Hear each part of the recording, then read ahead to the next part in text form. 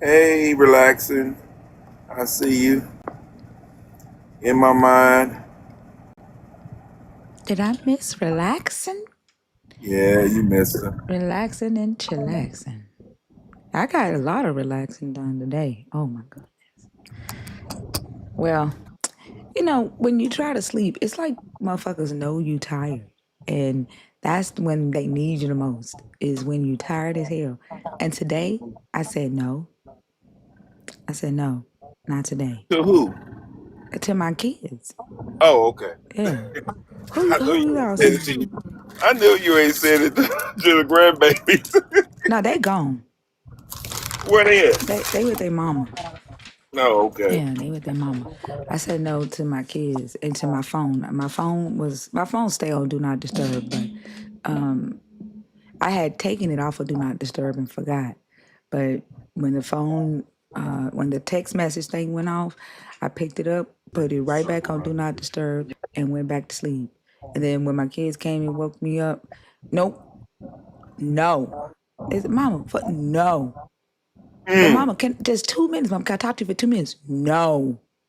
I am tired. I need to sleep. No. What's up, Nancy? Hey, Maddie. I think her. We're gonna see how Hello, Miss observant. Mom. We're gonna see how observant she is. Okay. Let's see how much of a Thinker, what's so that supposed to mean? What's that supposed to mean? how observant you You are. see? But like what is that? What that mean? Observant? Yeah, but like why are you saying that right now though? I'm. What's going I on? can't tell you why. What do you mean you can't tell me why? Am I being tested like Job right now? What's going on? Satan was framed. The owner of my favorite motherfucking name just entered the room, and I got to say hi. Hey, Satan was framed. How are you, love bug? Good evening to you too. What's up, fresh from Florida? If you're over there in YouTube land, make sure y'all smash the like button over there. Share the stream out. YouTube, say what's up to TikTok. TikTok, say what's up to YouTube. We got to figure out a way to merge y'all. We got the nerds on YouTube and the nerds on TikTok. Y'all got to talk back and forth to each other until I figure out how to merge y'all chats so y'all can cut up together. TikTok want me to say that I'm just setting things up. So welcome to the live. Make sure y'all smash the like button and get your heart me's. Like the way they be putting scripts up there now is fucking wild. But I think if I follow the script and I say the shit that they say, then I'm gonna get what I need. What else does that sound like? Follow the fucking script. If you follow the script, then the tree of life won't be taken away.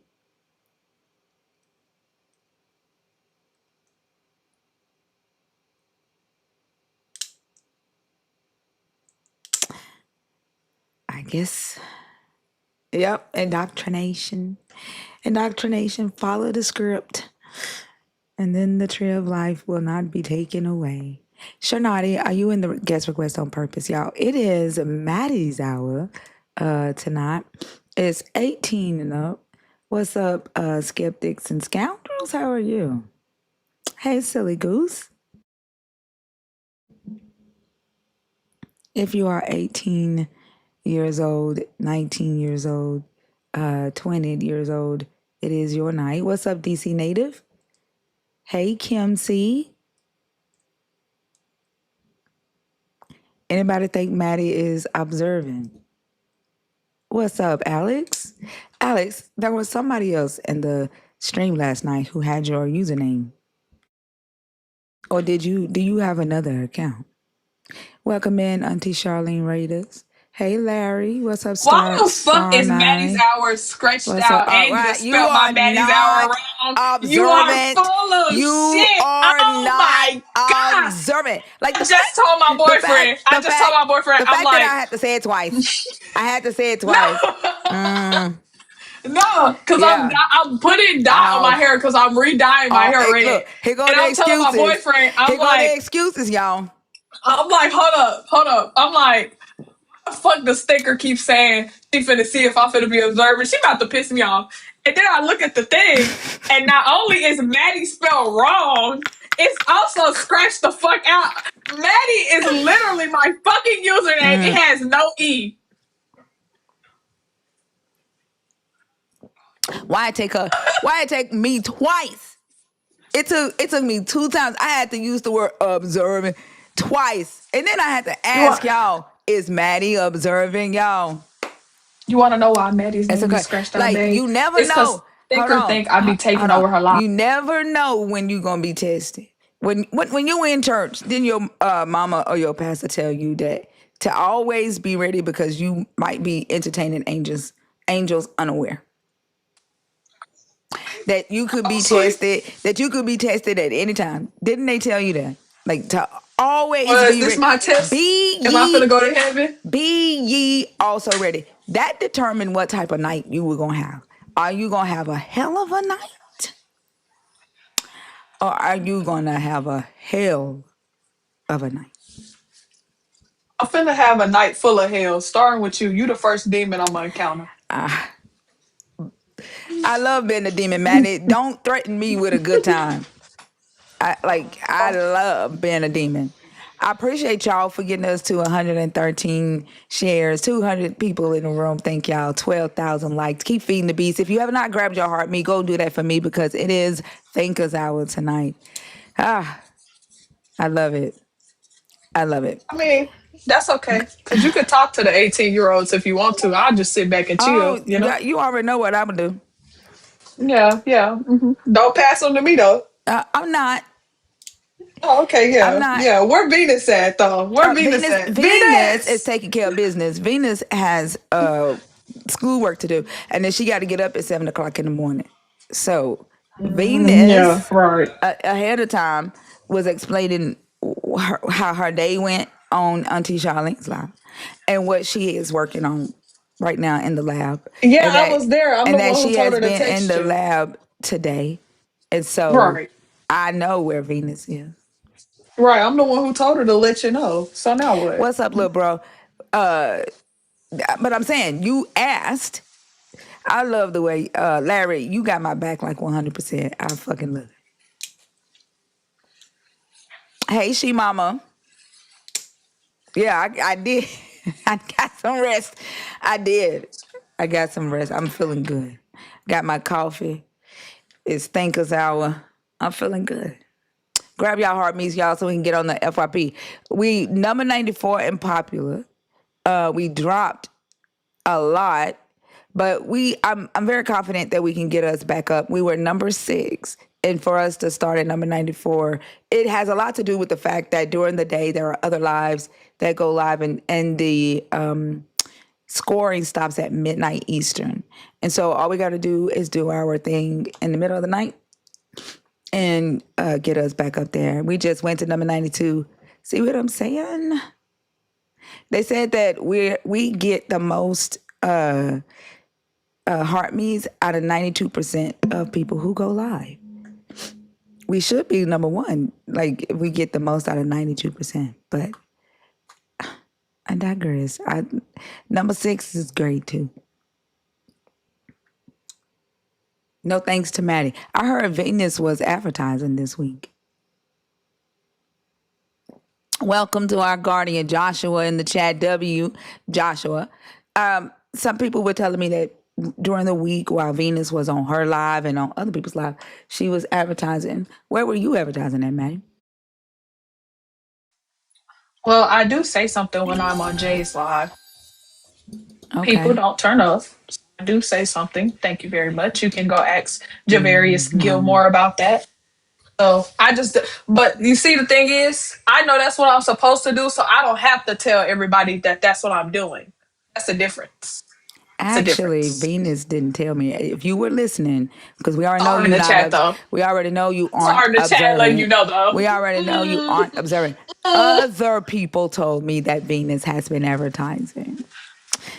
Right, but So then I also saw her in hold your on. TikTok live So comment saying that she was advertising as Maddie, well. your mama gave you 2 ears and 1 mouth. She gave you 2 ears and 1 mouth. And then when I spoke to your mama, she told me to whip you into shape.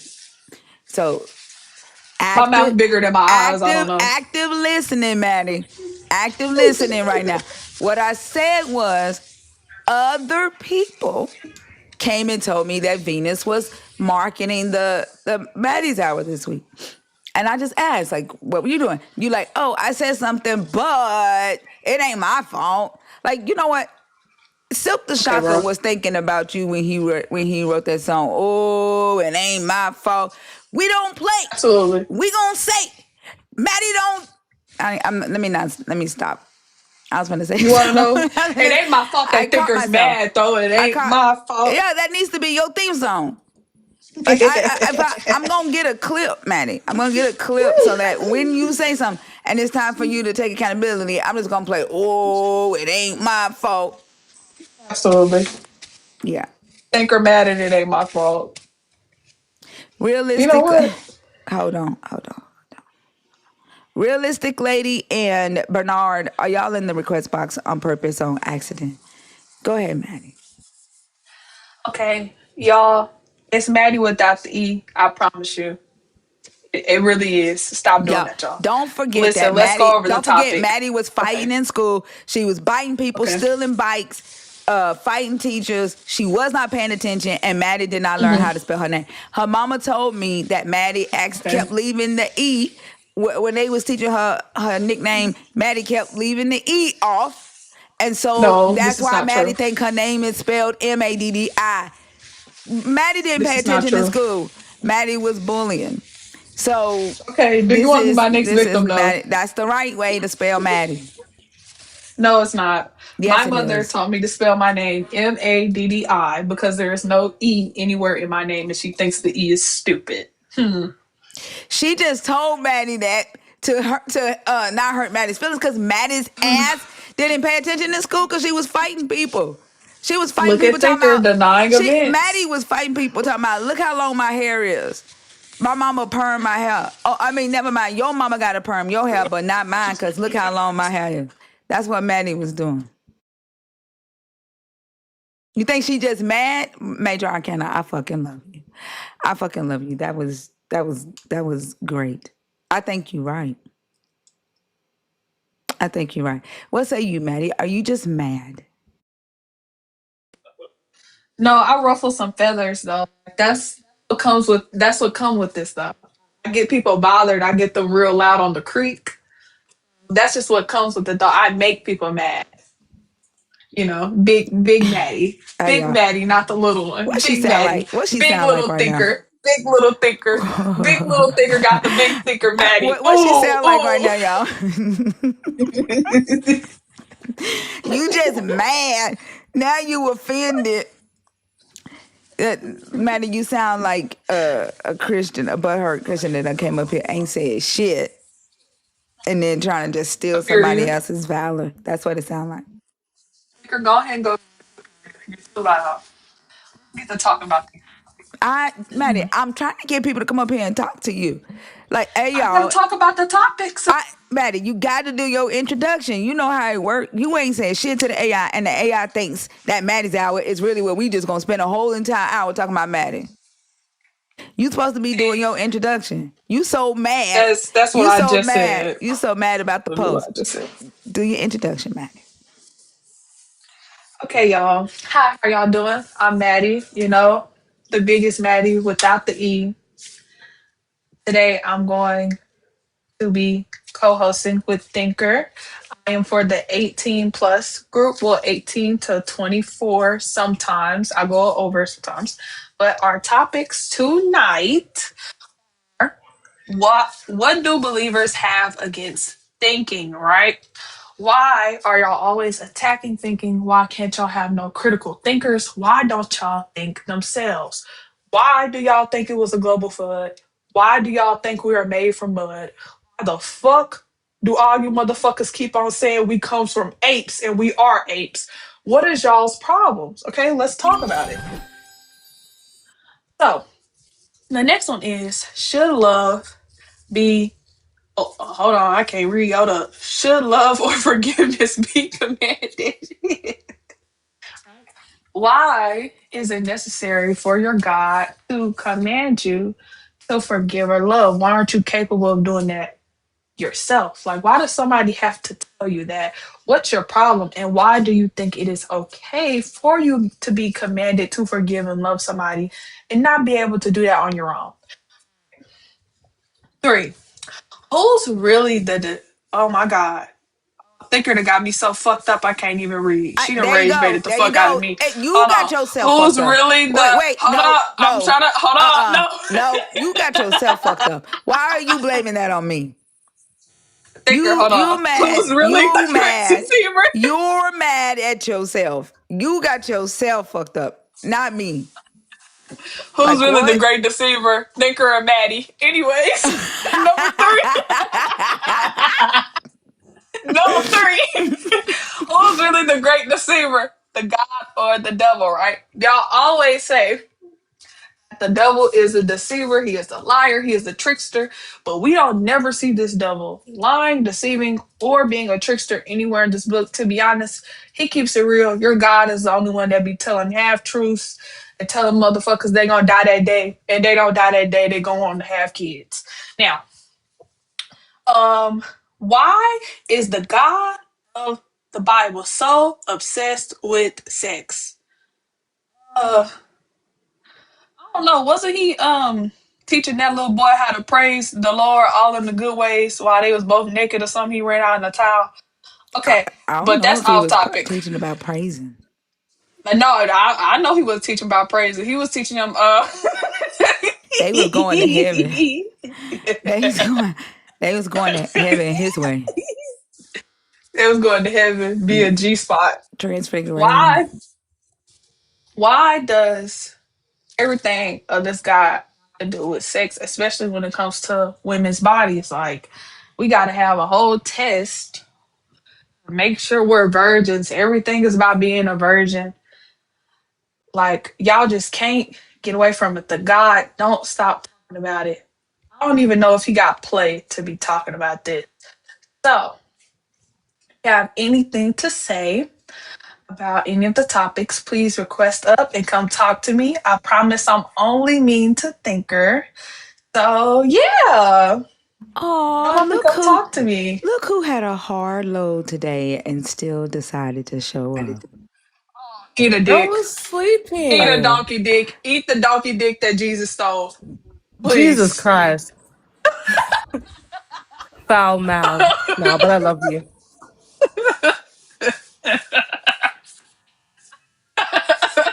She Damn, already said she wasn't coming. She back here. Go eat the donkey dick that damn. Jesus stole and rode on. I mean, Thank damn. you. I mean, Maddie, like you just got finished talking about how Yahweh is obsessed with sex. Like how everything that Yahweh talks about is obsessed with sex. And then the moment I just say, look who decided to show up after having a hard day, a long day, uh, a heavy workload, and they still decided to show up. And you just went straight to telling Venus to eat a donkey dick. Because I know you wasn't saying that shit to me. But like that's crazy how you just like emulated Yahweh after you just talk shit about Yahweh for doing the exact same thing. It was It's so spiritual. crazy. I said it in the spirit. Like 2 hours And it in the just came fucking out in the lab. I physical. woke up at 7 o'clock, took a 1 hour fucking bus to uni, did a fucking 2 hour experiment, sitting there documenting fucking temperatures of water after you heat it.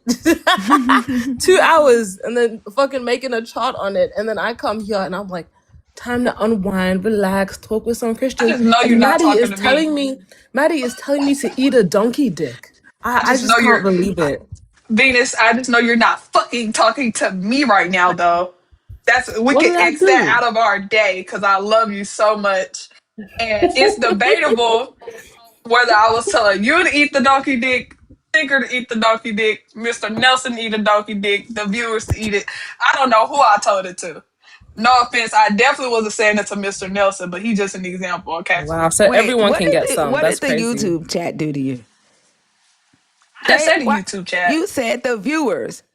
Like Oh yeah, they are the yeah, viewers. I My can bad. understand you saying it to TikTok. I can understand that because you can read the TikTok chat because some of them they on my side.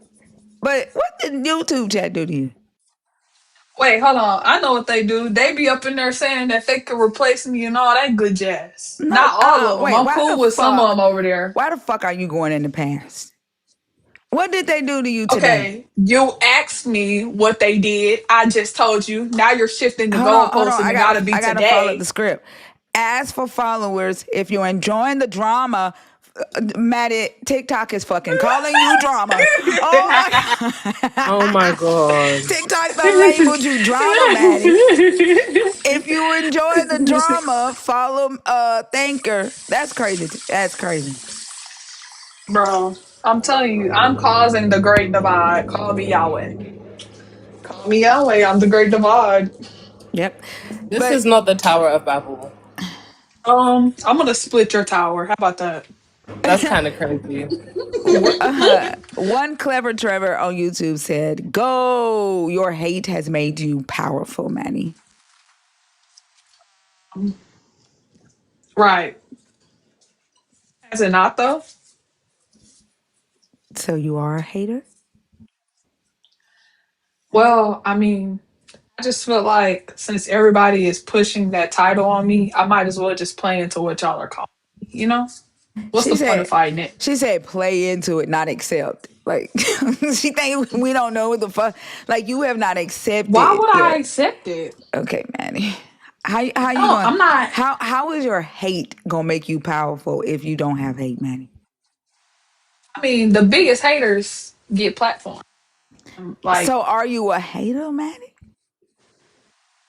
in theory, She ain't accepted it yet, clever Trevor.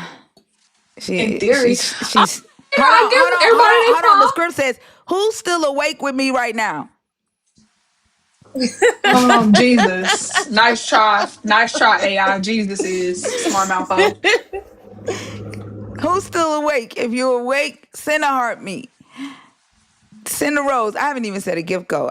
Whoa, the gift goal ain't even up there. I see it. It's those Easter Island head things. I don't see it. It's damn. I hope I don't have to like glitch. I mean, reset. But there's no gift goal up there. So, y'all do I, some things because it looks like it might just be us in here. I don't know if we're on the FYP or not. I see a gift goal. I don't. There has to be a glitch on my account though because I can't see it. Yeah. See if they I gifting didn't it set to a you gift right code. What now. is it? What's the gift code? It's an What? island A head what? or something blowing out fire. Oh, the thing that they've been sending up. I don't see Yeah. it. But I do think that it's just us in here though. Can y'all see in the chat? Mm, Y'all see that? yeah, I see it. Just nerd. Yeah, I think there might be a It's really glitch. your fault because you crossed out my name, so they all like they left. Pure May said I'm Because on the FYP. We can make this work. In order to make it work, y'all, and to get the show started, we do need people to start requesting. I know y'all like to see me and Maddie bicker back and forth. There's plenty of bickering to be done tonight because I'm gonna make Maddie's life a living hell tonight because she keep okay, requesting up yeah, during the week to make the show all about her. So there's right. plenty in store for Maddie tonight.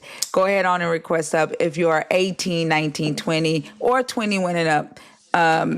The guest box is open. You must be someone who believe in the God of the Bible, or someone who is deconstructing your belief. Maddie, look, this is how you do it. Or someone who is deconstructing your belief in the God of the Bible. That doesn't mean that you're leaving God. It just means that you're questioning or you're challenging what we think we know about the God of the Bible. And then if you're an atheist, this is not an ops only live. This is not debates. It is deconstruction discussion. So yeah, let's go ahead and get started. Highly thought. Are you up here on purpose on accident? That you up here on accident? Highly thought. Yes, sorry. No worries. Have a good one. Okay. Okay, thank you. Thank you. You have a blessed night. Anyways, guys, how was everyone's day? We had a good day. We watched Pinkbeard on America's Got Talent, Pink and Beard, I know that guy. That's my homie. I've been knowing him. I even taught him one thing about philosophy that he already knew. Yeah, he got a standing ovation. He did so well. I can't wait to watch it. I was asleep because of the time zones, but I cannot wait. I'm sure they're gonna have like clips on TikTok where they show the auditions and stuff. But he did so good. And then like I like the fact that they kept putting the camera on his pink beard, like that. The way they did it, like it was excellent branding for him. So yeah, He's he gonna did. get so many fans. Oh my god, that's gonna be so good. I only know one person who went on America's Got Talent, and there were is there an Australia's Got Talent? I swear there is. I think there's everything again, like Canada. Yeah, I saw someone from my primary school like fucking 8 years ago went on Got Talent. They say YouTube has it. If you want to watch his audition on YouTube, you can do that. Ooh. Oh, they already posted his video to TikTok. I gotta see it. Hold on, I gotta see what people are saying. They be fast with that shit. Y'all, I might have to do a reset if y'all don't say anything. Australia has talent, just be breakdancing for real, Mezzo. No, we can't even do that. Did you see us in the Olympics? Yes, I did that shit. I don't know who that lady was. I was so embarrassed for her. And then like, why would they be like, "Yep, come on, this is Olympic style"? Like what? It was abysmal. And I know people from literally raves who can break dance better. Like I know people. What made them think that was? Did y'all see Oso on America's Got Talent? Who's What that? was he on there doing? Telling badass jokes. He was dressed up as the devil. Y'all didn't see him? He was he also came out right before Pink. He had a devil face on, and he was dressed up as a white man, dressed up as the devil, telling badass jokes. You're joking. No. You're taking the piss. No. You're pulling my leg. Girl, I don't know how many times yanking I have my to say chain. No. Also came out right before Bash did. I'll believe it when I see it, honestly. But notice the key word. She said also came out dressed up as a white man, dressed up as the devil. Whoa. Whoa, this man got a white man suit on and a devil. Well, you couldn't see the white man. Hot. You couldn't see him as a white man, but he was putting on the act like he was a white man dressed up as a devil. And he was telling bad jokes. Now, when he was on there, like the purpose was to tell bad jokes so that you could be funny, right? But when also be telling bad jokes on the line, he just be telling bad jokes. What? So in other words, he does mad. not have talent. Is that what you said? he's so mad at me right now. Yeah, but when we was watching it, I was like, "Oh, so that's you." He said, "I'm gonna have to get your ass after your live tomorrow." Like, yeah. So it looked like the hating spirit is you, though. I mean, okay. Yeah. What did I you guess think? What did Maddie you expect learned. me to say, Maddie learned from the best. Yeah, Right. that's what I get it from her. It's hereditary. I told y'all. It's hereditary. I told y'all her mama told me to be a good role model for Maddie, and that's what I'm doing. Maddie just has not accepted that she is a fucking hater. Like I don't want to be a I don't hater know. thinker. Like, I what don't the think fuck? we should be haters thinker. Motherfucker, I hate a lot of shit. I don't have a problem Okay, with but saying like that. hater is like a I specific thing. hate a lot of shit. If I hate shit, Maddie, and it is a verb, it is an action, then I am a hater. I don't give a fuck. Ashton. Okay, yeah. Yes. We're gonna move you into the world of acceptance instead of fighting motherfuckers when they say that shit. Okay, yeah. Ashton, Yes. how are you today? I'm good. How are y'all doing? I'm good. How old are you? 36. Okay. I just got a message from Jay. Y'all, we are stuck at 275. And so we're going to have this conversation with Ashton and see if we can not confuse the AI, since Maddie likes to do that. We're going to start the conversations, and while we're doing the conversations, y'all know what to do in the chat. Engagement, commenting, send your heart me's if you have not done that, so that we don't have to do a restart. I hate how the fuck does it say we have 0 heart me's? That's not right. I don't think it's counting them right. It says 0 And heart tap the me's. fucking screen. Tap the Why screen. are you talking while I'm talking, Maddie? I thought you took a pause. Sure. That go another Christian excuse. I don't know why I say 0 heart means. I think there is a glitch or it counts them slow, but y'all know what to do. Thank y'all so much. Ashton, are you a believer, deconstructing, or an atheist? I'm a believer. Okay. Remind me, I'm sorry, you said you 30 something? 36. 36. Maddie, is your name Ashton? Damn. Okay. Okay, bro. Thank you, Maddie. Good grief. Venus, thank you for staying on mute. Okay, I appreciate you. I really do. Your maturity does not go unnoticed. I appreciate you. There's a huge difference between 19 and 21. Ashton, there are 4 topics on the screen. Which one did you come up here to talk to mature atheists about? I came to talk to you about number 3, or y'all about number 3. Okay, and what are your thoughts on number 3? Who is the deceiver, God or the devil? Well, the deceiver's God. I agree with you, Ashton. You like the first believer who actually just came right out and said that the God of the Bible is a deceiver. Why are you saying that? Well, he created everything. He knows everything. So since he created and he knows everything, and we're always in the dark sometimes about things or questioning things or trying to figure things out, I feel like, he could tell us, but he chooses not to tell us, or he tells us to wait at a certain time to reveal this. But, I feel like, all the things that happen, he created everything. He created the devil. He created everything. So, he even said it in the Bible. I have handed, I think it was in Romans, he said, I handed over these 2 to Satan for punishment. So it's like, he's responsible for all of it. He allowed Satan to deceive Job in the Bible. Yeah, so it doesn't say it doesn't say a God handed Satan over for punishment. Paul was telling them to hand over the man that was sleeping with his daddy's wife over to Satan, not for punishment though. It just says hand him over to Satan so that his spirit will be saved during the day of the Lord, which I don't know what the fuck Paul was talking about there. It sounds like Paul is saying, do your dirt in the flesh, and then when your spirit comes, when the day of the Lord come, God gonna save your spirit. Like y'all can do all y'all sin here on earth, but still be saved in the day of the Lord. That's insane. But your answer does not convince me that you truly, truly think that your God is deceptive or the great deceiver, right? Because saying that, oh, he created everything, therefore he must be responsible for things that deceive. And thereby he deceives by proxy. No, your God is deceptive. Even when your God speaks, he's deceptive.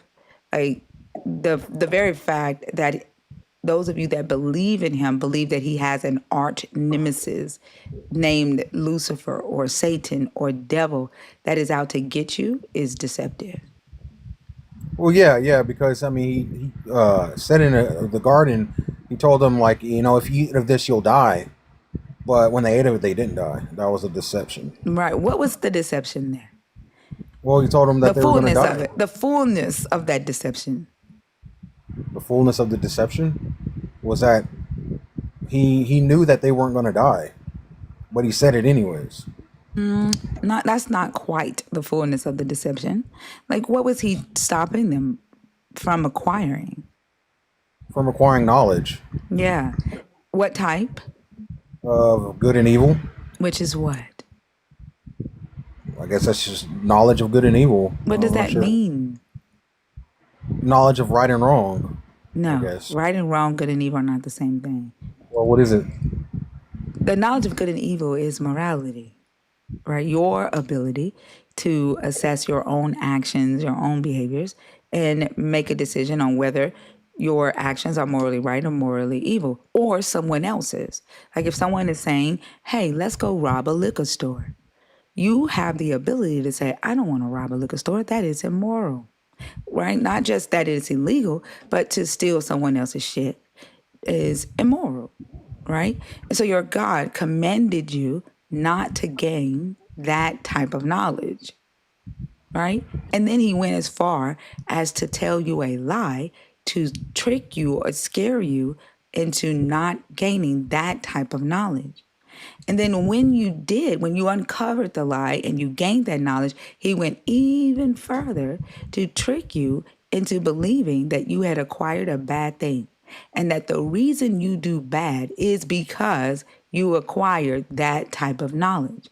And then he said, I'm going to send myself in the body of a human. I'm going to kill myself and offer myself up as a sacrifice, make you feel beholden and sorry for me, and tell you that in order for me to forgive you for acquiring the knowledge of good and evil, you have to worship me and do everything I tell you to do so that you can have eternal life.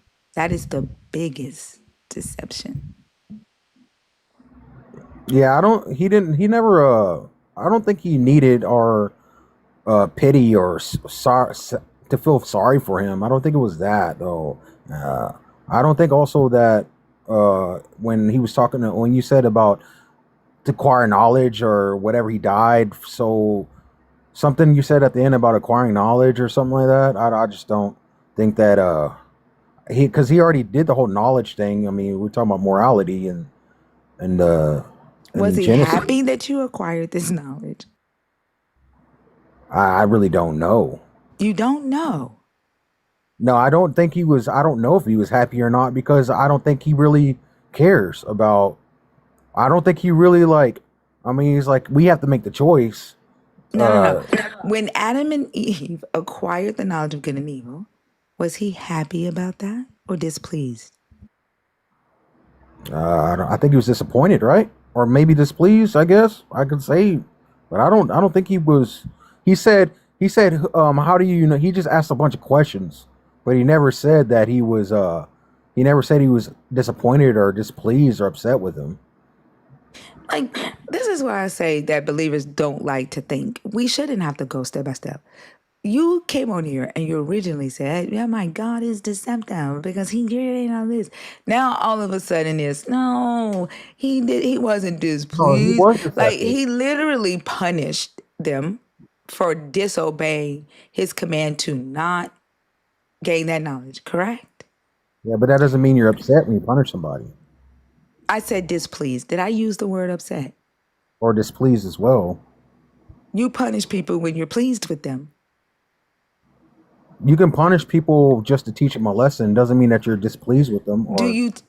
So when people do something that is not good for them or is not good for mankind or not good for you, and you punish them, are you pleased with them? So are the only options here that you can be displeased or pleased? You can't be anything else? What's the other thing? You can be disappointed or he can just Is disappointed the same thing as displeased? No. He could be upset. Or he could be indifferent too. This is just fucking ridiculous. This is ridiculous. Like, look, why are you doing this song and dance right here? Like, why? You want me to just agree with you? Why are you doing the song and dance over the word disappointment or disappointed or displeased? Why the game with semantics here?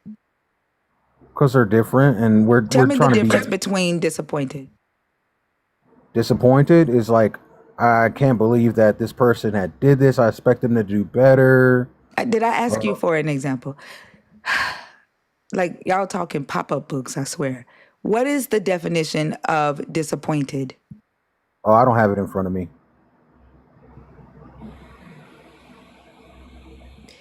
Do you have it in your brain? Is it in your head? I gave like my own definition of it, but I don't know the actual book definition. You didn't give a definition. You drew a picture. Yeah, I'm disappointed. It's like feeling like you're upset about something. Like you're not upset, but you're like you expected something to happen and it didn't happen. You know, somebody to do something that you expect to be right. They did something opposite. So like you felt, that's disappointment. Don't type in caps in my comments, y'all. Like that, I'm displeased and disappointed that y'all keep doing that. After I tell y'all every night that typing in caps will get you muted. And caps are for mods and for people who have a vision impairment. And when you all come in here typing in all caps for no damn reason at all, it tells me that you are filled with fear or anger or insecurity, or you are displeased that we are talking about why we don't believe in your God.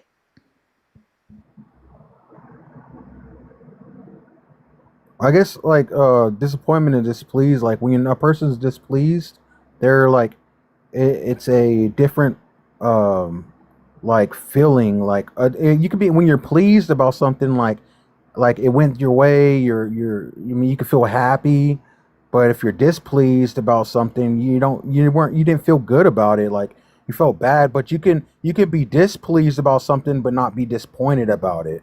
Like you can be like, oh, like I'm not really, this wasn't good, but I mean, I'm not disappointed. I don't like feel like it should have went a certain way. I wasn't trying to make it go a certain way. I'm just not happy about it. I'm not I pleased think with this it. is a part of the deception. The way y'all have to defend your God and be his PR team. And actually, I think you all haven't really figured out that you're not really defending the God. You're defending your own identity and your choice to serve or believe in or worship or love and defend a God that you think is deceptive. You might as well worship your devil. Like you have a devil who is supposed to be doing the opposite of what your God does. Your devil is supposed to want to take you away from your God and cause all the suffering and trials and tribulations to test you for your God. But your devil does what your God does. So you might as well worship your devil too. Because there's nothing that your God would do that you would not accept. You literally came up here and said he was deceptive. Yes. Right. You might as well worship your devil. Why don't you? No, that's different. No, it's not. Yeah, because the devil was actually he's made from God, like God created the devil. That's why he's different. He's lesser than God. He's less powerful.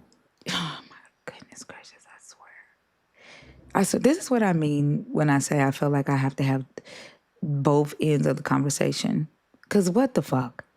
Oh, they're different because they're two different people.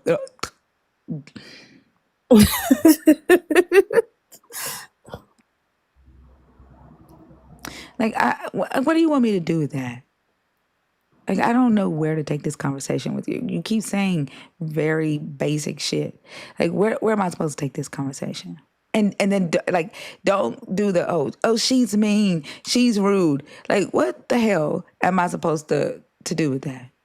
Like, I can't take the conversation any further. It's like you don't Was I supposed to understand. convince y'all? Was I supposed to convince y'all of something or what? That's what you think I just asked you. I mean, am I supposed to convince or am I just like agreeing or just make a conversation?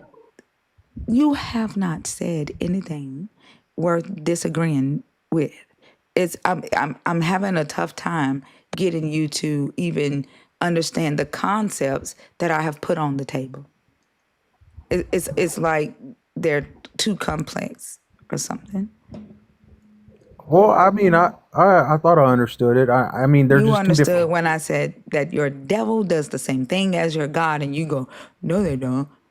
They're different. And the reason you're saying they're different is because they're two entities. One named God, one named devil. Yeah, but God can do good. The devil only does bad. Where does it say the devil only does bad? He does bad. Everything is just to deceive, for him to do bad. Where does it say that? It's all in the Bible. Yeah, show me. I don't have my Bible in front of me right now. Do you have Google? Like, I why mean, do if we have to think for y'all? Like, I can't do this. Venus, say what you gonna say, and I gotta move because I get irritated. I don't want to work. sorry, I don't want to be your brain. I want to be my brain and engage yeah, with go to another. Google. Stop talking. I'm talking. Like, I can't do it. I want to. I want to just work my brain. I don't want to have to work the other brain that I'm communicating with. Like, that's too much motherfucking work. Go ahead, Venus. Like, mate, what you're doing is like when a guy says, "Oh, I'll take you out," but you tell me where you want to go, what time you want to go there, how you want to get there, what you want to do after. You're making her take the mental load of thinking for you and then giving her argument to you. Essentially, what's being said here is that if God and the devil are both, responsible for deceiving people, then why don't you just worship both? Because God is good. But okay, how did you come to that conclusion if he's doing the same things as the devil and the devil is bad? What makes him good? Is it just because he's God? Yeah, he's doing. God is like he's responsible for everything. So I can't do anything. Like if I decide to do something, I could be punished for it. Like God will punish me for it.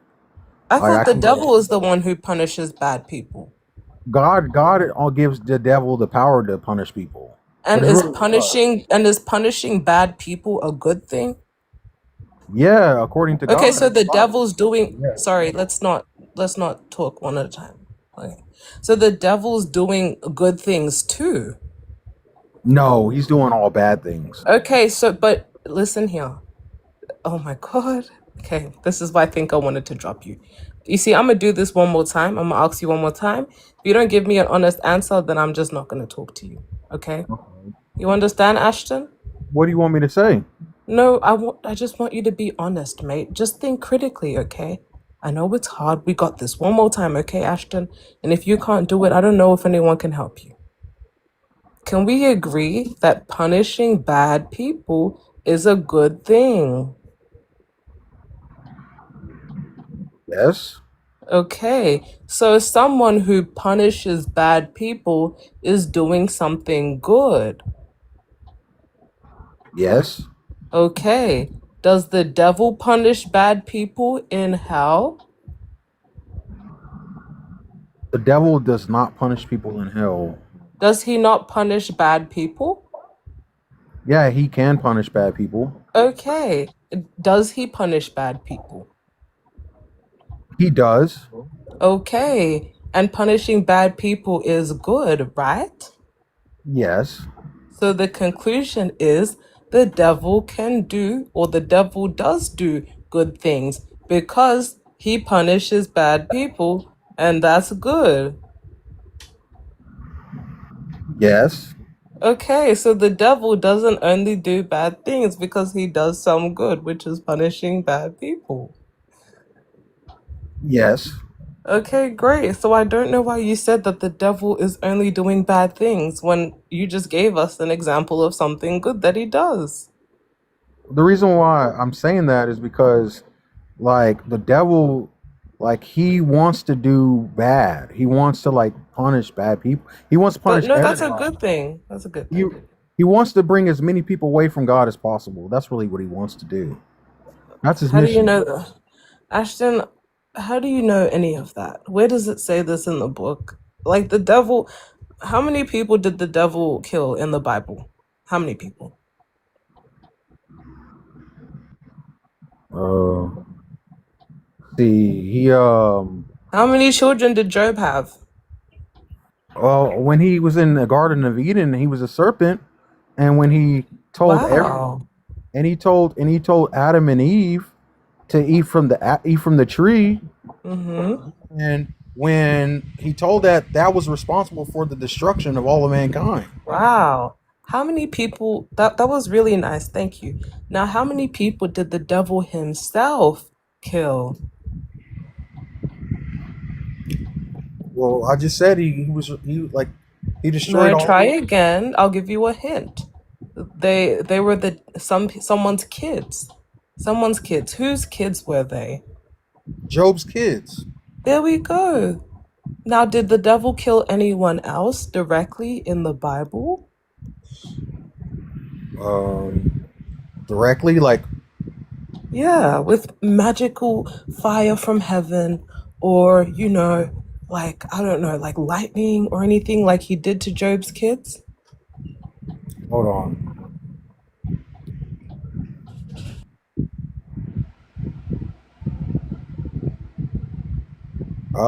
I can't remember right now. That's okay, Ashton. He didn't. Job's children were the only people the devil killed with his own hands. And do you know who told the devil to do it? The Lord.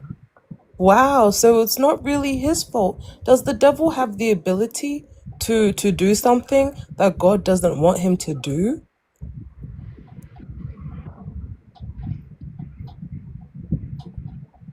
Yeah, in the Garden of Eden. No, but you see, God could have stopped him, right? God Yeah, stronger than devil? yeah, he's strong. I mean, he's more powerful. Yeah. Yeah, so God could have stopped devil, but he didn't. So he allowed it. Oh, so oh, something's hitting me right now, like saying that since God is all knowing, then he knew the devil was gonna do it. No, because he's all powerful, he could have stopped the devil, but he didn't. So he let devil do it. So he wanted it to happen. When you don't want something to happen, you stop it if you have the power to. But if you want something to happen, you don't stop it, right?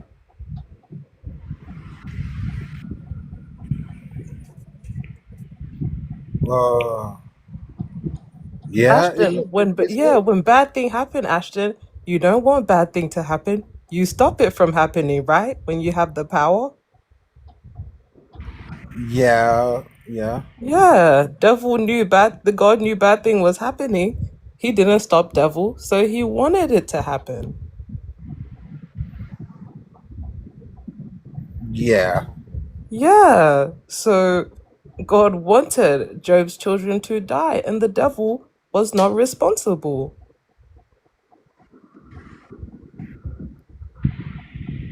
Yes, I have this thing coming to me right now, and Good job, Ashton. Yeah, let's hear it. What is it? it's saying that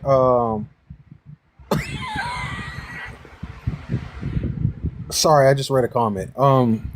So it's saying in here that one thing that's coming to me right now is like, well, Think. like there's one thing that came to me just now, and it was saying Mm-hmm. that like, but God gave us all a choice to act a certain way. Yeah.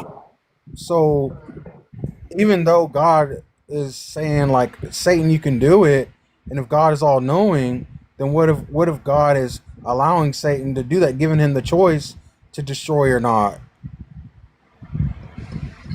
Ain't Can you that what try you just again? agreed with? Huh? Didn't you just agree with that point anyway? That God is more powerful and he could have done it if he wanted to stop it? Hmm. Yes. I did, but that's what came to me and it said, well, I know that, but in the Bible it says that God had given us a choice. So what if God's given Satan a choice to to to like, to either act out his evil wills or not, and then later on he's going to be punished for it? What if that's what's happening? So Even then, if that would yeah, mean I that's think. what your God wants, Yeah. No, what did you say? I'm sorry. even if that is the case, that is what your God wants. Does he It seems want like Satan to have a choice? it seems like that because he said he was going to let him reign for 1,000 years and then put him like in chains. in hell. So if he wants Satan to have a choice, then what Satan is doing is what your God wants. Yes, right now, yes, he's allowing him to do what he wants. Your God wants Satan to be allowed to do what Satan wants. Yes. Yeah, like you already agreed to all of that. Like this second thought that whatever is talking to you just gave you is irrelevant.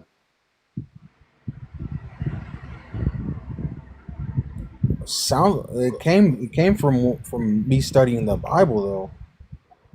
It's That's where it still came. irrelevant because you've already agreed. Like, Yeah, yeah, I agree that God is more powerful and God is allowing it to all happen. So God, it would seem like, yeah, yeah, I agree that God would be the deception, the one that's deceiving everybody. But I'm thinking that now that it's said in the Bible that we're given a choice, then if he extended the choice to Satan, then it would be Satan that is actually like choosing to do all this stuff, and that's why it makes sense why he said he would get punished later on, and he's going to allow him to do what he wants for 1,000 years, and then he was going to punish him for.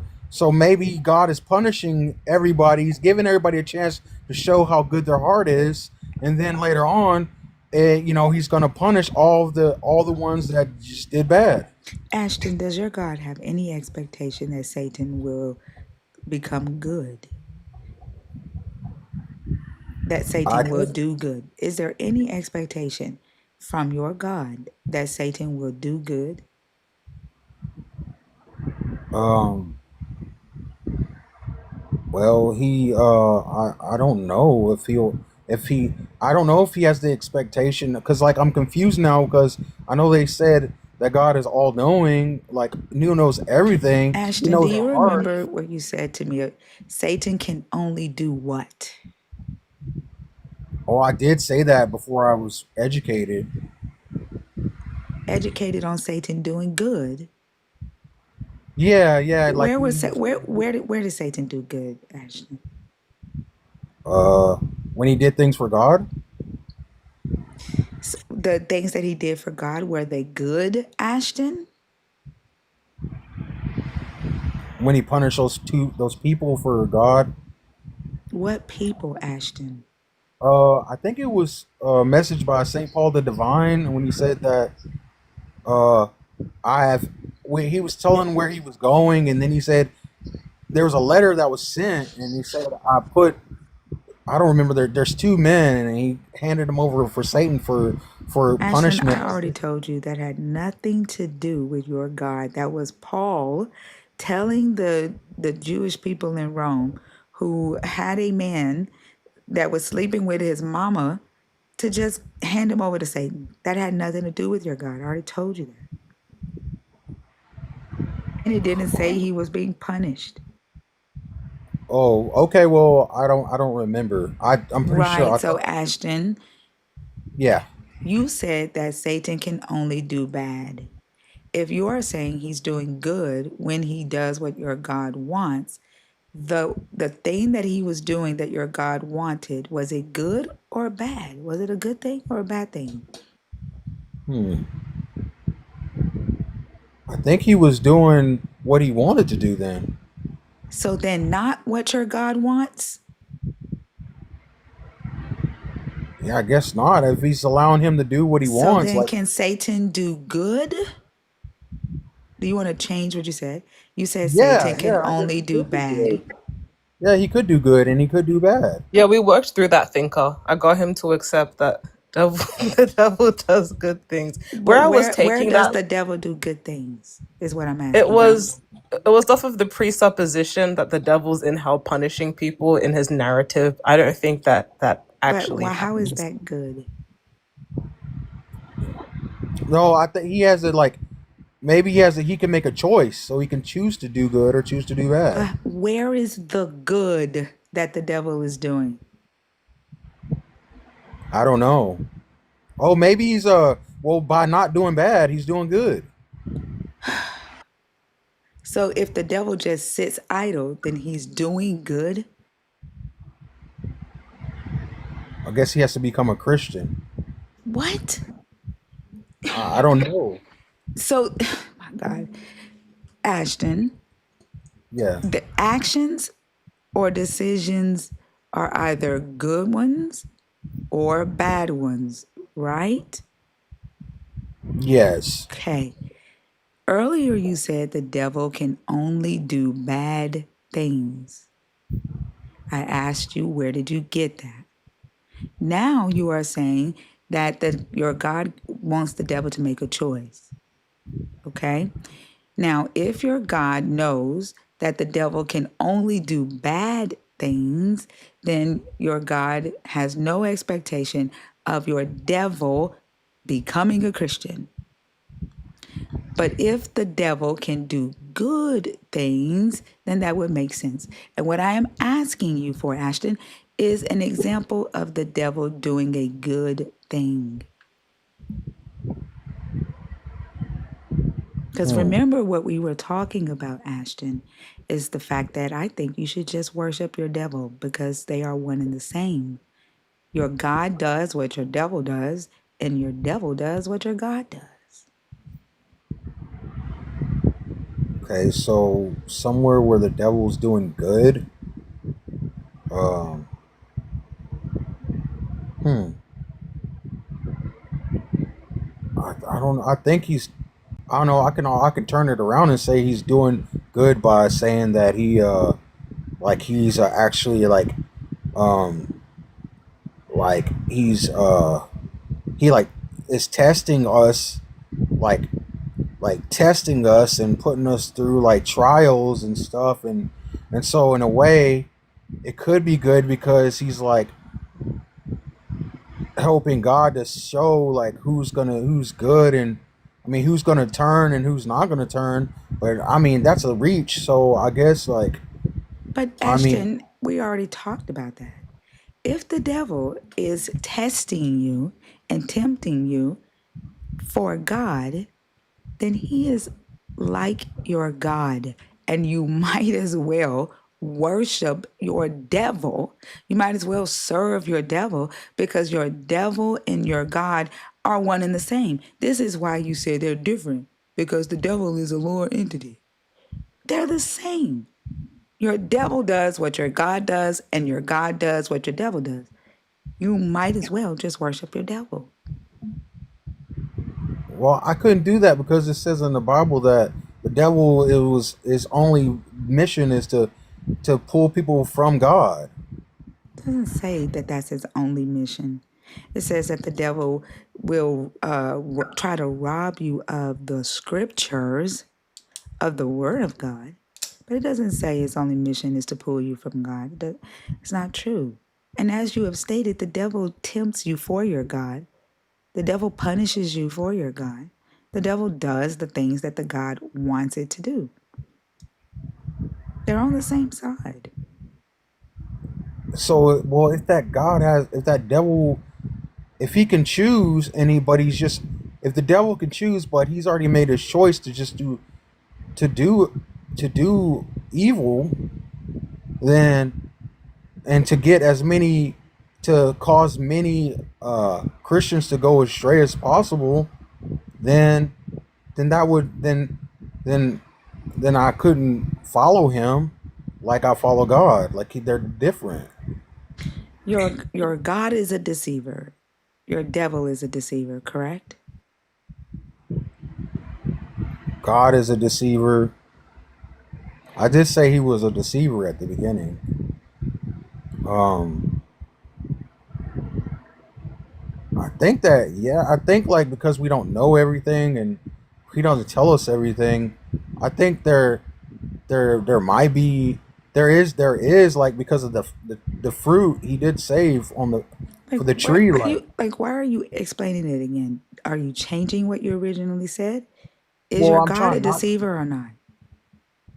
I'm trying not to change what I said earlier. So is your God a deceiver or no? Uh, I think that he is yes. All right. So your God is a deceiver, and so is your devil, correct? I don't think they're the same. I know where this is going. I Is just your don't want God, is your devil a deceiver also? to. Yeah. Okay. Does your God influence or command people to kill? Influence or command people to kill. You know what? I don't remember if he did. I don't think he did. Let me think. And in the very beginning, he he Ashton, does your God command human beings to kill other human beings? Yes or no? no. Ashton, when your God commanded the Israelites to go into Canaan and to kill everybody in Canaan, when he commanded them to kill the Amalekites, when he commanded them to kill the Moabites, are you sitting here telling me that your God does not influence or command humans to kill other humans? Oh, that's what I think. It's a different God. That's what it was. I remember now. Okay, so when I was reading, there's a God. There's a God. Okay, there's Jacob's God, but there's also another God. There's a God that Jacob met, and it wasn't the same God. It's a different God in the Bible. At the very beginning, there's like three different gods. There's just three of them.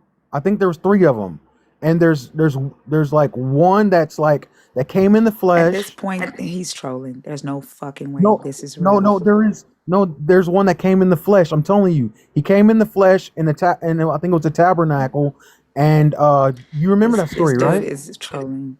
He's just saying shit. Yeah, Tabernacle. yeah, he's fucking I'm trolling. not like in the tent with Moses. Ashton, I honestly had faith in you. I'm very disappointed. I sat you there, literally breastfed you, and now you're spitting it back up in my face after No, all I've I'm done for you. swallowing. I'm telling you the truth. I remember. This is honestly a very good performance. But the show's over and the Yeah. curtains have closed, Ashton. Bye, Uh, Ashton. This nigga wasn't said, fun. no, I'm swallowing. Bye, Ashton. I don't like my time to be played with.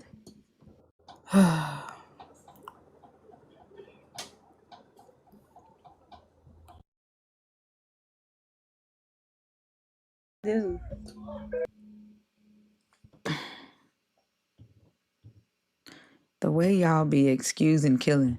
Killing the people of Canaan was the Father extracting judgment. They worshiped other gods, so they deserved to die.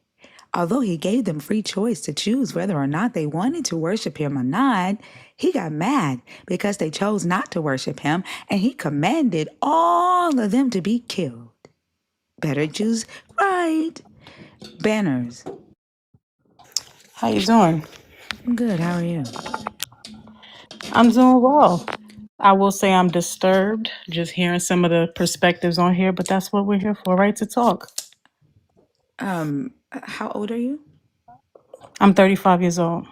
There are 4 topics on the board. Which one did you come in to discuss? I guess we can go with number 3 because that was what you guys were discussing. I just felt like there was some perspectives that weren't being considered. Sure. Do not refer to Ashton's conversation. I want to have a conversation with you about this topic, okay? Sure. All right. What are your thoughts? Who's the great deceiver, your God or the devil? It's obviously the devil. Yeah, go ahead. You want me to expound on why I believe it's the devil? Yes, because I don't think like you. I see it Okay. differently. So he's the author of confusion, the father of all lies, and so deception is just how he operates. Do you want to give examples? Sure. We see all throughout scripture. And one just passage and just hearing you, I can tell that you know some scripture. So one that I'm sure you've heard many times is that he comes to steal, kill, and destroy. But it says that Jesus, he came that we would have life in abundance. So there's a distinction between how they operate and what their purpose and motives are. And so just throughout scripture, we see in many ways the devil deceiving mankind. The Bible says he's the prince of the power of the air. So everything that pertains to sin, deception, destruction, confusion. That's his kingdom. It refers to it as the kingdom of darkness. And there's so many examples. So I'd rather you maybe ask me another question I just or make asked, another the only point. question I asked for was example, and you didn't give one. So can you just give me one of the I examples, please? generalized all the ways that he Yeah, but works. I need an example, please. I don't want. Well, let's start in the I'm sorry. garden. Can you not do what you are doing? What am I doing? You're speaking while I'm speaking. I was quiet when you were. Okay. Thank you. What I asked you for was an example, and you gave me descriptions or characteristics or claims. I just need one example of the devil doing the first thing that you said. He's the father of lies and the author of confusion. Just examples of his characteristic of him doing these things. Sure. Well, we can start in the garden. So he caused Eve to question God's motives. So that was sowing deception, just in a very sly, underhanded way. Did God really say that you shouldn't eat from this tree? Oh, he just knows that the day you eat of it, you'll become like him, knowing both good and evil. So the deception wasn't in necessarily telling a lie verbatim, but it was sowing the seed of doubt, where I think a lot of times people think deception is just the black and white lie. Sometimes deception is mostly truth, and it's what a person isn't saying that is deceptive. So what was the deceptive part, though? You said so in the seed of doubt. In this case, the doubt that he sowed was whether or not they were being told the truth. And it turned out that they were not being told the truth. So where was the deception? So I would disagree that they weren't being told the truth. So do you mind explaining why you feel that they weren't being told the truth? Well, as you stated, that what the serpent said to them was not a lie. He told them that in the day that they ate of the tree, that their eyes would be open and they would be like God, knowing good and evil. And that's exactly what happened. What your God said was, in the day that you eat from the tree, you will die. And that did not happen.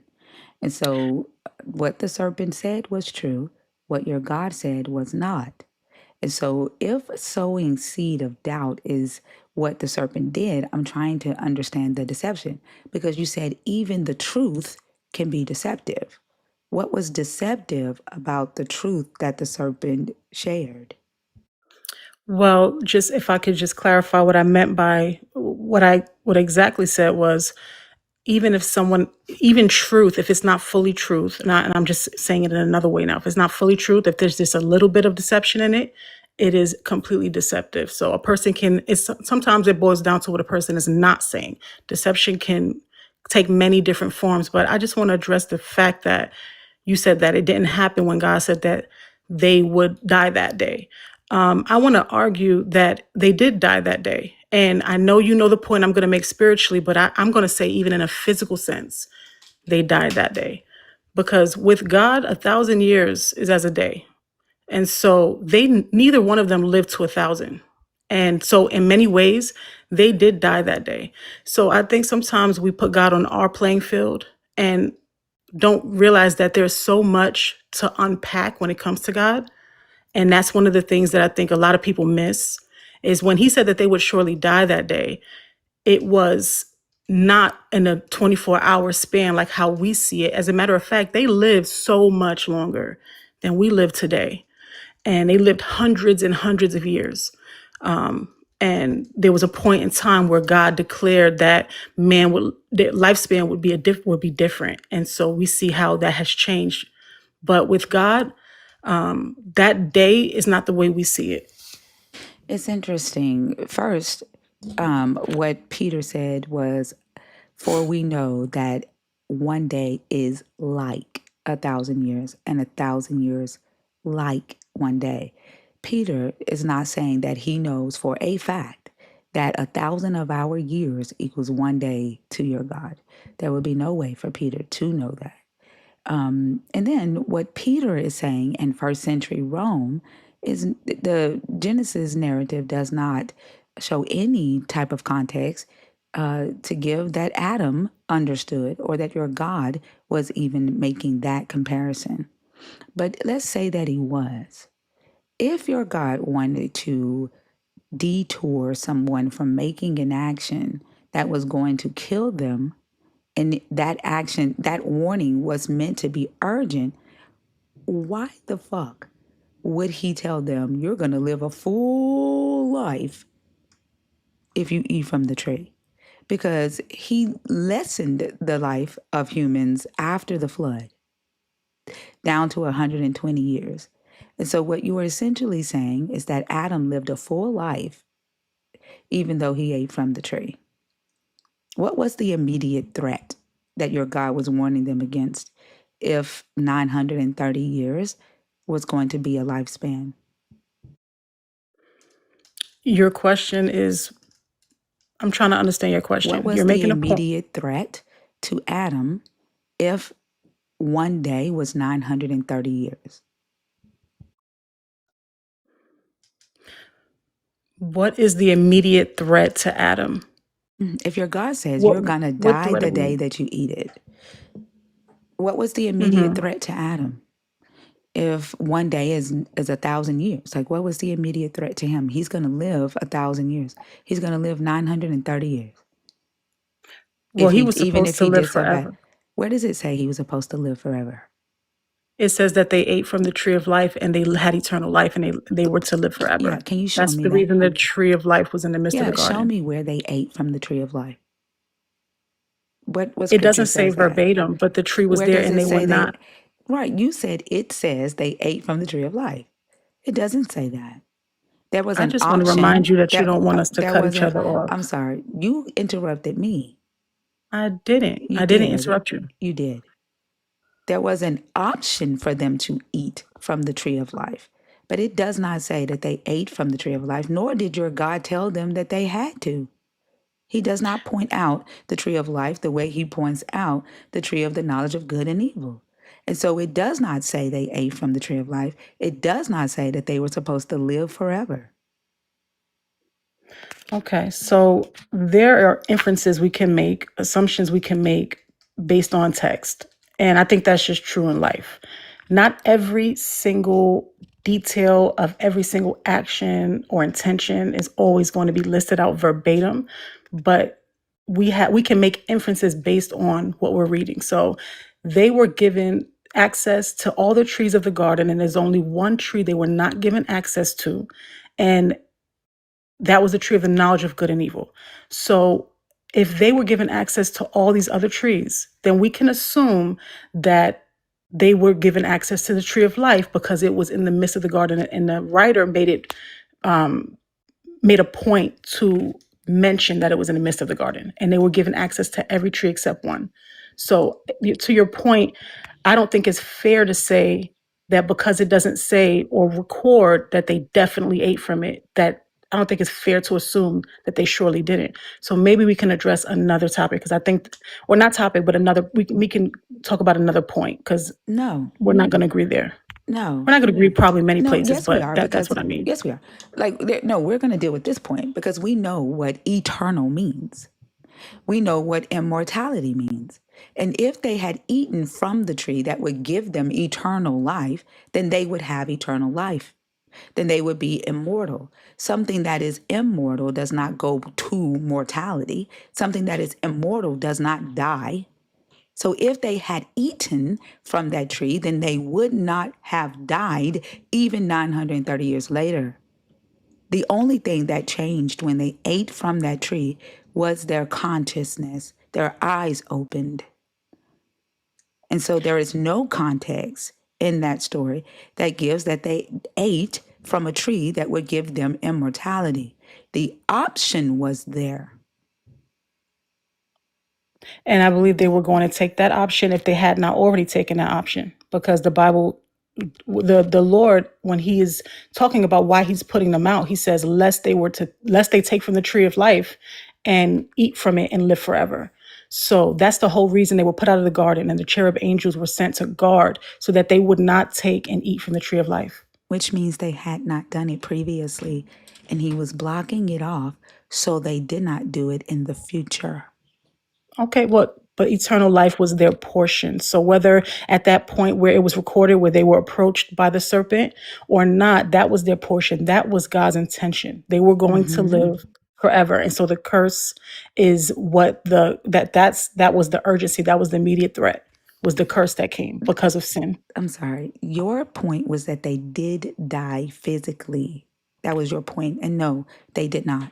Having the option, as I stated earlier, which we shouldn't have had to do all of this because you arrived at the conclusion that I already stated, having the option to eat from a tree that would give them immortality does not equal having immortality. They did not die physically, which is what your God said.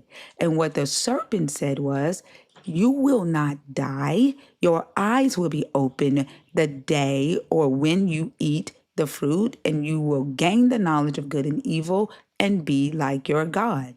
And then your God said, man has become like one of us. Your God confirmed what the serpent said. But what I'm trying to figure out is this truth, this deception that is in truth, or the half truth that you are saying the serpent told them. I'm still trying to figure out what the deception was from the serpent's end. Well, when I mentioned a half truth, I was giving an example of how deception is not always black and white. But the deception that I was pointing out was that the devil made Adam and Eve question God's intentions, whether God was good, whether God was withholding something good from them. So that's the even when it comes to these lives, the half of the deception is that sometimes most of what someone's saying is true or makes sense, but it's what they're not saying. And that's the detrimental part. That's the harmful part, is what they're not saying. It's what they're withholding. And that's the problem. I think a lot of people expect the devil to come like someone with a pitchfork and horns and this gruesome thing, when truly the devil doesn't come like that. He comes with a lot of truth. And it's what he's not saying, and it's the little bit of lies, and it's the twisting is what makes it completely false at the end of the day. What was the devil not saying? He wasn't explaining to them about the curse. He wasn't explaining to them what that meant for the generations. He didn't tell them any of the aftermath. He just made them doubt. That's a very loaded question. Are you saying that the devil knew that your God was going to curse them? Absolutely. And where did you get that information from? Just the entire encapsulation of scripture. He got kicked out of heaven, so he knew here's one example. He got kicked out of heaven, so he knew that God was going to judge. He knew that there was a standard, and he knew that God would execute righteous judgment. And so he knew the character of God better than they knew it. So you're saying that the dragon in Revelation 12:9 that got kicked out of heaven by Michael is the serpent in the garden? I'm talking about Lucifer, yes. The dragon in Revelation 12:9 that got Let's kicked go to Revelation out of heaven. 12:9, because I want to make sure that I not do that. Goodness. The dragon in Revelation 12:9 that got kicked out of the garden got kicked out of heaven is the serpent in the garden. Is that what you're saying? I'm going to pull up Revelation 12:9. I would hate to double talk or miss something. Well, that's the who got kicked out of heaven. No, I'm just gonna go there to what you're referencing. Have you never read Revelation 12:9? I have. I absolutely have. So it's the dragon that gets kicked out of heaven, the war in heaven with Michael, and the angels leave heaven with him. Yes, that is the dragon. That's the serpent in the garden. That's the devil. That's Satan. Yes. Is it the who deceived the whole world? Is it the serpent in the garden? It's not a physical snake. It is. The spirit that took over the serpent. I didn't say snake. Is that the devil in the garden? Absolutely. The serpent is the devil, the dragon. Okay. So if you read further down in Revelation 12:9, at this point where the dragon gets kicked out, the woman has had a child. He pursues, when he realizes he's on earth, he pursues a woman who has just had a child. Who would that have been? If he gets kicked out and he's on earth with Adam and Eve had not had children yet. Who would it have been that this dragon pursued when he realizes he's on earth after he gets kicked out? Yeah, this is I think what you're misunderstanding about that passage is that is talking about the end of the age. A lot of this is prophetic. It's talking about the this end of is the when age. he gets kicked out. So Revelation 12:9 says, when the dragon realized that he was on earth, right? Let's go read it, because it gives an order of what happens. So starting at verse 7 says, a war broke out in heaven. Michael and his angels fought against the dragon. The dragon and his angels fought back, but they were defeated, and they were no longer any place for them in heaven. The great dragon was thrown down, that ancient serpent who is called the devil and Satan, the deceiver of the whole world. He was thrown down to the earth, and his angels were thrown down with him. Then you have the speech, and then verse 13. So when the dragon saw that he had been thrown down to the earth, right? He realizes he had been thrown down to the earth. He pursued the woman who had delivered the male child. What woman could he have pursued who had delivered a male child when he realized that he had been thrown down to the earth after this war that broke out in heaven? If I'm not mistaken, this is referring to this is prophetic, and this is referring to Israel, and of course the child is referring to the Son of Man, which is Jesus. So which part of this is prophetic? The war in heaven when he's thrown down to earth? Like, is No. him being thrown? So the part where he's thrown down to earth, that's literal, right? I'm just give me just a second, because what I'm doing is I'm trying to skim here, because one thing about Revelation is first of all, it's not in order exactly, like this happens and this happens and this happens, and then. But for sure, I know that the woman giving birth to a child is not a woman giving birth to a child at that very moment. I understand. So when the war broke out in heaven and the dragon was thrown down, is that literal or is that prophetic? I believe it's both. I believe it's both, because the great dragon was cast Hold out. on for a The old second. serpent called the devil. Prophetic means that it's something that is futuristic. So when it says the dragon fought Michael and he was thrown down, did this happen before the beginning of the world? Before Adam and Eve? I believe that there was, yes, I believe that it happened before, and I believe that there's also instance where it happens after as well.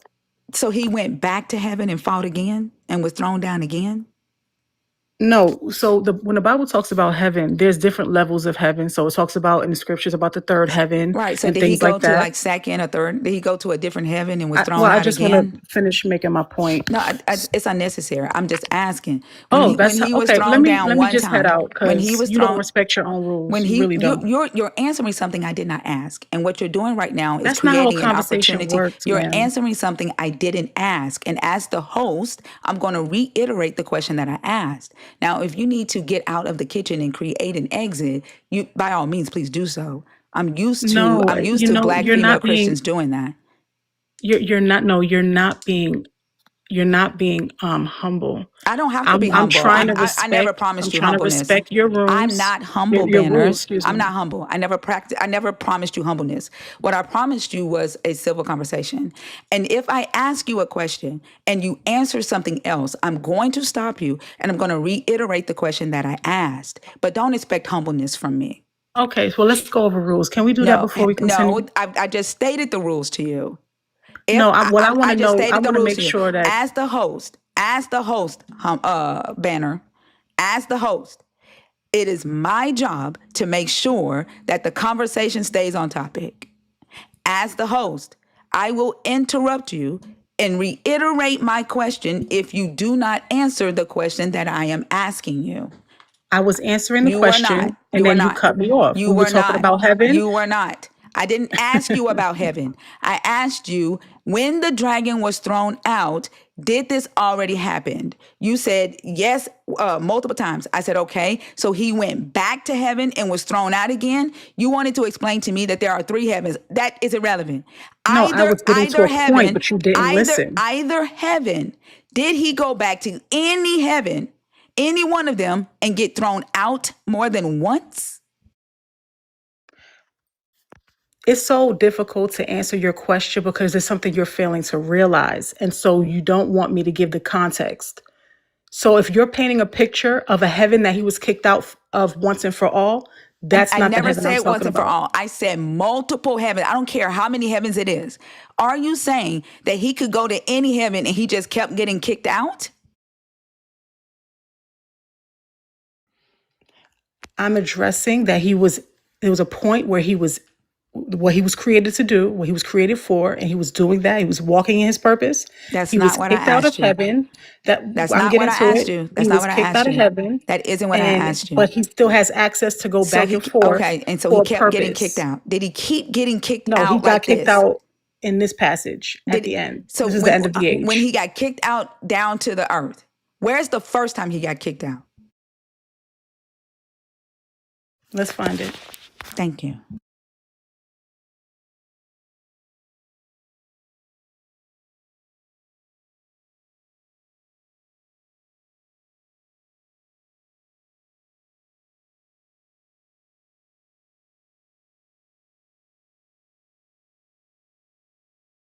Oh my gosh, Thinker.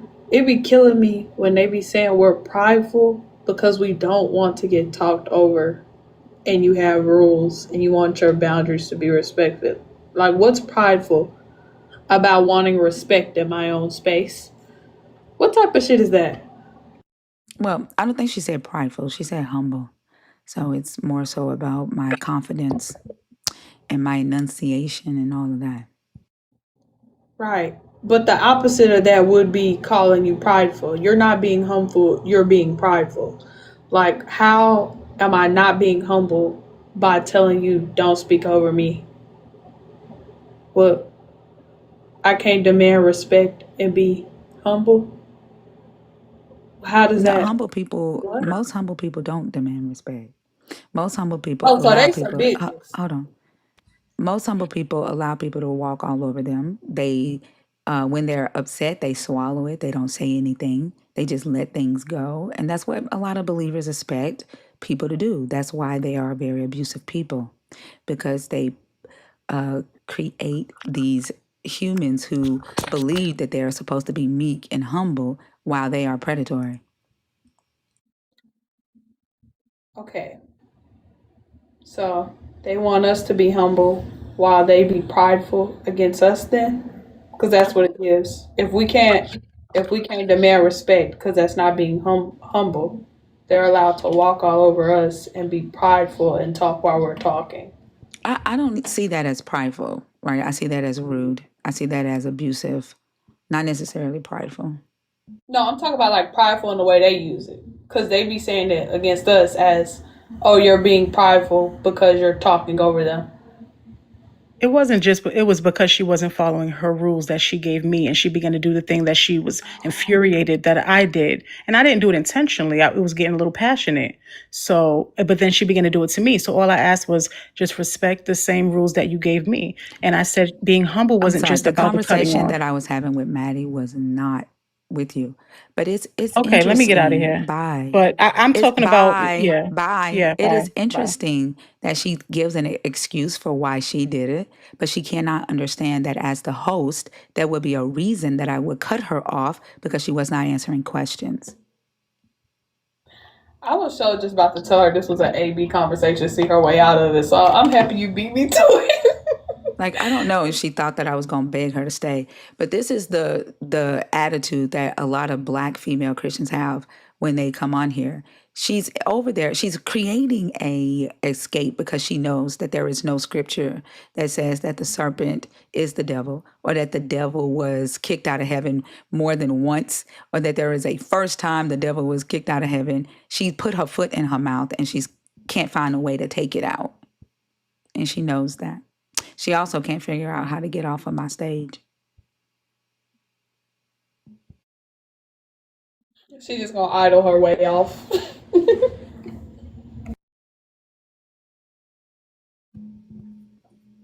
Saying that truth is deception is fucking wild. But like, what was killing me during the whole conversation, she keeps saying the devil is telling the truth. He's just leaving something out. How the fuck did the devil know that the God was gonna punish him? Is the devil all knowing now? What are we talking about? Like that was just so stupid. Like I've been having to stay on mute because now your devil is supposed to know any and everything. He just told him the truth. I wanted to That ask was her a so bad. that was Like, a what? that was a Hail Mary. Like I knew like I knew what she was doing. She didn't have an answer. And so a lot of times y'all think that y'all might not know why I allow, the outrageous responses because I'm trying to understand more than just what they say. Like I'm trying to understand why they say what moves them into specific behaviors or actions. And so I have to be patient and allow certain things so that I can get the answers to what I'm trying to understand as well. Go ahead, Venus. I wanted to ask her so bad how we differentiate a spiritual death between real death in the Bible, because the words are pretty much the same. And I was also going to ask her, when God said that he would resurrect after 3 days, did he mean 3,000 years? That's what I really wanted to ask her, but I knew I wouldn't have gotten an answer. Dij? Dija? Yes, Deja tired, Deja. Good Uh, night, ladies. how are you? I'm good, thank you. And yourself? I'm doing good. How old are you? I'm 31. Are you a believer in the God of the Bible, deconstructing, or an atheist? I was a believer for many, many years, but now I'm like deconstructing, almost fully deconstructed. I don't know if there's a fully, but yes. Okay. And what topic did you come up here to discuss? Number 4. Okay. What are your thoughts on that? I was in here this morning, listening this morning when the Jamaican man was talking about how women are property and this, that, the other. And I'm currently living in the Caribbean at the moment. I'm of Caribbean descent, but like born in the UK, third generation, but I'm back in the Caribbean now. So when he was talking, I was like, rah, yeah, typical. I'm well used to this type of mindset. So looking at the topic this morning, I was like, of course the God of the Bible is obsessed with smegs, because it's a man, isn't it? And men are obsessed with smegs. Men are obsessed with having possession over women and dictating what they do with their kitty cats. So, of course, that God is, because he's a narcissistic, tyrannical man. So, yeah. I agree. Venus or Maddie, do y'all have any questions or anything you want to say? I'm also used to men like that. Unfortunately, the Liberian community is very bigoted. I'm so used to it. I wholeheartedly hear you out. And they do want to control us so bad. I honestly, I can't tell you why, other than, you know, maybe insecurity, but I get you. It's definitely, sometimes it's a cultural thing. Definitely, definitely. Thank you for the gifts, by the way. But you said like talking about Liberia is definitely also a issue in Africa as well. Because whenever the Nigerians come on here, I'm like, yeah, any of the deconstruction lives, whenever I hear a Nigerian accent, yeah, I'm like, yeah, it's gonna be fun. And then when they crash out, it's always different. So I'm like, raw, it's an issue. I don't know where it comes from. If it's the colonial thing, but like the West ain't like that. I come from England. I'm like, fuck. Sorry. Ever since I came to move back to the Caribbean about a year and a half ago, and I'm like, it's been a kind of culture shock. Even though I've been coming back and forth to this island since I was a wee baby, now that I'm living here for good and I'm seeing deep down the cultural differences. And also now that I'm deconstructed and deconstructed, before it was like, yeah, I was brainwashed into thinking that that's okay. But now I'm actually seeing it. The scales have been removed. The scales have fallen from my eyes. So now I can see. And I'm like, fuck, it's a real bad issue. And to be fair, I don't know where it comes from. They say, like, because in Africa there's a lot of like matriarchal tribes. So I've heard a lot of arguments as to say, oh yeah, it's not our culture, it's not really the black man culture, the African culture, it's from the West. But I come from the West and they don't get down like this. But also, to be fair, with all the colonial times, all the obviously slavery and all them thing, everything that's happened, that's left our societies like a few decades behind developmentally than the so-called West or the first world or whatever you want to call it. So like even like with the education system is so behind. Like in the UK, I say it all the time because my mum is a nursery teacher. In the nurseries here, they want you sitting down with pen and paper.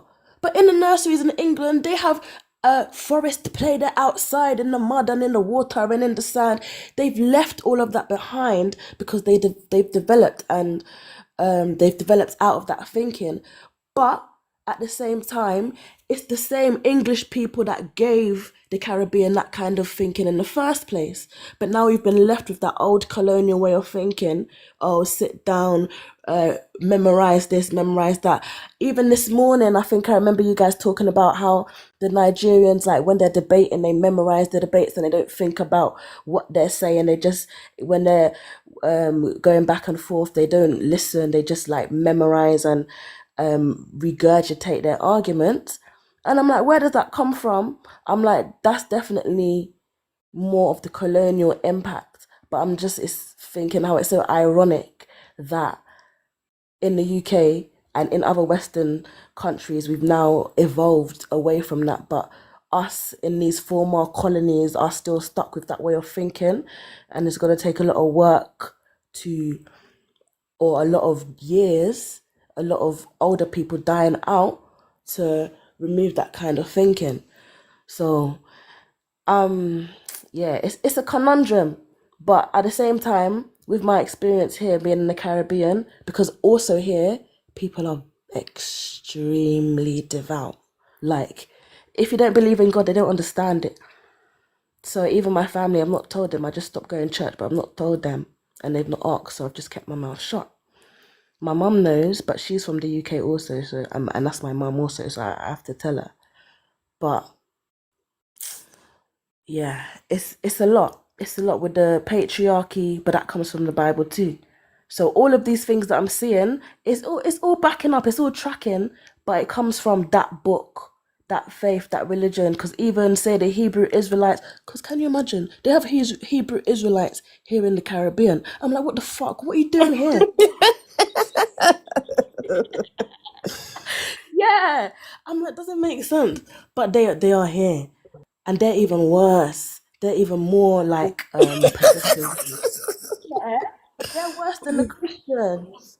It's mad. They actually want their women to be SLAVESs, whatever. I don't know what I can say on here, but they actually want that, and the women are agreeing to that, which is a whole nother kettle of fish. Think I It's just just now one saying that. big flock. It's literally just one big flock. Like Hey, I love keeps my fellow going. Liberians. Look, I love Liberians, but I've got to be honest. A lot of my aunties are birds. The ones that flock Hey, together and pray for a man. Like that's literally they're the you're a mother goose. Like at that they're the point. worst. They're the worst ones. And they're telling the young ones, oh, be quiet, this, that, the other, don't chat, blah, blah, blah. Even me now, yeah? Saying that I had a culture shock coming here. I had a issue with some man with work. I'm a singer, but basically it's informal work. And so I don't know, I don't want to go into it, but basically the man tried to take me for idiot. The man tried harass me in a way that's inappropriate. And I blew up the thing. I spread it around. I told people, I was like, what the fuck, this is not right. I lost work because of that. I lost money because of that. But there was nothing I could do because it's informal work. I'm in the Caribbean where those kind of laws and legislations aren't solid like it is in the UK or whatever. So I was like, what the fuck can I do? The man took away my job. So I just spread the thing, and I have my own family, my own aunties saying, oh, you can't do that. You must be quiet. You must this, that, the other. And I see them, I see screenshots of them talking to the guy saying, oh, I'm so sorry she's behaving like this, blah, blah, blah, just because I'm telling the truth. I call the man a predator because that's what he is. And then they're getting at me. My own family, my own aunties, my own thing, my own family that raised me. And I'm like, rah, shouldn't you guys be on my side? But no, you're apologizing to the man, the same I'm man that's sorry been that harassing. happened to you. That's so fucked. They're so It bad is. with it. Like they're literally like the one thing birds are gonna do is they're gonna protect those eggs. They're gonna sit Hey, on those eggs until they both fall out of that tree. They will never criticize these men. There's so many like P3DOs in the Liberian community hey, that are just normalized. Like I see them on Facebook and I'm like, you should be behind bars. Like what the fuck is going on? I saw a Those video. birds are always gonna sit on that damn egg. Yeah, I saw a video the other day of a man actually advertising child marriage over there. Not, and he was basically talking about how you should get him young and train him young, and how he has multiple wives, and he was making the child bow to him. And I'm like, this is fucking on TikTok as if, What? yes, like it's insane. it's disgusting. I'm But the befuddled. thing, yeah. But the thing is, we're so conditioned, like my auntie, so conditioned not to rock the boat, not to speak up, not to do this, not to do that. But the thing is, at the same time, they were telling me, oh, when he tried you, when he did what he did, oh, you should have spoken up then. But now, after the fact, they're saying I shouldn't have spoken up. The reason why I didn't speak up the way I really should have, I was like, I don't want to make a scene. I don't want to make it uncomfortable, blah, blah, blah. All that conditioning of not wanting to rock the boat or not wanting to really stand up for yourself as a woman, that I'm trying to work through now that I'm out of that dogma and that religion, and I'm seeing really how it has affected me throughout my life and my self-esteem and my boundaries. Yeah, that is the big one. Enforcing my boundaries. I have to figure out what a boundary is, because I thought it was okay to let people walk all over me. It's good to suffer for Christ, right? That's what I thought. So I was like, oh, it's okay, I'll pray about it. Instead of opening my mouth. So now I'm relearning all of that. I'm figuring out even those things that I didn't realize. I think even today, because I listen throughout the day, most days, and I heard, I think maybe, who was it? I think it was Kalu. I love when he does his accents when he reads the Bible, and his accent, the Ghanaian accent or whichever accent it is. He's Nigerian. Right? Nigerian. Oh, my bad. So, but he was saying, what's it? Yeah, to one man, he was like, do you even know that you've sinned? If you don't know all of the laws, how do you even know that you've sinned? And I'm like, I didn't even know all the ways deep down that this book has affected me. So I don't even know all of the responses that are unhealthy at this point. I'm slowly uncovering. As I said, the scales have fallen. I guess they're still falling bit by bit, but it's a process, isn't it? I don't know. I guess it's a lifelong process. I'm 31. I've been in that church 30 years. From in the womb, from in vitro, not in vitro, in utero. I've been in that thing. Devout, strong Christian. I would have called myself a zealot. You know them ones when, like, you really don't. I guess the way I can describe it is like, it really don't fit. You see all these contradictions and all these things that like don't make sense, but you've been brought up in that church. God is real. Like, that's your only reality. So you're like, okay, let me make it fit some kind of how. So I'm like, okay, all these laws, let me try this, let me do that, blah, blah, blah, blah. Let me go hard. I need to do, like, God needs to be the center of my life, everything. And I'm like, I'm trying, because it don't make sense, and I'm still sinning. Like, this Holy Spirit's supposed to be with me, but I'm still sinning. Like, let me make it work. And I was doing everything I could, and it come to a point where I'm like, yo, I'm doing all of this, but it don't make sense. I see these so-called evil people, but in this world, they're winning in life. I'm just trying to live my life. I have fun in my life. I live my best life, but I gotta be in church. But yeah, man, I've been yapping, but it's a lot. But I will say, free at last. Thank God Almighty, I'm free at last. I don't Well, know I'm if that's happy for offensive. you. Thank you, Finker.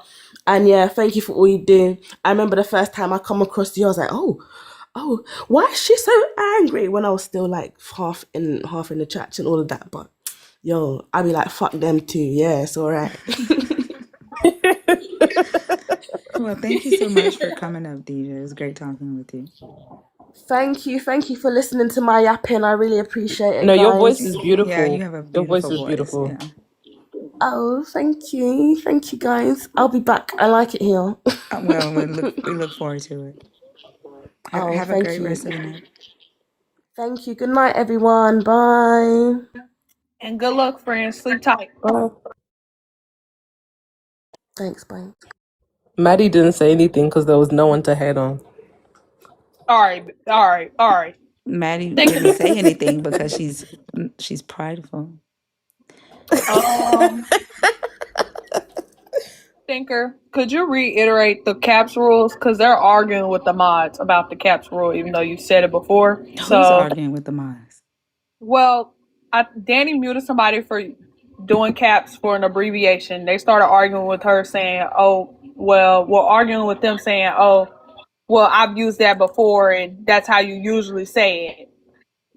I just want you to reiterate it, because why are they arguing with the mod? And that's been a rule here. She Well, said she didn't didn't mute She them. She warned didn't them. mute them. Danny gives warnings. Danny, if she gives you a warning, she will let you know that the next time you do it, you're going to be muted. Danny doesn't mute on site. She likes to give warnings. Some mods will mute you on site, but the caps rule is no caps, regardless. Only mods and people have a vision impairment. But if Danny gives you a warning, that's Danny's choice to give you a warning. Elroy? Shalom to everybody. Wait, is this deconstruct me? Are you the one that was yelling at us to deconstruct you one time? Yes, it's me, the man Can you from say Congo. that? Say that for me one time, because you're famous in the deconstruction community. Like, we've made it. Hold on, let me finish. Wait, I'm trying to tell you how you've become a legend. That conversation that we had, and you were yelling for us to deconstruct you, like, it has become a saying, a trademarked saying in here. Like, can you just say it for us one time? I cannot remember how I was saying that. I cannot. My job. What is my job? My job is to deconstruct atheists, so-called atheists, like you. Huh? You are baby atheist. Yeah, but just just ask me to deconstruct you. That's all I'm asking you to do. Then we can get started. Let's go. Huh? I'm here to deconstruct. Just say deconstruct. Just say it. How can I say that? How can I say that? You know, the way I was saying then. You just said it. You just said it calmly. I just want you to say it. My job is to deconstruct. Thank you. I'm here. Go. I'm here. You just said it. I'm here. Thank you. To deconstruct you. to fry you. That's what I'm here for. I fucking love it. Yeah. Okay. I'm here to fry you. To fry. The man, the myth, the legend. To deconstruct all atheists. Well, let's get to deconstructing. I'm gonna deconstruct you. You don't deconstruct me. And I don't think you have a lot of people from the Congo. I'm from the Congo, and I don't think you have. You have a lot of people from the Congo. I do know a lot of people from the Congo. You know people from the Congo? Yes. Okay. Hmm. Yeah, because I'm preaching the gospel of Jesus Christ. It is the only hope. You know, like in the Congo you're talking about, in the Elroy, Congo, Elroy, huh? you got to get a topic. Pick a topic so we can get to deconstructing. I don't pick topics. You have to pick I don't any pick topic. topic. No, pick a Elroy. I want to have a conversation with you. I want to see who Yes. is the better deconstructor. But you have got to pick a topic so we can get to that. Yeah. Like which topic do you want me to pick? I don't know. Just pick one. Close your eyes and pick one. 1 through 4. 1 through 4. Yeah, you can propose to me what to pick Now, because I see hold the on first for a one. second. Hold on. What? Hold on. I got to deconstruct Maddie right quick. Maddie. Thinker, Huh? I don't know why you bothering me. I'm over here minding my business. I'm Maddie, not it's doing because I anything. I love don't you, know what's going Maddie. on. Hey, Hey, you hold will on. be. Deconstruct. I'm working. Maddie, it's because I love What did you. I do? This is pride. You didn't do anything. This right here, where he will not pick a number, he will not follow the rules of the live. This is pride right here. This is different from being humble. This is pride. Like if you want to participate in a conversation, that is the rule of the live, Elroy. Pick a number.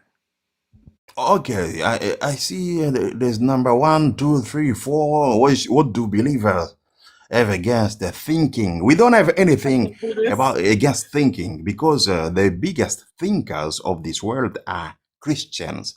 The proof is the Nobel Prize. We have a lot of Nobel laureate prize. The best thinkers, most scientists are Christians because we think. Like Jesus said that you shall know the truth and the truth shall set you free. Because we have the truth. We think too much and we make this world become better, a better place because we think. And as a matter of fact, I'm going to give you an example. Like in Congo, we teach our people how to think in Congo and in Africa and around the world. Because in Congo, for instance, we had like people getting married, men getting married to men, homosexual relationships. But when we Christian came, we taught people that you should not be doing that. Because if you're thinking, you shouldn't be doing that. And now we teach even American who now are going to gay, LGBTQ, VTV, getting married in any sense. We teach them to think that if you carry on doing like that, it will be the end of America. This is why we are teaching people to think. If you are thinking enough, you should not be doing that because it will be the end of your family when men are sleeping with other men, like the girl Maddie sleeping with Venus. What? Sleeping Don't. Hey, with they're young. Don't talk about their sexuality like that. You don't lost your damn so mind. Stop. That's this is thinking. insane. Stop. I don't. This is a Y'all thinking. always reach for the LGBTQIA, but you can't stand on the bullshit that you said about how Christians are Be- Nobel be- be- Prize winners. You can't stand on the fact that you said Nobel Prize winners are Christians. What about those same motherfuckers who won Nobel Prizes but were also doing illegal shit? Huh? What about the one that was doing medical fraud? What about James D. Watson? Huh? Who won a Nobel Prize but said that black people experienced medical emergencies differently than white people because they were inferior. Was he thinking then when he said that? Huh? James D. Watson is the reason that black people do not get the medical help that they need because of the bullshit that he peddled in the medical industry. Elroy E. Was he thinking then? Did This is Jesus why did Jesus tell James D. Watson, Nobel Prize winner, that black people experience pain differently than white people because they are inferior? okay. This is why I'm telling No, you, answer the the question. guy you're talking, Did Jesus tell the him guy you're that? talking about, the guy you're talking about, you say this and that, blah blah blah. Okay, then we have to call upon that guy to ask what does he think I'm about. sorry. Did Jesus This is tell what him that? this is. Like, you want to claim his Nobel Prize for Christianity. Do you want to claim his racism for Christianity too? You said that he was a racist. If You someone want to is a claim the racist, Nobel you Prize cannot for, be you Christian want to being claim the Nobel racist. Prize for Christianity. Do you want to claim his racism for Christianity too? I don't claim his What racism. about Henry Kissinger? What about the war crimes of Henry Kissinger? Do you want to claim his war crimes for Christianity too? And this Since is you why I want to told you claim his that Nobel Prize. 85% of Nobel Prize are Christians. Yeah, do you want to claim their 85%. crimes? Do you want to claim their So, crimes too?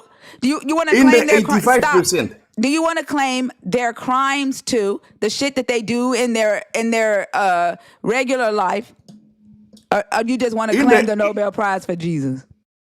in the 85%, you can pick 2 or 3 people. Maybe they made some misdemeanor, maybe some mistakes that we have to follow.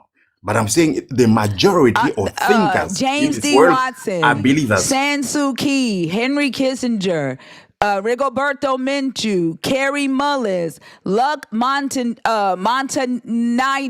Tim Hunt, Al Gore, Bob Dylan, all were arrested or charged with doing criminal shit.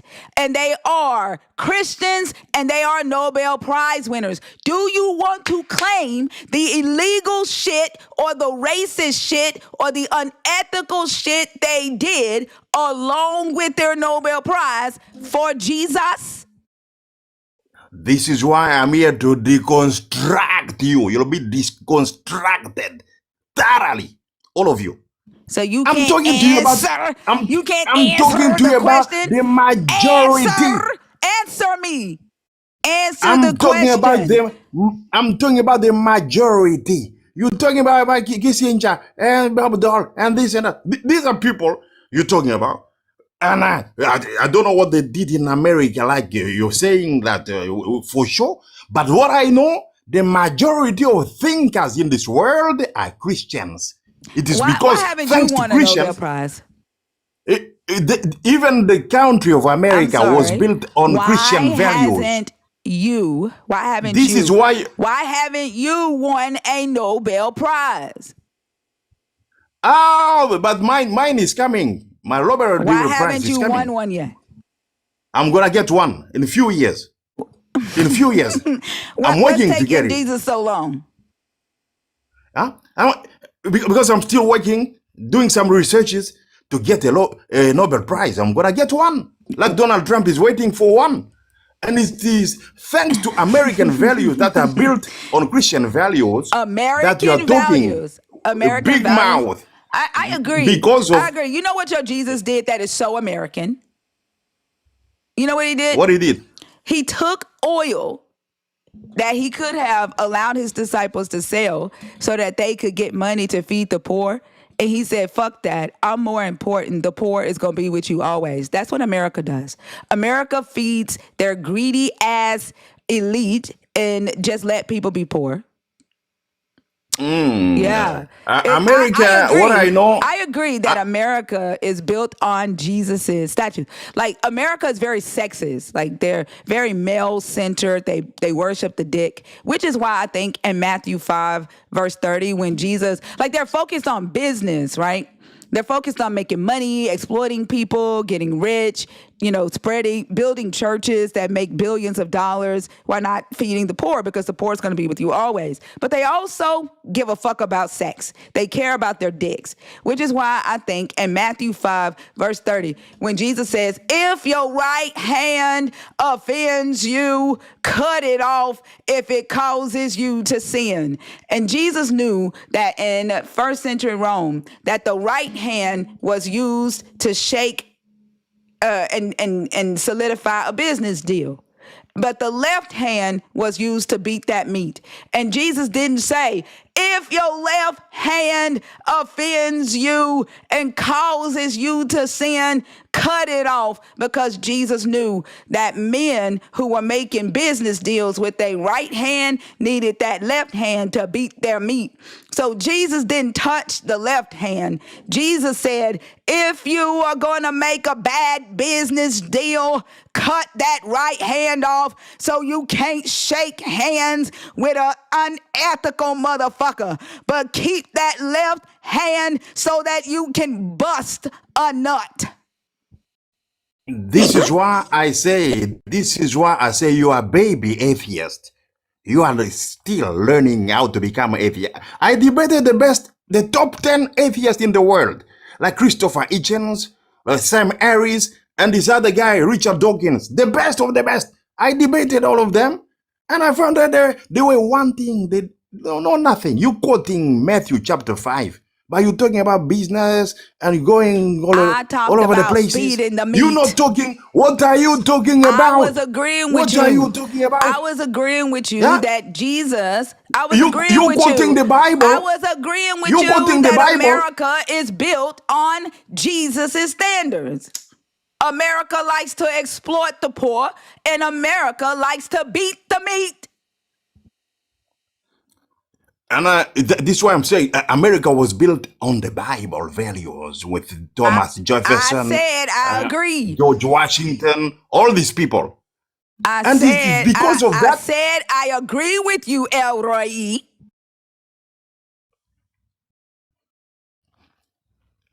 Wait a minute. So you are talking about Matthew chapter 5, and you're talking all other things that it's not written in the Bible. We follow what the Bible says. We're not going on individual. I did follow what the Bible said. Jesus said, if your right hand offends you and causes you to sin, cut it off. He say nothing about the left hand. And in first century Rome, the right hand was used to shake on business deals. The left hand was used to beat the meat. Jesus didn't say, if your left hand offends you. Jesus didn't say, don't beat the meat. Jacking beat the meat in which way? Jacking off. In which way? Jacking in which off. way? I just said it. Wait a minute. You talking about a man or about women? Do women what jack are you off? about? Do women jack off? So now you're talking about American life? Yeah. I'm talking about the Bible. What is written in the Bible. You said American life. You said American life is built on the Bible. You said American life is built on the Bible, and I'm agreeing with you. America likes to fuck. America likes to fuck its people over, and they like to fuck and suck and jerk their dicks. And that's what Jesus is talking about. And Matthew 5:30, Jesus says, cut off your right hand if it causes you to sin. You say if it's that's gonna what cause Jesus you is to talking make about? a deal, if your right hand is gonna cause you to shake the right hand of another motherfucker that's gonna make you go into a bad business deal, cut it off. If it's gonna cause you to sin against him. But Jesus didn't say shit about the left hand. Jesus said, keep that left hand, because you're gonna need that motherfucker to beat the meat. That's what America does. Why the fuck you think Arby's is still in business? Because ain't nobody eating that shit. Arby's says we like the beef. Like, Arby's is still in business because America is left-handed like a motherfucker, and America likes to beat the fucking meat like Jesus Joseph Christ. So let me get it. I'm gonna speak because someone was muting my mic because I'm here to talk sense. This lady not talking no sense. Because without the gospel, you cannot even get married. Because there's no marriage with atheists. Because they don't believe in nothing. They don't believe even in the wedding. They don't believe in faithfulness. You cannot be faithful when you are an atheist. You can sleep around all you want. Maybe you can sleep with Venus' husband and so forth. Why the fuck you keep bringing Venus up? Do I need this to let Venus? this is what you are teaching. Why There's you no keep bringing values Venus up? outside the Bible. There's no I think values. it's because I said Maybe You get and better than Venus, any man. you can change a husband and can sleep Wait, can together. somebody mute him real quick? Because Cause can there's no somebody mute him? values. Cause since he want to There's no keep talking to values. me, hold on.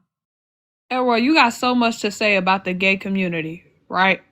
But why are you as a straight man? Why do you have white American men's dick all in your mouth? It's literally down your throat. What the fuck is wrong with you? Like, what is wrong with you? Why are you worried about what gay people doing as a straight man? Why are gay people on your mind 24/7 as a straight man?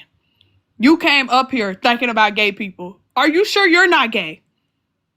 And then you assuming So shit this about is me and why Venus. this I'm is why trying I'm to here figure to out. fight you. Oh, I'm hey, here, I'm hey, here to I'm talk not. some Hey, sense. you're not talking no goddamn sense. I don't Who's even muting me? understand what the Who's fuck muting you're my saying. mic? I don't even Stop Huh? understand what crashing the fuck you're out. saying. Don't mute me. Venus, Then shut up. What you mean don't mute you? Shut up.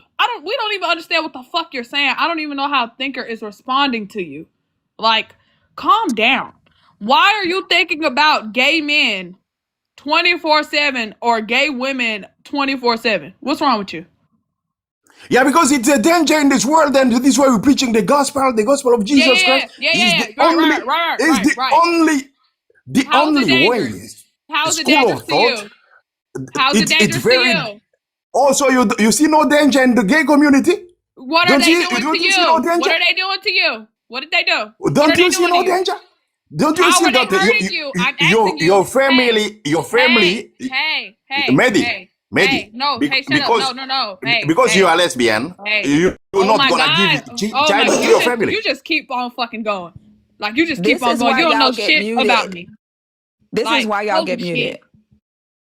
Like, I'm not a lesbian, for one, bitch. Wrong motherfucking letter in the community, you dumbass motherfucker. Now, why are you worried about gay people so much, and what are they doing to hurt you? I'll wait. And don't Yeah, come out saying nothing about do I see the danger. What danger are they to you? I'll wait. the biggest danger because it is it's a genocide of the family. Like Nigga, what? Medi, you don't have kids.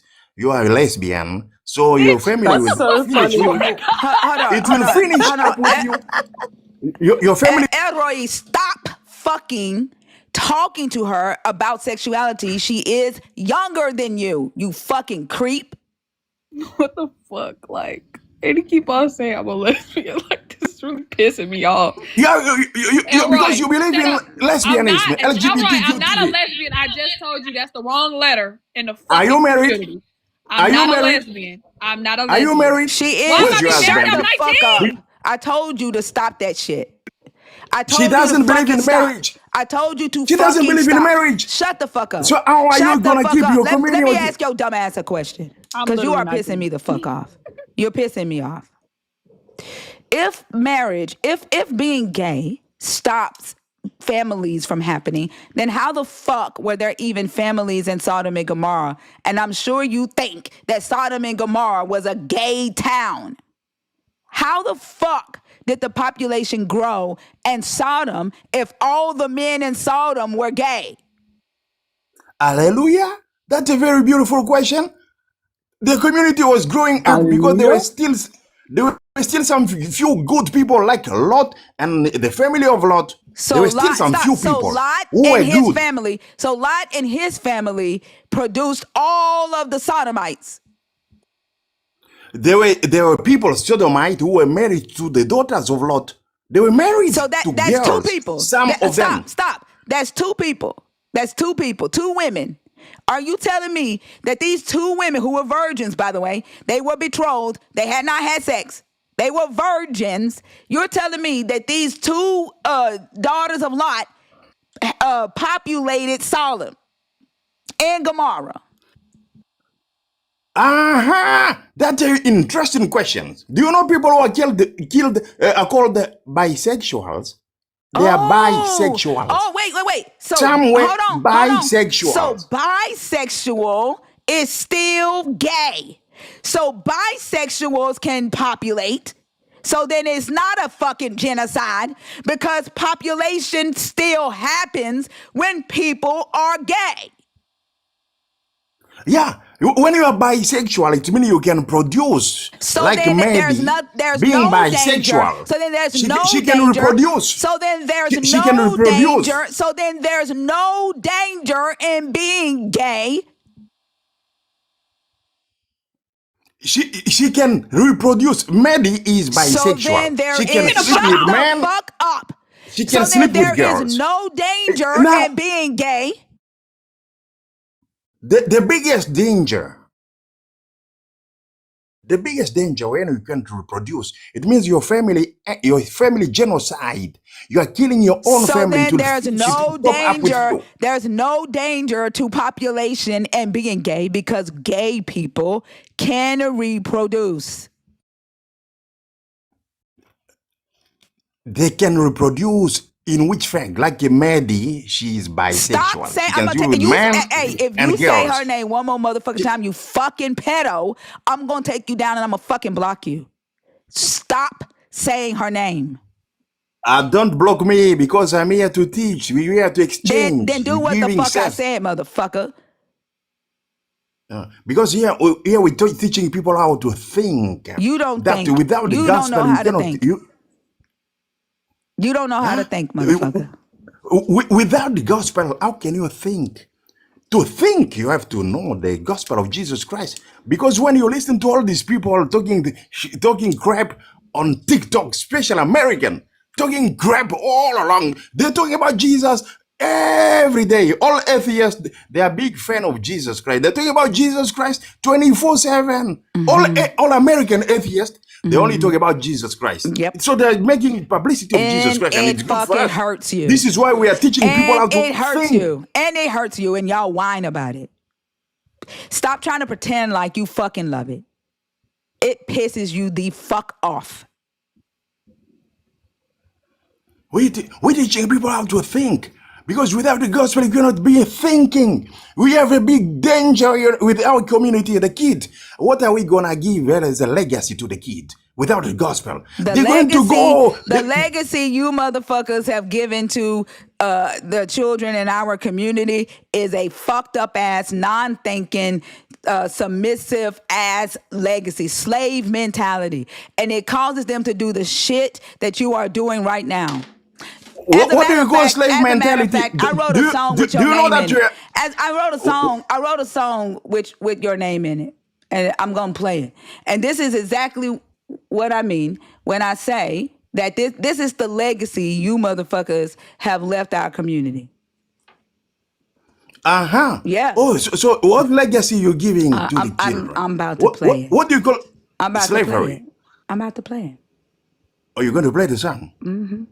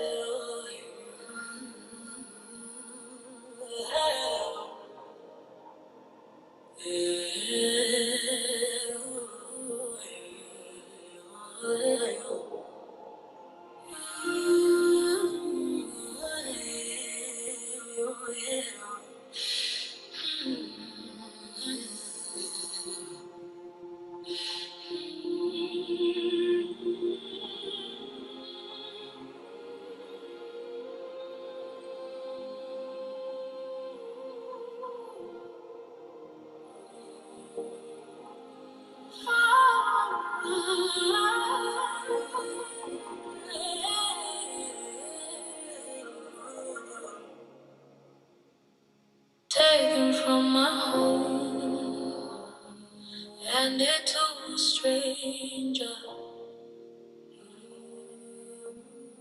snatched from my throne, from my chambers into danger.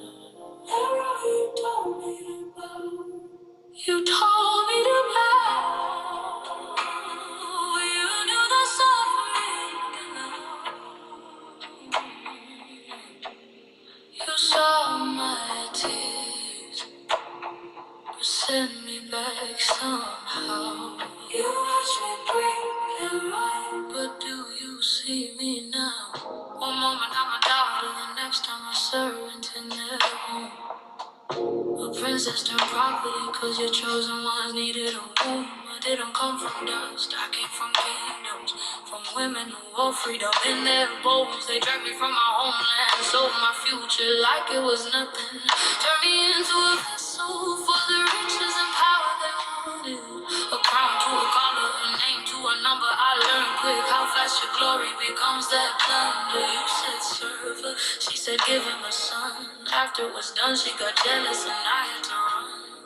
And you were Roy, you saw every bruise on my spirit, but still told me to go back and bury it. Taken from my home, handed to a perfect stranger. Snatched from my throne, from my chambers into danger. Elroy, you told me to bow. You knew the suffering you'd allow. Elroy, you saw my tears, but sent me back somehow. You watched me break, Elroy, but do you see me now? You watched me break, Elroy, but do you see me now?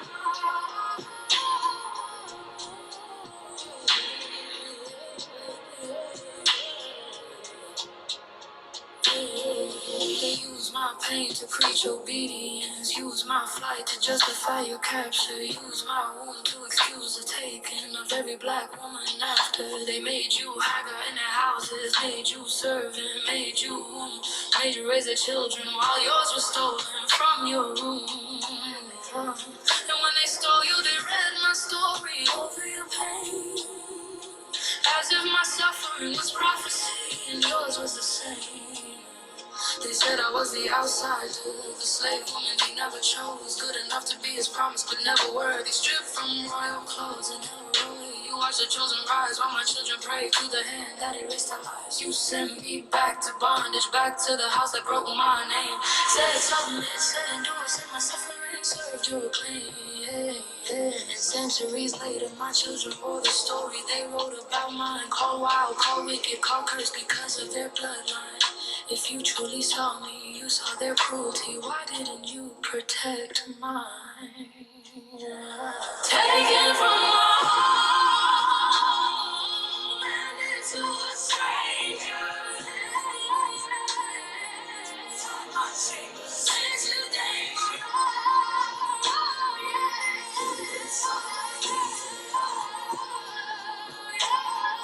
Send me back some in alarm. You watch me break the road, but do you see me now? You watch me break the road, but do you see me now?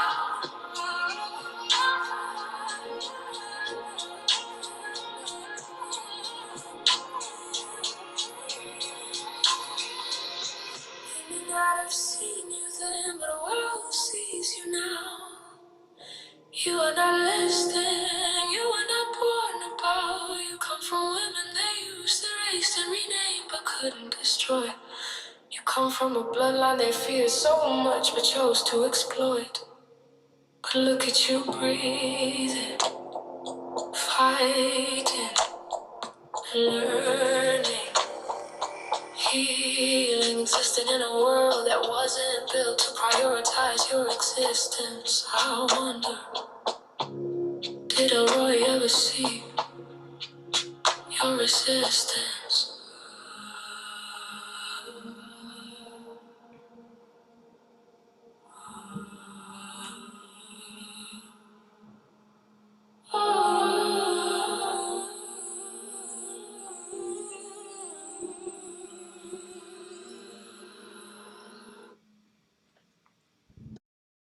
That is the legacy your God gave our people, bondage. And every time they tried to get away, your God convinced them to go back. Your God convinced them that seeking freedom was mental illness, that their duty was for them to serve America. As you say, America. Shut the fuck up. mean Shut the entire fuck up. Your God, Elroy E., convinced our people that their duty was to serve America, to build America. Your God convinced our people that we deserved it because we were punished, because we were disobedient, because we were rebellious. That's the In fuck. which Shut the verse? fuck up. Give me the That's the verse. fucking legacy that you want to pass down to our people. Give me the A verse. fucking lie. Give me the verse that is talking.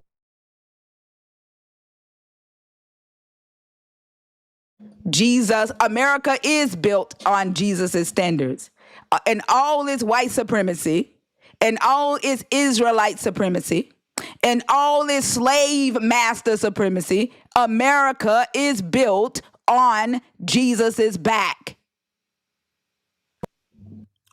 I challenge you to give me one verse. El also Ray is here. Leviticus 25. The gay guy. Leviticus El 25. also, Shut the fuck El, up. El also Leviticus Ray, 25. you can help Shut her. the fuck up. Leviticus 25, 39 through 44. Exodus 21, the whole entire chapter. Ephesians 6 and 5, motherfucker. Deuteronomy chapter 20, verses 10 through 18. A slave is a You servant. asked for A one, slave is a motherfucker. servant. You asked for one. Now you finna start A crying. slave. Now you finna start crying Leviticus about chapter what 25. slave means. It's slave. It means servant. I'm a slave of Jesus myself. A slave means a servant. Leviticus 25, speaking about the slaves, talking about servant. Like someone working for Elon Musk. If I'm working for Elon Musk, you're working for Elon Musk, you are a slave of Elon Musk. It just means that you are a servant. Ray, El also Ray, who's gay, he can confirm to you that servant is slave. Slave is servant. Shut In your Hebrew, bigoted it's ass. called. You wish. In Hebrew, it's called. I think you it's are called an Eved. undercover. I think you in the Eved. closet. And I think And you mad. You mad that you have in chosen to be the a New servant of Testament, Jesus Christ and you in can't slang your Greek, dick. You in mad. Greek You is mad doulos. because you really want to fuck men. And that's why you keep talking about gay people. Like that's why everything that you Doulos is say, a servant. everything that you say, you bring up being gay. I think you are pissed that you think Jesus don't like gay people. So slave is a servant. You are a slave yourself of something. You can be a slave for your family, or slave for somebody, or in a war. If you're coming to fight me, America come I'm to bored fight with Congo. you. I'm bored with you. I'm Do going y'all to have fight you anything else to say and to his make dumb ass? prisoner. A I prisoner just of want to war say is a slave. Yeah, I A love prisoner of women. war is a I slave. love you go women. first, Venus. You go first, Thank Venus. you. In I a love war, women. in a war, I love women. we can I make love slaves. women. Hey, mate, do you mind? The Bible says to be slow to speak and slow to anger. So would you mind channeling your fruits of the spirit before you burn forever? So what I want to say is I love women and one day I want kids. I'm studying really hard to get a degree so I can afford to treat my wife, my future wife. And so maybe one day I'll be lucky enough for her to have our kids. Oh, you mean do you have a wife? As a woman, I you will have one a wife? day. No, one day I will. Right now we're Venus, just Venus, a woman. She says she's got a wife, and yeah, I she's do. Yeah, okay, I and you like white dick in your mouth. Shut the fuck up. Like, I'm so tired Do of your you little ugly think? bald ass. Drop this bitch off. Get the fuck Do you off. think? do I think Bitch, that think what about that drop, bitch. will happen now. Women now. Failed. I have roasted Richard Dawkins, Sam Harris, Matt Dillahunty, everything, Venus, think, Maddie, Cass. Hello, how are you? Deconstructed. I'm good. How are you? I'm well, thank you. And thank you for allowing me to join as well. You're welcome. How old are you? I am 47, but dang, I wasn't trying to date myself. Aye. Oh, it's okay. I'm 46. It's not bad. Oh, Um, no. yeah. Are you a believer in the God of the Bible, deconstructing, or an atheist? I am a believer, ma'am. Okay. There are 4 topics on the board. Which one did you come to discuss? I'll discuss number 1. What do believers have against thinking? I don't believe I have anything against thinking. As a matter of fact, I think you would be remiss not to think and observe and to take in additional information. So I don't think I. Now, having said that, though, let me say this. Am I going to pretend that there are numerous believers who are willing to put blinders on? No, that is certainly the case, and I fight with them often about that. But I think critical thinking, I think logic, I think research-based application is absolutely necessary. And so, being a believer, so this is going to be a two-part question. What Sure. things are you saying that other believers have blinders on when it comes to your God in the Bible? And what, being a believer who has researched and accepts evidence and logic, what makes you say that what you believe is true? Okay, so the first part, what do I see believers put blinders on? The reality that there can't be anyone who thinks differently than you, their thought and their belief system is completely invalid. Hear what that person has to say. Hear what that person has to do. Hear what that person believes. Just simply because, and I'm speaking generally in this, my daddy and my daddy's daddy and my daddy's daddy taught me this. Okay, I'll grant you that as a child, because as a child you do believe the things that your elders say. However, as you grow into your own, I think it's prudent for anybody of any religion or any sect to think critically, and not just think critically, but put your belief system up to a test and say, okay, why do I believe this? Beyond I was simply taught this, or even in some cases brainwashed to believe this. But what is true and what works for me? I think that's valid. Pardon my memory, you know how it gets at 46 and 47. Please tell me the second part of your question. Yes, apply what you are saying that you think believers do not do. Like you said that well-researched and logic and evidence is something that you do as a believer. My question is, why do you believe what you believe about your God and the Bible is true if you've applied research and critical thinking and logic? Okay, got it. Thank you. Thank you for repeating that.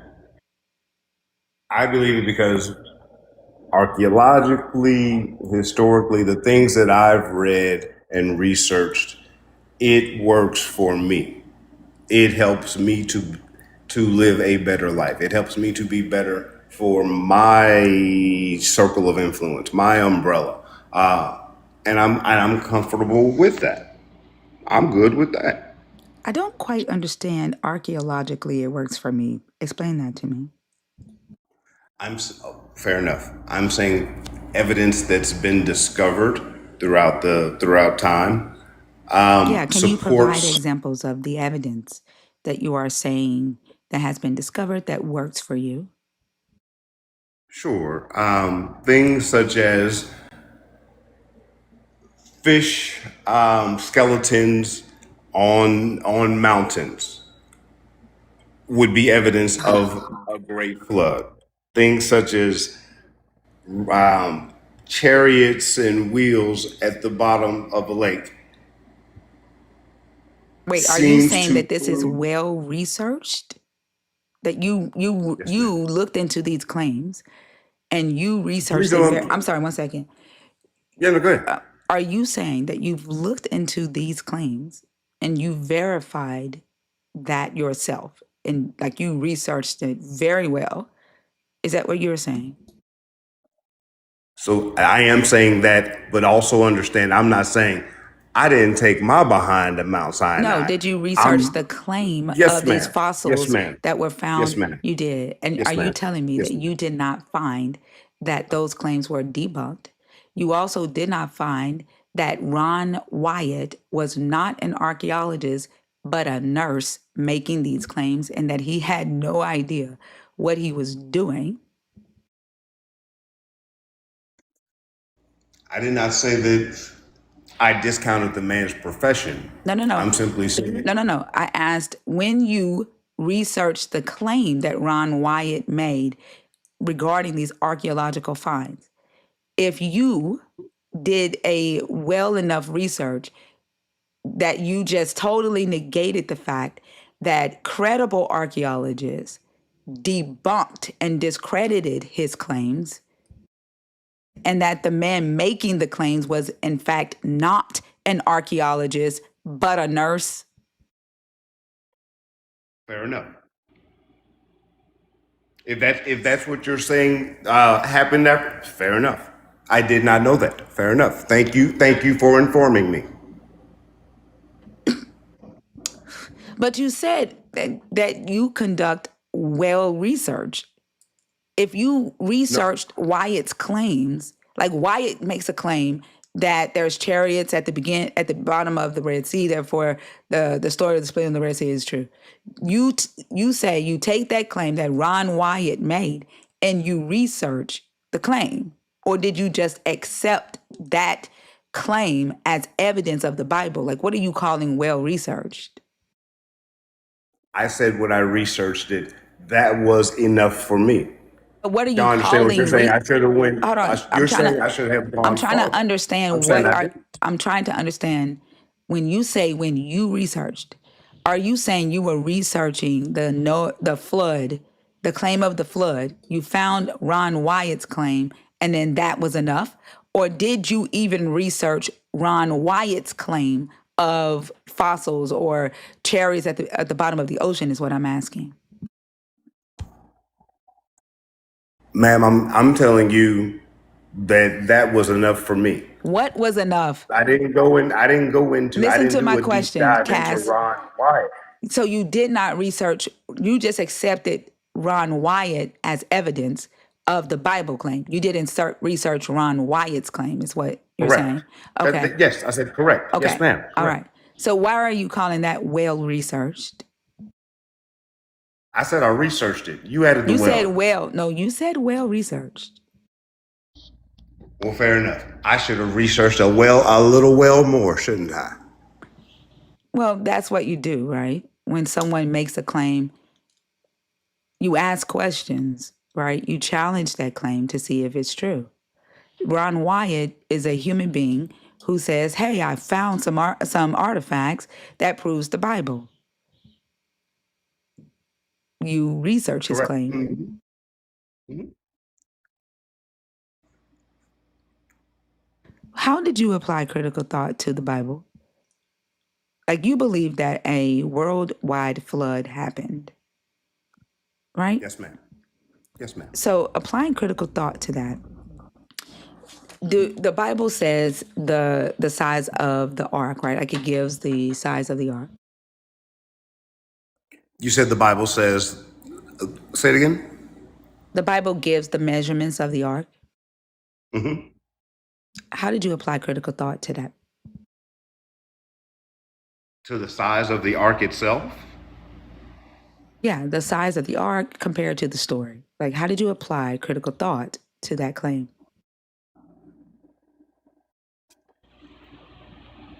The size of the ark had, you're looking at a number of cubits. That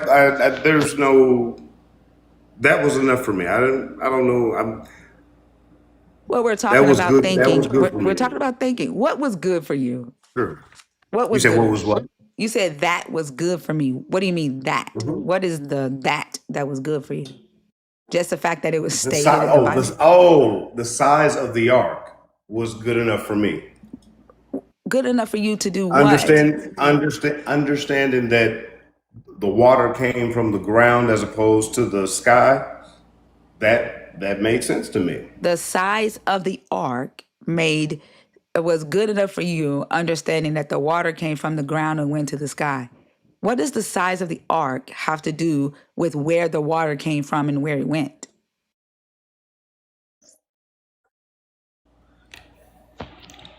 Because it was able to withstand the flood. You think the reason that I'm asking you about the size of the ark is because I'm saying there's no way that an ark that size could withstand floating in water? No, I believed it could float. But you think that's what I'm I asking you about, if the ark could float? no, well, I understood you'd be asking me about the size of the ark. Like, Why would I be asking you about the size? was it Why would I be sufficient? Was concerned? that Hold on. Why would I be concerned with the size of the ark when I am applying critical thinking to the claim, to the Noah's Ark claim?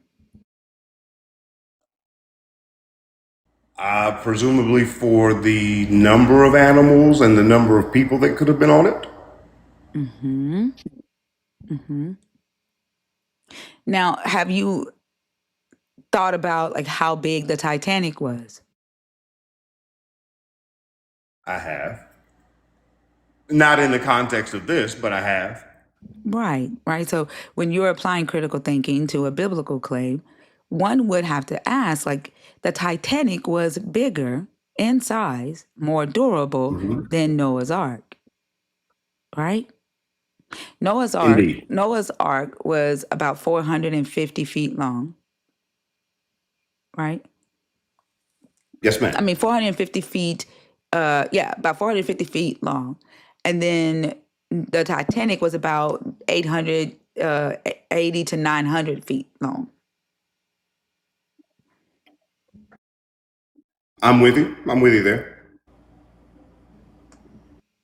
And your belief is that a boat that's 450 feet long held 2 pair of every clean animal, every unclean animal, 7 pair of every unclean animal in 8 humans. I never presumed that they were full grown and adult. What, you never presume what was full grown and adult? The animals, pardon me. Does I it never matter if they're presumed that the adults? animal. Yeah, for the size of it, it does. To me, it would make just using the size of an elephant. A baby elephant's going to take up a lot less space. So I never presumed that the animals that were on there were full grown Mhm. and took up nearly the amount of size. So even if every animal were babies, you still think that a 450-foot boat could hold 9 pair of each animal? Indeed. Give us the logistics on that. How many species of animals are in the world? How many species did they bring on? No, how many species of animals are in the world? Oh, couldn't begin to tell you that. Is that maybe you can answer that question? Would you say, let's see, if we look at the fact that the animals will have to be in cages or else they would kill each other. We also have to think about the fact that animals shit and piss. We also have to think about the fact that animals, if they're not separated, they're going to fuck and procreate while they're on this ark, right? We have to think about the fact that there's 7 pair of the unclean and 2 pair of the clean, right? And so even if, let's say, there were only 100 species, like 100 of each animal, you think that all of those animals could fit in the ark with 8 humans? I do. I do. Why?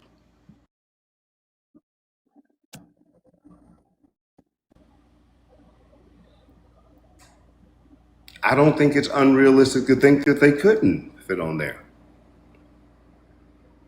I don't think it's I'm unrealistic to asking think that they why. couldn't. I'm asking why. Like how? Like how many passengers could the Titanic hold? Do you know? Uh-uh. How many were on there? The Titanic had roughly 3,500. No, I'm sorry. Yeah, I would say about 3,500 people on the Titanic.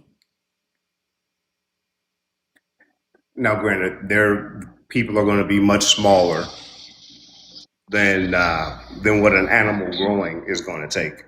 But those people on the Titanic, they weren't cramped. They were able to move freely. There weren't tight quarters on that ship. Right. So if you have to build cages for animals to live in on a 450-foot boat, that's less room for more animals. Wouldn't you agree? You said you had, yes, it's going to be less room. Absolutely. The boat's smaller. So Yeah. yes, it's going to be, it wasn't built necessarily for their comfort. It was built for their survival. But if they have to build cages to keep the animals separate so that they would survive, because if these animals are just running freely on this boat, they're going to kill each other. Right? The cage itself doesn't take that much space though. But it takes up room. But it takes up room, correct? It takes up a minimal amount of room. But it takes up room. Of course, it takes up room, a minimal amount. But yes, it absolutely takes up room. A minimal amount though. So that's less animals. It's less room for them. Right, less animals that the ark can hold.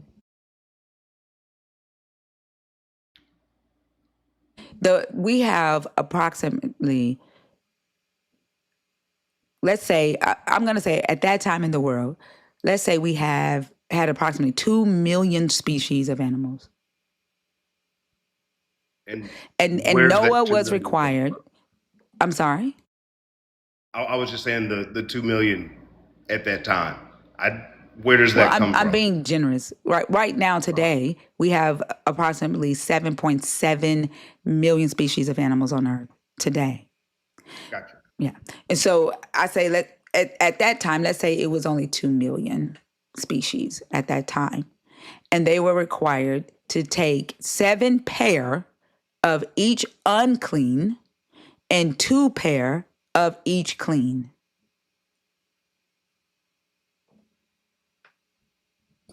Out of 2 million species of each. Do you know how many animals that would be?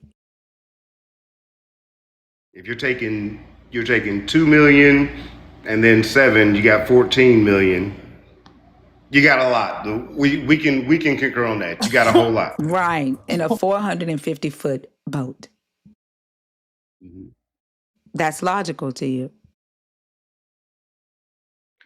I didn't say that there wasn't a level of divine intervention, but what was the divine intervention? What did your God do? Break the animals down to cells? No. Were they in petri dishes? I think you could bring some that are small. I think you could bring some that are still incubating. I think you have options. I'm asking you what the options are. Well, I was giving you a couple of examples. I didn't put them in there, but I think that's doable. You bring these animals on, particularly if you're bringing some as babies, some even potentially in the stage of ready to be hatched.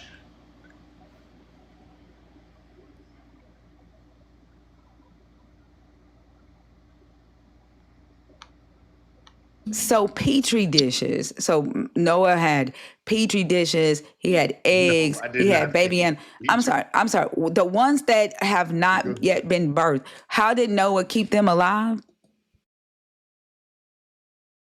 Oh, I don't know. I don't know.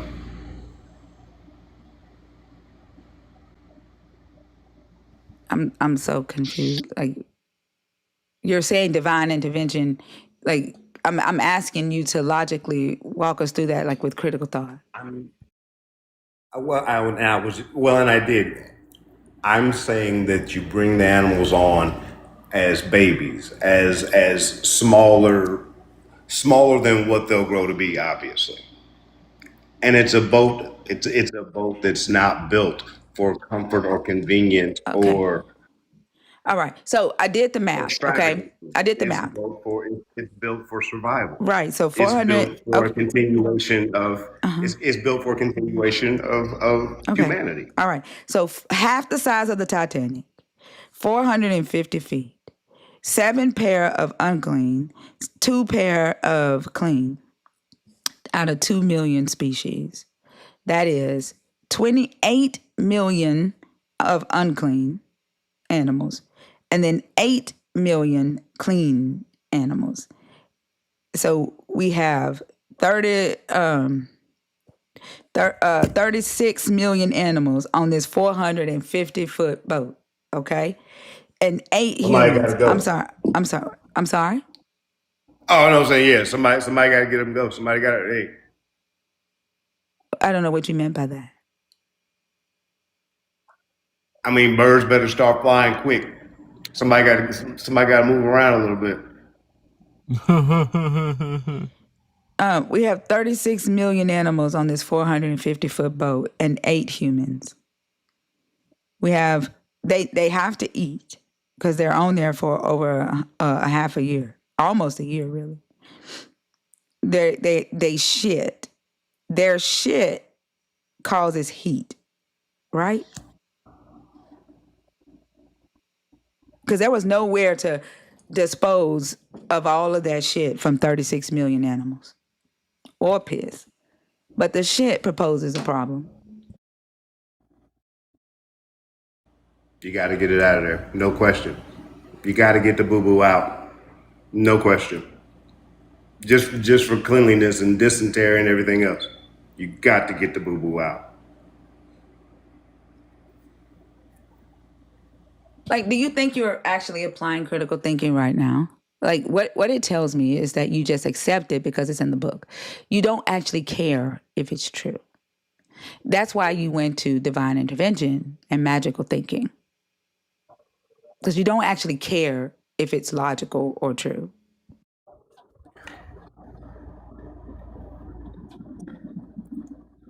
I understand. I hear your position, and I understand what you're saying.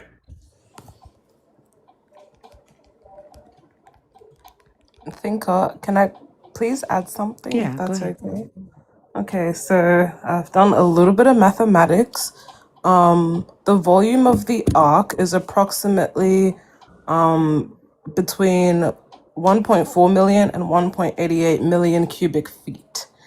In order to account for the 7 pairs of unclean animals and the 7 pairs of clean animals, the 2 pairs of unclean animals, and the total 7.7 million species there are, each animal would have to take up approximately 4 inches of space in order for all of them to fit. So about the size of a, let's say, since that's 4 square inches, about the size of a marble. Did your So that God don't shrink work. the animals? Did he do that? Did he shrink them down like That's it. Sims? I said no. That doesn't work, does it? Oh, I guess not. How big are marbles in Australia?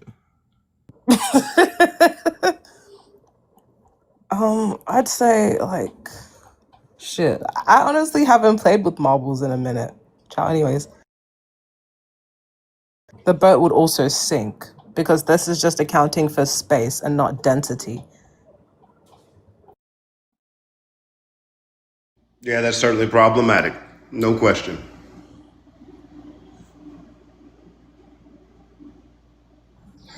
But the fact that this many animals are on this 450-foot boat with 8 humans, that would be a catastrophic event for the 8 humans on that boat. Like, it would literally kill them. Like, honestly, if your God used magic to stuff all these animals on this boat, then used magic to stop the heat from rising and the bacteria from killing the 8 humans, he could have used magic to just, I don't know, fix the humans he killed.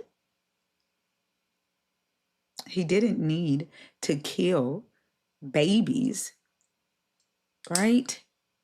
Because he had magic. Well, the method that was chosen is his choice. Now, could he have chosen to use the methodology that you said? Sure.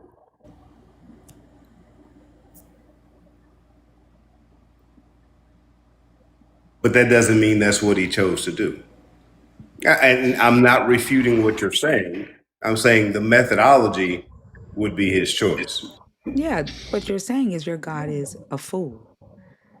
He's either stupid or evil.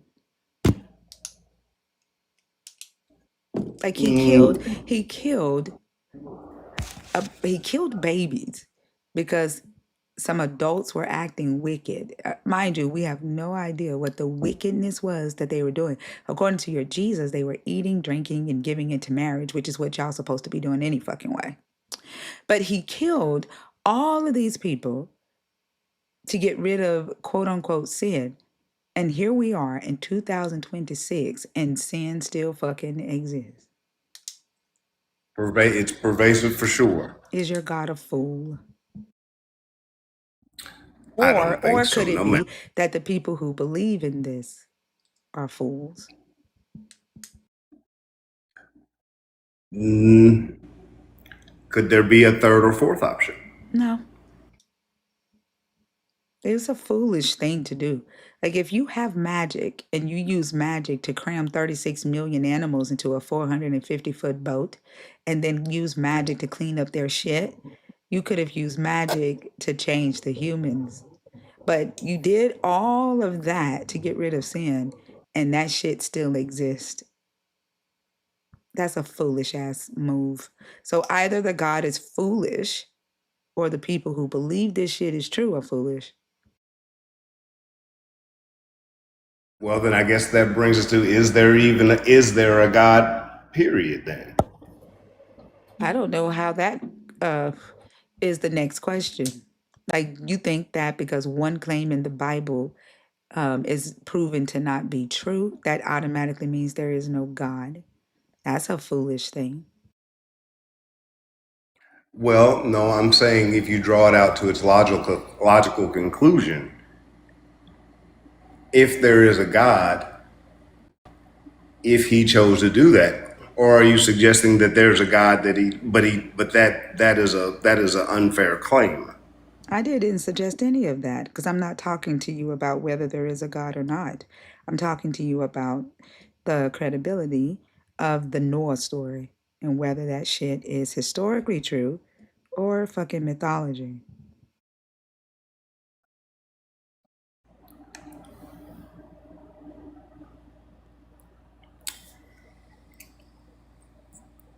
Yeah, Venus, you don't have to ask in the chat. Just you can come off mute and be like, hey, can I ask a question? Yeah, sorry. I just sometimes don't like to disrupt. Did you want him to answer that question first, or can I No, ask I mine? was answering him. Oh, true that. Would you say that it's foolish to do something that you know you're gonna regret?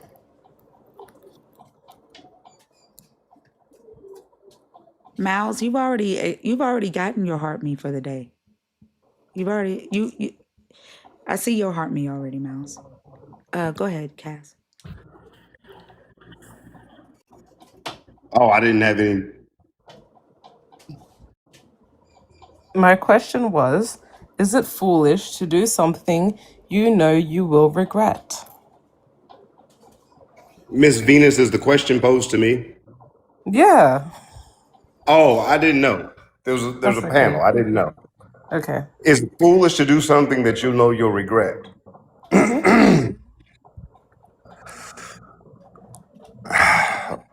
It certainly could be. Could Have be. I done things that I know I'll Man. regret, yet I've still done them? Yeah, but is Certainly. that foolish? Is that foolish though? To do something you know is bad and that you'll regret? It certainly wasn't smart. Is it certainly without a lack of thinking ahead? Sure. So if that by the very definition of Definitely. foolish, is that a foolish thing to do? Then hey, Yeah. I'm with that. Okay. I understand that. Did the God regret flooding the earth? No, So why does it I say he don't think did? so. Okay, so why does it say he did? Well, if it says he did, then okay, I go with that. Okay. And is he all knowing? Yes, ma'am. So he knew he would regret it, right? Yes, ma'am. Yes, And ma'am. he still did it. So is that not the definition of foolish?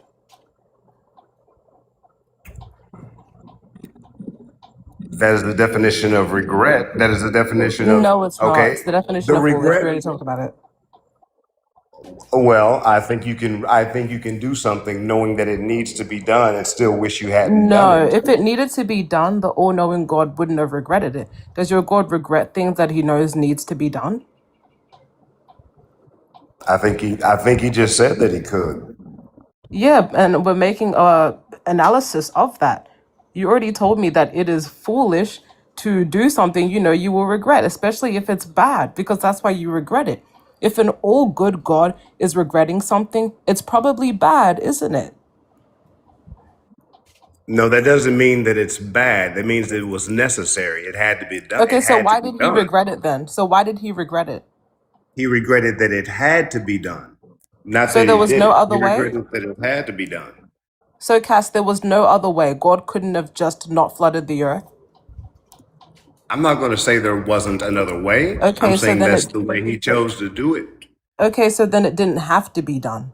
He could have done it another way. If he so chose, yes. Okay, so then it didn't need to be done. So I'll ask you again. Why did he regret it? He regretted that he had to do it. He regretted He the didn't necessity. have to do it. Okay, Cass, listen. He regretted that it, well, he was going to do it. The wiping out sin for that day had to be done in some form or fashion. The Yeah, way but he not the chose, flood, not the regretting flood having to, though. He was just well, unaware of that him was the being means. That right. was Now the he means. knows He the reason why regretted he that he was. had to do it. That was simply the means. Yeah, So but like, we're was he talking playing about dumb on that? I'm getting some feedback, I think. Yeah, Go because ahead, you were Mr. acting You like go ahead, Mr. you Oh, were acting like you didn't know about it, and now you're giving the reason why he regretted it. How does that make sense? Mr. L. Oso Ray, you gotta say it again and maybe just speak up a little louder. You can't hear something? Age getting to you? I'm having a difficult time hearing you. You were acting like you did not know he regretted it, and now you know the reason, and you hadn't gone and read it. How does that work?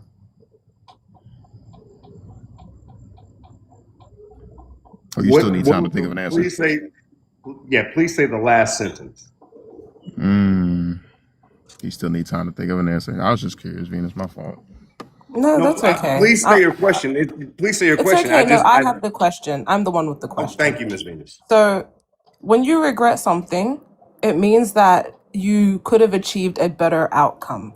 Now, could your God have just snapped his fingers and made all the bad people disappear? And instead of cleaning animal shit, he could have fed the babies. Is that a logical possibility that your God could have enacted? He certainly could have. He certainly could have chosen to Okay, do it and any you way. think that, yeah, However, that would have. Go ahead, sorry, I'm please. not looking for an excuse right now. So, I wasn't looking to okay, give you one. that's I was fine, but trying you're to just, answer. dude, Cass, I'll let you explain it after we get to the conclusion of the deductive argument, okay? That's the time for explanations. But if you're affirming the premises, then you affirm the conclusion like you did before, unless you want to backtrack. So, continuing with the line of reasoning, your God wants there to be less children dying, right? Yes, absolutely. Yes. Okay, so he Yes. could have just snapped his fingers and made the bad people disappear. couldn't he Mhm. have? Without flooding the earth. Sure, So he sure, has no absolutely. reason to regret it other than the fact that he was being foolish. What other reason could there be that your God is regretting this thing, if not him making a foolish decision? I had said that already. He regretted that it had to be done. Well, He love, it didn't regretted that it have to was. be done, He Cass. regretted. He regretted that he regretted that it was necessary. It wasn't necessary, though. You said that your God would rather there be less children dead and that it's not impossible for him to have done it another way. So, why exactly did that specific flood need to happen if there's alternatives? I mean, He wasn't did it Jesus when wasn't he did Jesus it to always an rid. option? Wasn't like sending Jesus always an option? And just Sending Jesus. yeah, like sending Jesus to die, his blood for the forgiveness of sins, wasn't that always an option? It was, So then it and didn't have in to be done. So then it did not have to be done that way. Jesus was always an option. if you send the Savior sooner, do people realize just there we had plenty of options and plenty of chances to get it right? Why do Just people as need to y'all just realize said, that? even with the Hold on. Why do people need to realize that? I mean, y'all still sin. The sin is still here. If he it had is. just sent Jesus and gave them the grace, he would not have had to kill all the humans. There would not be a need for him to use magic to cram 36 million animals in a shitty boat.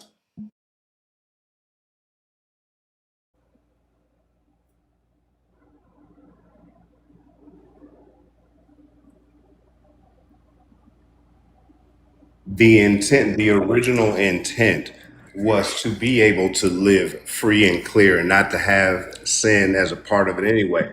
Once you introduce the sin,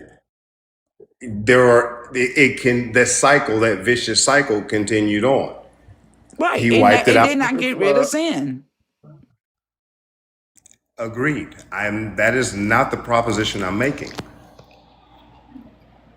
He But regretted that. what we're saying is if he wanted to get rid of sin, and ultimately the only thing he could do is kill his son and give y'all grace, that was always an option. I'm not disputing that. I'm not disputing that. Right. So he did not Each have time to, I hold on. Right. So he did not hold on every have time. to, I don't one want to second, interrupt. because you're going away from the question. The question is whether he had to do it that way. Have to do it that way means there's no other choice. But Jesus was always an option. I've affirmed both of those multiple Right. times So already. he did not I've already have to affirmed do them. it that way. I don't know what I don't know. I've affirmed that multiple times. Right. So I've affirmed that multiple right. times. So our point is he made a choice that he did not have to make. Therefore, he is a fool. That's our point. I've heard your point each time, and I'm saying I just respectfully disagree with that. Just because he chose to do it that way doesn't mean that that was the only way to do it. We never, Some of it you can said be that, done. not He us. keep flip You Wow. said flopping that. around. What the fuck? It was just 5 seconds ago that he had to do it, and now well, actually, it's one of the several options he had available. You guys Easy are suckers. unbelievable. That's what we were arguing, dude. So my conclusion was, so now we're at the end of the deductive argument. He didn't need to do it and he regretted it. Thus, it was a foolish decision to make. Was it not, Cass? Is that not the conclusion that we arrive at? No, ma'am. And the Okay, reason so then which premise do you disagree with? Did he not regret it? the Did he regret not was know? in Sorry, having to sorry. do it, I not just took the a pause. actual spell. Look, I just took a pause. Let's Oh, just. my Hold on, bad. hold on, Yep. Go hold ahead, on go for a ahead, go second. ahead. Wait. You just All right. said again, the regret was him having to do it. That means you are saying he had no other choice when he did. He did not have to do that because Jesus was always an option. He regretted that he regretted that it had to be done It in did one not have to form be. or No, it another. didn't because Holy Jesus shit. was always an option. And Jesus wasn't. Yes, Jesus was an option. Okay, so we didn't have to. And to the point y'all were just making, Jesus comes, dies for the sin. It didn't wipe out human proclivity to sin. We still have that fallen nature. Which means This guy Jesus failed was twice. always the option. If he stopped trying to fix y'all after he sent Jesus, that means Jesus was his best option and he didn't choose the best option. That mean okay. Okay. So it was a foolish decision then, mate. You had another option. Your God apparently wants there to be less dead children, yet he made the decision to do all that tomfoolery, especially when he knew he would regret it. Like, that's textbook, dude, that's textbook foolishness. I'm not sure. You agreed with my argument before if I said, if you know that you're going to do something bad that you'll regret and you do it, that's foolish. Like, how many times we're going to keep saying this? Like, you've already agreed to this. He didn't need to do it. There was another option that Thinker just said, and he knew he would regret it. He also knew there would be another option. That's insanely foolish.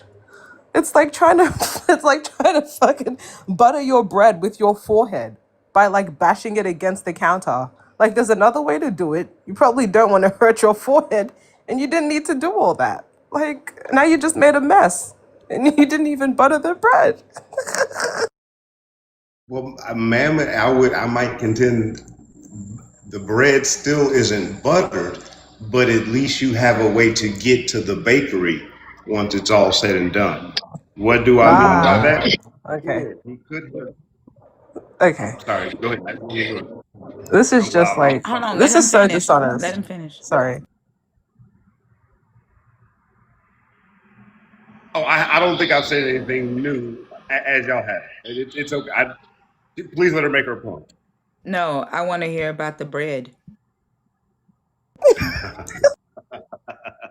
My point is simply once the bread, and I was not rolling into this, but once the bread of life came and made that sacrifice, then now at least our sin is covered. We don't have to be under the law anymore where you're sacrificing animals, etc., wiping out the world because of the sin. And to the point, and I don't remember if it was Miss Venus or Miss Maddie. Maddie hasn't said anything. Yeah, I've been Okay, well, quiet. maybe it was Miss Venus. Maybe it was Miss Venus. There wasn't being that once Jesus came, now all the sin is covered. Now that doesn't mean that there won't be additional sin in the world, but at least you have a way back to salvation. But that doesn't change the fact that he could have done that instead of flooding the earth. Sin could have been covered Well, then. okay, and so someone asked the question, does he like to murder kids? I'm paraphrasing. I don't know if those were the words chosen. I need you No. to address what I just said. Like, that does not change the fact. Your sin being covered today does not change the fact that your sin could have been covered back then instead of him flooding the earth. There was no point in you bringing that up.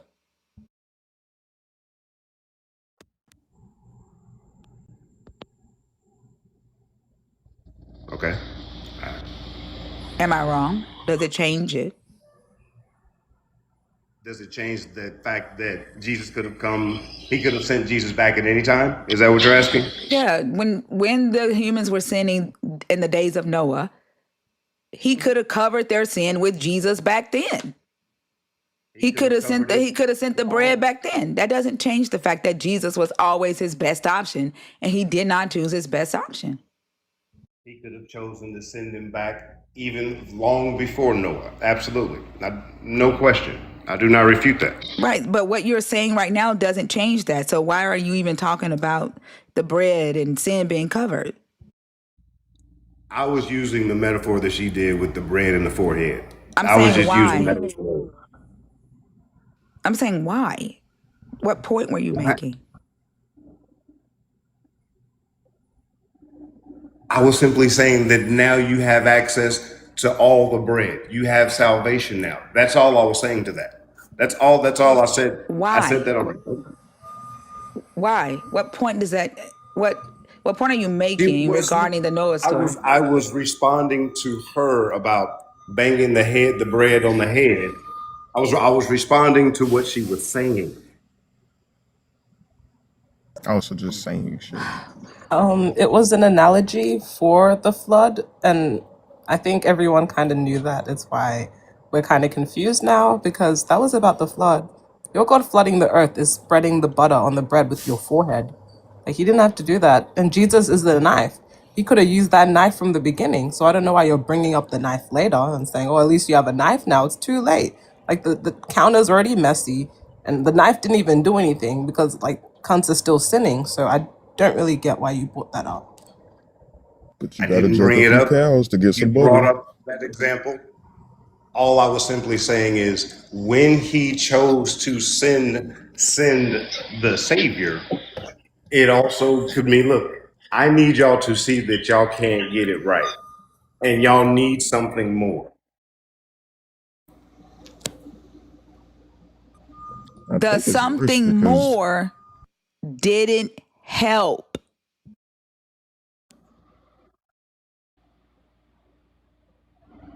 In what The way? something more, you all still sin.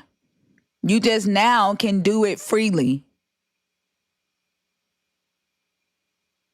right, because all you're saying No, is he killed a bunch of people for something that he ultimately was just gonna end up ignoring anyway. no, it's not that we can. It's not that we can sin freely. It's not that we can sin freely, but we do have grace now when it comes to that sin. We should be out here trying to sin less and trying to live more like that. But that doesn't give you a free pass to go do whatever you want. What happens if you sin?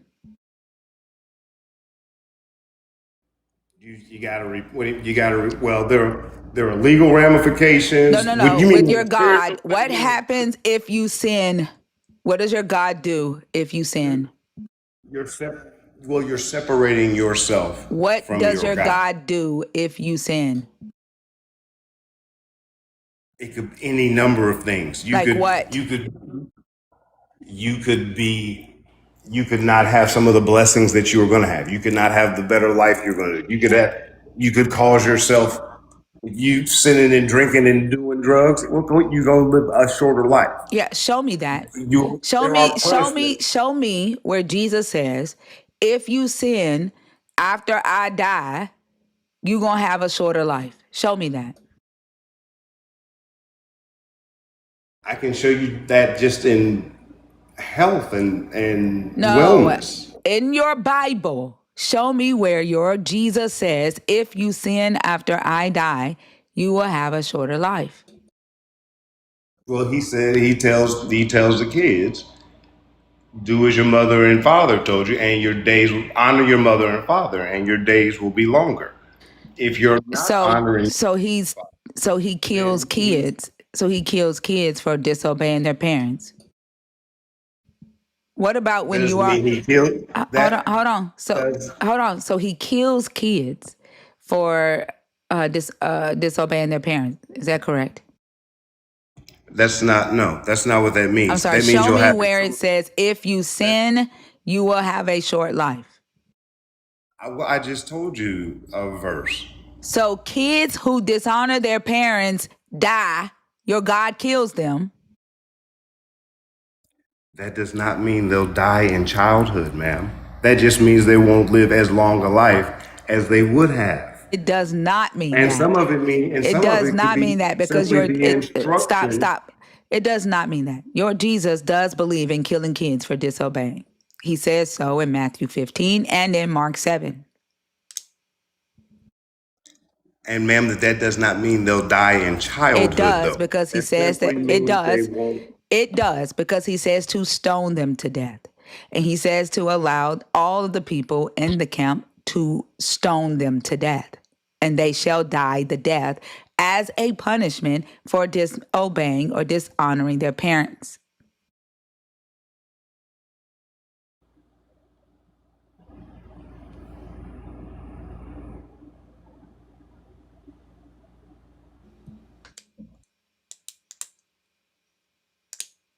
But what does your God say will happen to you if you lie after he dies? I don't know. What does he say, ma'am? He doesn't say anything. If you commit adultery after he dies, what does he do? If you rape someone, if you murder someone, if you steal someone's shit, what does he do? I'm just trying to see, because if I'm not All of mistaken, these, all of, I'm sorry, I'm still talking. If I'm not go ahead. mistaken, Jesus paid the price for your sin, right? Indeed. And so if I were to pay for your food at a restaurant, do you still have to pay to eat? If you pay for my food, no, I do Mhm. not have to pay. That means you get to eat, right? For whatever I paid for. Correct. And there's no cost to you.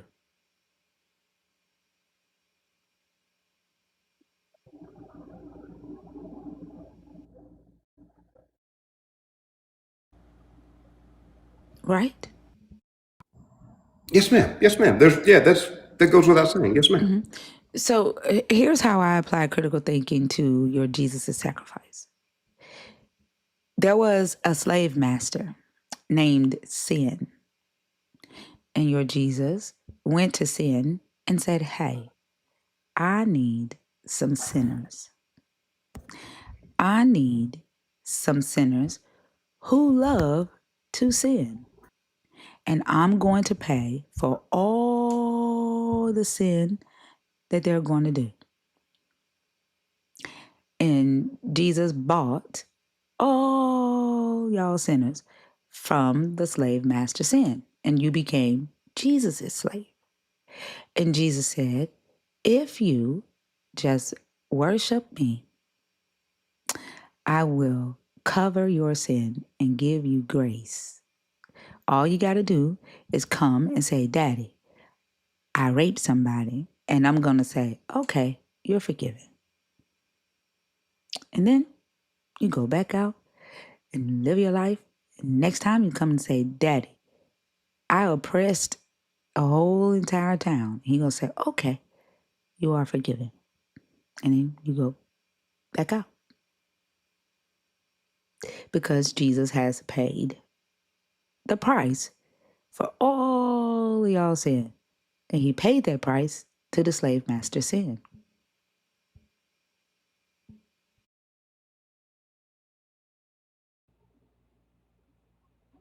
See, as Paul says, you're no longer slaves to sin. You are now bought with a price by Jesus Christ. And since he gave you a black card dribbled with like blood decorations on it, like your name is written in blood on this black card called grace. And anytime you sin, all you got to do is swipe that black card grace. Like Jesus knew y'all was going to sin. Like he went to sin to get you. He knew you was going to sin. As you stated, he knew when he killed all those people in the flood that humanity was not going to get better. He knew that when he came down here and went shopping for y'all, that he was going to get people that was never going to get better. He bought sinners on purpose because he knew y'all was going to do fuck shit. I think Jesus needs y'all to do fuck shit. That's why he paid for all y'all sin. I also believe that if you are out intentionally doing, committing heinous crimes and doing the things that you said, you may be Christian in statement, but nothing about the way Jesus taught was to go out and do those things. Now, have there been some of the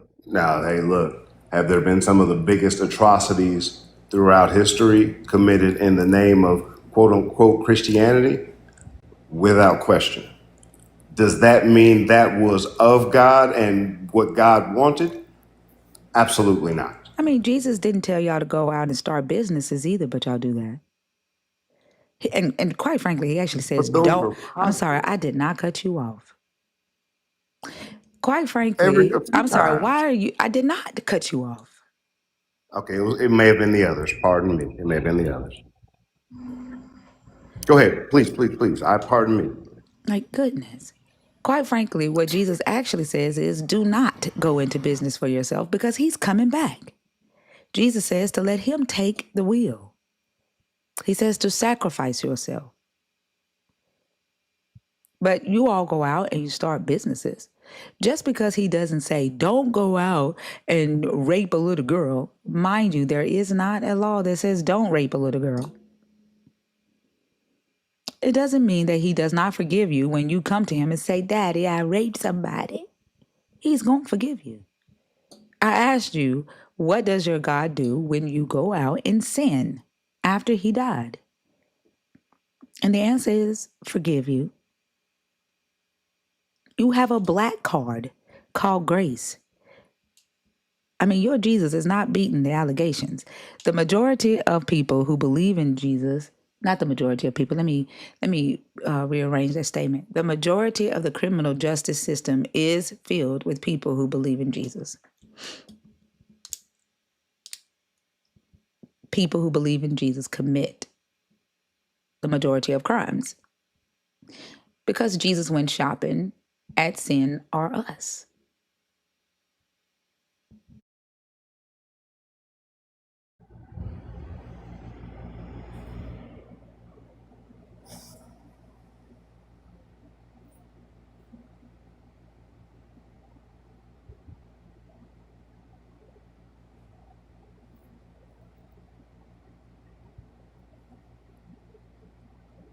Jesus said to be like me. He gave an example of what his life should be, or what your life, how your life should be led, lived, and what you should be upholding. Are you forgiven for sin? Yes, you are. Does that give you a carte blanche to just be running around and sinning? No, that is not what he called you to do. Jesus, I would I'm sorry, Jesus broke the argue that law. somebody. Jesus was a lawbreaker. And he appealed to authority and said, I can do it because I'm chosen. Like Jesus gave himself grace to break the law. He literally convinced his disciples to steal a donkey by appealing to authority. Like he was a thief. He didn't pay his taxes. Like they had to chase him down for him to follow the law of the land and pay his taxes because he felt like he was chosen. Right? Jesus destroyed the property of another human. The swine that he allowed those demons to go into that drowned themselves, like that was someone's property. Jesus destroyed the property. That is against the Mosaic law. But because he's the Messiah or God in the flesh, which he didn't say he was God on earth, but he was claiming to be sent by his Father. And he definitely appealed to authority in this grace. Like he did things against the law of your God, and he did things against the law of the land. Like they shouldn't have had to chase him down for him to pay taxes. I mean, he did give y'all one hell of an example to follow. I think he gave an example for everybody to follow. Yeah, I'm saying. That's what I'm saying. He broke the law and said, I'm chosen. So what?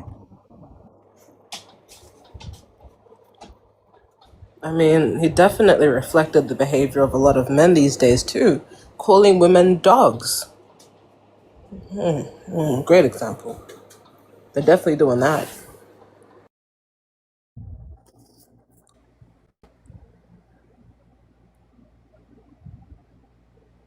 Child abuse.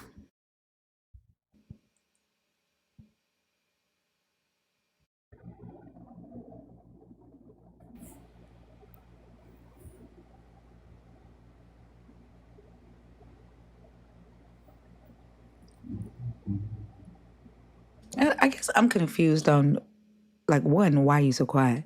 Two, what example is it that you think Jesus left for you? Like, he didn't have this nuclear family that you all believe in. Jesus didn't have a wife. He didn't have any children. He didn't have a house with a picket fence, a 9 to 5. He didn't go to church on Sundays. Like, what example is it that you are saying Jesus left for you on how to be a good Christian? The treatment of people.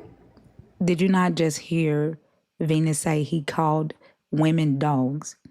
He denied, like, he made her beg for his help. He made her admit that she was inferior, that she, in fact, deserved crumbs. Is that how you treat people as a Christian? Well, damn. Yep. That's how Christians treat other people. My bad. I mean, the church just went viral for, like, making a single mother beg for milk for a newborn. I don't think that. I don't think that is. I don't think that's right, and I don't think that's the example he was giving. I mean, he did tell Paul he told Paul to tell Timothy that widows only deserved help if they were real widows, and they are only real widows if they are 60 or older, if they have a good reputation in the church, they've paid back their parents money for taking care of them when they were kids, and they can no longer have children. And that the church should only help those type of widows. If they are less than 60 and they still have their sensual desires, then do not burden the church, make their family take care of them. That's what he told Paul to tell Timothy in 1 Timothy 5.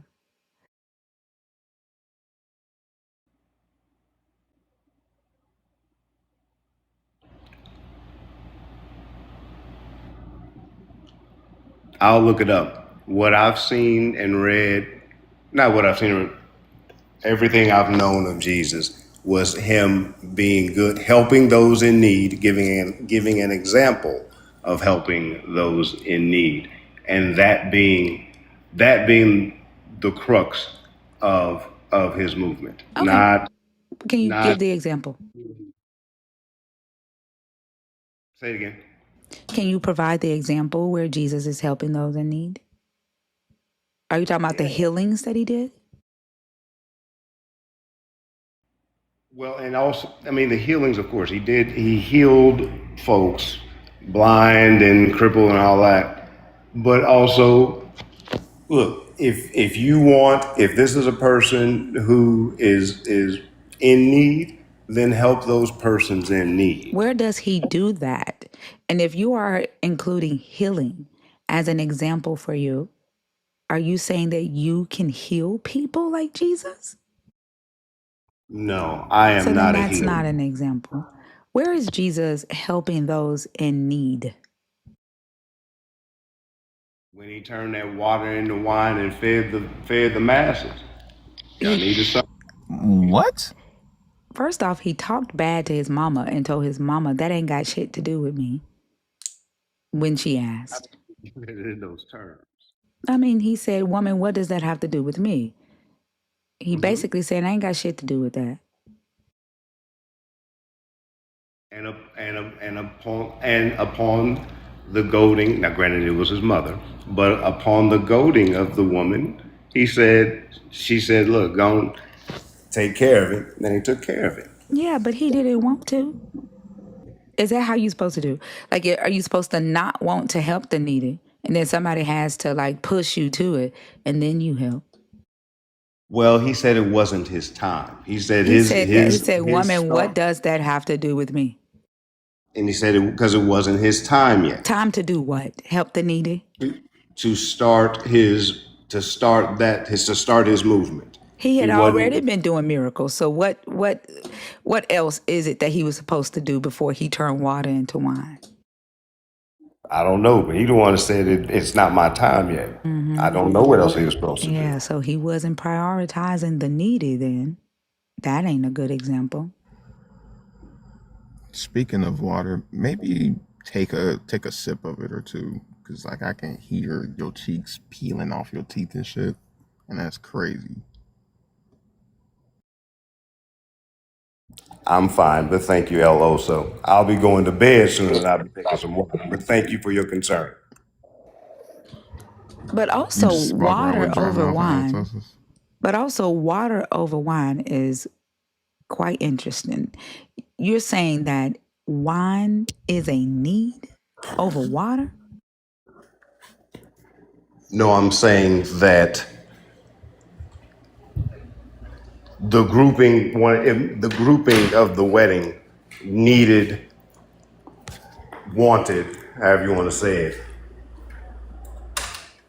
that substance for the celebration. Right, that's a want. And so he provided that. Well, unwillingly. But that's a want, that's not a need. I'm still asking, where is he providing needs as an example for you? I needed a savior. We needed a savior. So And he are you a provided that. savior? Are you a savior? Ma'am, of course not. You know as So much. again, where does he provide the example of him providing people who are in need with the things that they need for you to follow? He provided us. He was the sacrifice. He was the Where need is the that we had. example you are supposed It's to be throughout. following regarding helping those in need? If I can help you, then I will. He Where is gave the his example. example of him doing that? He was the savior. He provided the need. So the answer We is there needed is salvation. not one. There is no Ma'am, example.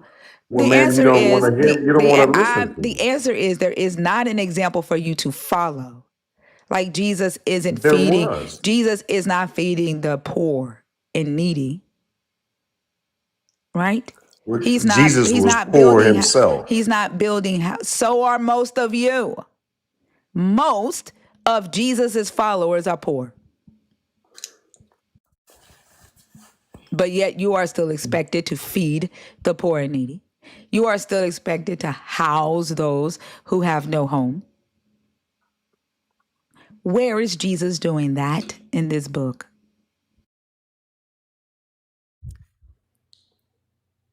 Jesus gave the example. He was the salvation. He was the savior. And what in that example, he's saying, look, if I can give the ultimate sacrifice, give myself, then you as believers need to give yourself to others as you can.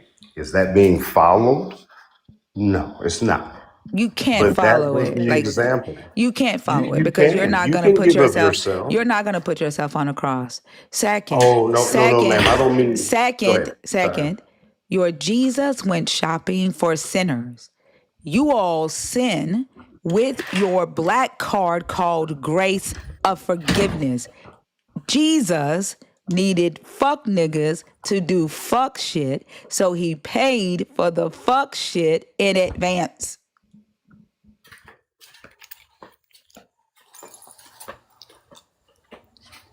Jesus knew he had a sin was created, and he had a bunch of sinners, all included, none outside of that. And so he gave that ultimate sacrifice so that we could have salvation. And in that example, giving of yourself. No, you're not going to crawl up on a cross, but If you have a need, I'm expected to help you and trust that Christ is going to help me in helping you and bless me in that way. Except he did not provide an example of that. Jesus He prioritized was the himself. ultimate I'm example sorry, of I'm that. talking right now. Go ahead, please. My apologies. Go ahead. Jesus prioritized himself. He said that he knew that the poor and needy would be with y'all always. An all-powerful God didn't give a fuck about eliminating the poor and needy, providing for everybody on earth. Jesus got himself on that cross because he knew that there would be people like you who do fuck shit that would accept his gift of grace so that you can do your fuck shit and swipe your grace card. He is the salvation for sinners, which is why he said he does not come for those who are already righteous. He comes for the sinners. He went sin shopping. He paid for people who would do fuck shit so that they could just do fuck shit for him. This is why it is Jesus who went throughout the whole entire world conquering, pillaging, killing, robbing, and destroying. And he had people who said, I'll be your huckleberry, Jesus. I'll go out and do it. I'll stand on the front lines. Because that's what he needed. Then he missed horribly because all Christians aren't out doing that. I'm not out here trying to do the things that you've said, and I don't know many Christians that are. So if that was his aim, then he missed. I think his aim, though, was to give a way back to salvation, a way back to him. Do you know how companies work? Well, Do you?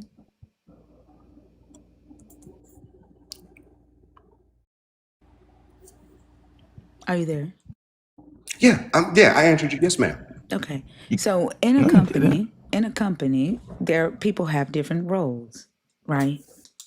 You have the people who make the product, the people who design the product, who sell the product, who market the product, and who retain the product, right?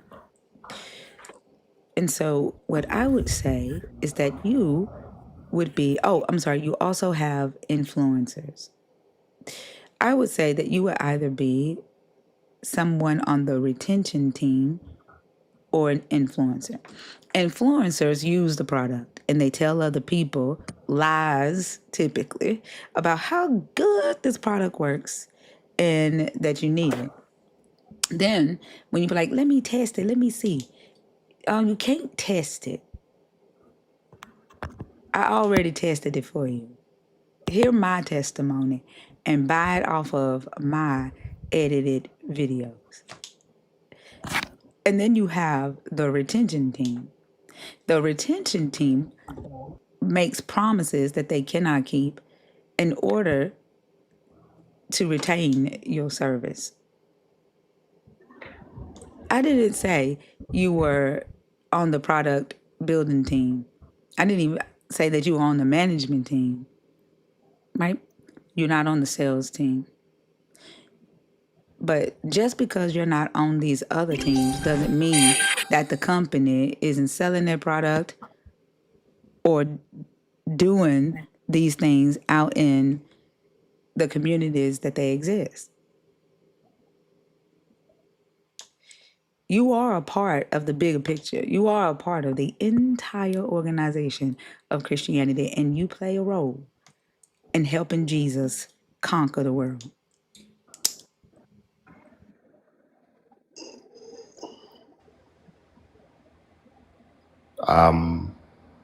Okay. I accept that. I accept that.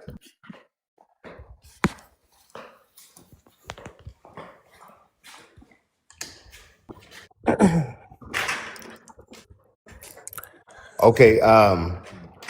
Good people, thank you for your time and your evening. but That's it's pushing okay. up on that hour. Don't worry. So I'm gonna have to go.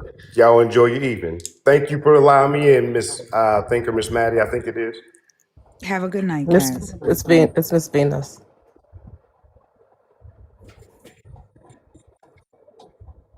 Oh, damn. Also, I swear I don't like you because after I you don't said either. that, That I picture just is fucking stopped hearing it. terrifying. I After he was said heated the whole something, time. Y'all didn't hear that? no, not until you brought it up, and then I couldn't Right. stop hearing it. Exactly. I didn't hear it Damn. until Oso brought it Oh, up.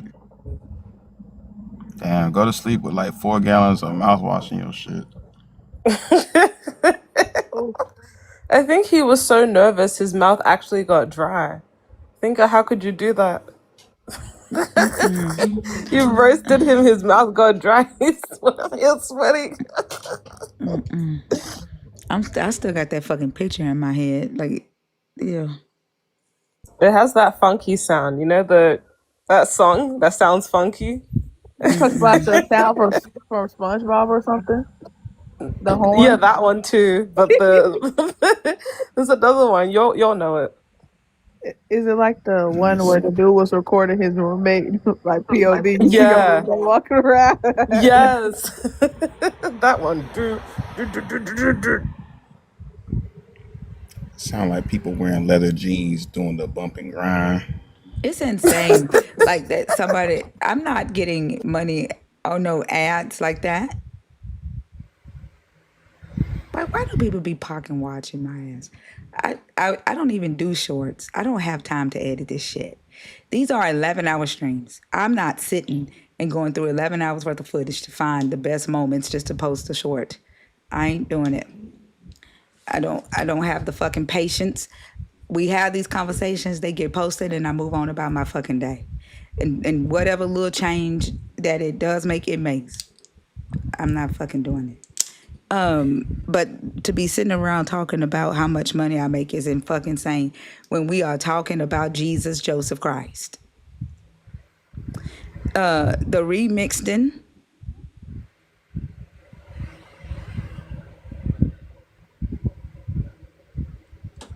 That's The the remix thing. remix Dean. Yeah, Are you there? yeah, Oh, so stop playing with me. okay. I'm gonna Why kick he his answer ass off like stage. He about worse than Maddie. wait, that's Maddie and Oso drive me crazy. that's not This is my also. silent protest for what you did to her sign. 2 peas in a pod. The remix, Dean. I can see you trying to talk every time I say your name, but I can't hear you. Go on mute and come off mute and see if that fixes your microphone. I think that's literally his fan oscillating in the direction of the phone. I don't even Yeah, I was think he just about to knows. say, I can hear it. You know, Oh, okay. must be an accident. Bye bye now. You guys got your fans on? I've got a heater toasting my feet. I'm cold as a bitch. Y'all, can y'all please tap? Because we done been live since 11 o'clock and we're not even at 300K. Y'all lucky I'm not a mod because the comments would have been off. Tap the fucking screen if you're enjoying the show. That's pitiful. And send your heart me's I and send don't popular allow the arrows. comments to be turned off in here. But Danny and I I know. talked 2 days ago. I did say that she can turn on sub only chat if she needs to get the likes up. But I don't condone turning off the comments in here. I don't like that. I know you don't, Thinker. That's why I'm not a mod. Amen. Stop bullying the That's chat, not why Maddie. you're not a mod. Because even if you were a mod, I still would not like the comments turned off. I don't condone that in here. I don't like that. So I'm not a mod because you hate me or something? You're just not a mod. I have 30 mods. There ain't no room, Maddie. And there's Oh, okay, yeah. goodness right. gracious, Maddie. You are a host. You got to be a Hello. mod. You really did You got to skip be a a line. mod and a host. Halo. Halo, hi. How are you? Goodness gracious. Understand. Like I'm telling y'all, everything got to be about Maddie. Halo. Everything got to be about Maddie. Halo. Alo, Fuck, I accidentally followed on for you, man. Arlo, I think they You know sleep. what's crazy? What is it about Thinker that attracts our kind of personalities, Maddie? Because she say it's all of us, but like It is. she be bringing us to her. No, We I didn't. gravitate toward her. There must be Okay, a shall reason we for that. talk about how Oso became a host? Shall we talk about how many times Oso almost got kicked out the Discord? Can we talk about that? Oh, Skip forward to how Hold I became on. a host. Let's That's talk. actually a much funnier Let's story. talk about how Oso. The reason why Lil Alright. Oso is named Lil Oso ain't because Oso taught Oso anything. It's because they are the same. They can't. Cap. Yes, they are the same. Cap. I never lied. Yeah. Big Theo. Oso used to hop up on stage and pretend to be different people. Oso kind of pushed himself into the host position. Oso is Well, Maddie, and Maddie is Oso, and they both look Oso. I don't pretend to be Moso. different people. that's Moso. crazy. Nah, I didn't. Whoa, first of all, it was during a time period where motherfuckers was not on stage with you at 2 a.m. and you was like, man, I really gotta go do these things early in the morning. And I was like, you know what? That's not Big true Bear because got you. Dudette and Lala That is stayed on true. stage. Dudette and Lala stayed on stage with me. No, Yes, no, they did. Lala specifically was out for like a week or two. No, She was. I Not when promise you. your I ass promise was you. I doing what you remember were it. doing. No, they weren't. I'm talking about when I became a host. I'm not talking about when That's you became a different. host. I'm talking about when you was doing what you were doing to become a host. Oh, You was well, forcing you your way know. on stage. And then we'd be like, oh, so go back to the chat. Then he go get another account and come back up and pretend to be somebody else. Also, the reason Theo's name is Lil Oso is because exactly what Theo is doing, Oso used to do. But the thing is different though, because I was like, I had a swag to me, you know what I'm saying? And also, like, I embodied the different characters. You know what I'm Y'all talking see about? why Oso don't like me to call Theo look? Because it's a mirror. And he don't want to 'Cause see it's the not reflection. true. He I'm swag, hates dog. seeing the reflection. He don't want to remember those days.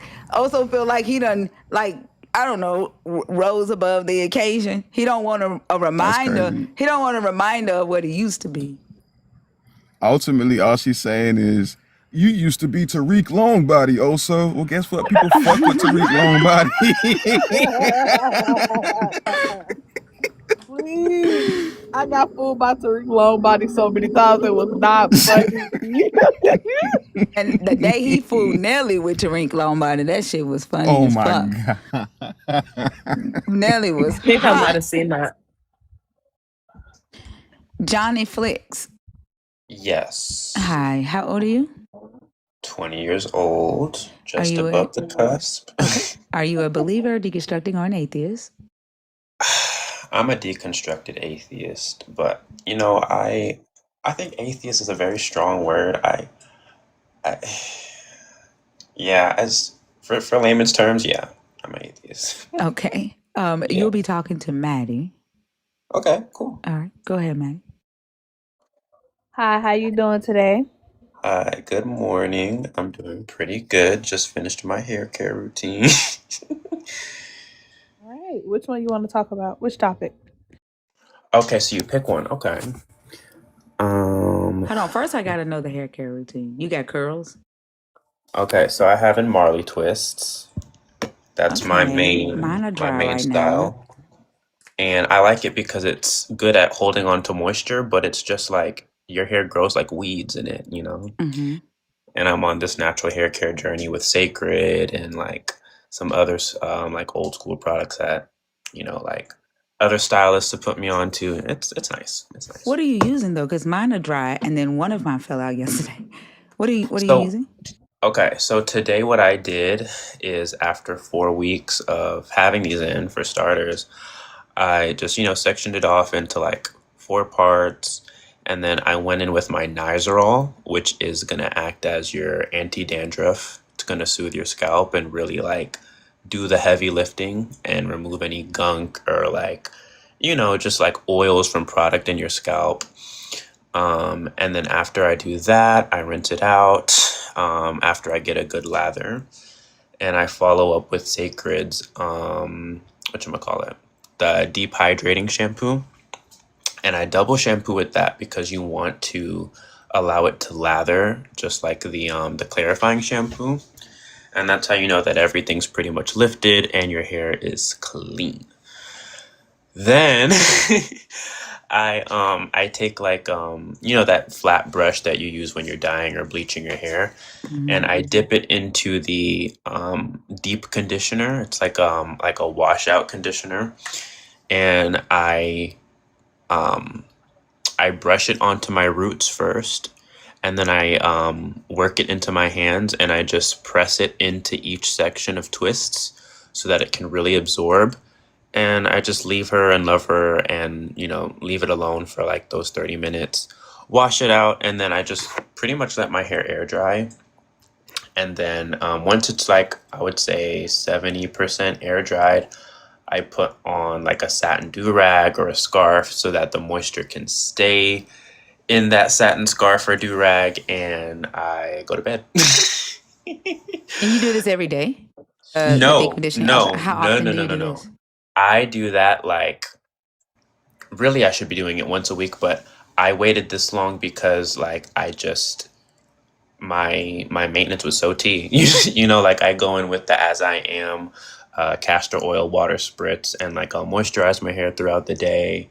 If I'm feeling like it could be a little more moisturized throughout the day, like I'll go in with like, I don't know, a hydrating oil, because you want to pair oil with water because oil is ultimately going to seal.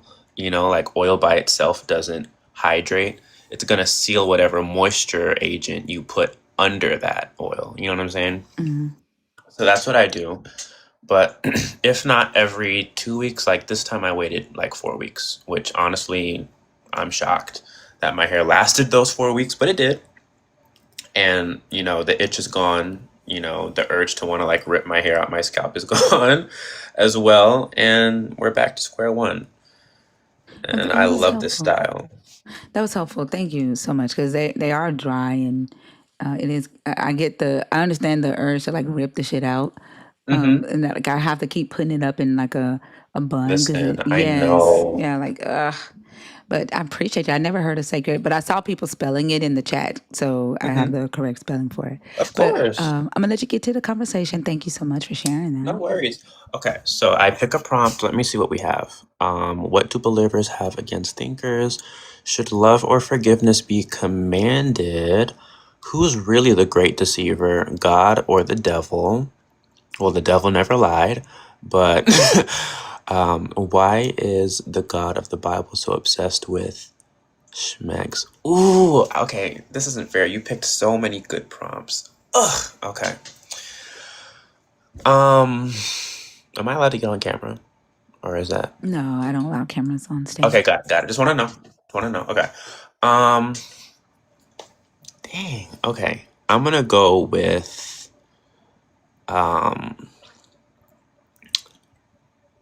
what do believers have against thinkers? I think that's pretty palatable for tonight. Because I mean, I couldn't choose. Honestly, they're all so good. When it comes to thinkers, I think what most believers have against them is the fact that they took the courageous step to, number one, ask the important questions: is what am I in this for? Who am I serving? And if not myself, am I at the benefit, or am I at the receiving end that is benefiting me and people around me? Cool. Thinkers are people who are often ostracized from their friend groups and their family members, and are willing to acquire the truth at any cost, right? And I think believers have an issue with this because a lot of these people built their entire lives around a faith that requires them to look outside of themselves, right? To seek power outside of mechanisms that aren't inherently like self-serving, right? Because like I grew up in a predominantly Pentecostal culture, right? As a Jamaican American, that was pretty much the only church culture that I knew of.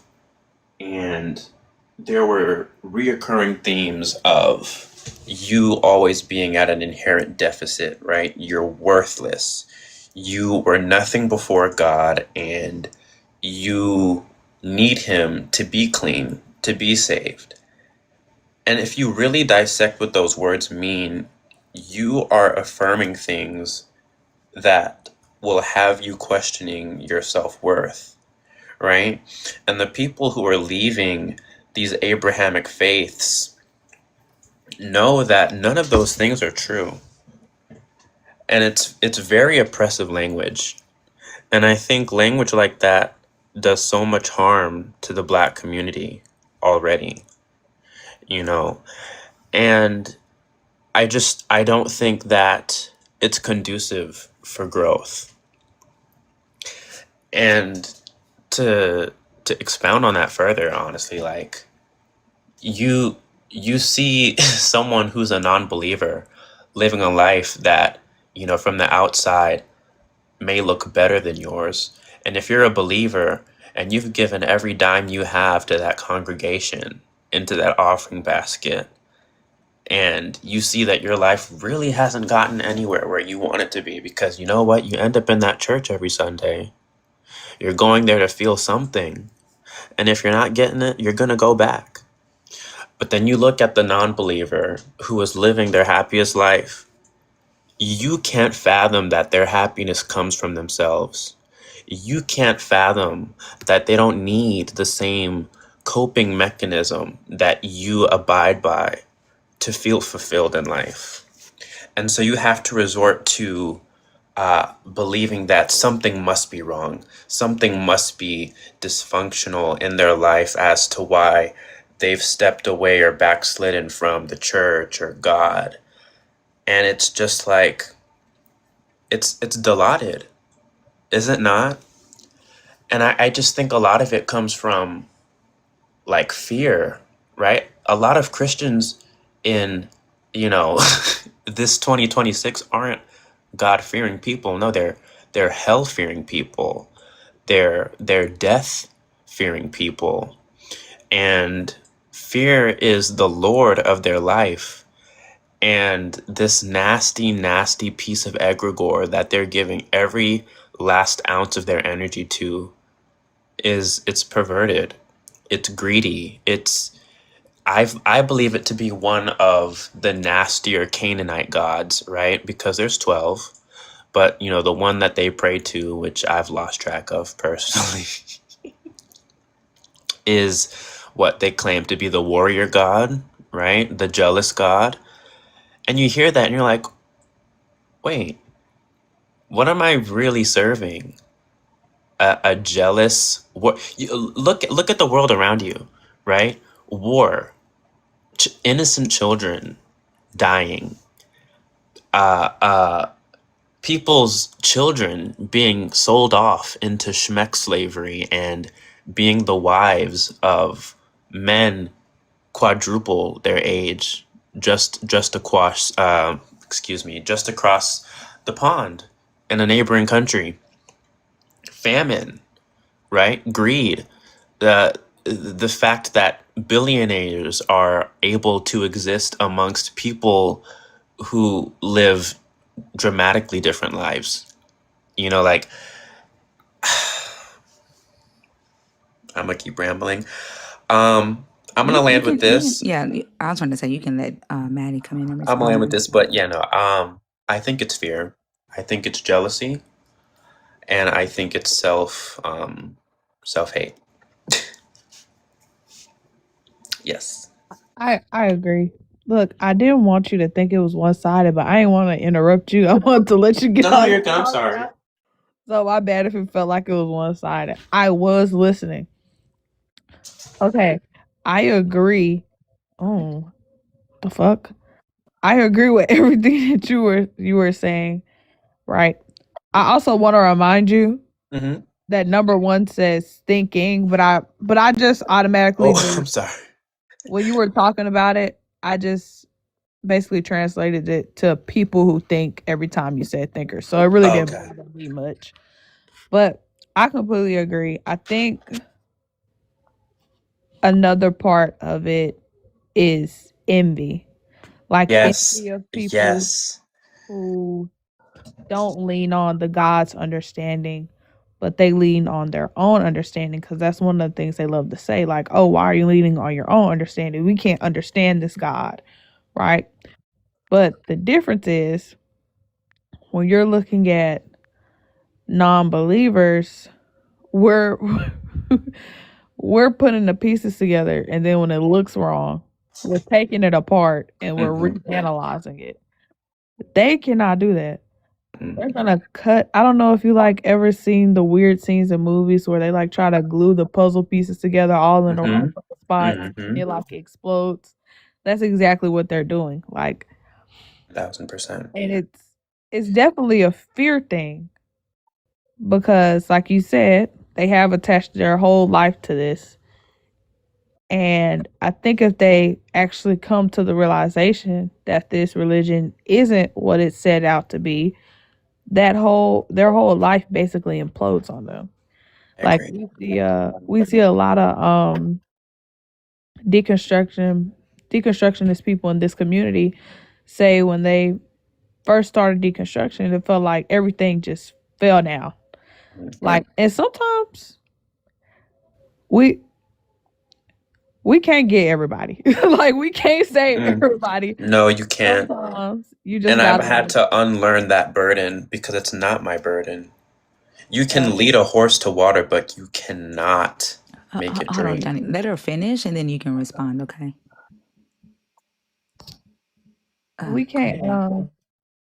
we can't save all of them. Like some of these people, they probably gonna be born into this faith and die in this faith because they're not ready, right?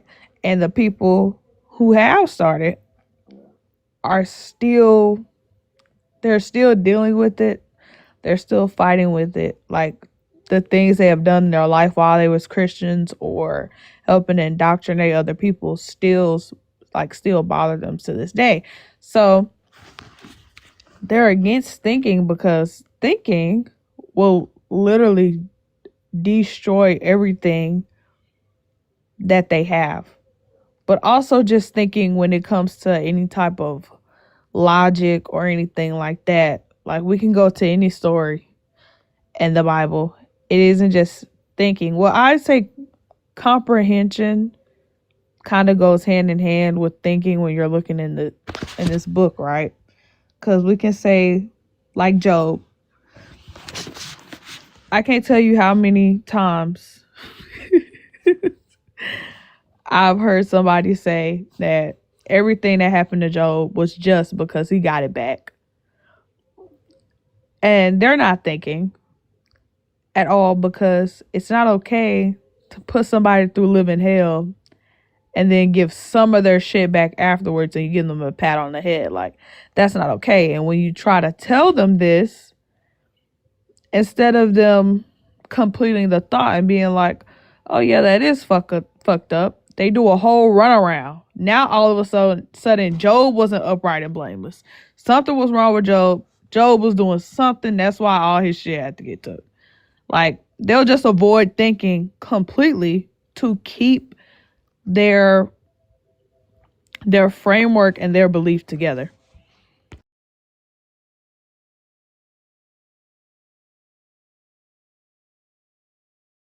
Johnny, you can respond now.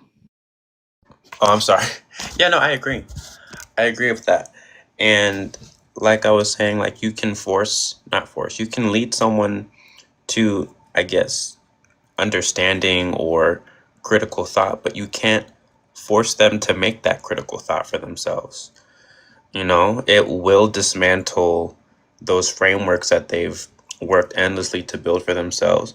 And I was going to say earlier, like, for some people, and not, I don't want to yuck anyone's yum when I say this, I hope some people stay Christian.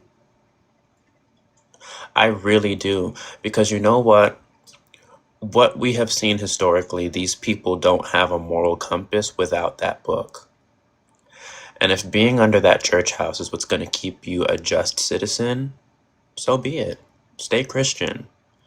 But don't get it confused that people who have deconstructed, who are not Christian, don't have the moral grounds to govern themselves as decent human beings, right? Because some people will be like, oh well, without the laws and this scripture, how are you a moral person? You're immoral. You're innately unjust. I don't think that's true. But that's because people were taught that they need to look outwardly and not inwardly. And I think it's even when you talk about like if this book is what's keeping you together and keeping you from not acting a damn fool, it isn't even the morals of this book, because the morals of this book aren't good morals at all. It's the morals that we have developed as a society and has gotten put in our church. That's what those quote unquote good morals are that they're following. Because the morals in this book, they don't even fucking know them. Like, they don't even know the morals in this book at all. It's society developing and then making excuses for the things that were in this book and being like, oh no, that was of this time. We're in here now. So now they're changing these morals. So it's not even the book's morals. It's our morals that have kind of switched and changed what this book says to fit in now with our new morals, because there's always an excuse now, like, oh, he was just regulating it. Oh, that was back then, that was that time, that, like, that's what they've done. So it's our morals that's keeping them together. They don't fucking know that though. And I don't try to get, the reason why I say we can't save everybody is because not all Christians are bad. Okay, some people actually are good-hearted people. They're just attached to the wrong religion. They're not going to let it go. And some people also have used this book to get out of bad places. I'll say that. Like we see them lean on and say, "Oh, God pulled me out of drinking." But it's really not God. It's like the belief of a God and them actually stopping, like going through the fight, like going through the hardships of trying to get away from being an alcoholic and shit like that. Like some people do need this God because they're not strong enough themselves, and that's fine when it's your life. The problem becomes when they try to push it on us and try to stop our critical thinking and basically indoctrinate us into it, just because the motivation of this God might have helped them along the way. Now they want to stop critical thinking altogether, and hey, you shouldn't be questioning him because he'll help you through anything.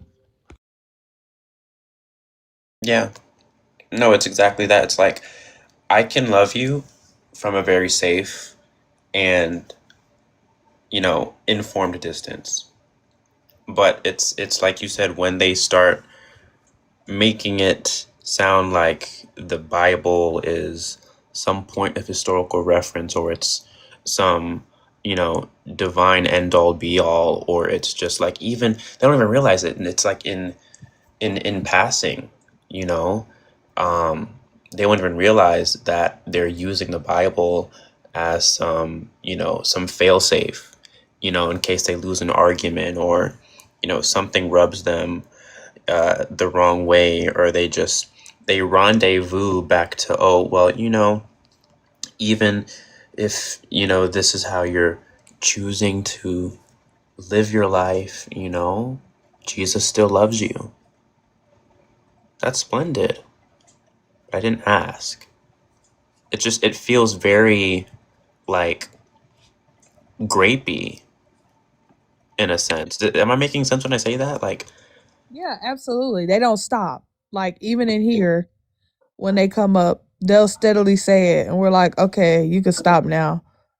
Why? He does love you. He wants to save you. He wants you to come to heaven and take you to heaven.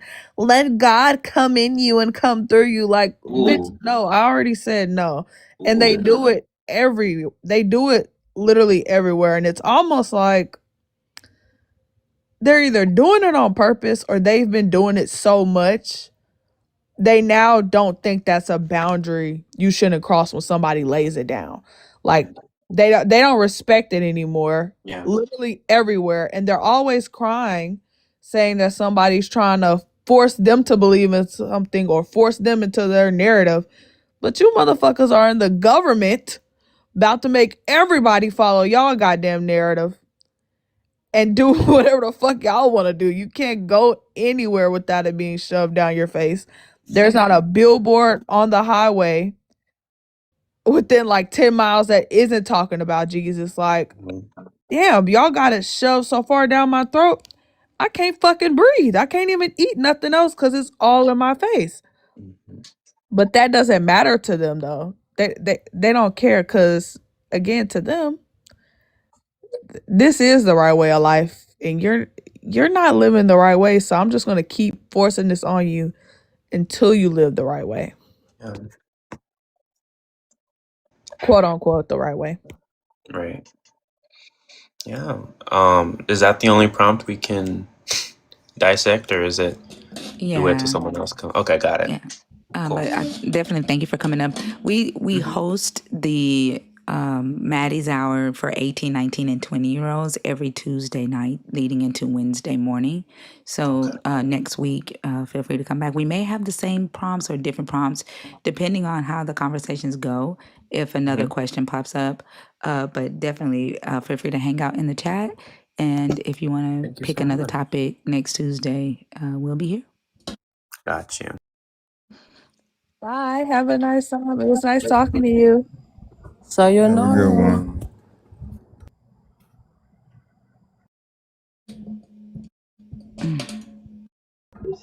Vilho? Oh my god. What? What? You said Vilho. Ain't that his name? That's I his would say name. Villo. I reckon Villo. It says Vilho. That's because you Australian. It's Vilho. Okay, it's a Vilho. Alright. Like, why would you say Villo and it Yeah. ends in HO? She can't even Because say okay, banana correctly. What are we okay. expecting? You can't say pudding properly. Pudding.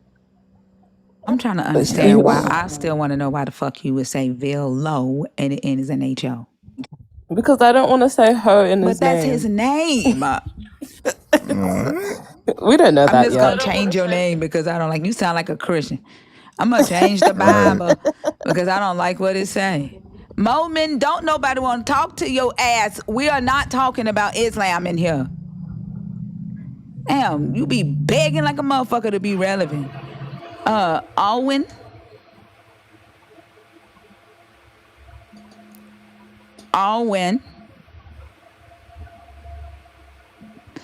Go ride the donkey to heaven and tell Jesus y'all still praying too many times a fucking day, because 5 fucking times in one day is too fucking much.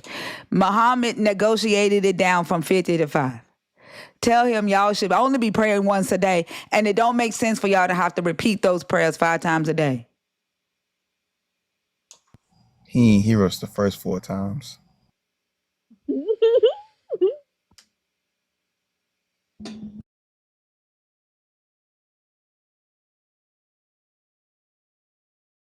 Never too late. They're not loaded in yet. Oh, Buddy profile picture is a video. That's kind of sick. Yeah, you know you can do that, right?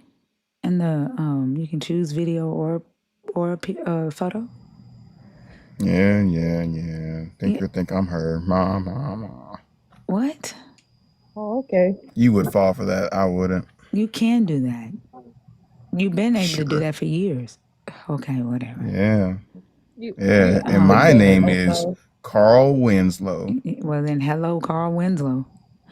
All right, y'all. I done got to the wait list and I ain't going through all this shit. If you are a believer in the God of the Bible, if you are someone deconstructing your belief or an atheist, the guest box is open. Once I get to the wait list shit, I ain't dealing with it. Don't turn your camera on the stage where you see everybody's camera off. That will get you dropped. If you don't have a username, I'm not bringing you up. I see a bunch of friend lists in the guest requests, but I don't see any nerd emojis, so I'm going to take y'all out because y'all been in there for a while. If you are a believer in the God of the Bible, if you're deconstructing your belief or an atheist, the guest box is open 18 plus. Woo, don't get bored. Them taps is still a little bit too low. Can y'all please tap a little faster? Or can more of y'all tap, please? I mean, this is ridiculous. By the end of Thinkers Live, it should be at 1 million. It'd be too many of y'all up in here for it to be quiet and y'all not tapping. At least tap or request. Do one of them. Shit. Okay. I We gonna mean, go. damn. Hold on. Oh, okay. Yeah, like, I mean, it ain't that big of a deal. Oh, okay. Yeah, people, motherfuckers is asleep. It's 4 o'clock in the morning. If anything, send your heart me's. I ain't that big on taps, y'all. Like, I don't give a fuck about the taps like that. Fuck down. They need to go I No, on fuck don't. YouTube and that. watch it on YouTube. Hold on, no. Listen, I don't give a damn. Like, tap the live, cool. But it ain't that big of a deal. Send the heart me's and comment. That's what we need, because that's what's going to move us up the ranks. If you're going to talk shit about the heart me's in the comments. That's what we need. That's why I don't give a fuck about no comments going off for likes. I thank y'all for the million. Cool. But that ain't it. It's the comments and the heart me's. Word. That's gonna get Well, us up send your the heart ranks. means and comment, or Maddie gonna headbutt y'all. And you know that shit finna hurt. No, I'm not good, but nobody. Fuck this. Venus will say it next time. Let's go over the topics real quick. Venus, are you still here? Of course, I'm still here. Yes, I'm Yeah, I know, here. banana. I don't sound like that in any way. No, I don't sound like that. I'm scared. I'm from Australia. Thank you, spiritual. That's a good ass question. I don't know. Is our heart meet cute? I could think of a couple reasons. Why? Nothing. No, tell me, Maddie. I don't know. Like, could somebody change his hairstyle? Like, what even? Why would like? Is that supposed to be dreads? Why would TikTok? Maybe they try to make it look like me. Thinker, this don't look like you. I don't think you know what your heart meat look like right now. I do. It has gray dreads. You don't have gray dreads. My dreads are gray, black, and ginger.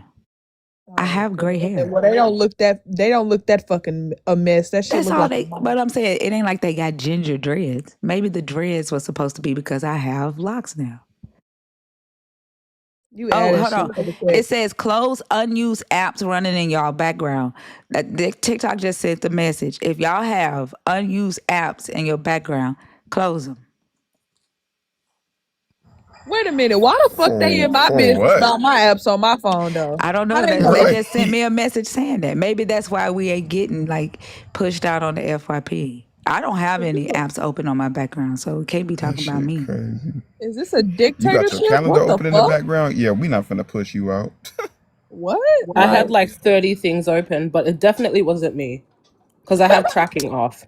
I think it's crazy that it's sending messages for me to say to y'all during the live. Like, that's insane.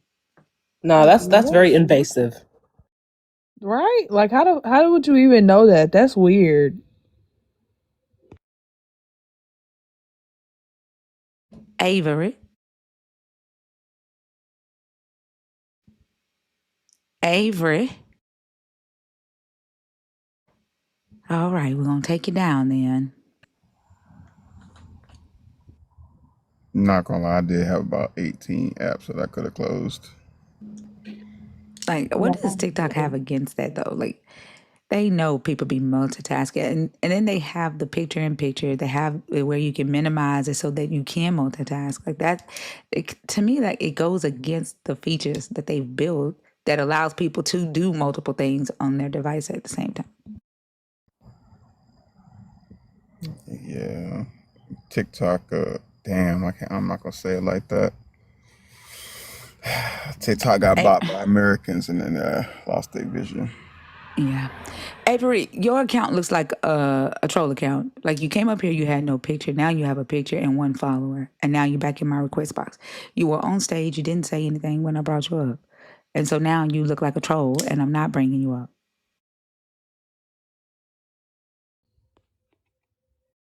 Guys, I don't understand why is it important to know what we believe in? Like, what does that add to these questions other than some bullshit?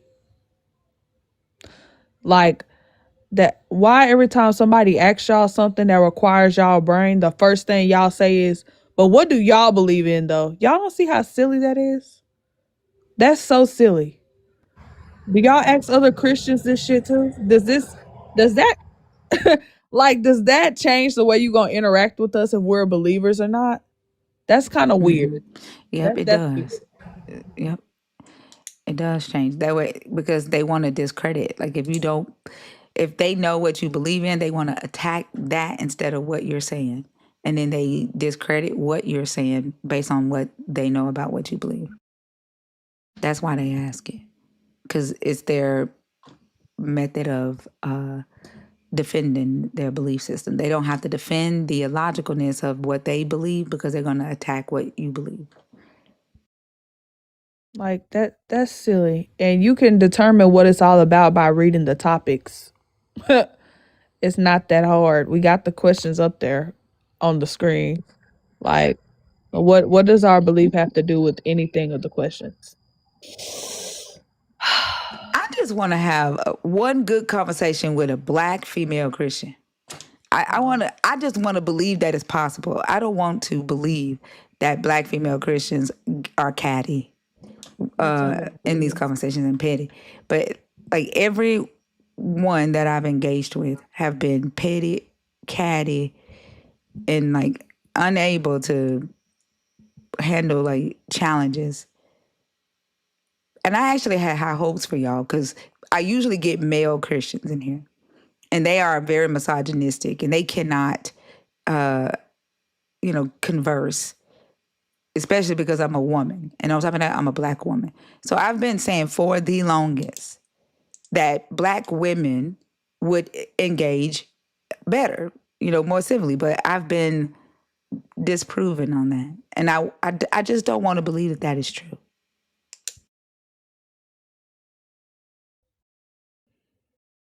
You summoning demons in here. That I don't know. I mean, they're in here, Mandy. Let's be real. There's 760. Some of them There's on almost stage. 800 people in here. They are in here.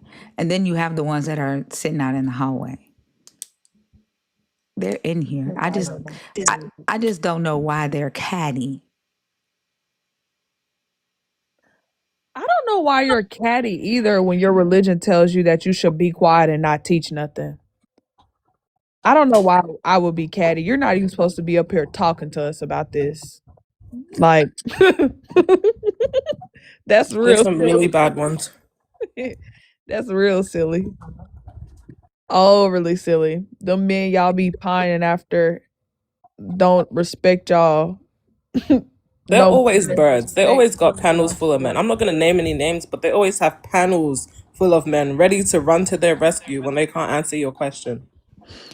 Denise? Dom. What also? Dom. Oh, he named dropped this guy. Oh. Yeah, like y'all be pining after them men that don't care about you no more than they care about dog shit on their shoe. They want y'all to shut up. They want us all to shut up. So I don't know why y'all be coming up here being mean to us like they don't equally hate y'all as much as they hate us. I hate to break it to you, but I mean you're still a woman.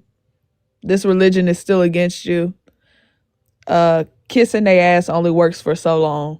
It only works for so long. And they always come up and like it's like they're like they believe that they have information that we've never considered or have not talked about, with the male Christians that we've talked to.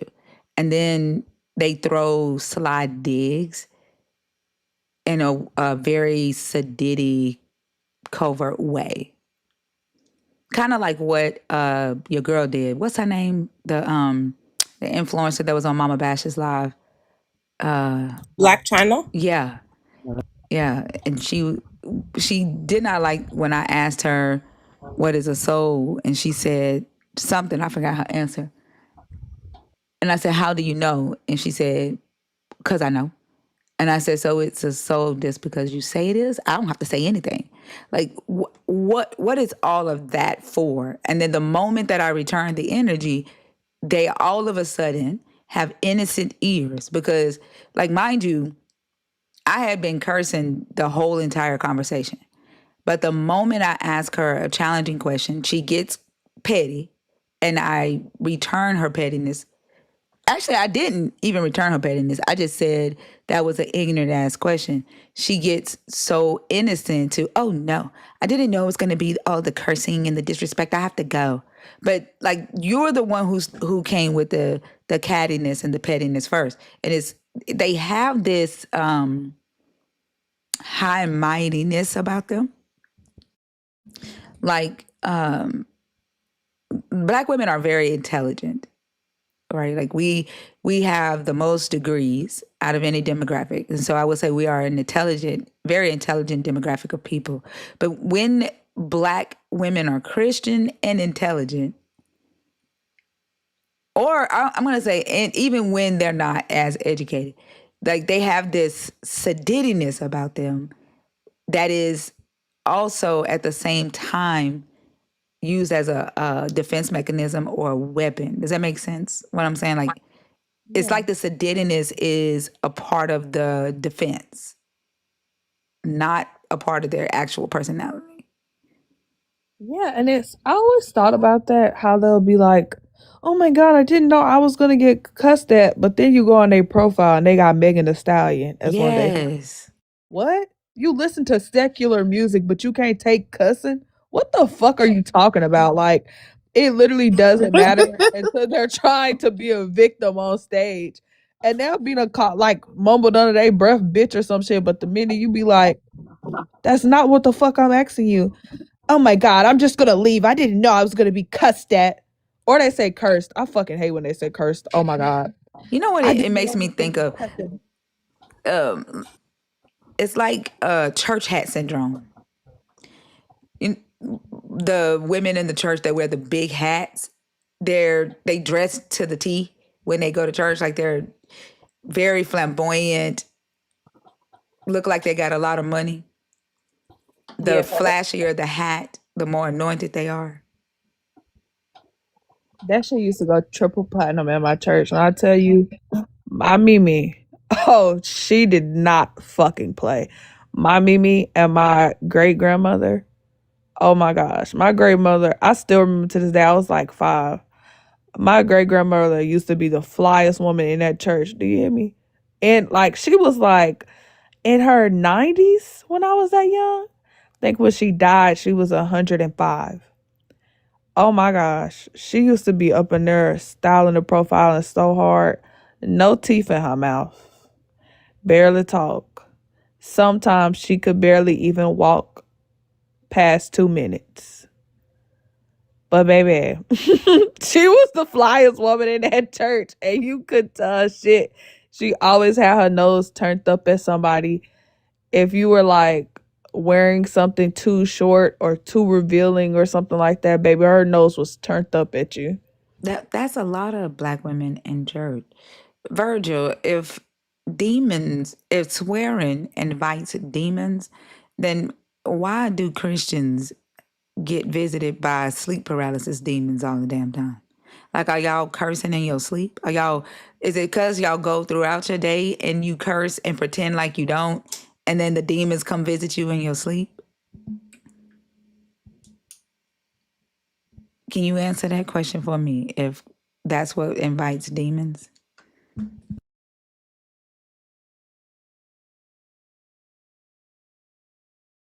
Like, sometimes I think y'all just say stuff without thinking. Not sometimes, all the time. I think y'all just be saying stuff because y'all just are on the defense. Like y'all just need to defend your belief and defend Christ. That y'all don't think before y'all type or before y'all speak. You speak with the intent to offend, not to understand. Fuck. Linda, why is a man your salvation? Like, why did you even bring up keeping a man? Like, why are men your salvation, Linda? That tells me that you have not found the value in yourself or the worth in yourself. Like, you should be your salvation, not a man, Linda. And the fact that you have to keep a man means that he keeps running away from your motherfucking ass. And that means that you are not worthy. That means that he doesn't think that you are worthy if you have to keep his ass.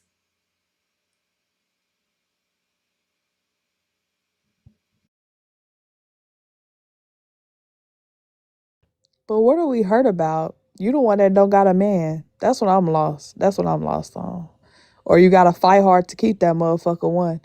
He But probably why? done, But why a man? Like, why a man? Like, fuck a man. right? Fuck Why that. Like, what? The men should not be the thing that women are valuing themselves on. Who gives a Tinker, damn if a Tinker, woman has a man or not? Like, fuck a man. Tinker. She said, I'm the wife. It don't matter what he does. Yeah, we know you little silly bird, bitch. As long as he know where home is, he always gonna come home. He knows where his home is. I was just about to say that man probably cheating on you left and right, and you be forgiving him because you know your God says you should forgive him. It don't hold that in your heart. Like, why does a man add to your value? They don't care about y'all.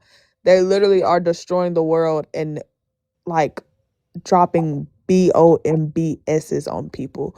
Why would a man would girl, you too old. You too old to be tying your value to a man. Y'all don't use caps even when you're using acronyms because then y'all gonna be mad because a mod is going to mute you.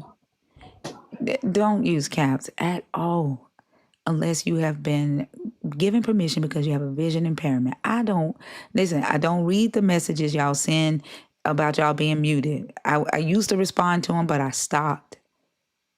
Caps will get you muted, okay? Don't do it. I was right, I sniped it. He made mistakes, but my God told me to forgive. It was before we got married. And you want to know something, Linda? The sad part is because you did not leave him when you had the chance and you done sat up there and you done married this man, you done let him know he can get away with that. You want to know why? Because God gonna come and whisper in your ear to forgive him. So he probably out there touching everything that look at him. And while you Start. sitting here,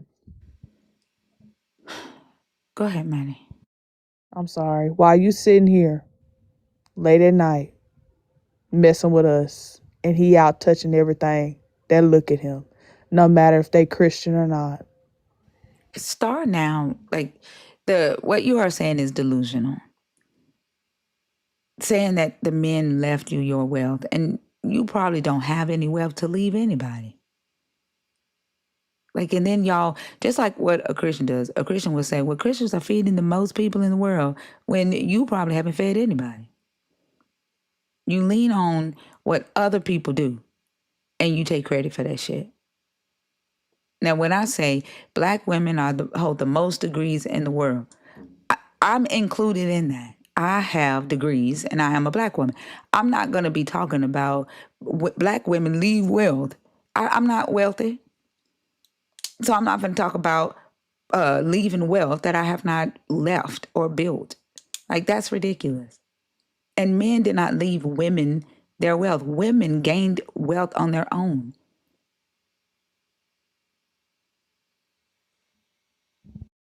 I mean, if y'all give us wealth, why is the USA in debt like it is? Where the money at? Why y'all be getting divorced because y'all broke and y'all can't support y'all families? Why can't y'all pay child support if the wealth comes from y'all? Where the money at? I don't see it. I really don't. I'm lost. Y'all done been y'all have been pillaging motherfuckers since the beginning of time and still don't got a penny to your name. Please. Hey, Drea. Orthodox, how old are you?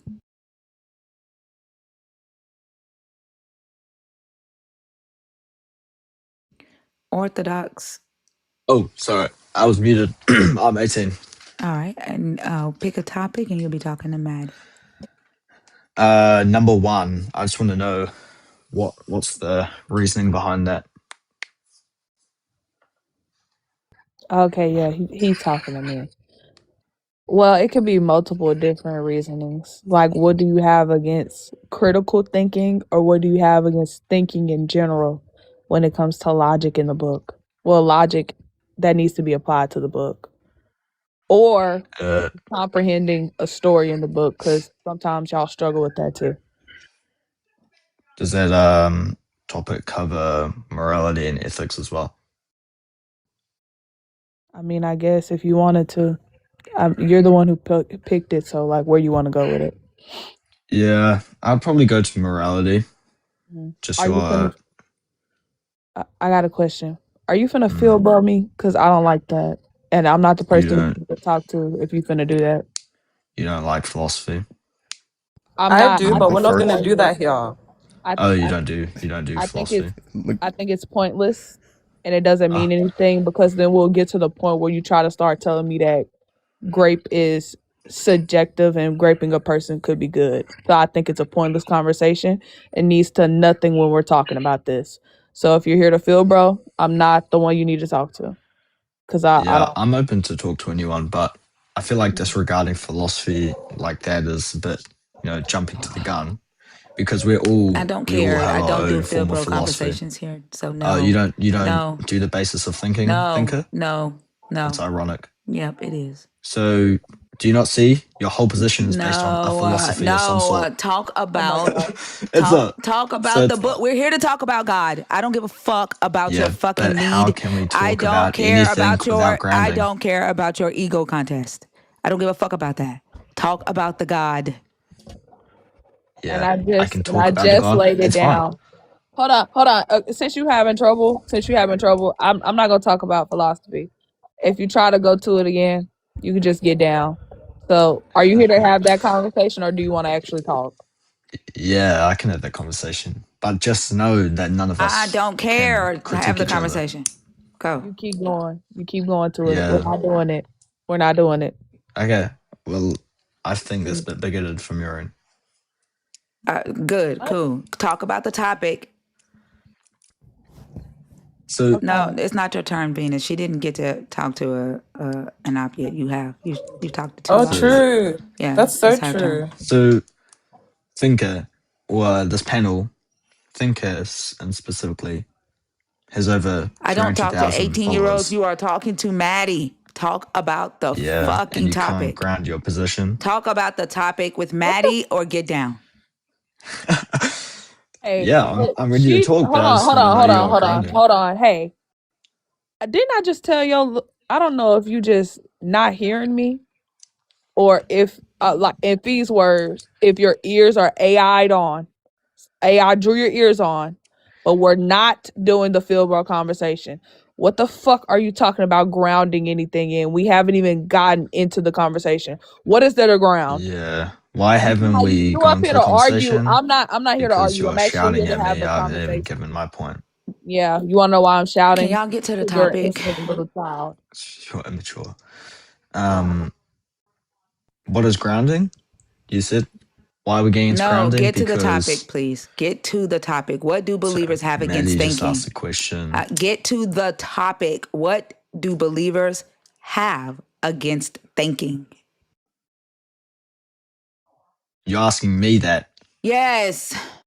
I'm attacking that claim. So I'm wondering Then what is your do it. position Talk on it? about the What's your position topic. on it? How can I talk about it if I don't know Maddie, your tell him position? your position on what believers have against thinking. I should not have to police you on this conversation. Okay. My position is that y'all avoid it completely, right? Y'all don't like it because it destroys your worldview.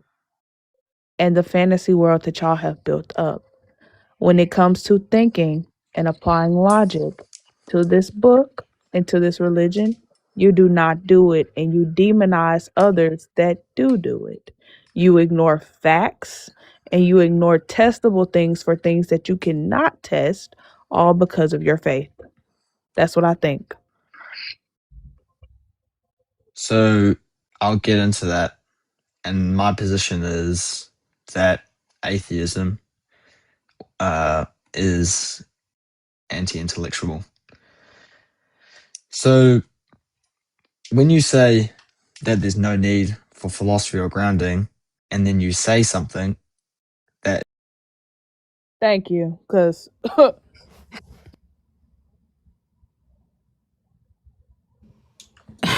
I don't give a flying fuck about your syllogisms. I don't. If you want to do pointless ass syllogisms, there are plenty of people on here that does philosophy.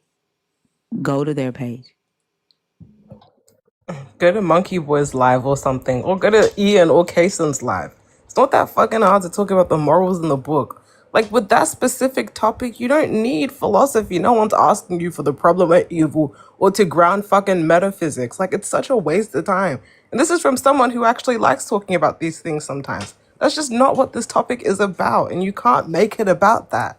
Just stop. Oh my god, that's so cringy. So actually you need grounding of the philosophy of the metaphysics of the atheism being anti-intellectual. And then, like, I don't know That's who the depressing. fuck taught them that atheists can't ground their morals. Like, what the fuck? Like, it's just dumb. It's pointless and dumb as fuck. it's And almost mind like you, it's almost like humans didn't have a morale before this book or something. Like that's dead ass what they think. Before this book, nobody had morality. Like that's, oh my gosh, somebody had said that you couldn't get married without Christianity. What? Like that, you don't fucking think. You don't think you can literally look up different type of unions that exist like marriage. What are you talking about? I think the reason that they've gone to these philosophical arguments is because they know, one, they don't want to read the book. It's a shortcut, right? They can argue the necessity of a God, right? They can argue whether it is ethical or not to rape. They can argue what is the meaning of evil. It is subjective, or evil doesn't really exist, or you can't prove that you exist. They can argue that stupid shit without having to read the book where their God claim lies. And it's a shortcut. And then the second reason that they've gone to philosophy is because they know that their book is filled with historical inaccuracies, mythologies, and contradictions. And it's so silly because you cannot have a genuine conversation because you're looking to win. Like they'll dead ass say some shit like, well, yeah, I'll sell my daughter off into sex slavery. What? No, the fuck you wouldn't. Like they will say anything to just win the conversation. And I'm not here to debate you and your stupid ass fucking ego. I literally don't give a fuck. they want to talk about grounding, but they ground their morality in a fucking West Asian mythological Canaanite triune god who fucking floods the earth and regrets it and fucking stuffs animals on a boat and cleans their shit. Like, we can't talk about morality if that's what you And then, like, he didn't even address the topic. It's like, oh, what do believers have against thinking? My position is atheism is anti-intellectualism. So basically, all he said was, I know you are, but what am I? Like, that's all, that was his whole answer. I know you are, but what am I? Like, y'all are boring as fuck. But Venus, don't forget, they Messiah was off with the little boy teaching him to go to heaven. Oh my Taking him god, to heaven. And then I just want to also say to the black women Christians who were in the comments saying, let him speak, and then who were talking while he was on stage, you can come up here. Like, you are who I would rather talk to. Like, why are you typing in the chat because there was a man on stage, an 18-year-old one at that? They're just fucking birds, bro. Actually, birds. When you were talking about black women being smart, they weren't like, yeah, power to us. Now there's a man up here, and they're like, oh my. They suck. Like they've retreated. They're not commenting anymore. It's because they waiting to get picked and, I don't know, maybe get married into a loveless marriage where they like what you call it and her husband out cheating on her while she's sitting up in here talking about us and telling us we got to go get a holy man. The Sure, God you're fearing. observing and laughing. That's why you're here, Linda. That's why you're in the chat. That's why you're not coming on stage. We believe Imagine. you. We believe you about as much as we believe your God.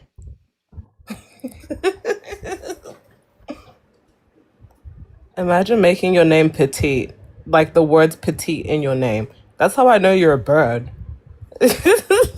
Petite and pretty. I'm petite. I'm so petite. So petite. Oh my god.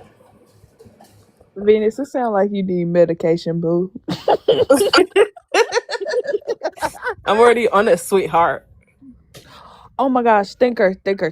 Can one of the topics be about when the psychologists they diagnosed like everyone in the Bible? I've I already don't know done how that to before. And really. yeah, and TikTok doesn't like people talking about mental illness. Like they suppress the live if I make the topic about mental illness. It's in their guidelines. Oh, damn it! That's a really good one though. Like I would love to talk about No that. one has claimed anything about a fucking debate. I don't debate y'all dumbasses. This is discussions. Like y'all still have not answered this question for me. What do you win?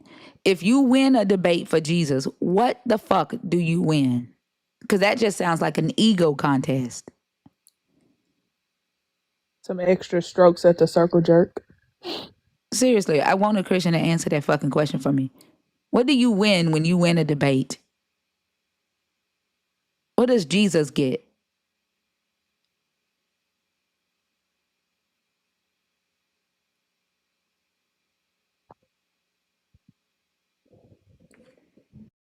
Mm. Well, guys, I'm gonna keep the what? I'm just gonna stop looking down there. I was gonna say something, but I was just like, it ain't like I'm pretty It's sure not that worth was a it. typo. She didn't mean to say that. Like That was a that's why typo. I She just was looked away. laughing so hard at us, Maddie. Like she was laughing and observing at the same damn time that she just accidentally wrote that shit. No, like what Or is she Maddie, she doing? wanted us to laugh. Girl, it works. She got me tickled over here just a little bit. Cause what?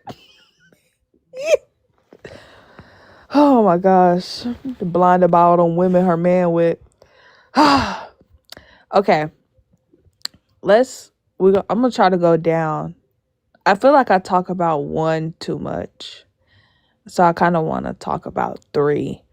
Can somebody come up here, a Christian, please, and tell me how your God is not a deceiver, even though he says he will send lying spirits into prophets? I really want to know, how is he not a deceiver? Quill Braun, Hey, God bless you. how old are you? I'm 23. Are you well, I'm German, sorry. yes, German. I did not ask you that. What? I didn't ask if you were German. Okay. What topic did you come up to talk about? I think you are thinkers. There are 4 topics on the board. Which one did you come Okay. to discuss? Okay. I can all do this, but we can take the first. You want to talk about the first You know how to topic? fucking read? Mm-hmm. Okay. Why? Thing. What do believers have against thinking? Okay. Why I have against thinking? That you claim. or not? That's your claim. Bro, what? Are you A good? claim, a claim, a claim. Oh, my English is too bad for this, I think, then. Okay, then I'm What was the sorry. point of My asking English. that question? She came up with a topic. Yes, there's 1, 2, 3, like this, or not? Okay, my English is too bad for this. I'm sorry. Okay, God bless you. Yeah, your Goodbye. God's not real. Yes, but why? Then you can talk with me. Can you please, if you're gonna talk about the topic, talk about the topic. Okay, yes. The first one. Okay, we take this. Okay? You talk with me or not? Yes, Maddie She will. just No, Maddie won't. What? Like, hey, y'all, What is seriously. that? Hey, hello. What is that, man? Dude. I'm sorry. Wait, what is that? Are you going to address the topic? If not, I'm gonna move on. The first topic. Okay, then Okay. talk about it. Okay. When we're not thinking about the Bible, all people who believe in the Bible think the world is not flat, it's not round, it's like this. Then we Christians believe in thinking about at the whole thing. That was my claim to you. Why you say to me that believers don't thinking? That was my claim to you against. Is my English too bad to this explaining? Are you saying that people who don't believe in the Bible thought the earth was flat? And that Christians came and No. told them that the earth was not? Is that what you're No, saying? no, no, Well, no. no, I don't understand your point then. Can you state it again? No. Okay, I'm sorry. My English is too bad, I think. All right. Have a good day. Okay, God All bless right. you. Goodbye. Goodbye. Ciao, ciao. your God's not real. Oh, so stop reeling him in. Because he did that the first time he was about to leave. Thinker, I'm sorry. Me, Venus, and Oso, it's just a bad group. I'm We was just a sorry. goofy goober. Man. I'm sorry, Thinker. I'm sorry. Then he started laughing and shit. Like, what are you laughing at? But you're the joker's laughing. HT.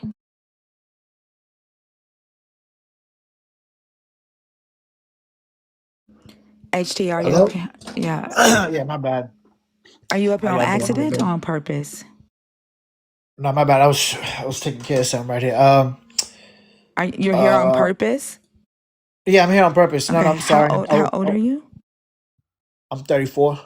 Are you a believer in the God of the Bible, deconstructing, or an atheist?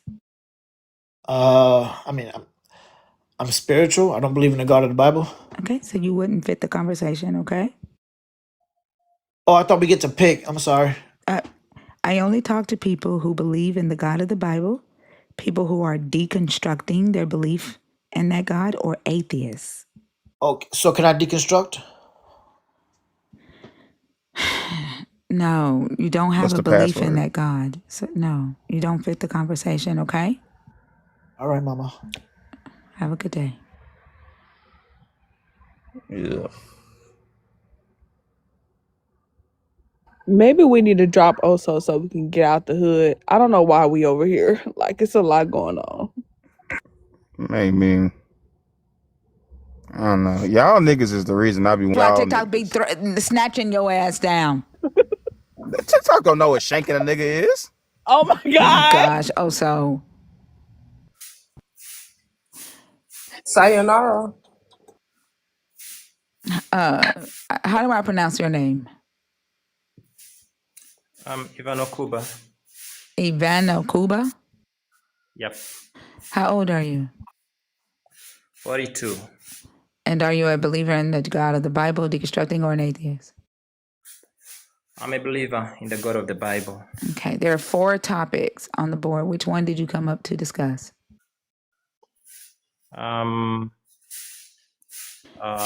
He's 42, so this would be mine to do, not.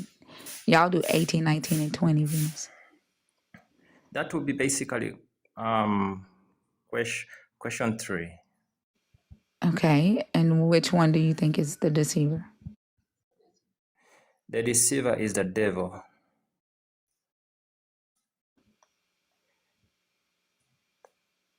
The God of the Bible is the God of truth. I think I can best explain this in based on my experience. Some time back when years back, possibly I think I was in my teens. I was pretty much a born again Christian, but my family, they weren't born again, and my dad and my mom I'm kept sorry, is this practicing. testimony going to lead us back to your God and the devil being the topic? Yes. So my stepmom kind of like had an issue with someone who sort of like bewitched her, and then she retaliated. She went to a witch doctor and also used the evil powers back, something like that. And in some sense, I would say in some sense, she kind of like won the battle. I'm sorry, what does this have to do with the God of the devil? Like, do you listen. think that I can point to a witch Yeah, doctor and be like, listen. no, Yes, listen. no, I can't go to that witch doctor and be like, yep, that's the devil. Like, you giving me something that I can't even investigate. My testimony is not your done. testimony is an anecdotal experience. I cannot investigate that. We are talking about the God of the Bible and the devil in the Bible. Why are you talking to me about witch doctors?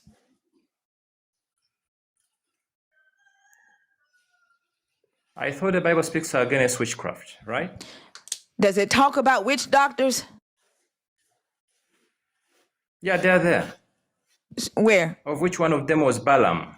What? Show me that is One that of it them says. was Balaam. Show me where it says Balaam was a witch doctor.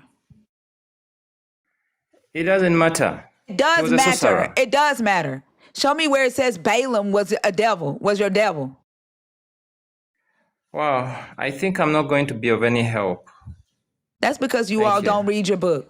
Like y'all, the reason why y'all can't participate in these conversations is because you don't even read the book that you give credibility. Like y'all are frustrating as fuck. What the fuck you gonna come up here and talk to me about a goddamn witch doctor for?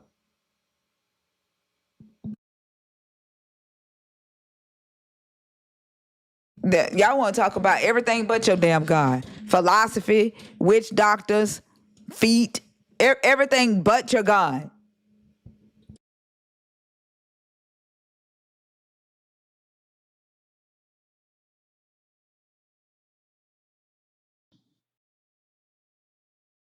Oh, say, can you see by the dawn's early light, what so proudly we hailed, at the twilight's last gleaming, whose bright stripes and bright stars through the perilous night o'er the ramparts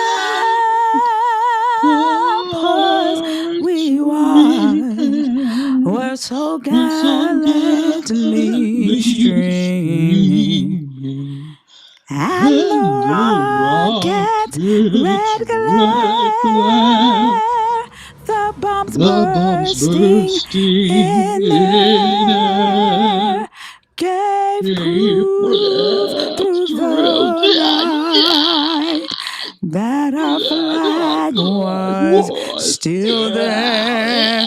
Oh, say does that star-spangled banner yet wave?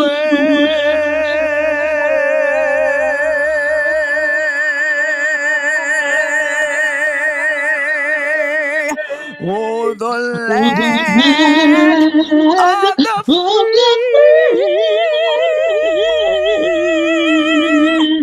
and the home of the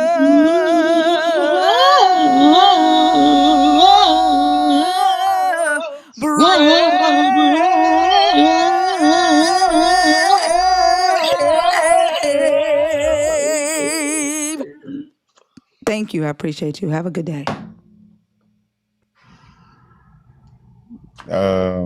You low key ate that. I can't lie. No, when But Thinker it's my started turn to singing with sing. him, Can he someone clip stumbled. that? He stumbled. Then Thinker started out singing him. Yeah, nah, she lapped him, and he had no choice but to go crazy. I was loving the death metal. That was really good. Of course you were. I'm in love with an emo girl. Venus, please shut the fuck up right now. I thought it was my turn. Hey, Tooth. No, it's my turn. Booty, booty, booty, booty, rockin' everywhere. What the fuck is going on, y'all? Hey, Tooth. Yeah, How old are you? I'm 18. All right, pick a topic. You'll be talking to Maddie. A what? Pick a topic, and you'll be talking with Maddie. Jesus, are you still here? No. What are you talking? What? I was. Oh, okay, yeah. Well, I guess Jesus got took up to heaven.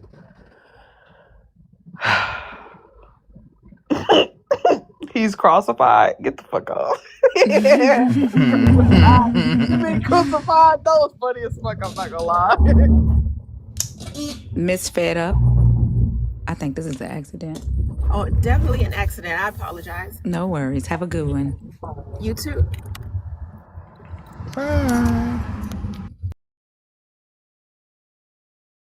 My question is why he got nervous and dropped because he had just asked to come up. It's because you're scary. That You felt keep scaring away the guests. that's a microaggression or something. I don't know. You're just very loud. Yeah, can you please calm down? Oh, okay. Oh, okay. Can you Yeah. please calm You're down? scaring the You're huz, scaring Maddie. me. Calm down.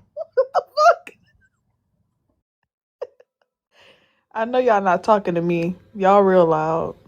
Why are you threatening me? Maddie, the huz are not gonna come around if you keep acting like this. Thinker, can you just help me, please? Like, what's going on? Can you just tell them? Help you from what? Yourself? What the fuck? Like, What? also is a reflection of you. What the fuck am I supposed to do? What am I'm I getting supposed to about do, tired man? of you saying I'm somebody else every fucking night, okay? I said she you could are be a reflection of me. You are a reflection of Maddie.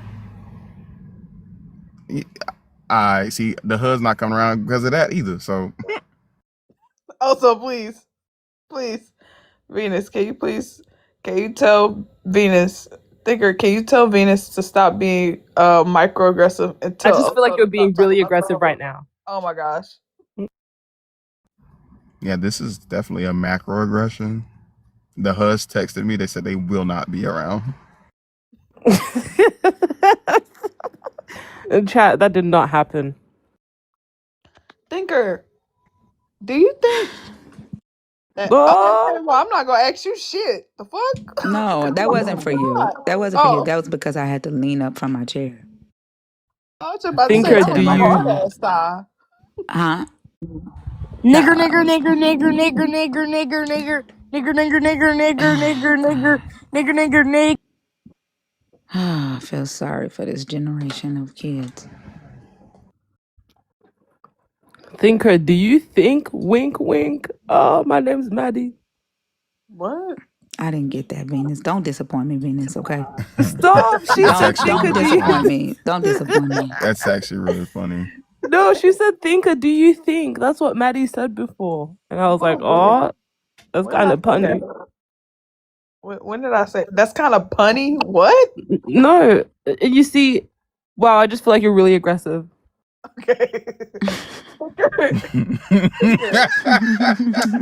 It's the immediate mute after saying that that's really frying my I'm scared. I'll be quiet now. Okay. Thinker, do you think that they were getting it on in Noah's Ark? I never thought about it, Maddie. Okay. I just thought about it a second ago because, like, if you think This about is it, why I say you are a reflection of Oso, because okay, yesterday Oso asked if Tom Holland and Zendaya should get married, and I just felt like, who the fuck sits around and thinks about Tom Holland and Zendaya in a fucking relationship fucking? And you just asked me if What? motherfuckers was fucking on the ark. Like, y'all are a reflection of each other. Like, who's See, thinking this that? how I know you don't get me, Thinker. I was saying that because they've been dating for a long time, and I saw them in the promotion for the new Spider-Man movie. So I thought, hey, it'd be funny to act like I didn't know they've been dating for years and be like, ooh, they should date. I don't even But know. I clearly, you don't don't know get who me. Tom Holland is, first off. I only know who He's Zendaya Spider-Man. is. Okay. I still don't know I don't know what he looked like. But I still don't know. I know who Zendaya is, but I definitely don't know who she's dating or who she's married to. But I'm saying, like, asking that level of question matches the level of question that Maddie asked, is what I'm saying. Y'all think about weird shit. how is that weird? Sex? They've been on the Sex is boat, weird to you? No. right? First, no. Thinking about other people fucking, that's weird. Thinking about Noah and his sons fucking, even weirder. But y'all I are didn't say a her son. reflection. Y'all are a reflection of each other. That's all I'm saying. Oh my God, Thinker's anti-porn, guys. Hold on. I wasn't even talking about the sons. You the one that want to go to Pagorn Y'all, hold on. Y'all immediately. see that comment? The only white thinker knows is Dr. B. I mean, that's That's Poppy. crazy. She knows McLuster. I'm telling Poppy is like vying really hard to become like a fucking thrupplet with y'all. But Thruplet? Whoa, I think you mean triplet. Thruplet is something totally different. Well, what the fuck ever. What the fuck ever. Y'all motherfuckers are a fucking trio.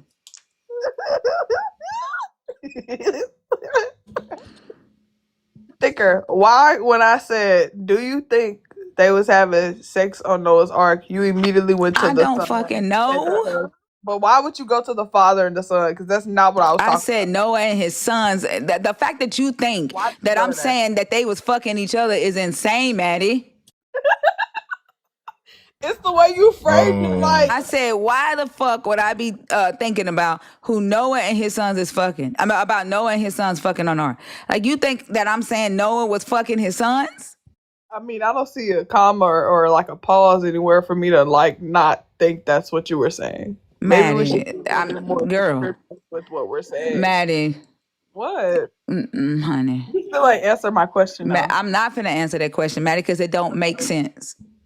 Yes, it does. Maddie, no, it don't. Maddie, what you're telling me is that you did not apply any type of thought to that. Like, when I said, Maddie, stop. That's what you're telling me, that you just need to stop for the night. I didn't even say nothing else. Like, I don't even think Oso should be on stage with you. Like, I think Oso is having a bad influence on you tonight. What? You know what's crazy? I usually Y'all don't even type in come caps. up on It's Maddie's gonna hour. get you muted. Huh? Yeah, I usually don't come up on Maddie's hour because I be like, yeah, you know what I'm saying? Girl power, let the ladies rock out. Y'all be doing y'all thug thizzle. I don't need to get in the way of that. But I actually kind of woke up on stage with 400 coins, and I was just like, bro, what the fuck happened? I thought I turned my phone off and went to sleep. I didn't even know my shit was on, let alone on TikTok. But I see how it is. I won't come back no more. I thought you came up to say something to that dude that was on stage. The deconstruct. I thought you came up to talk to him. Did I talk to him? No, that's when you came up also. Yeah, you talked to him. You just don't remember shit. You just a lying little motherfucker. Oh, damn. Damn, I woke up and I was like, how the fuck I get on stage? D'Antonio, yes, the atheist guy is in here. Like, I swear y'all fucking dumb. D'Antonio, if you was getting ready to prove that spirit exists, bring your motherfucking ass on stage. You ain't got to wait on the atheist guy. And then in the comments talking about, atheist guy, are you in here? Like, what the fuck is that? I swear y'all irritate me with this like childish ass thinking. God damn. Well, Venus, can I ask you a question? I'm sure, Yes. Maddie. Why the fuck you said? Never mind, D'Antonio. No, I'm sorry. I'll stop. What do you have to say, Black Queen? No, he already on stage. All right, sister. Venus. D'Antonio. I can prove it. Yeah, prove it. Oh, okay. So I'm gonna just try to follow as much logic as possible, real quick, and then I'm gonna stop. Energy cannot be created nor destroyed. When what is it called? Conception. You know, when the child is conceived, we create a brand new cell that child grows from. That takes energy. That energy was already present. You can probably debate that point, but I think logically that you just kind of have to agree. And then I think the only real question surrounding how can energy be a spirit is sentient. So is that energy some type of sentient being outside of just being energy? And that can be debated, but I think I can win that debate. But I wasn't really prepared for that. I was just gonna go at bro in the comments. Wait, you are saying that you had this conversation in here? Yes, No, in the the fuck comment. you did not, because I don't even talk about spirituality in here, and I don't do debates in here.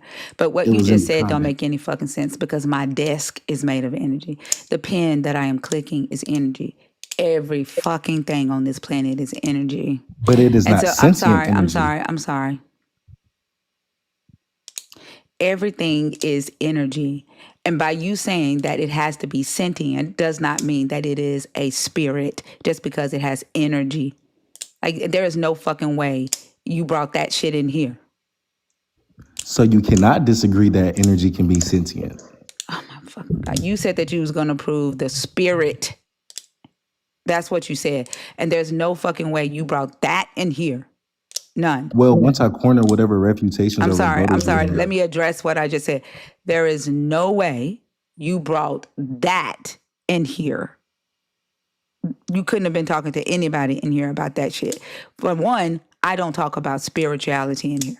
Two, I don't debate in here. And three, that shit would have been shut down the moment you open your mouth. So there's no way you were talking about that in here.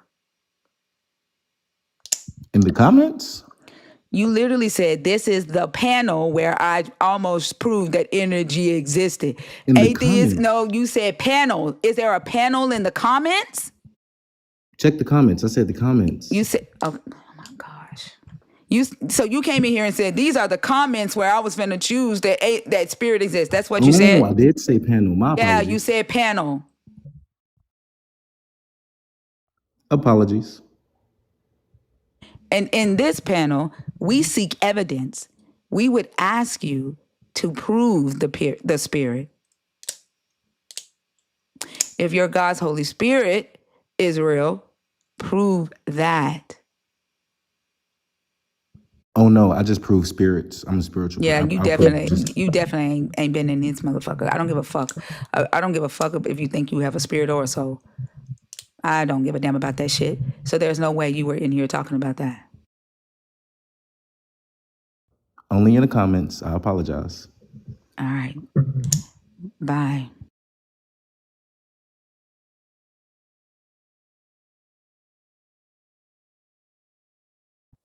She said bye. It'd been nice to say bye back. Okay, Venus, I'm gonna ask my question now, okay? Yeah, I'm Before ready. you do that, headbutt that dude for being rude. I don't want my head to touch his head. It might turn into a thumb. Venus, do you think on Noah's Ark they were doing it with each other or with the animals? Definitely both. Oh, that's nasty. Do you think they cleaned the poop up first though? No, the Holy Spirit maid did that. It would scoop it up and just fling it off the ark. Okay, yeah, that sounds nice. Yeah, they had gas masks too because the methane would have killed them all. Look, now he back in the comments. I wanted to debate that atheist guy. Go find the panel you were debating him on, because it wasn't in here with your lying ass talking about it was in the comments. Now you back in the comments talking about I wanted to debate that atheist guy. Hi, Sav, hi. How old are you? I'm 24. Are you a believer, deconstructing, or an atheist? I'm more of a deconstructor. Are you deconstructing? I would say like I am at a point in my life where a lot of the stuff that I was taught and like just things that I have questions about, like it never really made sense. I was shut down, which kind of made me more in the deconstructing space. Okay, and so are you, when you say you are a deconstructor, do you believe in the God of the Bible? I would say like I do believe in God. I think that the Bible is like it really just depends on like Is what it type the of God that Bible you we're believe in? talking about. The God that you believe in, though, is it the God that's in the Bible?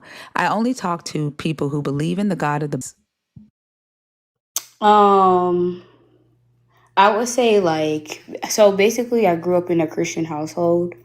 Hold on, Like my family hold on, like Sam. Hold on, over. Sam. I want to hear what you have to say, but I need to make sure you qualify for the conversation. And so I'm not asking what you used to do. What are you now? Like, do you currently hold a belief in the God that's in the Bible, and you're just deconstructing what you believe about that God? I would say like yes and no. That's the thing. That's why I Okay. say deconstructing, just because like of what I am like kind of just doing my research on. Like this is something that's kind of new. Okay. So All right. That makes that's why sense. I say that. Okay, that makes sense. So you do qualify. There are 4 topics on the board. Which one did you want to discuss? I think that I would like to discuss the first one. Okay, Why and you do say you're believers? 24. Yeah. Okay, go ahead. So basically, like, I don't think that. So when you say like, why do believers, what do believers have against thinking? I don't think that they necessarily have anything against thinking. I think that a lot of the things that we're taught, it's very common to be shut down when your question, which has turned people kind of away from it, especially because a lot of the people that, have been taught these things and like basically like growing up, like in especially depending on the church that you're going to, Give me just like, a second, okay? Yeah, the mm, believers are in the comments line again and mass reporting the live. So do what y'all do. Remember, we talked about this yesterday. I'm gonna appeal it to see what happens, but they're false reporting, bullying and harassing right now. So yeah. go ahead. So I don't even necessarily think that like believers can't be thinkers. I think that a lot of the times that it is shut down and basically it is taught that faith is to follow blindly, but I just don't believe that that's necessarily true. Just because like a lot of the times when we think about like even deconstructing Christianity in itself and like where it's come from, a lot of the things and even the sources that we use, like the King James Version of the Bible, it has a lot of things that are missing, lots of missing translations, lots of things that people like to cherry pick and things like that, and they take it as face value. And when you have questions about it, a lot of times they get shut down because that they don't really necessarily understand. So it's a carrying culture of that basically. When you say that it gets shut down, that is evidence of them not wanting you to think about the things that propose problems in this text and in the biblical claim. So I'm not quite understanding why you're saying that they don't have a problem against thinking, while at the same time saying that when you present questions or challenges, it immediately gets shut down. I also would like to know what you mean when you say things were taken out of the Bible or Yeah, so mistranslated. One second, basically, one like, second, let me finish, please. oh, sorry. Believers coming here all the time making the claim that things were taken out of the Bible or that things were mistranslated, but they never ever give us evidence of that. Yeah, so basically, like, so the Vatican is basically in charge of, like, what is basically taught in, especially, like, more Orthodox Christianity.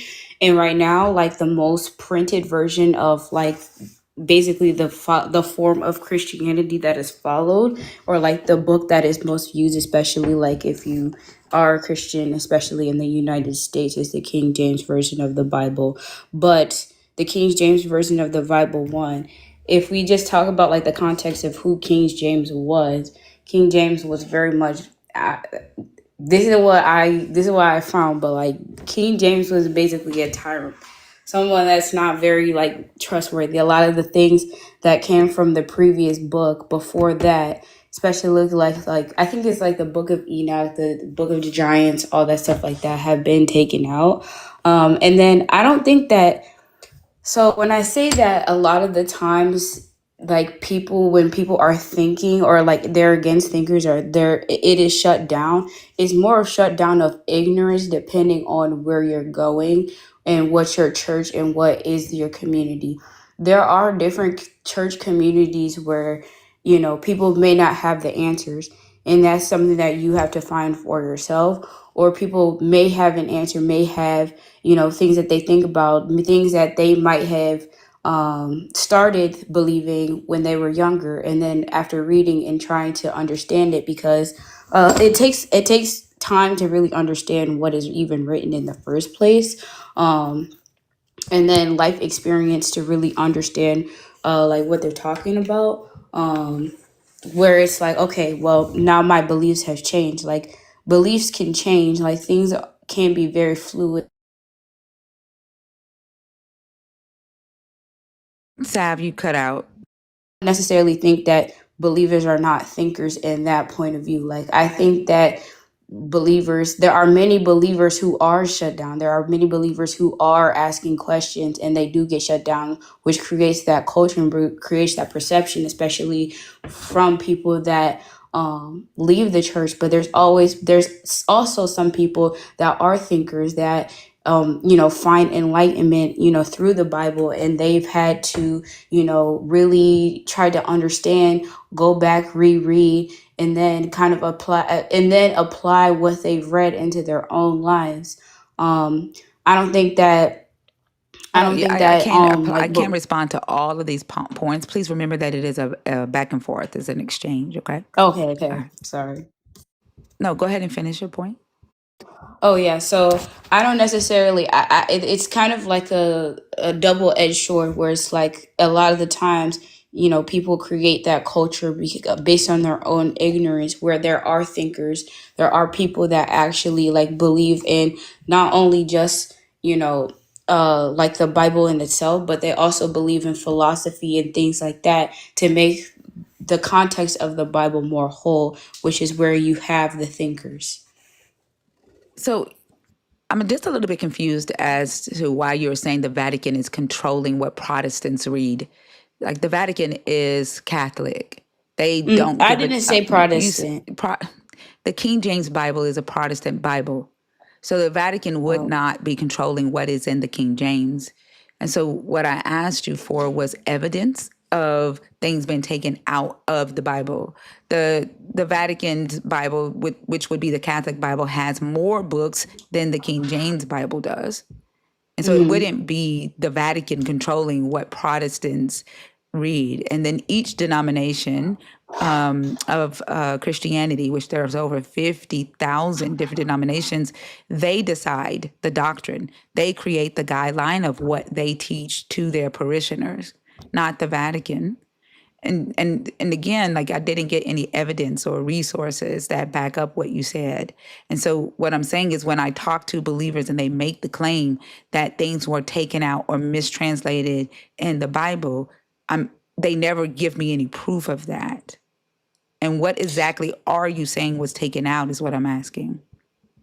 Well, to my knowledge, so, like I'm kind of just I'm freeballing it a little bit, just a little bit. But I'm saying like even like the original Aramaic language which the Bible was written in, it's not gonna be a full translation of our Western English as in today. Like even words today literally have changed over so many years. Like something, the language and even the slang that we use today does not even match up with the language 20 years ago, the slang 20 years ago. So language is continuously changing. So our understanding of what has been written has changed over time, and that's just like studying linguistics itself.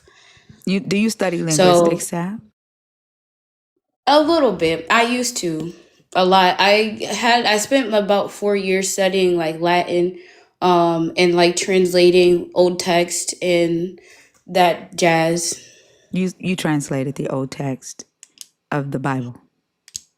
Not the Bible, but I'm just saying in Latin. Like I've studied Latin and basically translations and how linguistics has changed over the course of the years in general as we progress as humans. Yeah, but why are you applying that to the biblical text, what you've studied, when you've not studied the biblical text? Like you believe that the biblical text was written in Aramaic and it wasn't. Well, what was it The written biblical in? text was written in Hebrew, and then the New Testament was written in Koine Greek. I didn't know that. And see, this is what I'm saying, right? Believers come in here and they state these things as fact. And when we ask for evidence, we don't ever get evidence. We just get more claims, right? Like I've asked twice what was taken out of the Bible and what is your evidence for that? Like, why are you saying that things were taken out of the Bible, and what exactly are you saying was taken out? I would say like, so different books. Hold on. Like, are you talking about the book of Enoch that's in the Ethiopian Bible? Yeah, like that was one of my examples that I said earlier. And so what do you feel that we're missing from the book of Enoch? And then like when you, like I see a lot of Black Christians put a lot of weight on the book of Enoch. When you first learned about the book of Enoch and that it was not in the King James Bible, did you do any research or ask yourself any questions regarding the book of Enoch and its importance and its validity? Well, I think that if I wouldn't say like what is the book of Enoch, is more of like the why was it taken out. Like if we are trying to believe, which is why I'm saying deconstruction, because I'm still like not the best in like all of the research and things like that, and I'm not necessarily, I would say like I'm on the fence of like believer or not believer, because I was saying I grew up, I'm not really, so I would say that for me, I like the type of culture I would say that I would, or the influences that I was around, like speaking from basically my experience, not necessarily like factual, is like this is the book of end all be all, this is the book that's right, everything else is wrong. And it's like, okay, well, you're believing in a book where it's like not even complete from the original text. Why are we continuing this? It's almost as, why are we believing in a text that's not even the original, that's missing certain parts of it?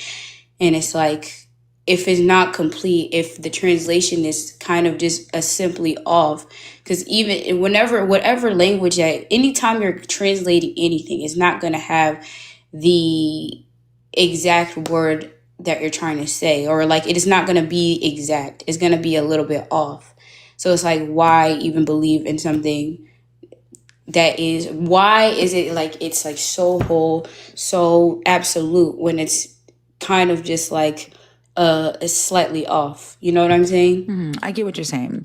You're saying if the book is supposed to be true, why are we believing in partial, like a book that has Yeah, been exactly. and I And think why is it and why is it like a whole concept like this is the end all be all type of situation, not necessarily like I'm not fighting for hold on, can I like respond to you though? yeah. Okay, give me 1 second because I don't know what's going on. There we go. Okay. Did y'all see the screen just change by itself? Yeah, I seen that. Like, that's weird. So I get that train of thought. It sounds like no one has ever told you that the Bible, like the books that are in the Bible, were not written to be a book. Like it was never meant to be a book. These are individual texts that were later put together by different councils over several hundred years and canonized as church doctrine. And so the book of Enoch not being included in one canonical set of texts does not therefore negate the entirety of the claim. It's just that group of people did not see the book of Enoch as valid or necessary for their God claim or their spiritual claim. If we look at the claim that the book of Enoch is written by Enoch and his knowledge that Enoch left behind for the followers of Christ, we would have to then ask, when was the book of Enoch penned? In the very first book of Enoch, which is the Watchers, was penned between the year 299 to 230 to 299 BCE. If Enoch lived and he was a real person, he would have lived about 600 years after biblical Adam. So we're talking about 3,000 years from the time that Enoch would have lived to the first time the book of Enoch is penned. Right? So we would have to believe logically that the stories were told orally for 3,000 years and nothing changed. Right? Every fact, every detail was told orally the same exact way every single time for 3,000 years. The second book of Enoch was penned between 1 to 20 CE. So even later. And so what the early church decided was that the book of Enoch, even though it was considered scripture by some of the Jewish sects, the Qumran sect of Jews, for one, who were the keepers of what they call the Dead Sea Scrolls, it was considered scripture during that time, but it was fan fiction. It was written by multiple authors to fill in the gaps of the Genesis narrative, right? So it's not, it's more pseudepigraphal fan fiction.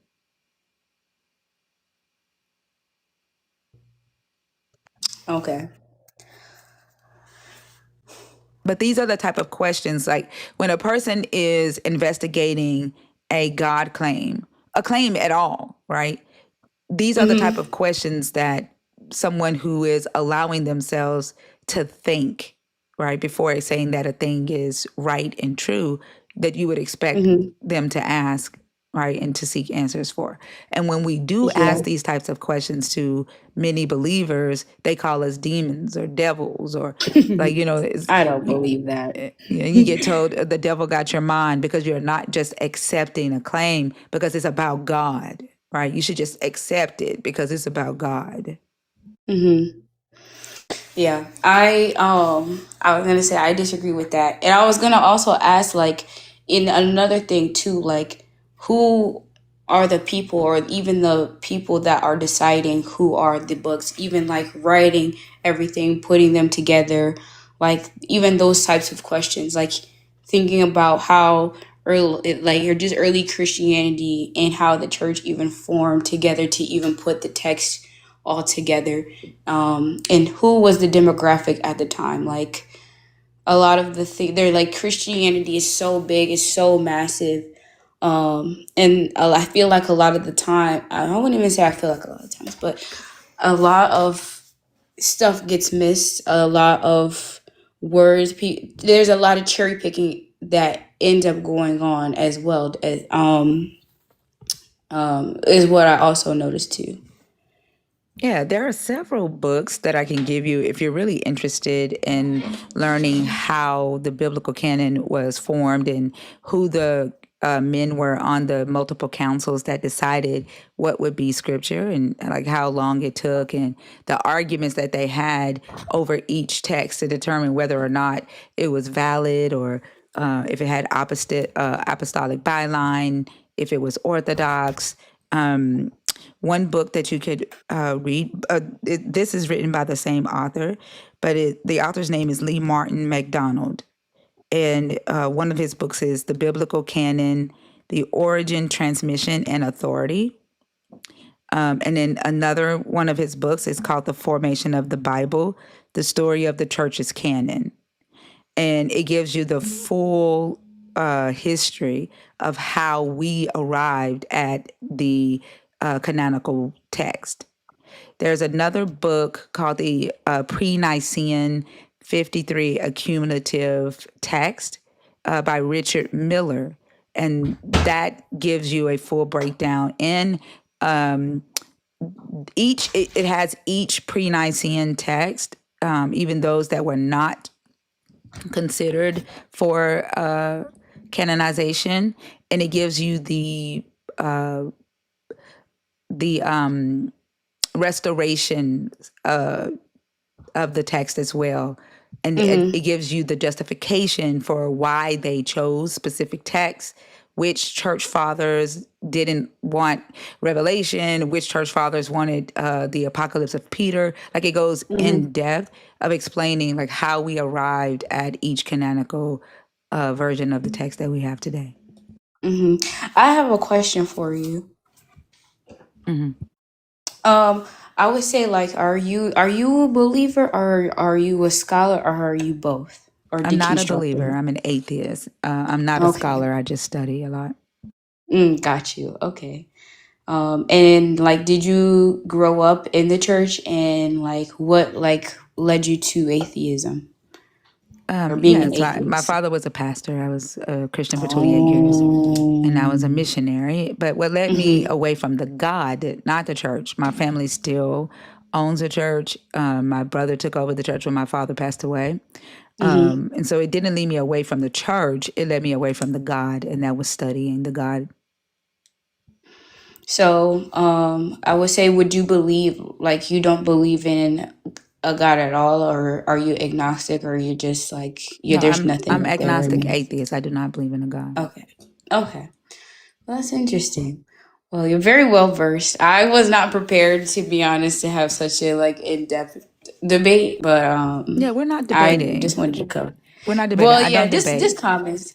Yeah. But I would definitely check this book out, because like, one thing that I'm kind of going through right now, because even though I say grow up in the church very loosely, because like, I haven't been to church in many years. And like, when I was very young, I was in church, and like, I feel like I really kind of grew up in a non-traditional household. Like, even with my mom, she is like a Christian, but she believes take the meat, leave the bone. Like, basically get what you need spiritually, because a lot of people find, enlightenment through Christianity, the Word of God, and institutions of religion.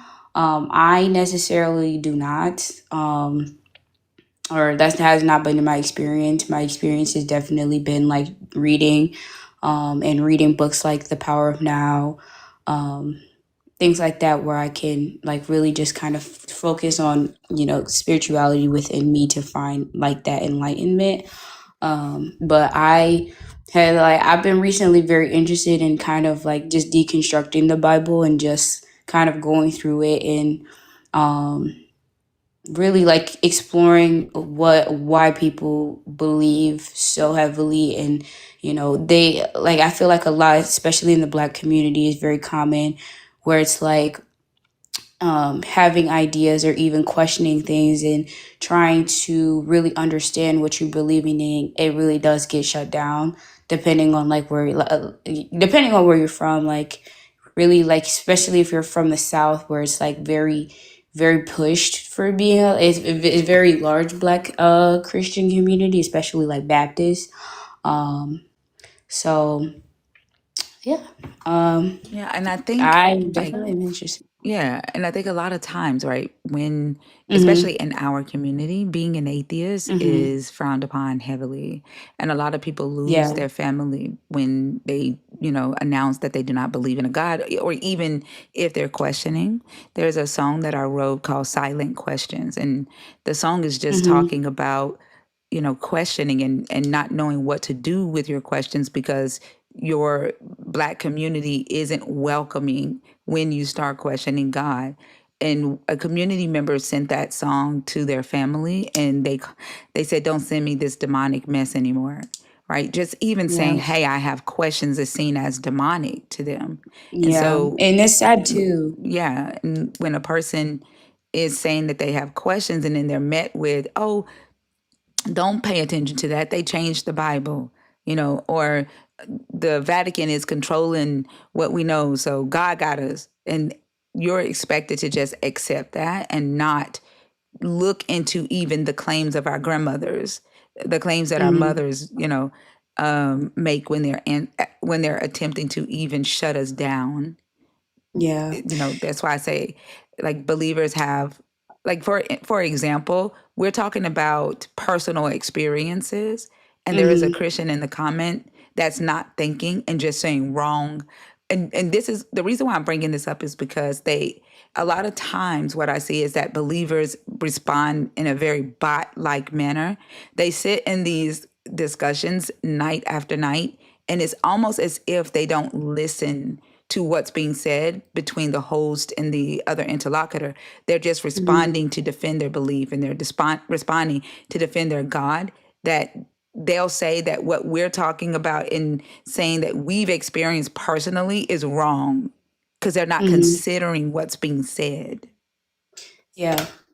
And I agree. Like, I don't think that it's necessarily wrong, and I think that we should be questioning it, especially as Black people that have been displaced and taken away from our like actual forms of religion, and how paganism, even like I did a presentation. Well, I took a class on like just African American religions, and how basically like just the beginning of how there's so many Black Christians in the community, and it very much changed my view on religion in our community, and it kind of fostered this curiosity to see like to try to tap in or do research on our religions that we practiced before, because one, Christianity is relatively new to it's relatively new compared to human history. Like, humans have been around for millions of years, and you're telling me that all these years that people have been on this earth before Christianity are in hell right now. I just don't believe that. I just simply don't believe that. People who are different religions that are not following Christians are in hell. I just don't believe that. I don't I, think they believe I it either. believe that. Sorry, I thought you were done.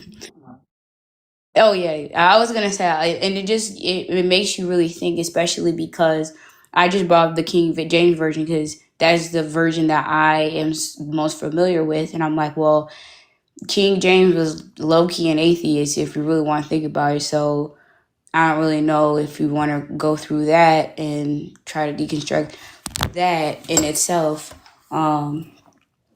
And just even like trying to put context of what the time is, who is the audience of this, and how has it become canon in our life. So those are things that I've been like just thinking about and trying to like kind of just put some understanding to. So it was why I just joined. And I think you're in a very good place. And the questions that you just asked yourself are very good questions to ask when you start doing the research. And I think a lot of one of the biggest mistakes that I think believers make when they are reading this text is that they do not consider who wrote it, in what time period, and for what culture, right? Because that matters. But you brought up linguistics and how words change from culture to culture, like the meanings change from culture to culture. And so if we're reading it today in our modern culture with our AAVE and, American English, we're understanding it from how we speak today and not how the author intended it. And then so when we look at the text from a critical lens and from a linguistical lens, and we get a very different understanding of it, today's believers go, that's not true. You're misinterpreting the Bible. You're twisting the word of God, because they've learned it in a extra biblical way from church doctrine. And like yesterday, I had a conversation with a young man who said Jesus told him that he couldn't live for him if he was having premarital sex, partying, and drinking. And I asked him, well, where does Jesus say that?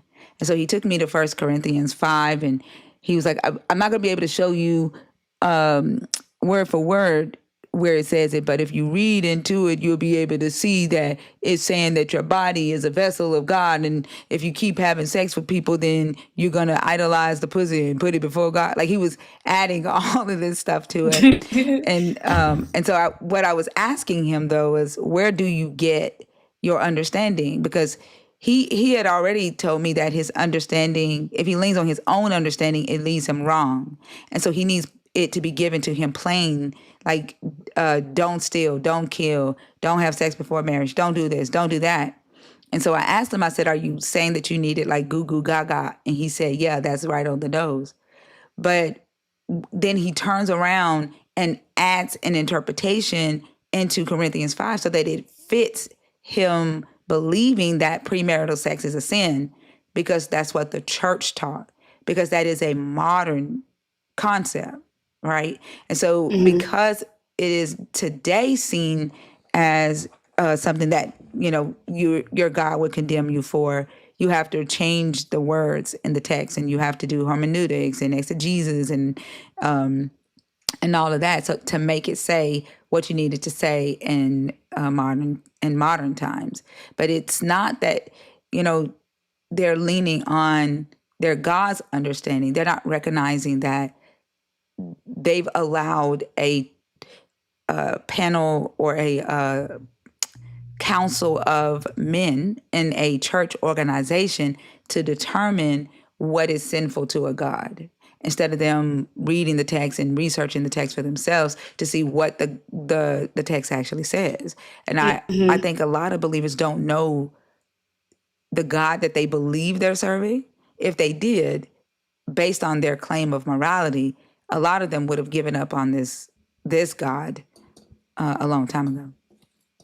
Yeah. I have another question. So, I would say you're pretty like well versed in things like that. I seen a post that said a lot of the things that are taught is Paul, like Paul's through the book of Paul. A lot of the things of what Paul believed in instead of what Jesus believed in, and I want to know, do you think that's true? Yeah, like Paul was the church father. Like if you think about how a startup works, are you familiar with that? Like how You said startups? Yeah, like you have a founder and co-founders. And, so Paul would be the founder of the Christian church. So he was the original church father.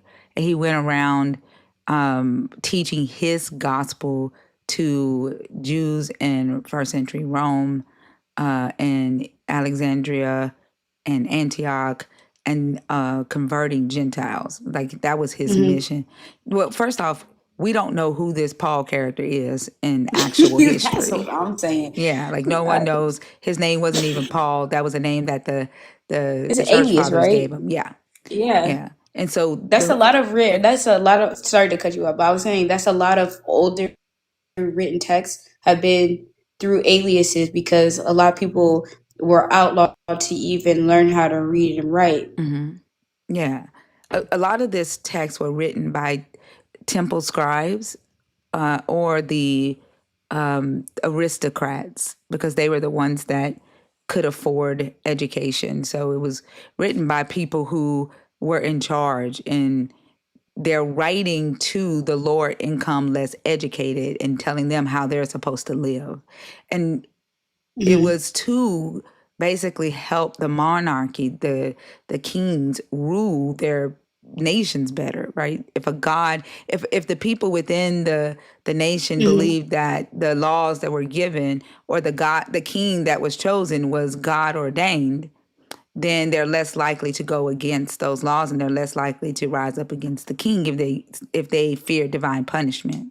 And so that's how a lot of these texts, even in Babylon and Egypt and Assyria, was used, right, for control of the people. And in antiquity, the God was the government, and the government was the God, even for Rome. There was no separation of church and state. And so it was the political system. And so that's how the text was used back then. But with Paul, he basically started a new religion based on grace. Whoever this writer was, he wanted to get away from the tedious teachings of the Torah. Right. During this time, the Israelites or the Jewish people in the South were fighting amongst each other. Like some of them wanted to stay strictly Torah. Some of them wanted to be Hellenized. Some of them wanted to, mingle with the Gentiles altogether. They wanted the freedom of what the Gentiles had. And this Paul character was the same. Like he did not want that law. He didn't want to have to live by that law. He hated the law. And so he basically, started this religion and taught grace. And most believers are taught that version of Jesus. And so even when we go into the four Gospels, which was written after the Pauline letters, when we go into the four Gospels and we say, well, Jesus said this, a believer will go, well, Paul said, or Jesus told Paul, and they take what they believe their Jesus told this Paul character over what the Jesus actually said. And so we call them Paulians. Because I was gonna say, isn't he even up in the debate for if Paul even met with Jesus? Because they were saying that Paul had a conversation with Jesus after he was preaching when he was resurrected or something like that. There are several different versions of this meeting on the road to Damascus. He didn't actually walk with the Jesus person. He didn't meet him in person. He met a light, like the transfigured version of him after he had died, like the spiritual version. So kind of like how believers today claim to see Jesus in their near-death experiences, or Jesus will show up in their room. He's a light. One lady said Jesus, the shower imprint on her mirror, because it looked like Jesus was Jesus coming to visit her, right? And so it's this inspiration of this Holy Spirit. But there's different versions of his encounter. And when we talk about thinking, when you are accepting a claim, a spiritual claim, one thing, like if believers actually read their Bible and studied it with the critical lens, they would see that there's 4 different versions of that meeting with Jesus. and different things happen. Jesus says different things, and then one would have to ask someone which one of these is true. And if any of it is true, then what is the main important idea from this encounter? Like, what is the author trying to tell me about this meeting with this Jesus character on the road to Damascus? And you have to see if there's anything to extract from that, right? And that's critical thinking. But most believers are preached to when they go to church, right? They're told what to think and not how to think, as theology says. Good morning, Fee. Yeah, Hi, and that's Fee. the thing. Sorry. Hey, Good Fee. morning, y'all. My bad. I couldn't unmute. Good morning. Yeah, and that's the thing. Like, I don't think that these things are not questioned in Christianity. I think that a lot of times, like, it's just not it depending on like what your cultural. I think it's a cultural thing as well. Because I know, like, I've definitely talked to like we have a pastor in our that's a family friend of ours, and when he was in school, like, he was just saying that when I was really studying the Bible, like, yeah, I was really questioning, like, my faith in Christianity, because a lot of the things that you learn, it kind of is like a full circle moment, and you have to question a lot of these things. So I think, like, and this person is not black. Like, this person is not in, like, the black culture. So it's just like having that perspective is like, wow, like having someone admit that, and like after going to school and studying that and having those moments, it's like, wow, that's very interesting. And then, like, it kind of it's just like I've never heard a black preacher say that in my life ever. And like their studies and like what they went through, how they lost faith. But I've also had, I've had like a lot of different experience, where one experience where it's like, the preacher that we had, like, he was very much take the meat, leave the bone. Like, not everything is meant to be taken literal. Like, you don't want to leave. You want to take the spiritual things, the things that are going to actually help you, in the long run. You don't want to just abandon and like just faith whatever because of something that's said, that it shouldn't be taken literal. Just take the meat, leave the bone. Take what is spiritual, the spiritual lesson of the whole entire thing, and apply that to your life. I think that a lot of times people take like these spiritual texts so literal, like they miss the whole entire message of what is actually trying to say, which is why all these, like, different cults are happening around the US and even in different, continents and things like that, because they're so focused on the word and how society lived back then, but they're literally not actually understanding the message, which is a comprehension issue. What are you saying is the message, and what are you calling spiritual? Like, I don't understand the need for a human to believe that they have a spirit. Do not type in caps in my fucking comments. Don't type in caps in Well, my I comments. think Hold on, this Sav. is Sav, oh, 1 sorry. second. Do not type in caps in my fucking comments. I'm sorry, what are you calling spiritual? And then what are you saying is the entire message? I just got to say one more thing. You hate me like you hate Justin? Damn, I must be doing a good ass job. Because Justin be tearing y'all the fuck up. That's the biggest compliment. The biggest compliment ever. Sorry, go ahead, Sav. Yeah, so I would say, like, I'm more of an agnostic. Like, I think that we as people, like, I believe in science, and I also believe in uh I don't know exactly how to explain. And let me try to like explain this well. I don't think that we as people are just black and white, like living in dead. If I would say, like, I think that energy cannot be created or destroyed. So the energy that is our life force has to go somewhere. It is something. Like, we are able to move, we are able to have like life because something is fueling us inside of us.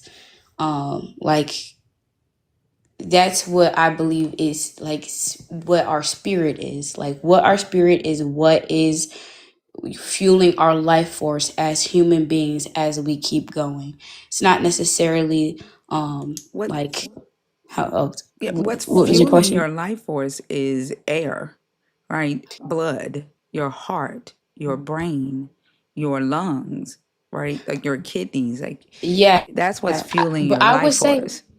I would say that those are functions in your body though. That's That's not what's keeping necessarily your fuel that's what keeping you alive. alive as a function, but not as like working in human spirit because you can What have is human spirit though? That's or I would say it's I still don't spirit, I would say. understand. Like I don't understand what you're calling spirit when you say it is fueling your life force. Life, right, is Hmm. uh existence. You are not Exactly. right, and you do not exist if you have no brain. You do not exist if you have no air in your body, right? If the organs in your body shut down, you no longer have life. And so this thing that you're calling spirit cannot power your body, your vessel, without those things working.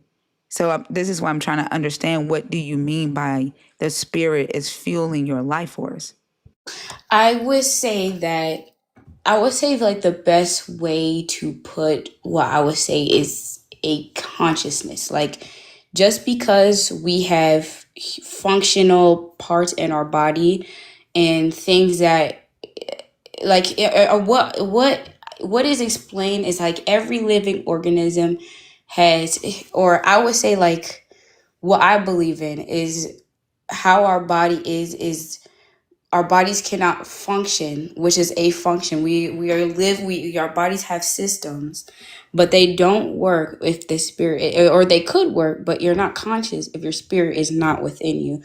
Like I think that even though this is why I say I'm agnostic, I believe that there is answers deeply within us. I believe that there's energy within us that is that influence how our life is and how our life can be.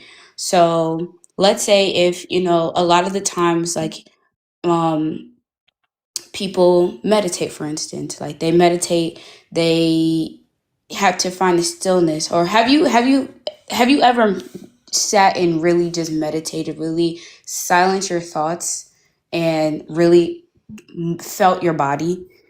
Yes. So I believe like when you silence your thoughts, that is what spirit is, because you're not your thoughts. Well, your thoughts Word. are um, a product of the information in the different chambers of your brain firing, right? Like Hmm.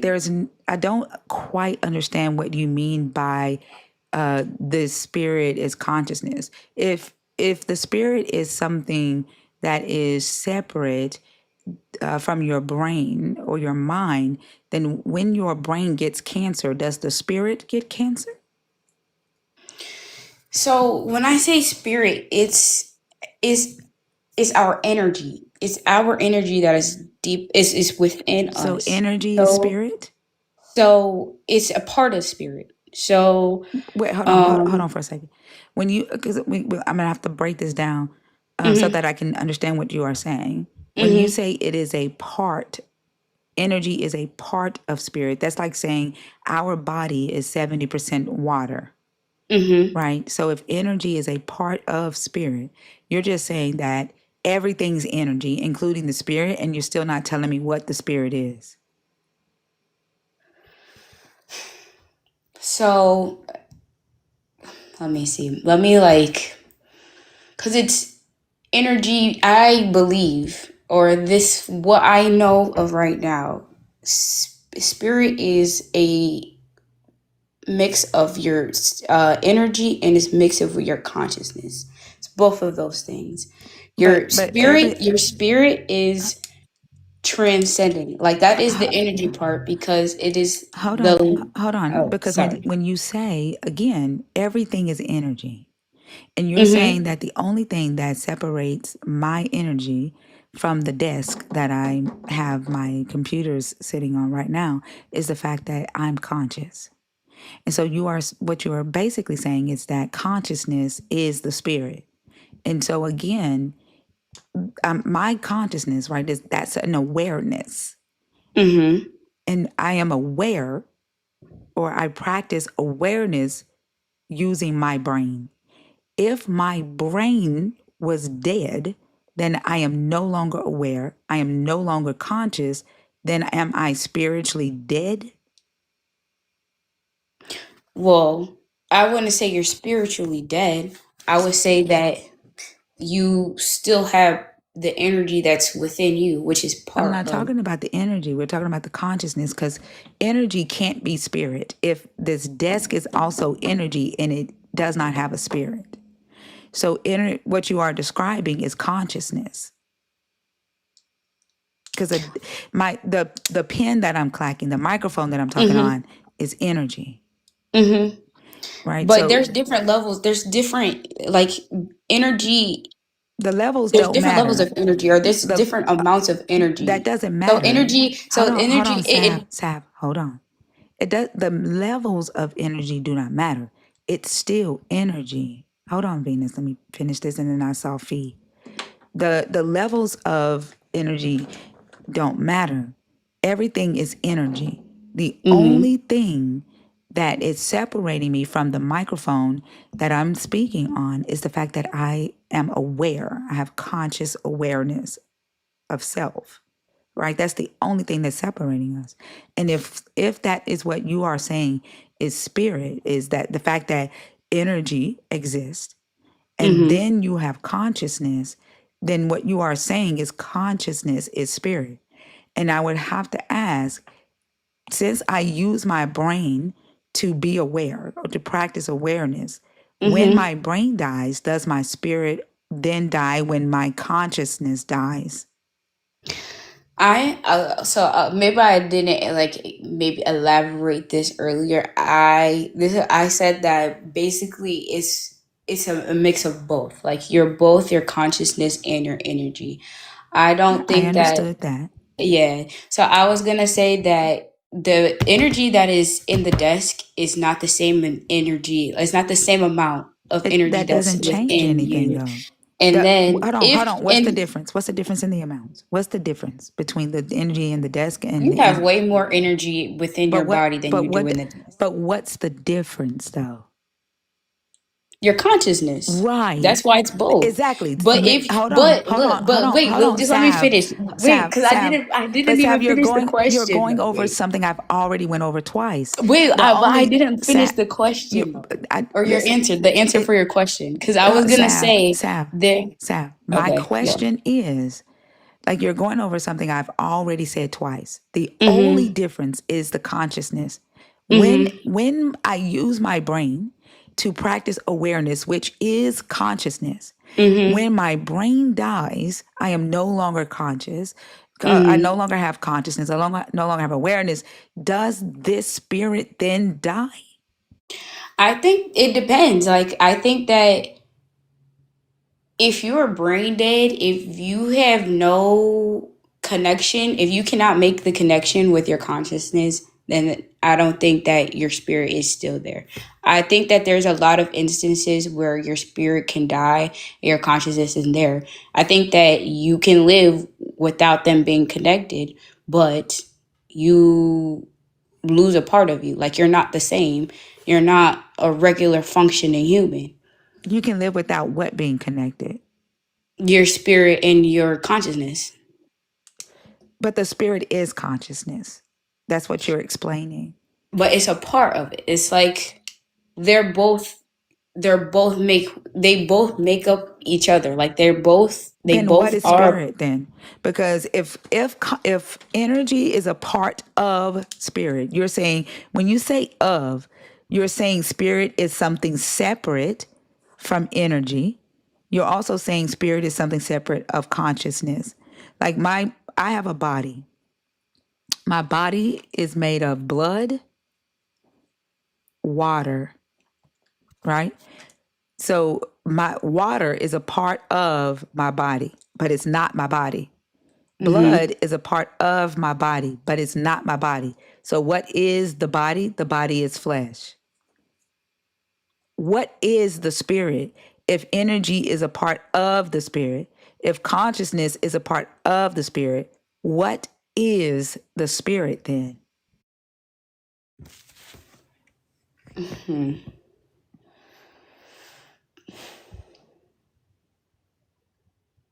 Because I would say that it's okay. So I would argue that it is energy. Like it is energy. I don't think that So you don't want I to may say have that it's said part of energy? You want to change I that? didn't. I might have said a part. I don't know if I said exactly a part, but that's what essentially your spirit is. Your spirit is energy. So then Like a it is. desk has a spirit, just not at the same level as a human. But I think that it's an energy that's vibrating at a certain frequency. So not just any frequency, like any wave of energy, not any type of little energy is the spirit. Spirit is basically a energy that functions at a certain frequency, which makes which is what it is. What frequency does a spirit vibrate at? Oh, I don't know. Well, how can you give me an answer that you I'm don't not have? sure. Like you're saying a spirit vibrates at a certain frequency, but you don't know what that frequency is. Like, are you under the impression that human beings vibrate at the highest frequency possible? I don't think that I think that you have the ability to. I think that like just like how let's say what's a good example?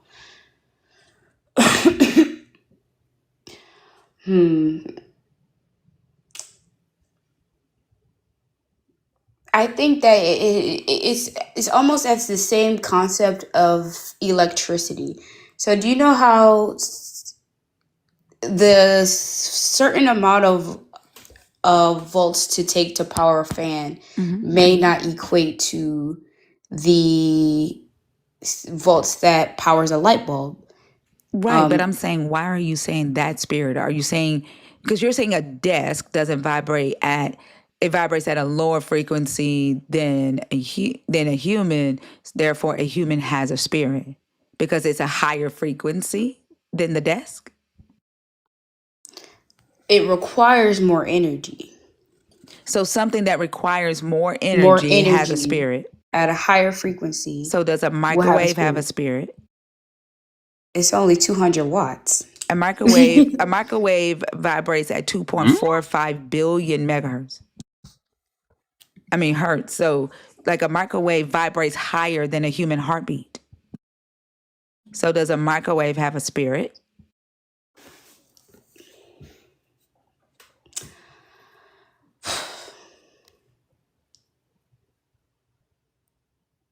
Bats No. vibrate Okay, I at see what you're 200. Bats vibrate at 200 kilohertz. Dolphins 150. Mice 30 to 110. The human heart vibrates between 1 to 2 hertz. Human brain waves 0.5 to 100 hertz. I think the 0.5 are for the motherfuckers that don't use their brain. But a bat vibrates higher than a human heart. So do bats have spirits? I think bats do have spirit. I think animals have spirits. So spirits just help you move or Bugs. something? I think that they have to like it's a living force. Like it's a living force. Like a desk is not a living force. Neither is an But it has X-ray, and it vibrates higher than the human heart.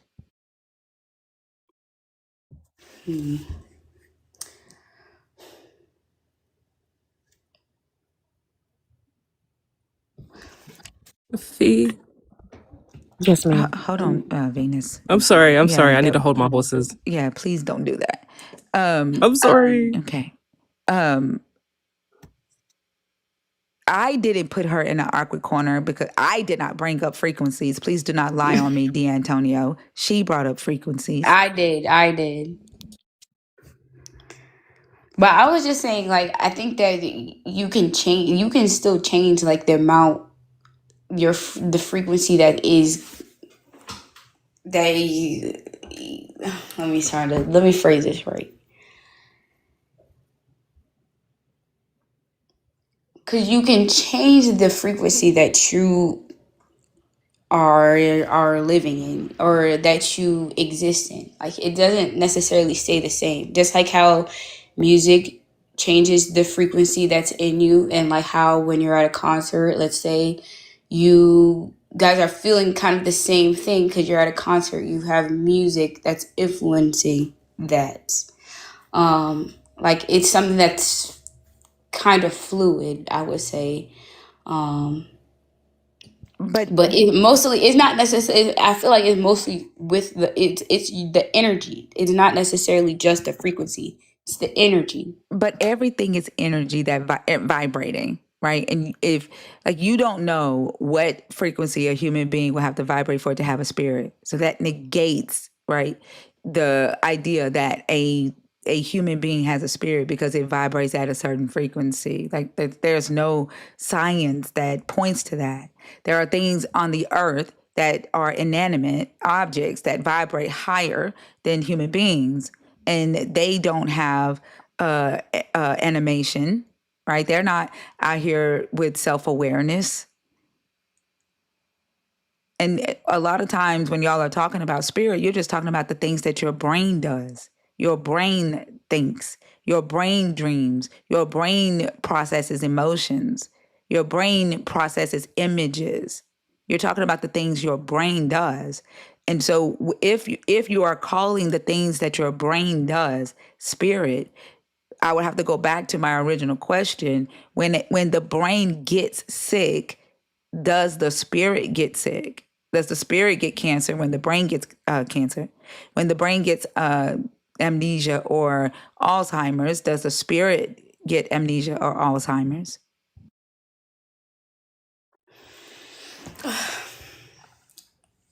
I don't know. I don't. It doesn't, because your brain and your spirit are not necessarily the same thing.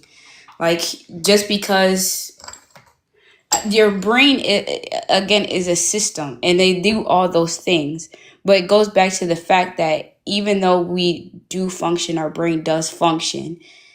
Again, what we think, what we process, all those things are not who we necessarily are.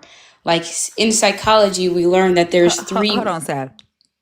I can always tell when I'm making a lot of sense because the Elijah stands start freaking out in the comments and start spamming. Y'all remember when Thinker was decimated by Elijah?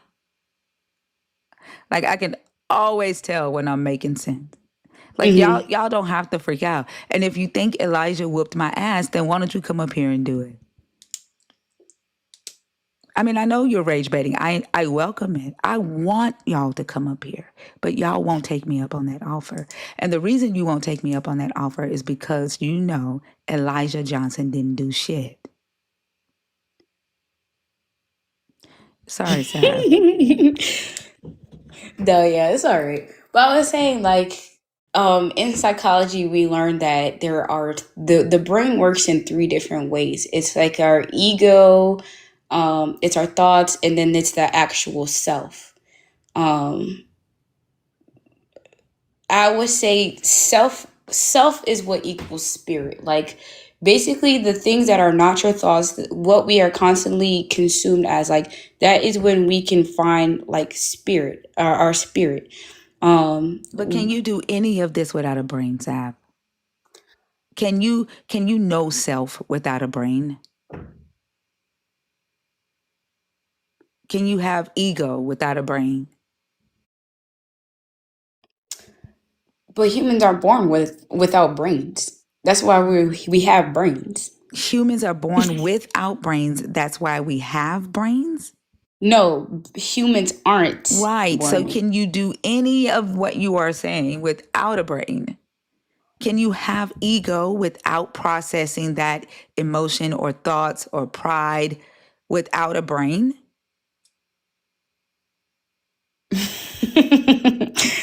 So Sorry, I was reading one of the comments. don't do that while you're on stage. Sorry.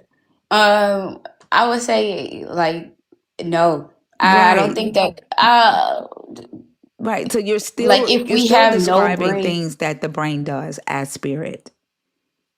Everything that you're talking about are the things the brain does. If this spirit was actually doing something, it should be able to do it without the brain.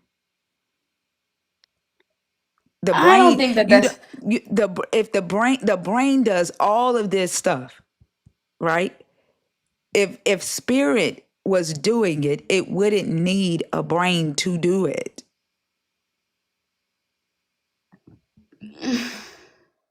It should still be able to do it without a brain. Other than that, you're just talking about the brain working.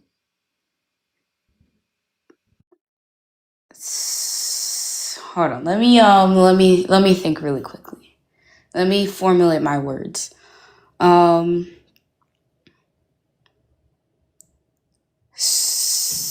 So are you negating that the brain, like we don't have spirits and it's just our brains? That's what you're saying. That's all I see. Like none of you have been able to point to a actual spirit. What you're talking about is things your brain does. Work without a brain.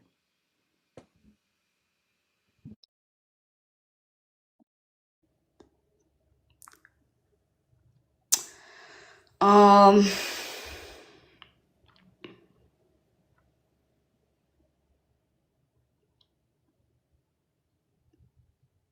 let me but I was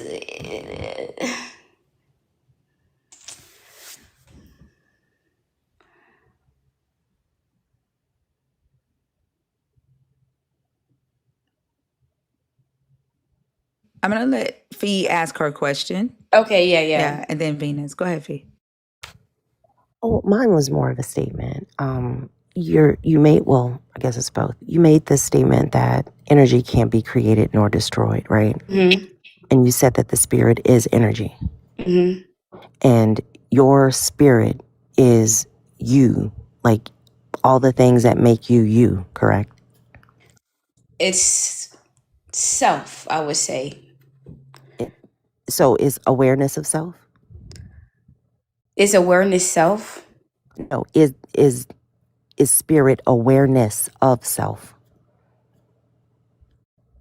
Is spirit awareness of self? Is spirit separate from self? I don't believe so. So spirit is self. Essentially. Okay, where was it before you were born? Where was somewhere? I mean, like somewhere. Where? Probably in another body. Living another life. And this is why you create cul-de-sacs for yourself with this belief system, because okay, you can believe it, cool, that doesn't make it true. And the fact that you can't explain it to us in any logical way or coherent way is why we're pushing back on this. If you are claiming that energy can't be created or destroyed and your spirit stays intact and it is aware of whatever self it inhabits, then you'd be able to tell me something about it before you became you. This is just something that people, in my opinion, this is just something that people who are afraid of dying and acknowledging the fact that biological things die come up with. You'd be able to explain it to us, how it functions, and predict with it as well, if this were actually true. But this is a faith-based amalgamation that you've come up with, trying to blend science and religion and, different end of life hopes and dreams into something that you want to be. But to Thinker's point, you mentioned electricity, right? My son is about to start his 3rd year of electrical school in a couple of months. And if he were to switch schools, everything that he has been taught about electricity would remain the same in the next school that he goes to. Now the curriculum may change. What they cover in week 1 may be different in week 4, but the fundamentals of how it works and what it does and the dangers and the precautions would remain the same. You don't have that with religious beliefs. You don't have that with spiritual tales of what a spirit is and how it functions and when you get it and what frequency it is. All of these and all of that reality points to something that is not true. Does that make sense? I would say that it's unknown. I don't think that no one and anyone has the answers until we die, and I'm not afraid to die. Then why are you giving answers to things that are unknown? You just spent a significant amount of time giving. Because I would say these are my beliefs. Like, these are my beliefs. I'm not necessarily saying that, what you believe in is wrong either, because you believe in, what you believe in based on what you've lived, your perspective, your research, and those things are subject to change as we live our lives. I mean, They're just subject because, they're subject to change with evidence, though. There's a difference. They're in not subject to change. experience, yeah. I But mean, my there's a lot of experience. Hold on, phenomena Sav. that happens Hold that on, we Sav. cannot explain and that we are not familiar with, that But happens all the time. That doesn't for make it not Hold on, true. It just Sav. makes it not easy to explain because it's Sav, Sav, unexplainable. hold on. Sav, you are explaining things that you are also labeling as unexplainable. And my experience will never trump what I can explain. My experience will never trump the data. If I experience I had this, I used this analogy before. I was sitting in my garage. I'm like, if all of a sudden I feel like I see a leprechaun in the top left corner of my garage, I won't deny that I had the experience, but I won't go and say what it is if I don't have the evidence and data to back up what I'm saying. Right? Like, you are saying that you didn't say, I believe, in this conversation with Thinker. You presented these things as though they were true. And every single time she pressed you on it, you pivoted a little bit to protect the belief, not to accept the challenge, but to shield it in some way, to explain away, or well, maybe it could be this, or and there's nothing wrong with moving around a claim, right? I think we all should move around a claim, but I don't think we should move around a claim with a shield. I think we should move around a claim with a microscope, because things that are true become clearer the more you investigate them, the more you question them. That's not the case with this. There are wavelengths of light that we can't see. There's sounds as humans that we can't hear. There's so many things about this universe that we do not understand. But what happens when we get ahead of what we do understand is religion, is religious beliefs, is superstitious beliefs that people will create based on their experience that they cannot explain and they cannot duplicate. And that's dangerous. I see what you're saying.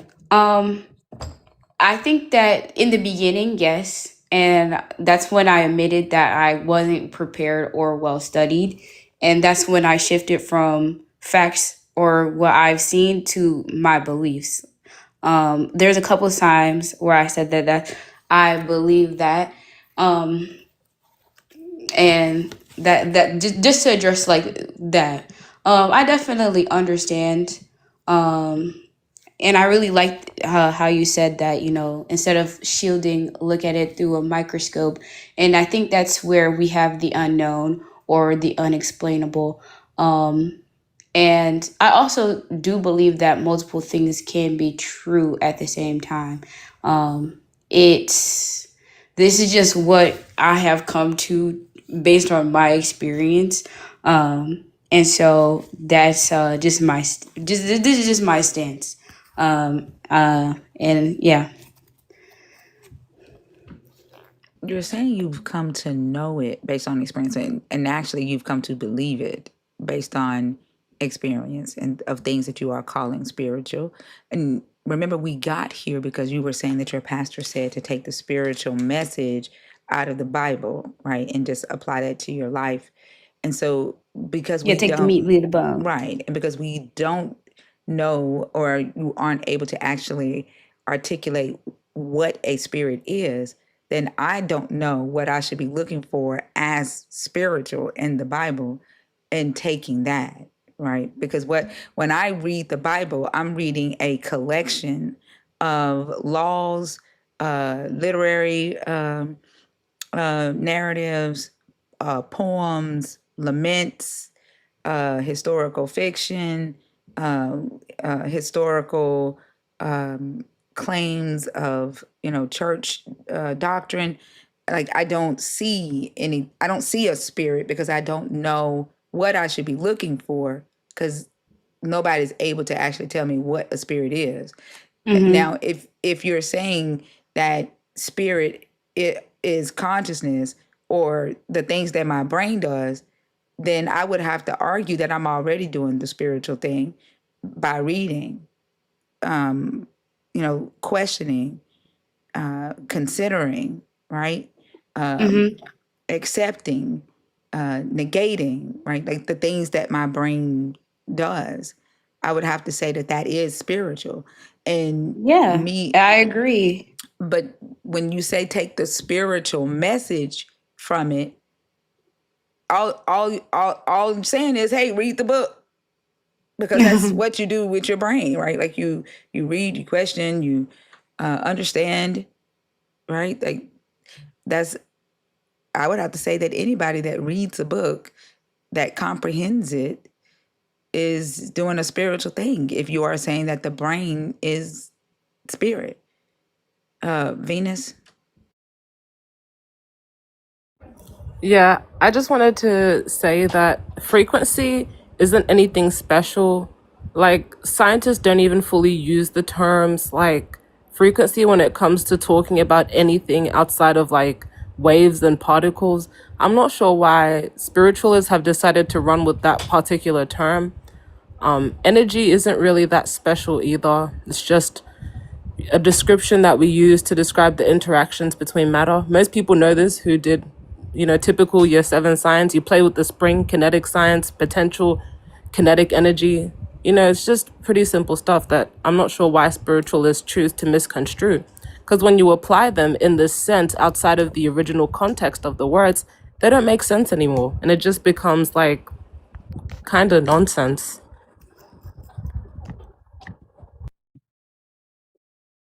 It also, if you don't mind me adding this real quick, you mentioned when you were talking to Thinker earlier about people taking things literal from the Bible that are metaphorical, or people thinking something's metaphorical that should be literal.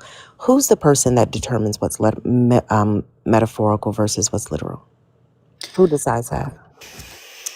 I think it really just depends on like what your belief system is, like what you, again, like we talked about, there's many denominations, many things, many societies, things like that.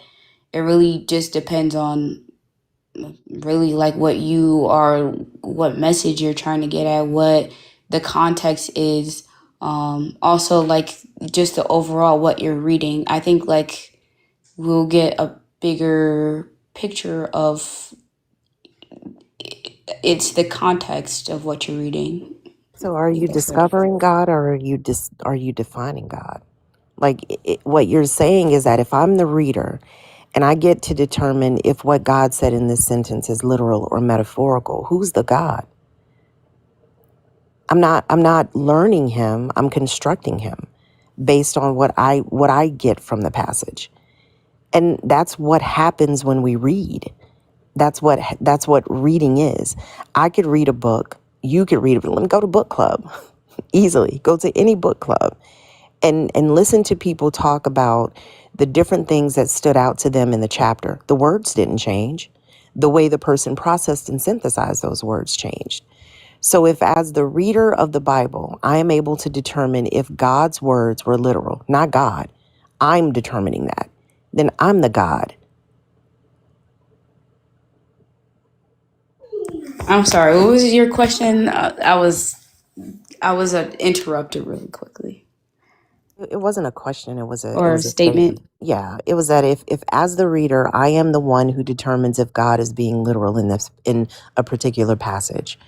If as the reader, I'm the person who determines if God is being metaphorical in the passage, I become the God. I become the constructor of the narrative. I'm not excavating a narrative. I'm creating one.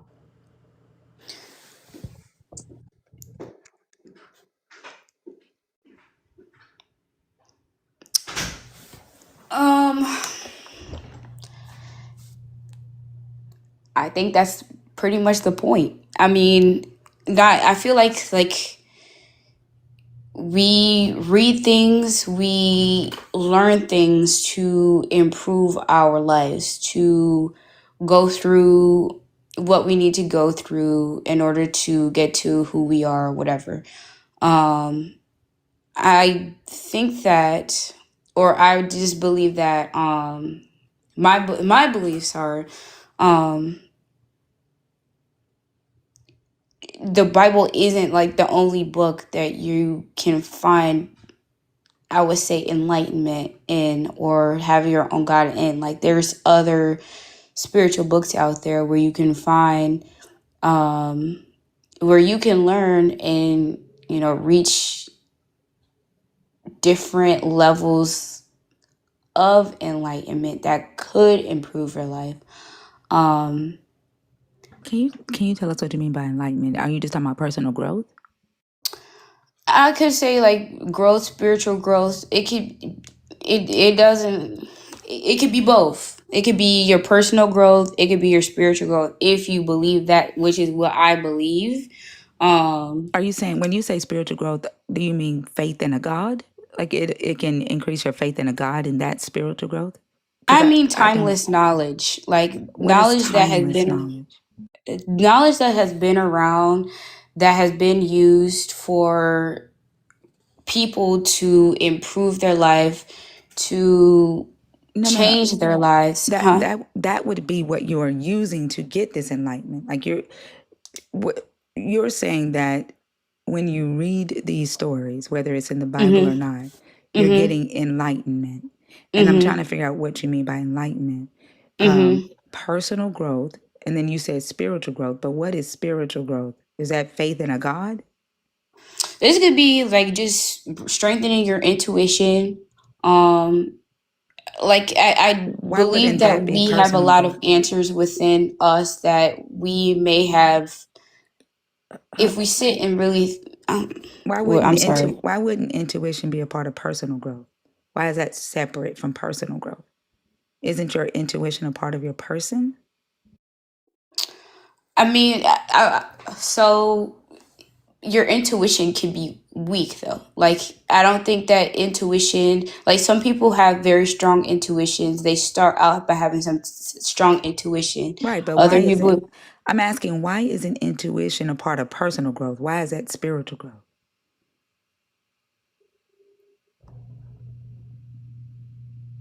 mm,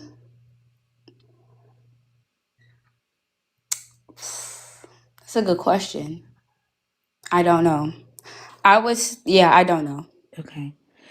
Would you be willing to show us how this enlightenment works? Like if I read a narrative from the Bible, like a really short one, and then you just kind of show me how you would apply that to get enlightenment?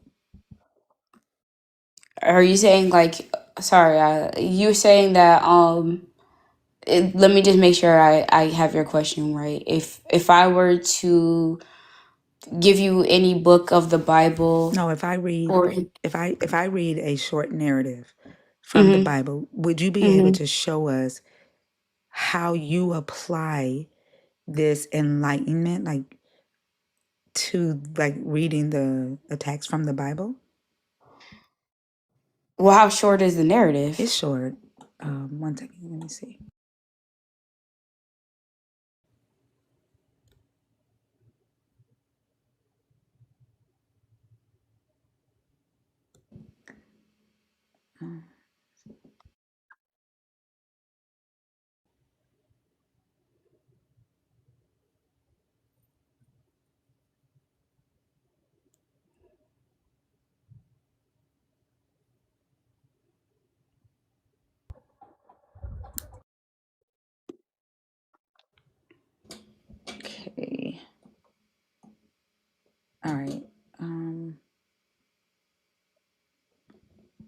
All right. Now, the people of the city said to Elisha, the location of this city is good, as my Lord sees, but the water is bad, and the land is unfruitful. He said, bring me a new bowl and put salt in it. So they brought it to him. Then he went to the spring of the water and threw the salt into it and said, thus says the Lord, I have made this water wholesome.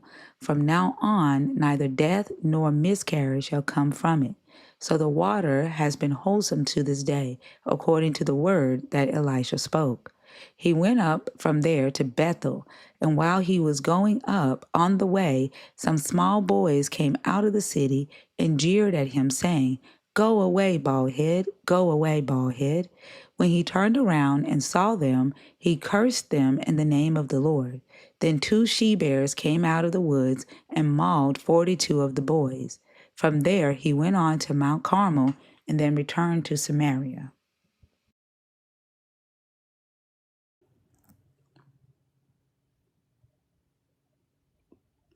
Are you asking me from that narrative, can I find enlightenment through what you just said No, or what you just read? I'm asking you to just do what you would normally do when reading one of these narratives. Like what Well, who wrote it?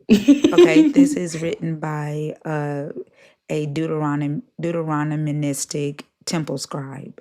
This is in during the Deuteronomy period after Babylonian exile under hmm King Josiah. So this is 2 Kings chapter 2. I'm sorry, I think it's 2 Kings chapter 2, starting at verse 19 through 25.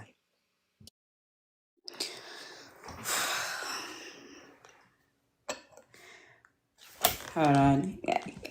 Do you mind rereading the Yeah. text? Oh Yeah. yeah.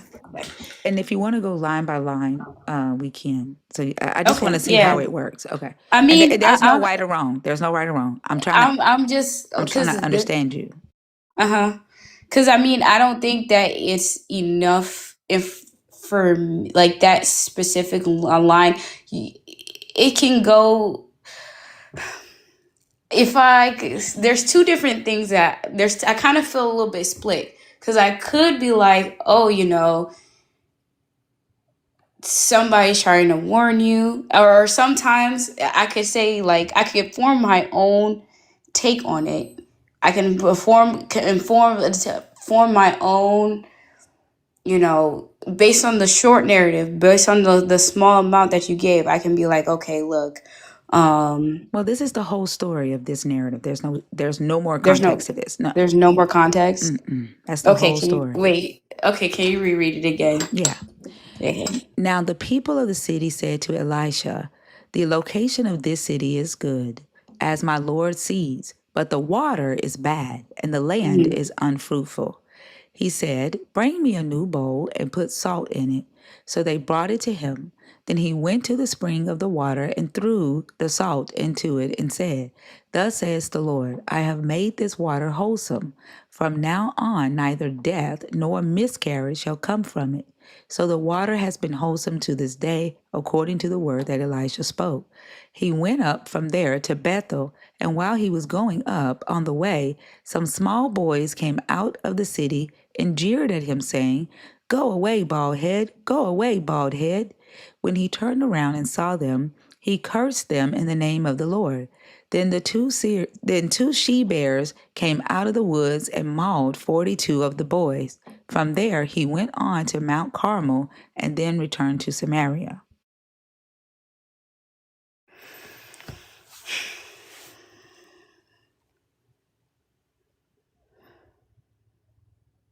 So there's two things that I would say, like, if I was to try to understand the story or get a message from the story, is one, you can make your own way. Like, after they told him that, the water's not fruitful, whatever, he did an action, he made his own way. And two, there's power in the tongue. And that comes from, them cursing the cursing the little boys, and they got mauled by the bear whatever. And then on this very way, I could say, oh, that's the enlightenment I get, but that's, I don't think that that's just enough information. I don't have enough knowledge to even go deeper in Deuteronomy and even the context of the Bible to even be like, okay, I know this and this is what it truly means and this is what was said, all that stuff like that. So not necessarily something spiritual. Like you would need to do what every other person does, right? Is have basic reading comprehension, do some research in order to get this enlightenment that you're saying. So it isn't anything extra, right? Like when I read this, I understand it just from basic reading comprehension. The people were in a land, the land was good, but the water was bad. It was killing people, right? It was causing women to have miscarriages and causing death because the water was so contaminated and dirty. And they're saying to Elisha, hey, the land is good that we're on, but we can't drink this water. And Elijah says, okay, go get me some salt.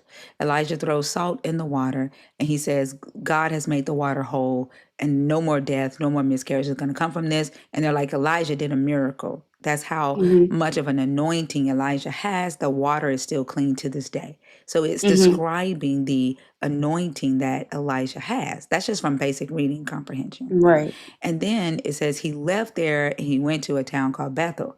And while he was on his way to Bethel, some small boys started mocking him and scolding him and calling him bald head and telling him to go up, bald head, go. And Elisha uses that anointing to call down a curse and send she-bears to maul the little boys to death. And so what that tells me is Elijah has this anointing, this power, and he uses it when he is mocked or bullied by some kids to kill some kids.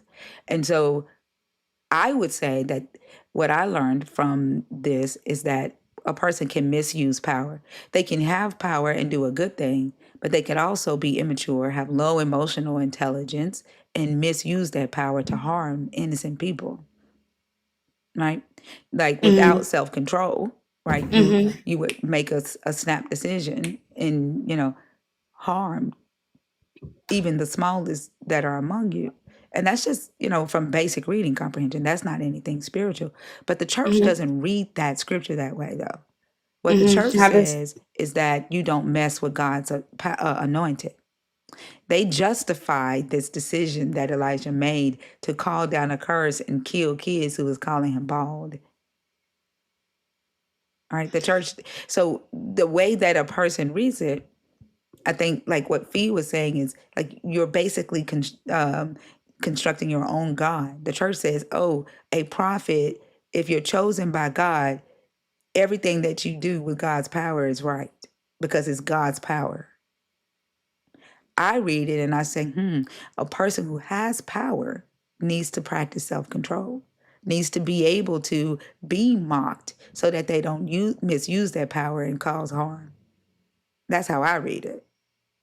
Interesting. I read it kind of differently, where it's like they, a little bit, I said they had the power to take initiative to even do something about anything. Like instead of being like, this is just is, they did something which had him felt empowered in order to get things done. What initiative did the people take? All they did was complain. Bring the salt. I don't know. That He was thought about- Elisha. That wasn't the people. Yeah, that's what I was talking about, Elijah. But he's the prophet with the power. He did it. That's not taking initiative. They went to him to solve their problem. The people had the problem, not Elisha. Wait, hold on. I'm sorry. The text said that Elijah was the anointed person that did all this. So the people went to Elijah, or Elijah was now the people of the city said to Elijah. So the people of the city are talking to Elisha and they're saying, hey, this city is good, but the water is bad. So it's the people of the city that had the problem. And then it says that Elijah is anointed. Well, you get that from the context. And this But is, it's not I'm sorry, let me finish. I'm sorry. I So was gonna say, this oh, is sorry, why sorry. this is like when believers scream context, context. Like this is why I don't necessarily think that believers know what context is.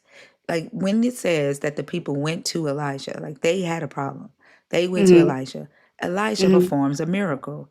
Mhm. Elisha takes salt, throw it in the water, and then he professes, "Thus says the Lord, I have made this water wholesome. From now on, neither death nor miscarriage shall come from it."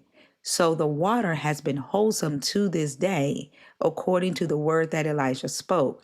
That tells you that Elijah had power that he used to clean this water forever by just throwing a little salt in it. Right? So he performed a miracle and cleaned the water to where the people had good drinking water. No more death, no more miscarriage. Right? That's how you use context. But also that's just basic reading comprehension. Would you agree, Sav, that what Thinker said is correct, that most preachers and pastors teach this story? The lesson from this story is to, not to talk about God's anointed. I can't say that this is true or false because I never heard this story necessarily, and I wasn't necessarily preached this. Well, I So, was. Yeah, well, I was, and that was exactly the way it was taught to me. That when the prophet of God or the anointed of God says or does a thing, you don't jeer at them, you don't make fun of them. But my question would be, which lesson or moral do you think would have the most beneficial impact to humanity? The one that we're taught, or the one that Thinker just posited? thinker. I mean, there's different things that I think that the text itself could be interpreted in different ways. What I said is it can't. It sometimes it's not literal, but like forms of actions, like what you read is because the thing is for me, like when you read that to me, like the first thing that I thought of was, well, Elijah did action. It didn't say necessarily Elijah was anointed. That's just what has been taught. That's what I was going to. I said I he think had that power, right? For first off, Elijah was a prophet. He had power. He hmm did a miracle. hmm Like in order to do a miracle, a supernatural thing, you have to have power, right? hmm hmm Yeah. So like basic reading comprehension says that Elijah had power to do the miracle. Why do you need it to say and Elijah had power? Like that's I mean, that's not be, reading comprehension. that's like, but power can be translated into different things. Like power could be influence. It could be money. It could be different Right, things. but Like we know he turned water. He made bad water clean with a little bit of salt forever. We know the miracle that he did here. We don't have to guess. It states the miracle that he did. hmm So there's like, why are we questioning whether he had power here?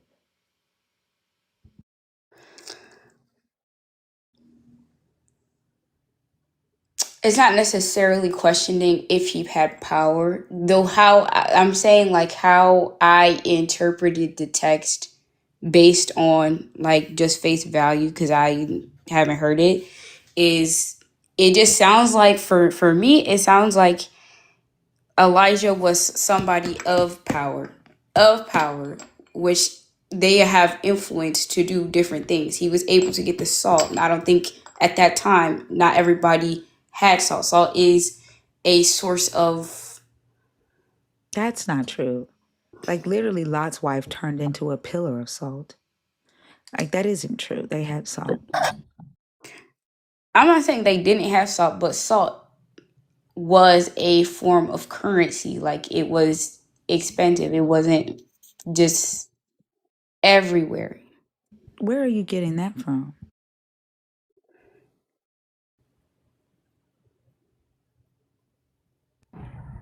Wasn't this by like the saltiest body of water that's not an ocean? Literally. Like people were not salt was not expensive, especially around oceans. But like, isn't like the Dead Sea like specifically like incredibly fucking salty? Yeah, it's like, isn't Like that's it the like the whole thing. saltiest lake, saltiest That's ocean? what I thought. Yeah. And like the answer that you just gave, and I'm not doing this to embarrass you at all, so Mhm. please don't think that. But that's what our grandmothers used to do. You know, like they would just think of something and give us an answer, and we'd be like, "Oh, okay, right." And then when we push back, and be like, "Wait, wasn't the Dead Sea the Dead Sea because it was the saltiest of the seas?" And they go, "Girl, I told you what the answer is," like, and then they shut us down even further. And because we do that in here, right? Like believers give us answers like the one you just gave, and when we push back, we're the devil because we're not just accepting the answer that they gave.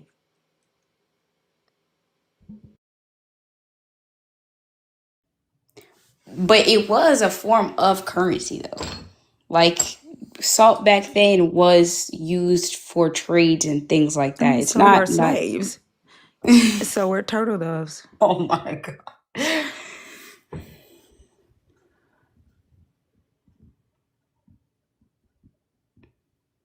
This is you circling the claim with a shield again, by the way.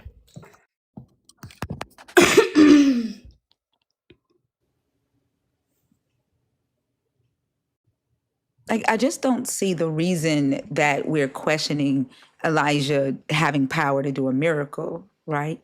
The or you saying Elijah was a man of power. I don't see the Mhm. need to do that. I don't see the need to say, oh, he had influence. The influence isn't what allowed him to do the miracle. The power allowed him to do the miracle. Like, I have influence. I can't do a fucking miracle. I have almost 400,000 followers. I can't do a miracle. Just influence does not equal power.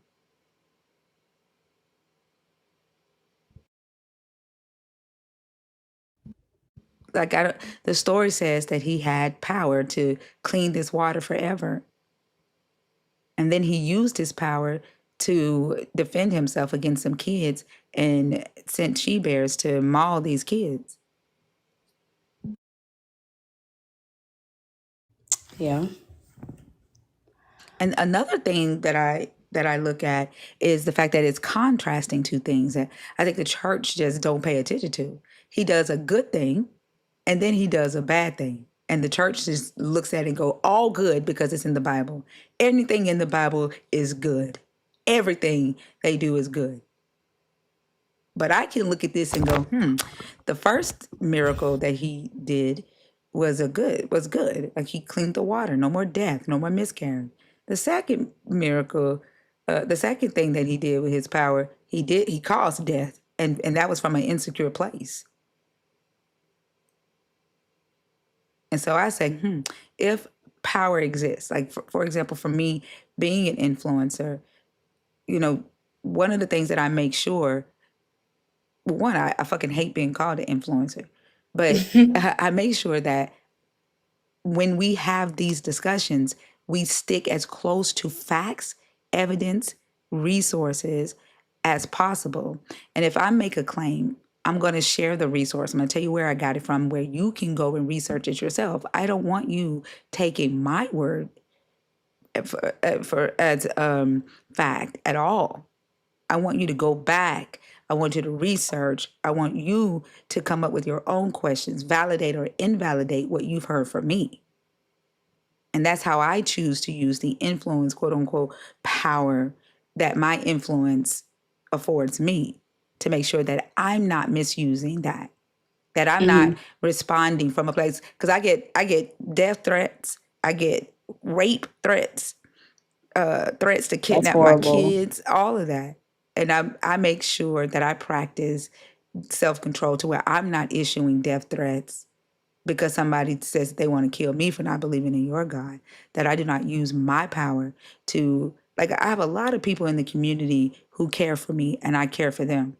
I don't what do you call, charge them against somebody just because they don't like me. If somebody posts a video about me, they'll be like, such and such posted a video about you. I'll be like, okay, and like, I don't care about that. I don't want y'all going over there in their comments. I don't want y'all like, okay, people hate me. All right. It would hurt me if somebody got hurt behind trying to defend me. But the church says everything the Bible says is good. If you use your power to harm somebody, God allowed it, so it's good. Yeah, I don't believe that.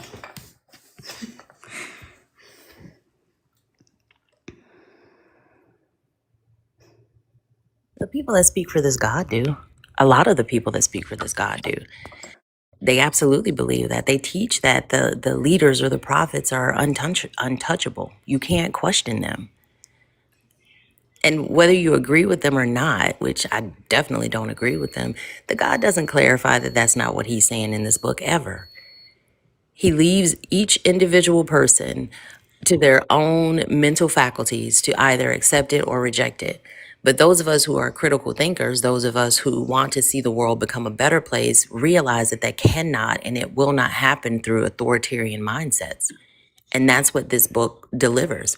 There are a lot of people in New Age spirituality or Christ consciousness that's trying to edit the narrative and, well, that's not really what it's saying. What it's saying is, and what they present after that is just a different version or their interpretation of the meaning, the moral behind the story. What Thinker just gave you about this 42 Bear story is her moral behind the story. Is what she got when she read that story. And she's not saying that the writers of this story intended that message. What she's saying is that when I read this is what I get from it. This is the lesson I take away from it. But when these pastors preach it, what they say is this is what God wants you to learn from this story. And those are two very different approaches. Mm. Yeah, I agree. I think that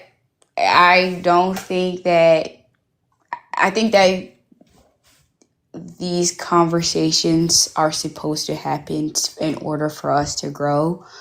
I think that this is a lot better to find just understanding in general, because a lot of people, again, what I said earlier, do get shut down.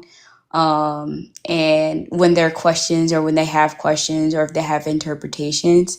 So I'm saying like this is a lot better than even getting shut down. And even like, I've learned a lot. You guys have taught me a lot, and I definitely will give that book a read because I'm very interested in it. But yeah. I appreciate you, Sav. It was a great conversation. I wish more people who believed in a God, participated in these conversations the way you have. And thank you. I've learned a lot as well. Yeah, I wish I was better prepared. I wasn't as prepared, so I was just kind of just going. It's okay. But Neither were we when we first started deconstructing. So I was not, and you guys had some really, really good questions. I was stumped a couple of times. I was like, man, these are some good questions. How do I even answer it? How do I even go? Even calling out, but you guys are really sharp on it, and I'm glad that we really had this conversation. Well, thank you. So am I. And I hope you have a great rest of the morning. Thank you. You too. Have a good one. Y'all have a great rest of y'all day. Thank you.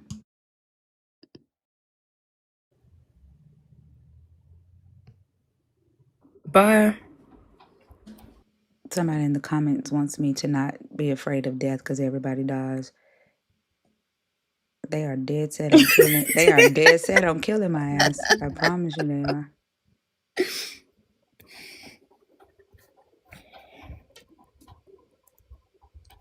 I liked some of the things she said, but other things were kind of just spirit of the gaps. It was kind of giving that at some point, but she seemed a few mild interruptions, but mainly level-headed. She's questioning. Like when you're engaging with a questioning mind, it's a more pleasant conversation. She was a little bit closed-minded when it came to the idea of a spirit because that's what she believes. So the same way a believer is loyal to their belief in a God, she's loyal to the belief in spirit and spirituality. So you started kind of to see that pushback and that over talking. Yeah, when it came to that. I look fresh. Nigger, nigger, nigger, nigger, nigger, nigger, nigger, nigger, nigger, nigger, nigger, you nigger, you nigger, you The nigger, only you reason why I'm nigger, you taking you down is because a lot of people in the community said that they can't handle when I just let y'all do that shit. I swear, y'all better believe I love the fuck out of y'all because I hate taking them dumb motherfuckers down when they do that because I It feel like feels I'm like they giving in to win. them. Yeah, I hate that Yeah. shit. But several people have expressed to me that they can handle it. So You know what's cooked? They run out of breath eventually. yeah, It's so fucked. It's so stupid. They run out of breath. I wanted to start saying cracker, cracker, cracker, cracker, but I guess, you know.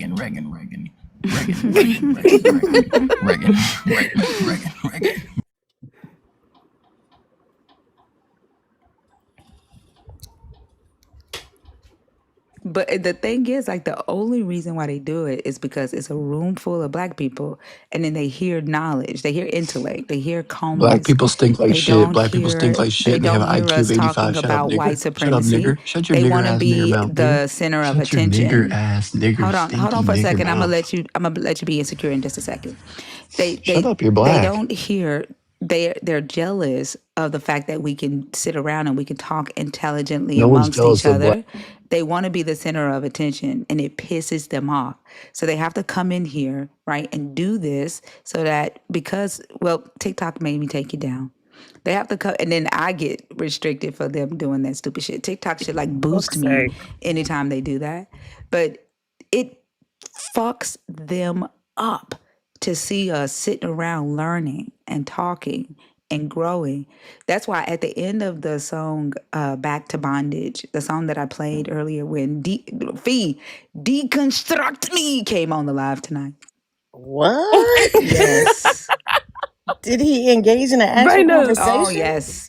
you are lesbian. You What? deconstruct. Yes. Yes. So you are gay. Wow. Yeah. But I played the song that I wrote for Hagar. And but at the end of that song, I talk about how, you know, you're learning, you're living, you're growing.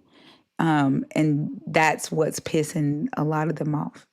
And so just continue to learn and grow and just live in your blackness, in your Latino-ness, in your Native Americanness, in your Asianness, whatever the fuck is pissing them off, continue to be that unapologetically. But anytime we gather and we're discussing, it pisses those off that have bought into the lie of supremacy. And they're mad, right? They look at themselves and they're like, damn, like it reminds them of where they're failing, right? It reminds them that white supremacy has built this world to prioritize them and they're still failing. And they've not yet figured out that they too are a victim of white supremacy. And so they get mad at us because the system isn't working for them because it was never meant to. The system was never meant to work for them. It was built to use them. That's it. And so they come in here and they do shit like that. But yeah.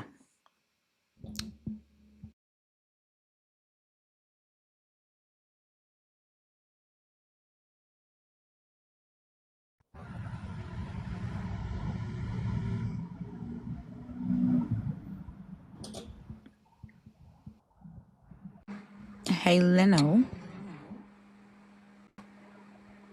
Hey, Leno.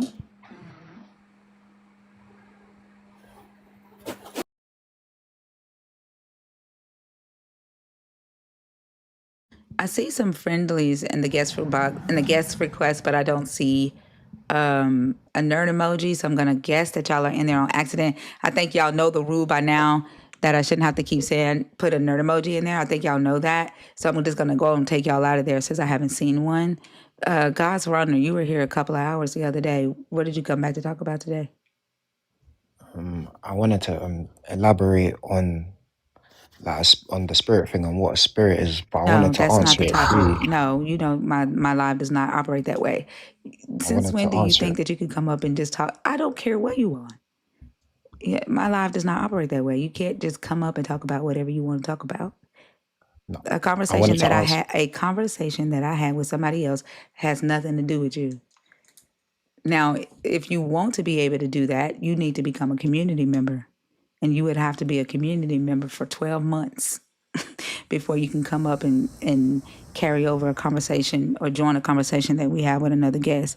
Other than that, you need to pick a topic. And please don't pick the same topic you've already picked that we talked to you for 4 hours about. All right then. All right. I'm not gonna force it. I'm not gonna force it. I'm just very spiritually enlightened, innit? No one gives a All fuck. right, Pick have a a little good Yeah, day. topic yeah. I since know you're you in don't here. want to hear it. All right, I know you don't want to goodbye. hear Alright, it. bye, Goodbye. Just pick a bitch. different All topic right. in it. All right. He can't think of one. He doesn't know what the Like fucking like cover. governor. It's not that hard, is it? He pipped his last Cheerio yesterday. Tipped his last Cheerio. His whole idea of being spiritual is being self-hating. Like every time he come up here, he's like, I put myself last. I'm so humble. I'm so meek. Like I hate myself. Like I love God so much. Like I don't think about myself. Like I put myself last. Like I'm humble. Like I'm meek. Like that's his whole idea of spiritual. And like I think it does something for him when people in his life come to him and need him. Like they'll come to him for money. They'll come to him for advice. They'll draw all his energy away, and he's like, I'm so holy. I'm so chosen. I'm so spiritual. And then he'll say that they don't reciprocate what he gives out, and then that's him being persecuted. I'm so spiritual like. Yeah. I'm so humble. I'm so meek like. That's all he talks about when he comes up here. He gets off on it for shit, sure. The way That's he so moans when he odd. talks. Sorry for interrupting you. I'll never forgive you in that. Are you gonna make me box a fucking kangaroo from jail? Cunt. In a minute, also gonna be over there going. Brr, brr, brr. You can tell he getting sleepy. Poor K. Me? Mhm.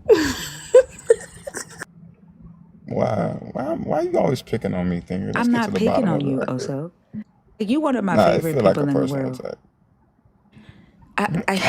I attacked you last night while we was watching the America's Got Talent. Okay. Wait, did you actually go on stage? Yep. Yeah. Like for real, and it's not a joke? No, he was before Bash.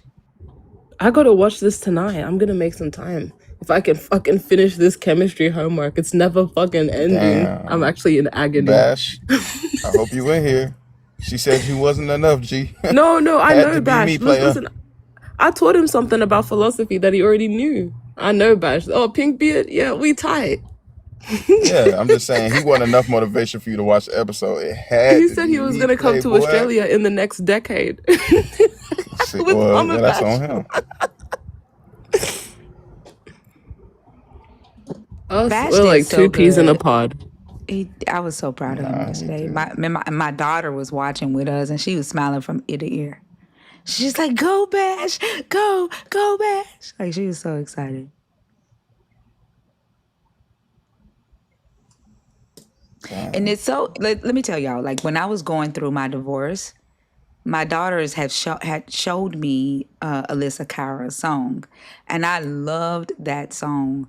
I was going through my divorce, and I had just started dating a new person, and I played that song every morning on the way to school, every morning on the way home. Loved the fuck out of that song, and I was telling Bash, I was like, it is so fucking surreal that now, like, I'm friends with the person who wrote that fucking song. And then when I told my daughters, I was like, Bash wrote this song. They was like, what? And like, that's the song that got me through some really tough times. Yeah. That's nice. Yeah. I don't think I'll ever have that unique experience. That's a very unique experience.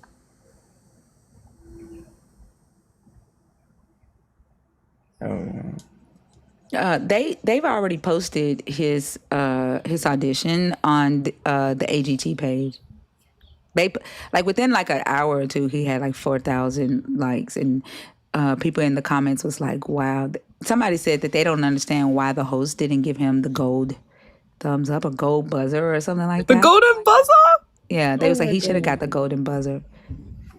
Can What someone does explain to me the what golden that buzzer is? do? Yeah, I'm finna ask the same thing. What does the golden buzzer do? Sends them straight to Hollywood. Like with American Idol, when they get the golden ticket, they just go straight through. Straight through to what? Like to the big rounds. The live Okay. performances. It's the semifinals. Yeah. Oh, so he doesn't have to do, like if he got the golden buzzer, he wouldn't have to do the other thing? Like Some of the the stages that you get to huh? skip. I see. Yeah, some stages they get to skip. Oh, They get to okay. skip. That's Yeah, that's he why I'm definitely talking. should have gotten a golden buzzer.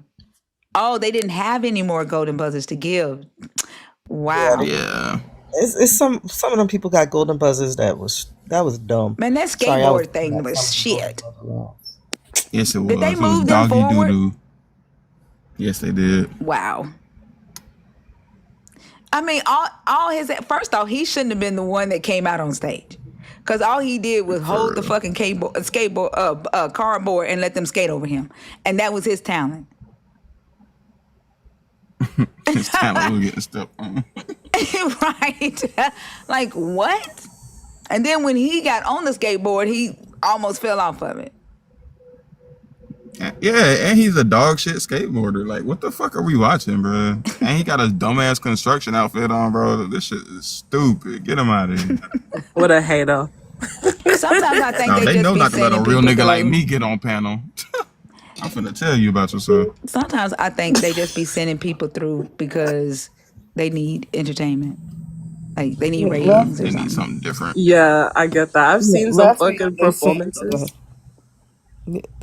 they sent a dude that came out with a cartoon drawing of Simon Cowell duct taped to his back, and he got upside down and was using his feet to shave Simon's face and feed him and put sunglasses on him.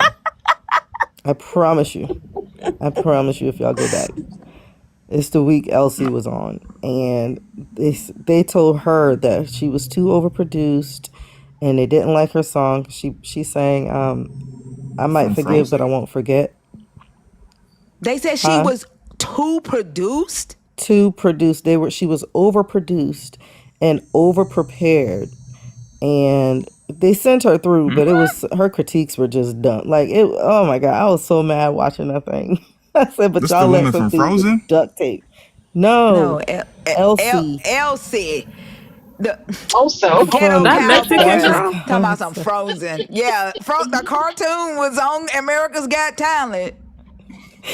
Well, shit, they flew that girl in from bumfuck Europe. I don't know who the fuck they let on that show nowadays. You ain't got to be American no Hey, more. but she deserved to be on that motherfucker. Did y'all see I'll give you how that. fucking limber she was? That lady ain't got no bones. Shit, for real, for real. All her joints is cotton. I'm TikTok brain rotted because I was thinking about Also, the Mexican LC on fucking TikTok. I'm gonna just shut I up. don't know who Mexican Elsie is. I wouldn't I expect don't know who anyone to either know. of them are. Thank you, Fee. You I was know, thinking, Elsie, I was, Bash's yeah. friend, the one that sang Ghetto Cowboy. Yeah, she sang Ghetto Cowboy. Oh, with the curly hair. Well, sometimes she have She's curly got. hair. Sometimes, yeah. Okay, Yeah. I think I know who y'all are Black talking lady. about. Yes. Human. Yeah.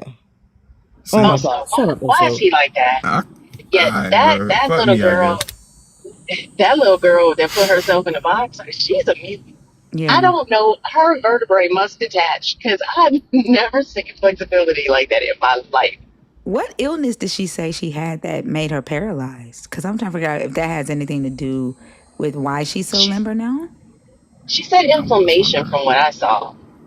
I couldn't say. We were sitting outside in the garage watching it, and Justin has to be to work super early, but he was trying to stay up. He was like, I'm trying to stay up.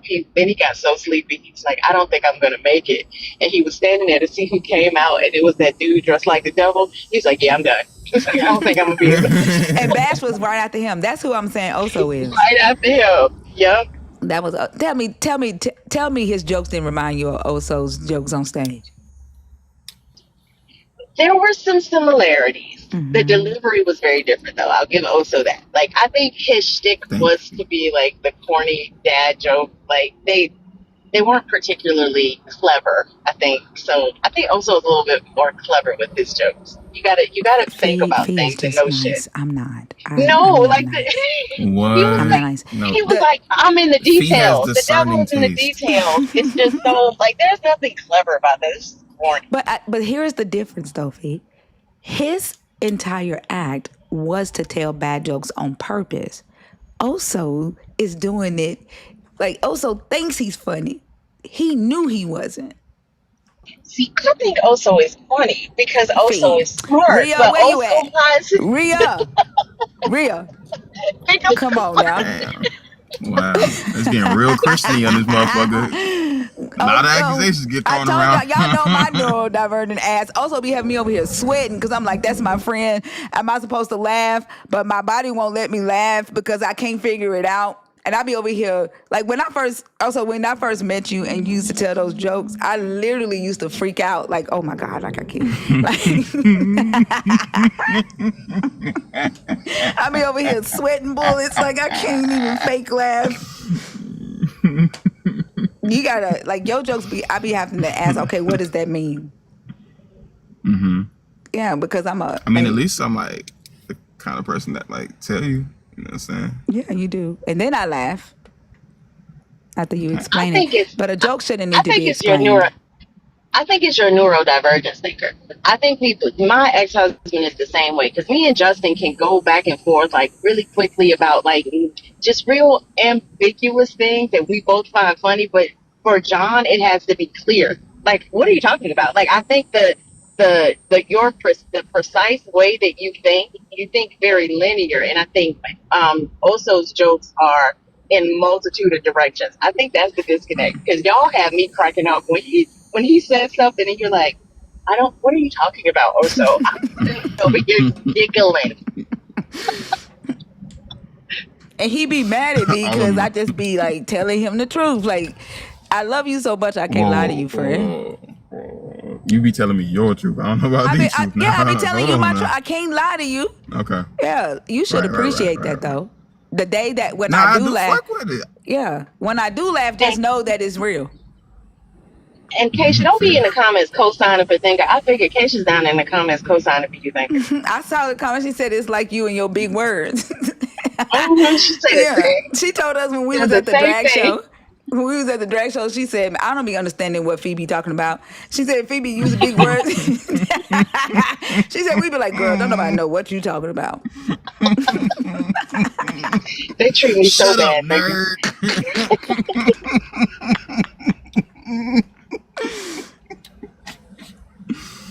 Oh, shit. God's runner, why are you back in the box? Like, you had a chance. You had a chance, and we asked you to pick a topic, and you decided to leave. Truth, I did not mean to bring you up. There you go. Okay, never mind. I see a nerd emoji. I reckon when Christians sense happiness, they feel like they got to do something. They feel like they got to bring everyone's frequency down. Yep. That's the spirit. Right. That's the spirit moving. Hey, Truth. Hey, guys. I thought I'd just tell you just for a minute. I had paused the show. I was watching the show on YouTube, so I paused it after when Bash got finished. So when we got back on the Discord or unmuted on the Discord and we said our goodbyes and such. So then I was able, after I watched the Guardians win, my Cleveland Guardians win against the Minnesota Twins, I went back to the show and I watched Bash again. And then I watched the rest of it because there was a whole 20-minute segment after Bash. And Bash was literally the very last act of the whole 7 sequence auditions. He was the last act. So that's one reason they were out of golden buzzers. Because Okay. Simon said if he had a golden buzzer, he would have given Bash a golden Oh buzzer. man, is it too late for him to Yeah. get a golden buzzer on another Well, show? see, he doesn't need it because what they did, the last part of the show, you know, the guy that's I Hate Chris's father, the actor, he's the MC. He's always on the side of Terry the stage Crews. there. Terry Crews. And so the last 20 minutes, he took the judges to this big stage, and they had these little columns, and on each column were the acts that got at least 3 yeses. And there was a whole bunch of them. And there were too many. There were too many of those acts and only like 45 spots on the live show. So just getting those at least 3 yeses was not enough. The judges have to make another cut. The golden buzzers all went through. There was like 10 of them, I think they said, something like that. So there were the 35 spots left, but too many acts. You know, there were not enough spots for every act that got at least 3 yeses to go to the live show. So they have to do another cut. And the first thing they did, so the first thing they said, well, okay, there's going to be some no-brainers that we all agree on right away. And the first thing they said, Pinkbeard, oh, he's a no-brainer. Oh man, The first thing they That's said. awesome. That's what's up. He's I a missed no-brainer. And they put him through, and then they were like talking about the other acts, and they were showing, footage of some of their performances. And so now the next show, they're going to invite some of those acts back because they got like 3 spots left, and they couldn't quite decide. So they're going to invite some of those acts back to compete for those last 3 spots on the live shows. But Bash is in. That's it was what's a up. no-brainer. He kept that secret. Good. Yeah. Well, that might have been what he was saying. Yeah, they loved him, man. I mean, I was amazed at how they just loved him, and even after there was the little comments that the judges were talking to each other, and Simon said, "I think Pinkbeard was my favorite act." You know, they were talking about the act of the nights. Yeah, so he just was loved, man, and the audience loved him. And we loved him, and he just got all kinds of love last night. That's what's up. Did you have anything else, Truth? No, I just wanted to talk about that. I tried to put it in the Discord, tried to put all that in words, but I thought it'd come up and just say it. All right, thank you for that. I'm gonna go back and watch that part. All right, guys. All right, have a good I one. will talk to you later. Y'all have a great afternoon. All right, you day. too. Yep. Damn. America Got Talent, they still do like when you get to the later rounds, they take you to the hometown and get familiar with the people, right? I'm back. Oh, I don't know. What did you come back for?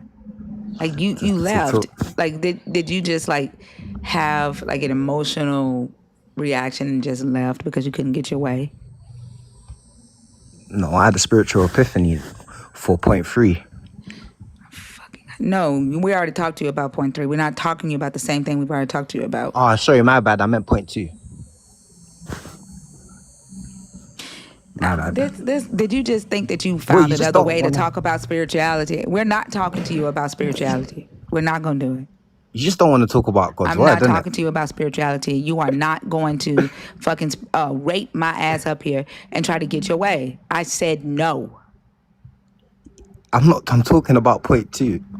That's what I came to talk about. No. I don't know why you're so against hearing God's word. No, It's because scary. you're manipulative. No. Rocks, really don't like Rocks him the Locks, first. are you in the request box on purpose? What'd you say, Oso? I don't like him. His accent is too fucking aggressive. It sounds horrible. The dude sound like he just dries a bit. Like I don't like that dude at all. I don't like that dude. He sat down there and wrecked his fucking brain to try to figure out a way that he could come up here and say what he wanted to say anyway about the shit that I told him he cannot talk about.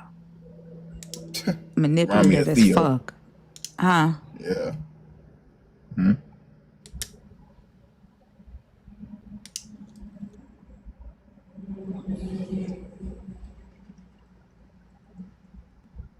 Oh my gosh. After 7 hours of waiting.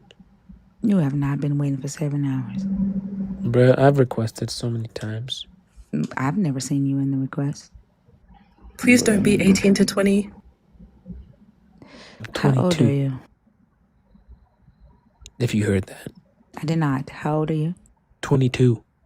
Are you a believer, deconstructing, or an Yes. atheist? Pick a topic. I'm a Christian. Pick a topic, and you'll be starting off with theology. With theology? Do you even know what theology stands for? Yep, that's what you heard me say. Pick a topic. All right, let's look at 3. I don't even know what you guys believe, but let's go for it. Why do you need to know what we believe? Well, because you guys are asking who's really the great deceiver, God or the devil. So I'm trying to see who you guys believe is the great deceiver. Well, that's how you start the conversation, but you said you don't know what we believe. You don't need to know what we believe to have a conversation about topic 3.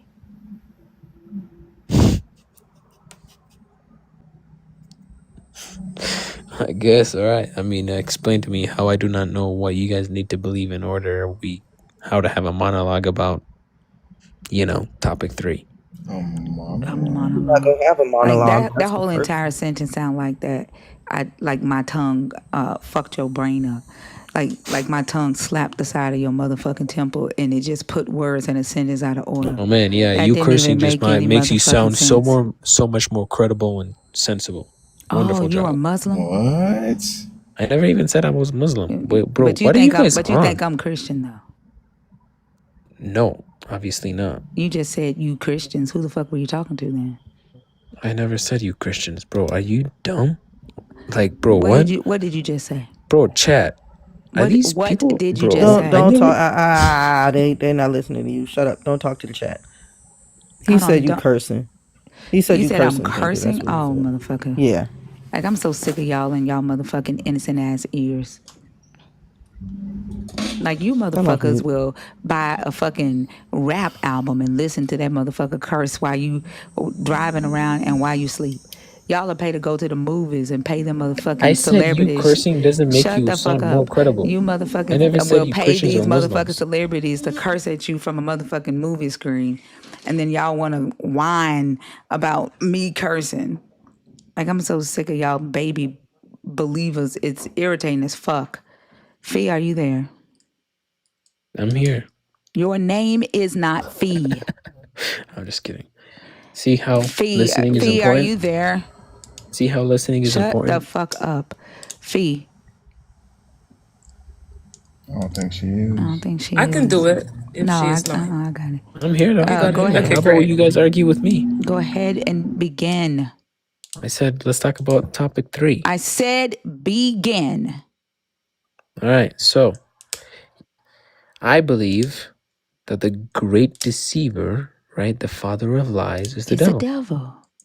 Duh. Duh. Mm-hmm. What you mean by duh? Like, I mean, are you guys just here to like rage bait a bunch of people into? Go ahead. I mean, you what- believe it's what- the devil because what? I mean, first of all right. I didn't even know you guys will just let people speak. Might as well put yourself on mute I mean, so I you can waited speak. 7 hours, so you should know how we run our lives. Honestly, that's a fair point. But anyway, I believe that the devil is the great deceiver because God cannot lie. And lying is deceiving people. That's all I gotta say. So your God has limitations. Like, does your No. God not lie because it cannot lie, or does it not lie because it has integrity? Just because you Which one? don't have... I am Okay. talking, motherfucker. My Does your bad, all right. God not lie because it cannot lie, or does your God not lie because it has integrity? Which one?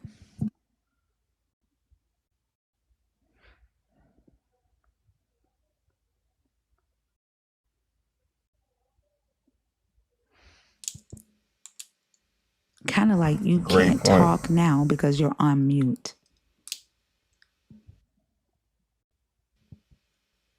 Is this a protest? This is the most sense he's made since he got up here. No, I'm just trying to make sense to you guys. You guys Can obviously you don't know answer my anything. question? It's not about Does your limitation. God not lie because he cannot do it? Or does he not lie because he has integrity? Which one? He can't lie.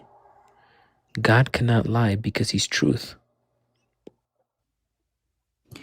You guys want Your to ask God these is questions? truth? No. Hold on, Listen. stop. First of Let all, me bro. respond to you. Damn.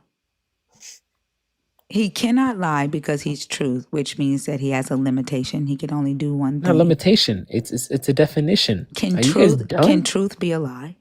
No, it can't. So that's a Duh. limitation. So that is a It's not. It's limitation. not a limitation. It's like saying 1 + 1 is not 2. So Like, right, duh. can 1 + 1 be 3? No, So that is a limitation. it's not a limitation. It's what's truth and Oh what's my false. fucking gosh. Are you guys dumb? Literally, Oh bro. my Look fucking at a gosh. I definition. swear, y'all. All right, let me ask Oh you a my God. question. If Let me your ask you a God question. is only truth, that means he cannot lie. That is something he cannot Do you not know what the do. definition of a Oh limitation my is? gosh. Is your God all powerful? Yes. That there is something that his ass cannot do? If it's contrary to his being, that's not a limitation. Yeah. It's a definition. Then can I lie? Bro. Can I lie? You, as a human being, yes, you Yeah. can So because I you're can not do God. something that your God can't do. Yeah, because you're a Okay. human being. All right. So, Duh. all right. Is Come the on. Are you devil dumb? is the devil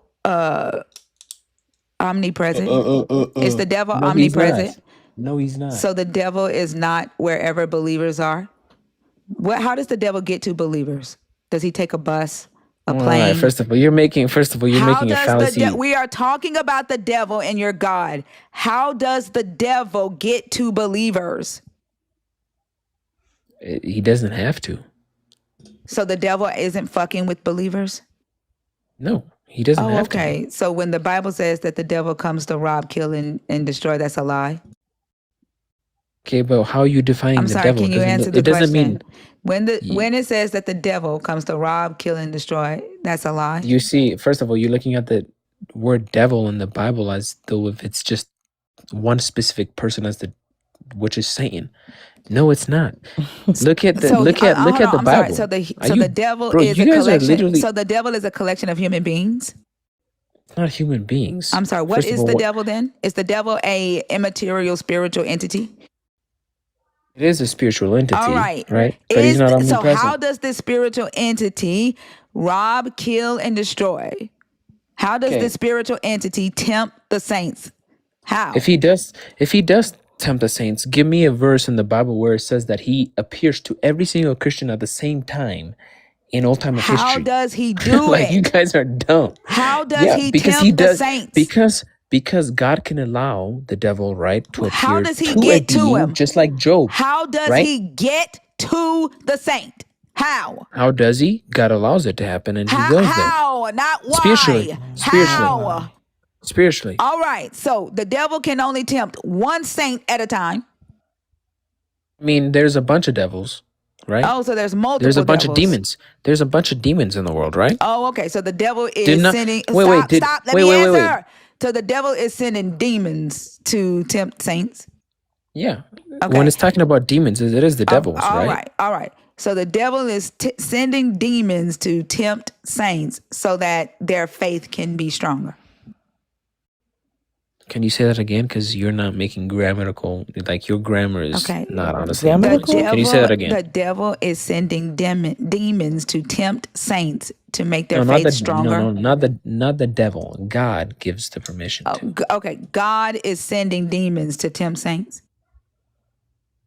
Yeah, he can. Just Okay, like he so allowed. I asked about what the devil is doing then. So why, Alright, go ahead. if the demons work for your God, why are you saying that the devil is sending demons then? Never said that. I said God is. I'm sorry. You said, how does the I devil said get? the How devil does the does it. devil get to the saint to rob, kill, and destroy? How does the devil s- get there? God allows it to happen. Is the devil going to the saint to rob, kill, and destroy through a spirit? I mean, if you want to say through a bunch of spirits like demons, yes. Okay, And God so is the allowing it to devil happen. isn't the one that's sending the demons to rob, kill, and destroy. No, God Your is. God sends the demons to rob, kill, and destroy. Can, yeah, just like he Okay, so literally, when yeah. the Bible says that the enemy comes to rob, kill, and destroy, is the enemy your God? Wait, you kind of were squeaking. What were you saying? Is I did the not hear that enemy last your part. God? God can be your enemy if you're not a believer, yes. Your book says the enemy comes to rob, kill, and destroy. Is that your God? Thinker, you got my stomach hurting. So this is something you don't understand about theology, even though you said it, right? Okay. First of all, we get sent to hell not because of the devil, but I'm because not of asking God's you shit judgment. about hell. When the Bible says the enemy comes to Yeah. rob, kill, and destroy, is the enemy your God? Obviously not for the one who believe in God, but for those who don't, yes. So then the person, the enemy, the spirit that's coming to rob, kill, and destroy would be your devil, correct? Would be the devil, yes. All right. But not for the believers. All right. But when your God sends the devil to rob, kill, or destroy, Well, you keep saying that over and over. You don't have to say it. I know what you're saying. when your God sends That's the devil. I'm sorry? Thank you.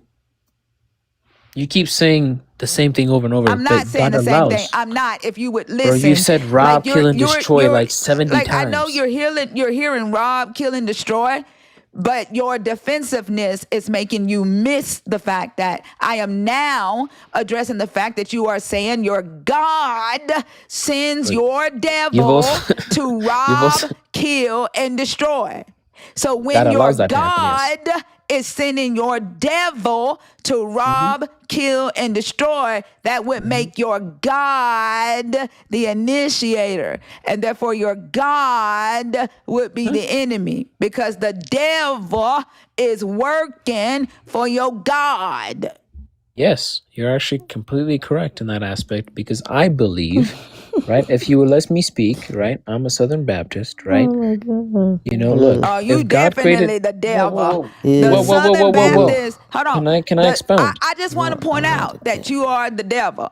The Bro, do these Southern people Baptist ever was let anybody created. expound? The whole entire reason that the Southern Baptist Convention was created was to fight against the abolishment of slavery.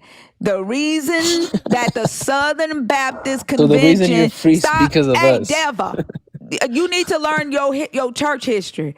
The reason the Southern Baptist Convention created its organization is because they believed that your God ordained slavery and it was their God-given right. And so you definitely are of the devil.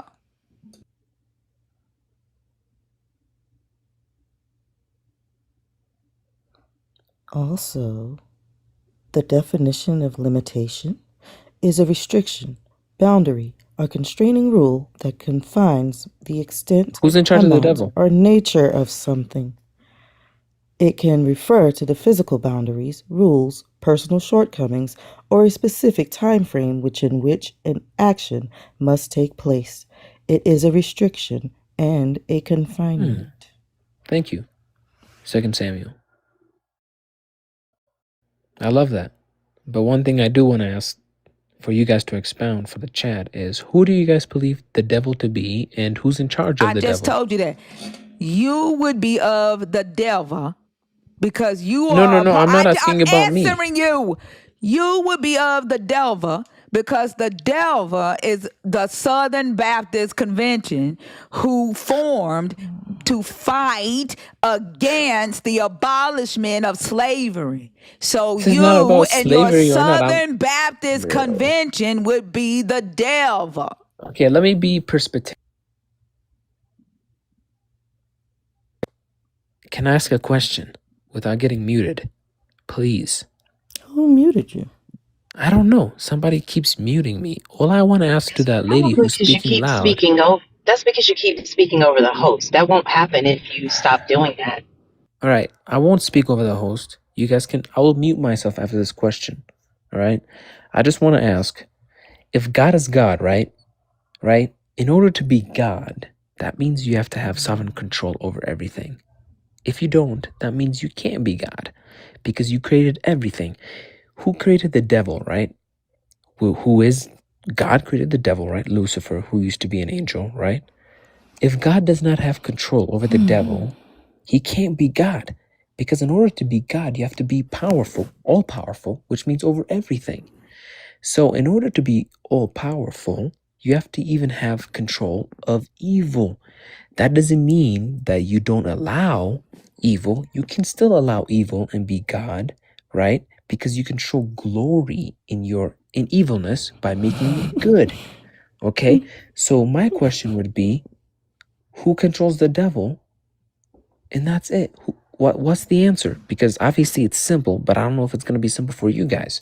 Who controls Lucifer and the devil? Who gives him power to do what he does in the world? This is And I'll so mute myself. hilarious. This is so hilarious because he don't know that I already believe his God controls the devil.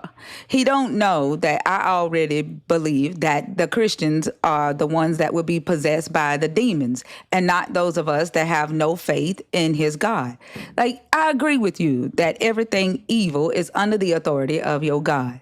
And that when your God sends evil, the evil goes. If your God says, go and possess this body and have this body kill these 30 random people, that demon's going to go possess that body and that body is going to go kill 30 random people. But a atheist who does not bow down to the authority of your God cannot be possessed by your God or your devil or your demons, because we don't give a flying fuck about your God's so-called all power over evil. So your God controls your devil and your devil controls your demons, which are Christians.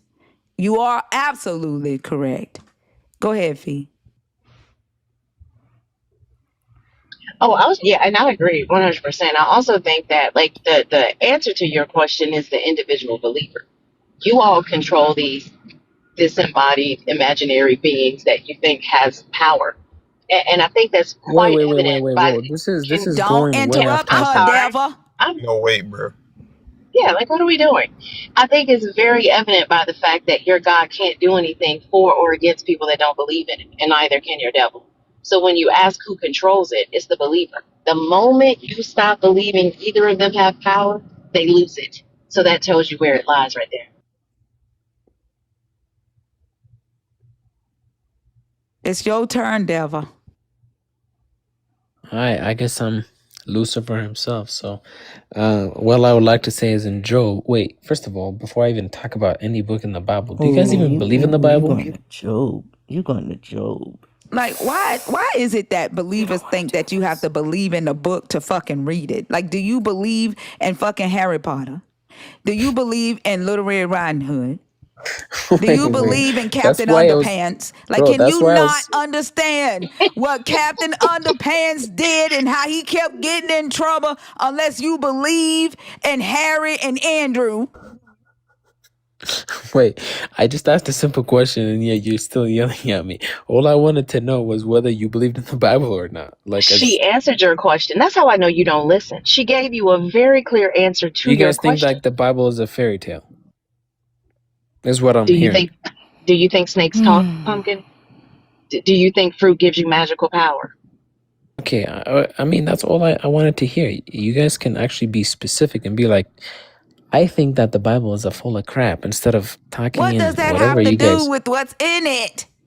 Well, because I asked a simple question whether you guys believe that the word of. What does that have to do with anything? We can read a book. We can understand the words in the book. We don't have to believe it is true to understand what it is saying, to understand True. the But it's events like of a me. story. Shut like, up, you are God dang. asking an irrelevant question. And as I an can adult tell with you an didn't do imaginary, well on your state test. Actually, first of all, I actually did pretty well because I got a full ride scholarship. So I don't pay I feel tuition, sorry for you. and I got free as an room and board. adult, sure, but as an adult with an imaginary friend and an imaginary enemy, I don't think that we could rest solidly in the fact that you would understand a direct answer. Wait. You So you first of all, you you see, this decide is to. I don't know why you keep speaking when I'm speaking. Like, does your university not teach you how to converse? it's just that What's we wrong with actually y'all? we are told we have free speech and monologue, so that doesn't mean we have to. No, y'all don't have free speech, especially not up here, especially because people are talking and you keep trying to talk over them. There's no free speech in Thinkerland. How did you get a full ride scholarship and you keep thinking that multiple people having a conversation is a fucking monologue? There wasn't a vocabulary section on the Don't know that. admission exam, apparently. Apparently. And don't know what I do want to God, do say you my talk real over your name. teachers? No. You're getting schooled by Fee, so I reckon you should listen. Okay. I mean, if you guys won't let me speak, I guess I should just shut up and listen to whatever you say. So let's do that. Until you You've guys been let me speak, speaking obviously. over Thinker the entire time she was speaking. We're just asking you to not do it while someone else is speaking. I got you. That's Even how though, okay, but conversations work. so you guys can do it, but I can't. I got it. All right, I'll just shut up. I got it.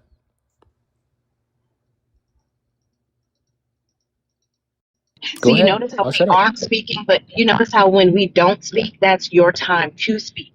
This isn't difficult.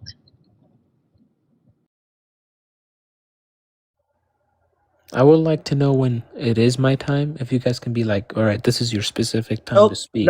Nope. Because if you don't realize silence means you can talk, then you don't get that privilege. No. Bro, what? Sometimes people just are silent because they're thinking. Like, what? I don't understand what I'm trying to genuinely speak to you guys, and yeah, you guys are being rude and like calling me names. I'm just trying to understand what you guys are about. You've been talking about the need to talk for the last 3 minutes. If you had utilized that time to say whatever the fuck it is you want us to hear, then we would have been able to proceed in this conversation. All right, so is the silence like my cue to speak? I'm trying to understand you guys because I've never done this way before. Because usually when you're, talking to people, you have not only designated time because, yes, sometimes people talk over each other, but you guys don't like that when I'm talking over you, right? So I'm trying to learn from my mistakes if you guys don't know what that is.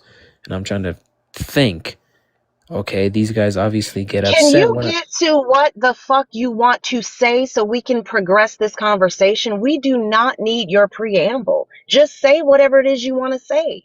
You done What is made wrong with y'all? Fee cuss. Good grief.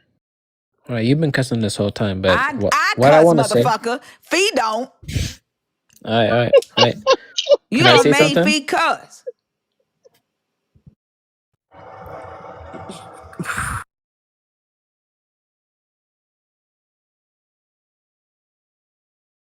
Wait, is the silence of like? Am I allowed to speak? I'm asking a question. Can I speak? Since Get this is to your what the guys' fuck all you right, want to say. perfect. All right. Thank you. Since it's my time, I want to ask. Again, I would Everybody, like it's to. not your time. I want to talk now. Oh my gosh, this is impossible. It's impossible. I want to speak, and then some guy comes in and says Get it's to my what time. you want to say. All right, perfect. All right, I want to.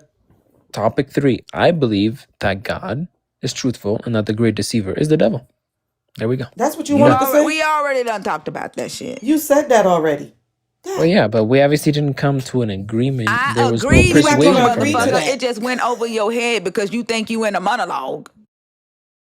All right, let's not be in a monologue. What do you guys want it to be? Do you guys want me to agree with you guys with everything you said? You don't even know what a monologue is. You should stop saying that shit. What do you want me to say? And don't know what a monologue is.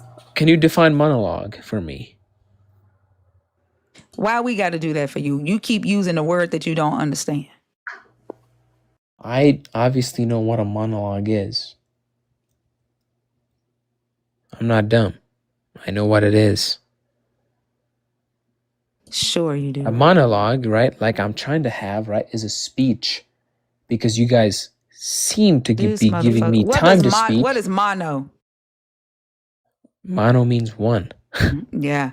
Are you having a conversation with just one person? Obviously not, but you can give a Right. person. So you aren't having a fucking monologue. All right. I mean, do you want to have a dialogue where we all speak at the same time? You think that? Shut the fuck up! Like, ain't no Like- fucking way. I told y'all. How's about we have a I told y'all trialogue? he didn't do good on his state test. I don't give a fuck what he said. Ain't no fucking way his ass got a full ride. He got a full fucking ride on his daddy's back. No. No, we could do a trialogue. That's where I try to fit a log upside his head as hard as I can. We try that one. You wanna do that one?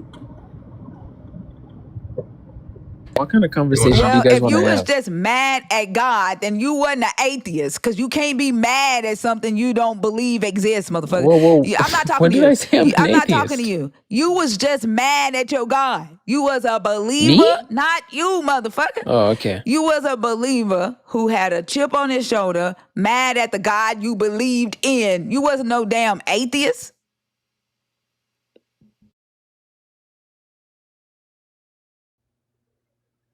Go ahead. Wait, are you speaking to me? Motherfucker, I don't know how many times I gotta tell you I'm not talking to you. Bro. Oh, okay. It's like I'm about to be confused because I'm trying to look at the chart. There's really nobody new. If you about to be stop, because you don't have the business down there to start off with. But you about to be confused and you don't even know what a monologue is and not a dialogue and the people talking at the same time. So, can we look at the definition of a monologue? No. All right.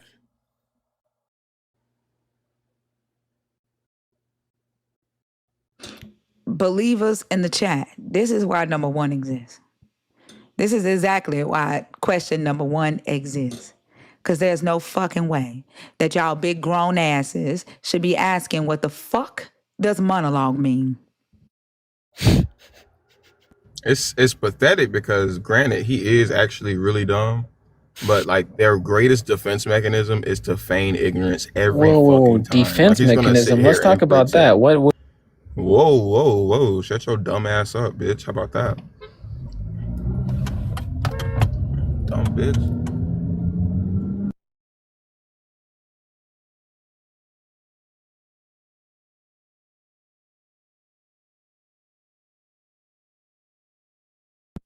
Anyways, my fault. A little bit of that road rage spilled over, but yeah, they feign ignorance all the fucking time, and that shit is mad annoying, bro. Like, we get it, you're a fucking idiot. You don't have to continue to show us that shit, or even amp it up to really play into it. That shit's annoying as fuck. If you're too dumb to have the conversation, just say that. I am incapable and retard. Oh, actually, I can't say that word. I am incapable of You making shouldn't an want to argument say as that a word. human being. You what should the not fuck? want Yeah. Oh, I to was say a- that word, motherfucker. You should not want to use slurs. I was about to call myself that though. What's It the problem doesn't with that? fucking matter. You should not want to say that word. Like, for some reason, believers come up here and y'all drop that word like it's But you fucking. can, Shut whoa, the whoa, fuck whoa, up. but you Shut the can fuck call up. me fucking. Shut the fuck up.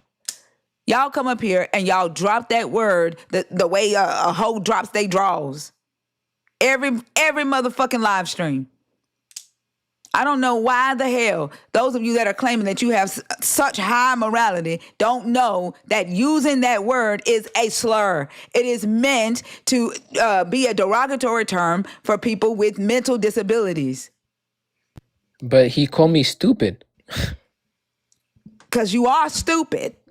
So you can call, bro. What's Stupid is not a classification on the mental bro? disability. Let me ask you a Stupid question, is as bro. stupid Wait, does, wait. and you do stupid shit Okay, all the fucking time. You Alright. got up here and did nothing but display stupid Also, behavior. Eloso. So you calling me stupid? I'm does surprised that you show? could read that, to be honest. Okay, cool. But I want to ask you a simple Yup. question: Are you All you have the intelligibly more ability to do is superior ask than I am simple because questions. I'm more stupid than you, right?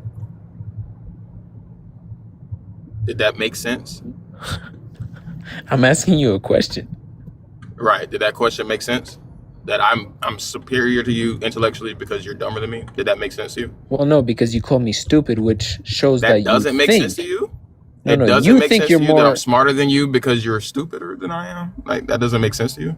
I mean, I'm asking you to make sure before I, keep going on to show your Well, I don't hypocrisy. consider myself to be a fucking idiot, but But you think I am a fucking idiot. Oh damn. So you do understand context clues. Bro.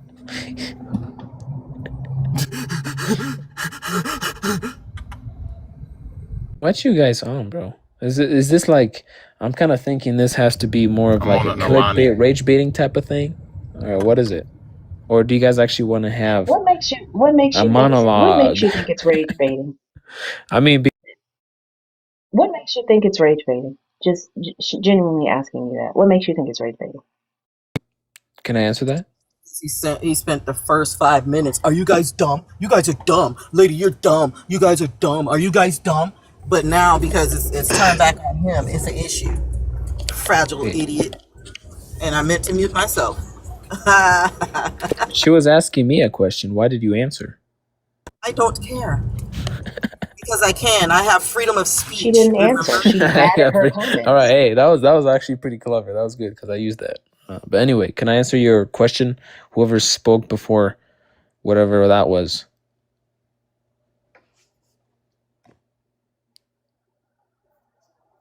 All right, I guess the silence is my cue, so I'll answer that. I want to begin with saying that you guys talk about having How are you gonna tell Selena I asked you a question? How are you gonna tell Selena I asked you a question and then proceed to not answer the question but remark on the silence? I was about to. I This just is wanted to why make a you are remark being because I called got the free things that you're speech. being called, because it's clear. Is there a reason why you're speaking while I'm speaking?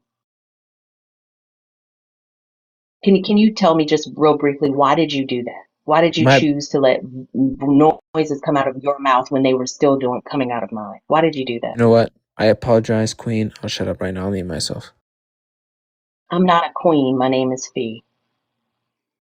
Sorry, Fee. Let me mute myself This so you is can why speak. conversing with y'all is so frustrating, because none of you come up here actually interested in authentic conversation. You come up here offended that we ask questions that you don't like. You come up here diverging from the topics that Thinker has on her board.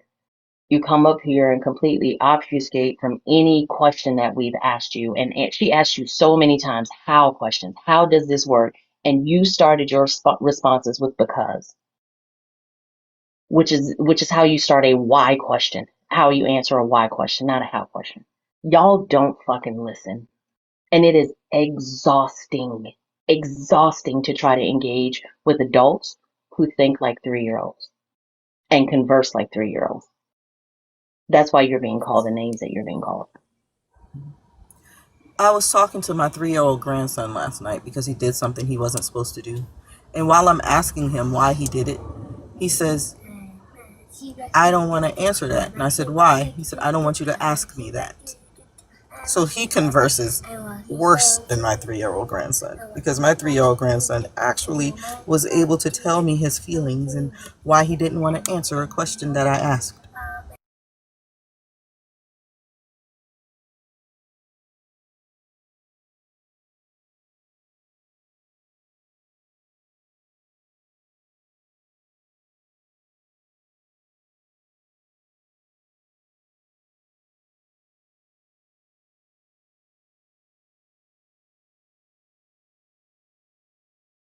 Now that there's silence, do you want to unmute to say whatever it is that you would like to contribute from your side of the conversation?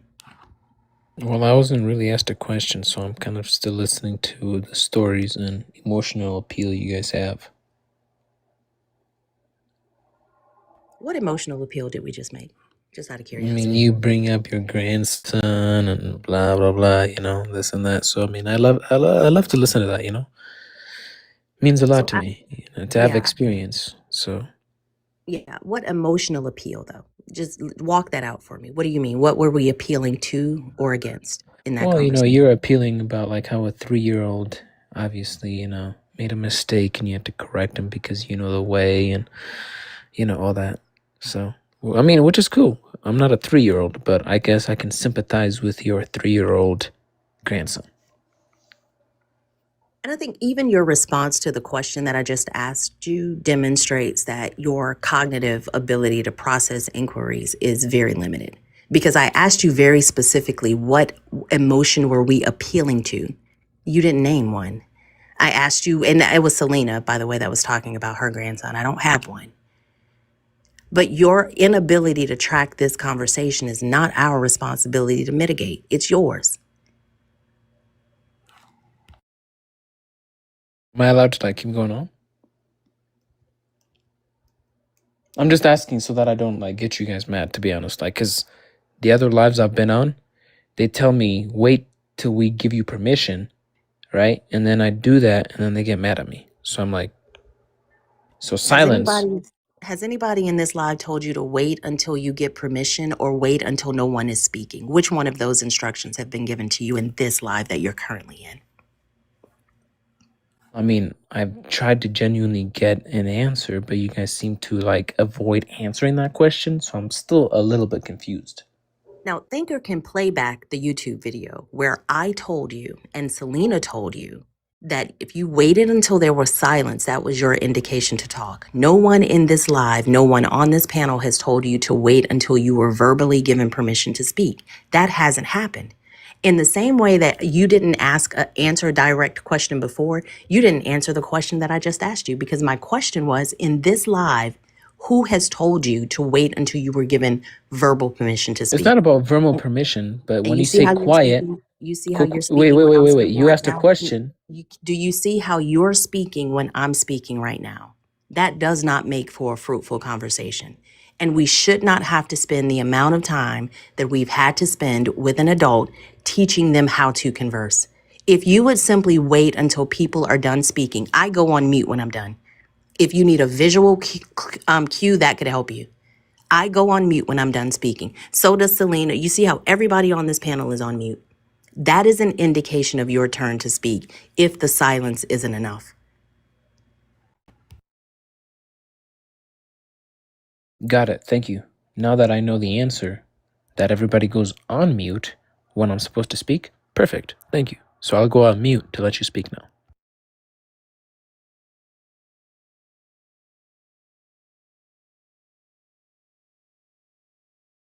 Somebody in the comments on that AGT video said, you can see bro been needing this break. What? Huh? Right. Like they just be saying anything. People are dumb.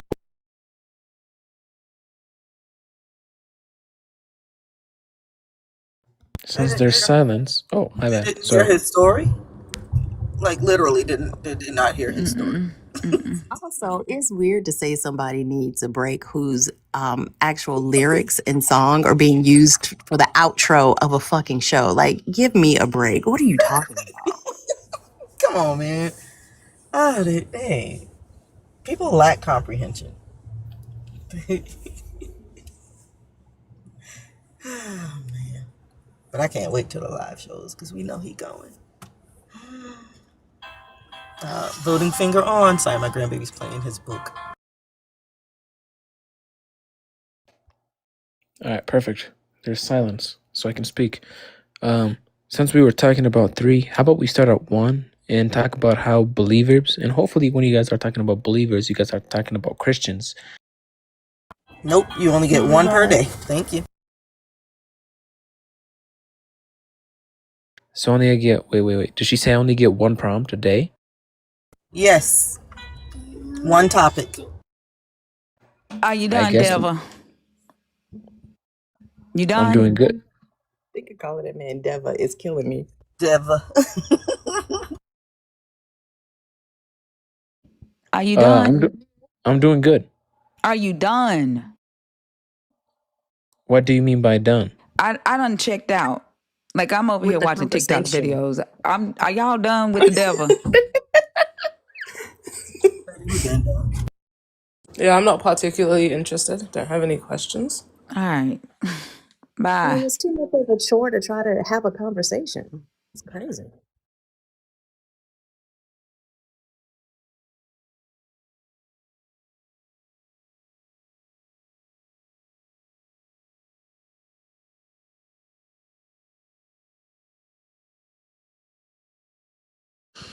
Danny G, you aren't connecting. If you've been waiting 7 hours like the devil, try again. Muslim warrior, we are only talking to believers of the God of the Bible in here, not Islam or any other religion. If you are in the guest box and you are a nerd or a super fan, remember that I will not automatically bring you up unless you put a nerd emoji in the chat. I do see some of y'all in the request. If you are a believer in the God of the Bible, deconstructed, or an atheist, the guest box is open. It is 18 and up today, as long as Venus is on stage. Was he in that age range? He was 24. Oh my damn. Mm-hmm. In Earth years? Yep. Might be in monologue years.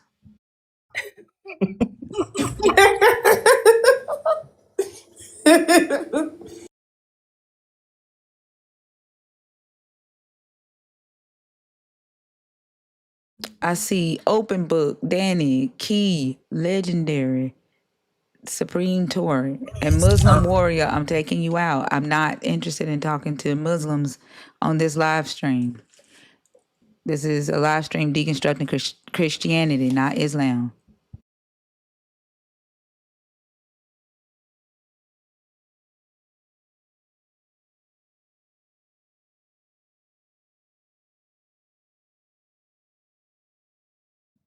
What was that kid name? I meant to block him from my page and I blocked him from yours.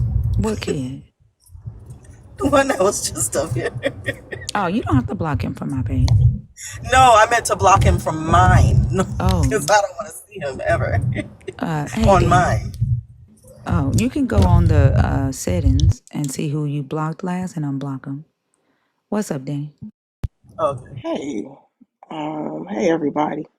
I was coming up to see if I could do a mod announcement. Yes, ma'am. And then I have another announcement too.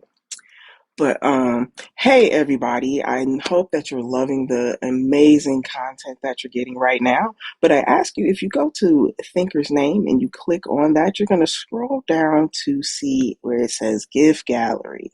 We need you to light up the gift gallery. Become the title gifter. Get the #1 badge so that Thinker will go up further in the rankings. It helps. TikTok tracks it every week so that we can get to #1 like Thinker should be. Okay? And especially if we don't have a goal at this current moment. Also, grab your heart means again, it's only it's only a coin. No big deal. And if you would like to get one of those wonderful badges that give you stage preference and other perks and things, join Thinker's fan club. Subscribe, hit the same box that you get all your other gift galleries from. Hit that button, $9.99, not too much. Then you can see and have all the fun things and get the kiki like we do as nerds. Thank you. That is all. And one more thing. Stop arguing with the mods when they tell y'all wrote in caps. We getting tired of y'all arguing back and forth with us. If you don't like it, I don't know. Go talk to somebody about it. Don't message me about it. Do not message me about you being muted. Right. Trust me. Nobody cares. We're gonna laugh. We're just gonna laugh at you because you crying about it. Yeah. But that is it for the mod announcements. But I have one more announcement, and guess what today is? What? Wednesday. Whose birthday is today? Me. Happy birthday. Happy birthday to you. Happy birthday to you. Happy birthday, dear Danny. Happy birthday to you. Happy birthday, Danny. Thank you. Happy birthday to you. You know that elephant from Zootopia? Can I block him? Can I block him? I like Oso's better. Happy birthday!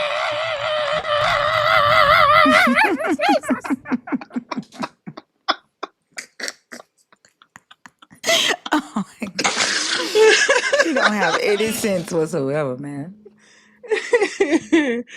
Oh shit. Otanjubi Omida. Somebody mute Otanjubi Venus. Omida. Mute Venus. Happy birthday today. Breakfast it is. It's Japanese, okay? Yeah, I got that with that good old Thought you F was right speaking there. in tongues. I thought you was singing happy birthday in tongues. Shanda la boki, Kiki. That's crazy.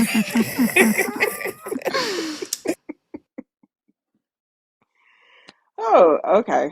All right. Well, that's all I wanted. Just come up and do this good old mod announcement. And thank you for all the happy birthday love. I appreciate it. You're welcome. I hope you have a beautiful day today. Thank Oh, for you. sure. All right. Thank you. Bye. Bye. Also, I'm jealous. I didn't get a birthday song like that.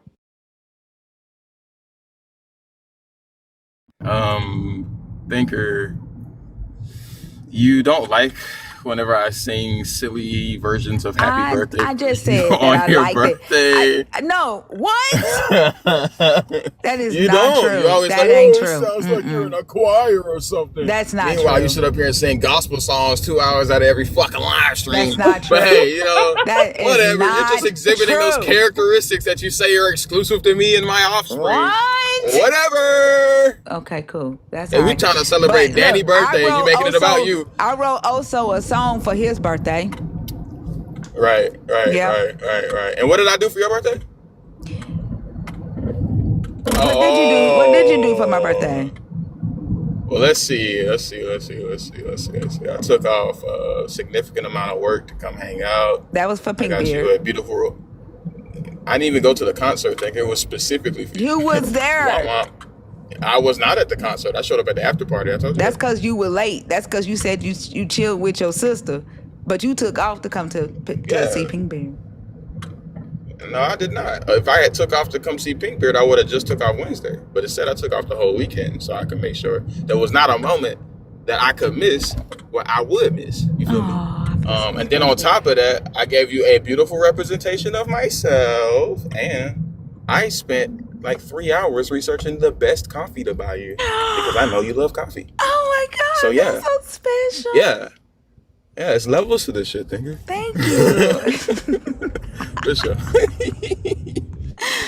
Oh, and all Danny got was a crazy ass scratchy happy birthday song.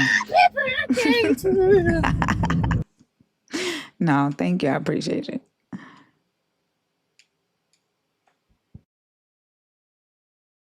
The Look, best you see what coffee? Poppy said? Yeah, I didn't buy her a grinder, but that's only because Thinker is such a coffee fanatic. I just assumed she already had one. I should have asked, I guess, but I just assumed she had one. Well, also, the best coffee is in Australia, so you did the wrong job. Cap. You should have bought her a plane ticket. The best coffee is in Jamaica. I hate to say it. I don't like to give Jamaicans too much credit because they like to take that and run. But yeah, the best coffee comes from Jamaica. Yeah, it is. No, it's you ain't not. never had it. Go Yeah, to well, you Jamaica never had one time. Australian coffee, have you? We put kangaroo blood Yes, in it. I have. Oh, okay. Well, now I know it's a doggy doo. All right, now you can't see it no more. Nene? Yes. Oh, sorry. Nene, are you there? Okay. Sorry, that was it by accident. No worries. Have a good one, okay? You too. All right.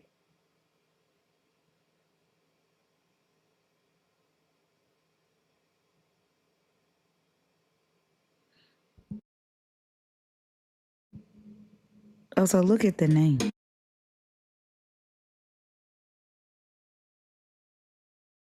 Jock Johnson? Interesting. They're not connecting, though. Good morning, Auntie. My fucking name is Underwear Penis. That's interesting. Oh, my God.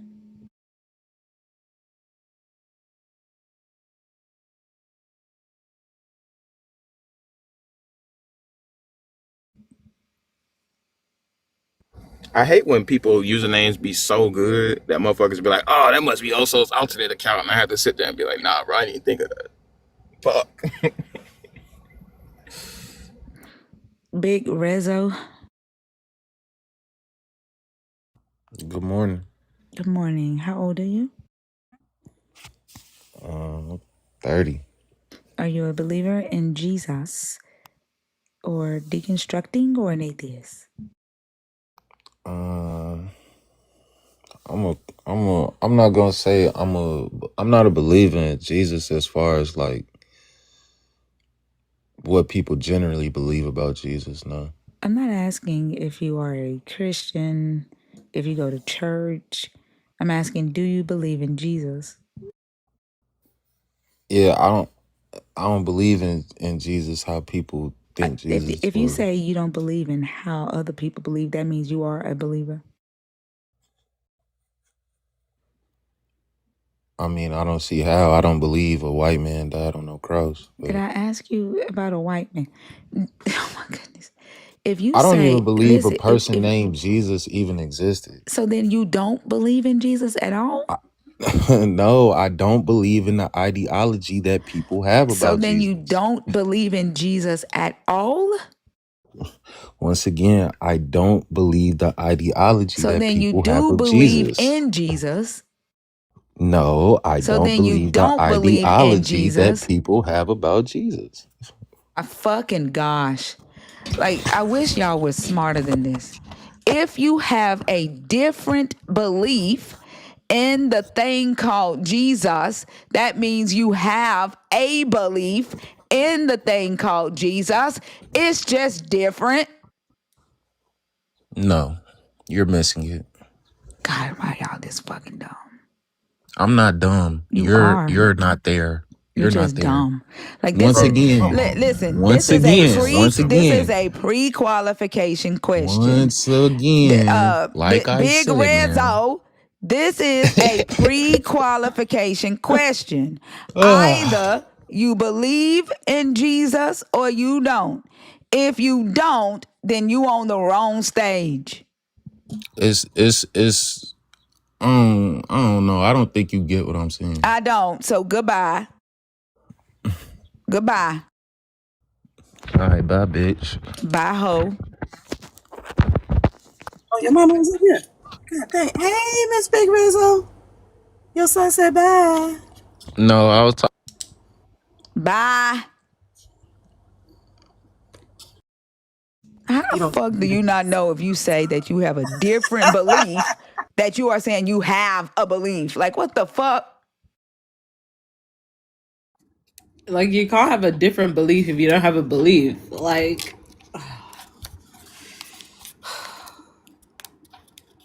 wait, why was I muted for a second? I don't know what happened to Osa. That might have been a mistake. I never type in caps. In fact, I'm so scared. I make sure I didn't get you. I didn't get you, but I knew you was gonna get got as soon as I saw it.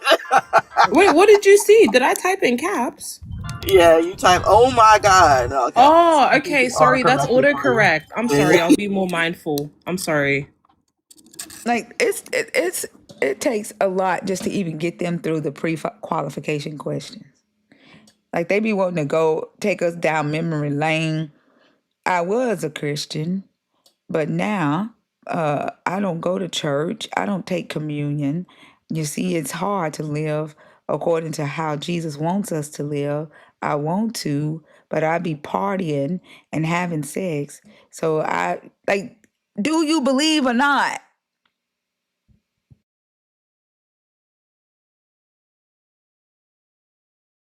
Oh, I don't even think he's real. Like, why is he back in the request box?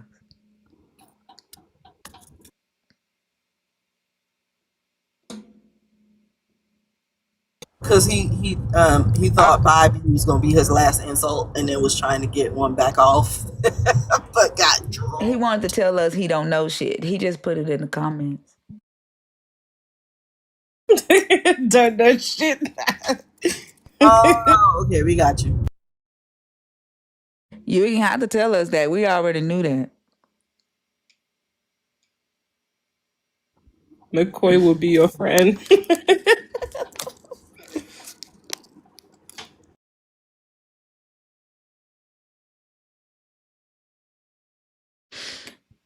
Ramdo. Hi. Hi, how old are you, Ramdo?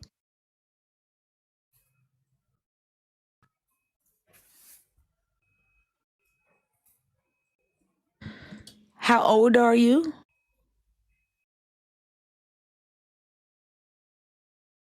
Can y'all take his ass down for me, please? I'm leaning back in my chair. I don't feel like leaning up. Like, this don't make no goddamn sense.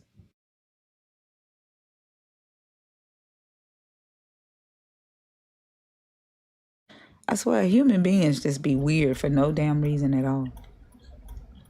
I agree. Thinker, you should play the video. I don't know what video you talking about. Crimea! Huh? Crimea, pussy! Oh, Oh, I'm saving got that. you. I'm What? saving that for the right time.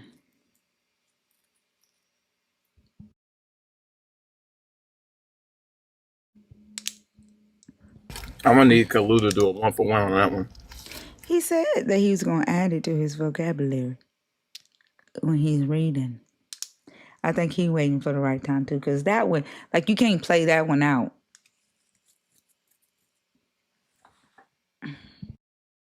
You know what? I'm thinking the same sentence, but in a different way. What? You can't play that one out. I can listen to that 1,000 times a day. No, I'm talking about when you're using it in the conversations. It can get old if you keep using it. Yeah, that's what I'm saying. I don't feel like it can go like, oh. What does it mean to Venus be knows what I'm off talking the about. chain? What does that mean? Wow, you crazy. Oh, okay. It means Like, free. It means to be free. I don't know about that one. But you wouldn't. It's an American thing. All right, buddy. Oh, I would think I'd be on a chain before she's off the chain. That's odd. Yeah, it's called late stage capitalism. It's an America thing. You wouldn't know. All right, I can't all believe right. she just asked that question. I mean, My bad. if Indians in India can do YN shit and speak YN language, Australians should be able to understand AAVE. Bro, when I saw understand most why of it. Indians, That I shit was died funny as fuck. laughing. Why Indians? That shit is Man, that shit was crazy. funny. Did you see when he pulled his collar while he was rapping? He was pulling his collar like, huh. Oh my god. What the fuck? Oh, just delete. Oh my god, Pinkbeard, my day one, remember? we were in the ends together. You know what?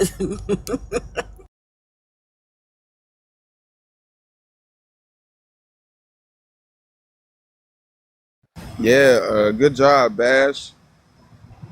I don't know why. Nope. No, fucked up asking for a galaxy in the chat. Like, what the fuck? What the fuck?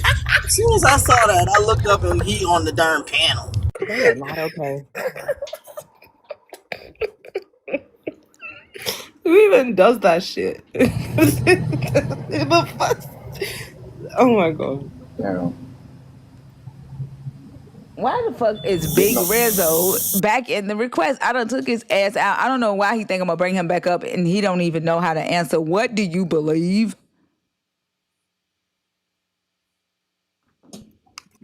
You ask him what he believes, he's telling you what he doesn't. I absolutely despise when they do that. You ask them for something and they tell you something they don't think. It's like, just, oh my god.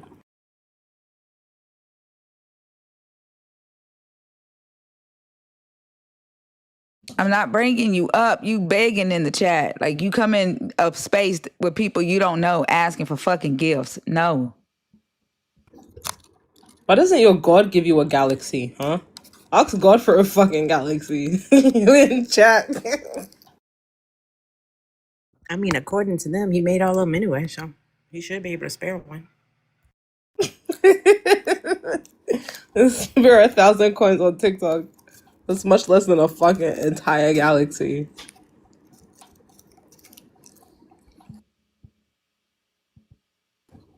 Guys, don't let it die. If you're a Christian deconstructing or a atheist, make sure you come up and talk to us. Look, we're at 780 views. This is so much more than we ever get on a Tuesday/Wednesday. Let's Last keep it Tuesday, we rolling. had 900 for Maddie's hour. Did we? Yeah. Was that here?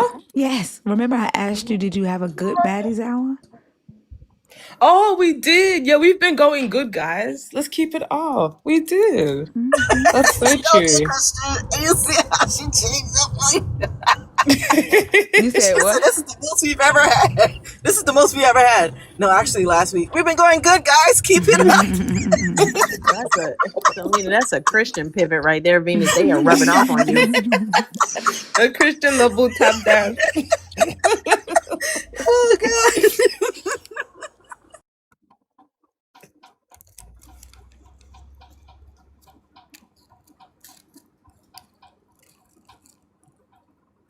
All right, y'all, come on up in here. 18 and up. A believer is someone who holds a belief. If you hold a belief in the God of the Bible or Jesus, no matter what color he is, no matter if you think he is an idea, then you would qualify as a believer. Deconstructing is when you are questioning your belief, challenging it, researching it, verifying it. And an atheist is someone who lacks a belief in a God.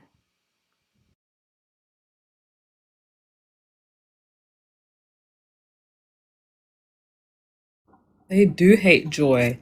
When we start laughing and celebrating, they either want to like come up here or they just stand in the hallway, like Thinker says, waiting for someone to enter the bedroom so they can pull up a chair and watch. Remember, if you are a subscriber, please put a nerd emoji in the chat if you're trying to come up. If I don't see that, I'm going to think TikTok threw you in there, and I will not automatically add you to the stage.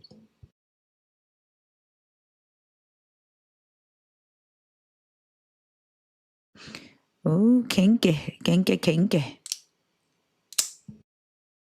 I was reading it at the same time you said that. Ben Jovi. Hello? Hi, how old are you? 42. Are you a believer in Jesus, deconstructing Jesus, or don't believe in Jesus?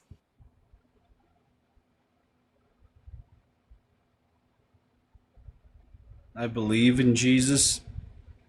Okay. I have faith in Jesus. All right. There's 4 topics up there. Which one did you want to talk about?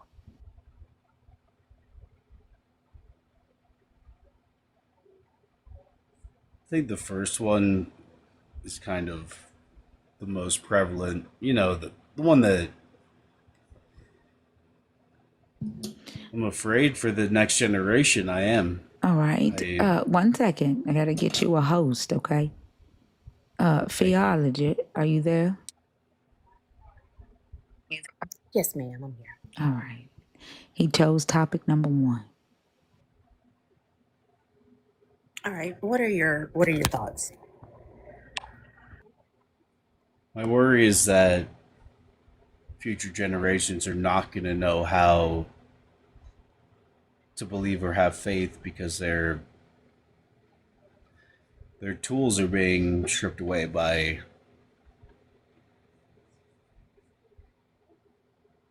iPads and phones and AI. You know what I mean? It's a tactile thing to like learn.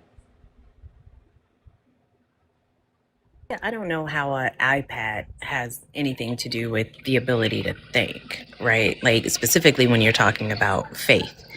You said future generations won't know how to believe or have faith because of iPads?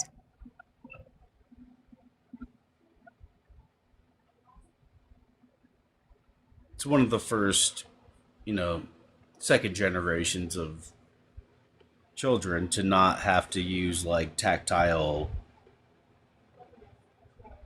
reading. You know what I mean? Pick up the book. What about tactile reading? What about tactile reading is connected to faith or belief in a God? You have to engage. Like if you don't, and again, I don't speak for anybody but myself. I feel it. I know it. You know what I mean? Because it's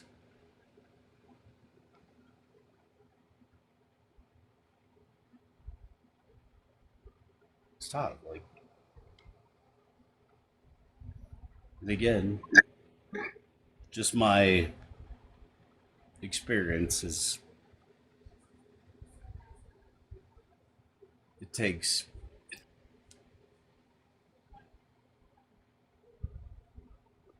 real, you know what I mean? Like, Don't know what you mean. That's why I'm asking for clarification. I never looked at images on a computer screen. I looked at leaves on the tree, words in a book. What does that have to do? What does that have to do with faith and belief, though? I understand that the mode of learning is changing, right? The mode of counting is changing. When I was in school, they would say, you know, learn how to count manually. You're not going to have a calculator with you all the time. Well, they were wrong, right? Civilizations evolve. The way that humans do things become a lot more efficient and expeditious as technology advances. So the way that you did things growing up is not the way to do things. It's just the way that they were done at the time that you were being formed during your formative years. That does not make it the right and the only way for children to learn. I agree that technology needs to be handled responsibly. And oftentimes it is utilized as a substitute for teaching as opposed to augmenting the teaching. That's not what this topic is about. This topic is about believers and their resistance, it seems, to thinking critically, specifically. Because if you critically thought through the thing that you just said right now, there is no correlation between belief, faith, and an iPad. But to you it is. And when I asked you to draw that connecting line, you can't.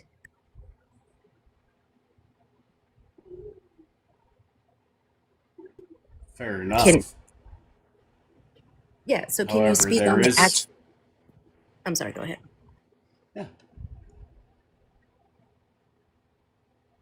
There is no substitute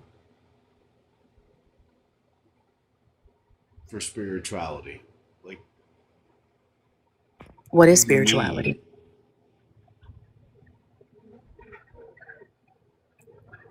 And I'm not trying to interrupt. Hold Yeah, on 2 seconds. it's something to. I don't want to, make. Just want to clarify that I'm not trying to interrupt you. It's just that your cadence is really slow, and I don't know when you're done or when it's just a long pause. I just wanted to clarify that. I guess that's also part of it, is because, the eternal, like the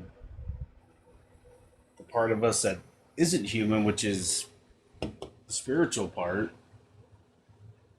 is something that you will never get instant gratification for. Like, there is nothing in technology that will ever make you find your soul. This conversation, again, is not about technology. This conversation isn't about technology. I don't know why you keep trying to take it there. There's not a prompt on this on Thinker's List that has the word technology in it. This prompt is about thinking. And you just made a claim, right? Let's think through the claim that you just made. You just talked about the non-human part of you and you called it a spirit. I asked you to define a spirit and you just breezed right past that. You're positing that there's something inside of me or inside of you without holding yourself responsible to defining what that thing is and explaining what it does. That's what religious people afford themselves the luxury of doing. And that's stating that there's something out there that we cannot explain, and then start trying to explain it and set parameters on it and limits of it. What is a spirit, Ben? What is it? Something beyond our comprehension, yet fully within our grasp. What does that mean?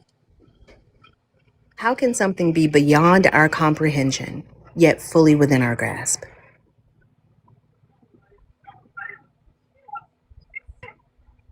This is the question. This is why we strive to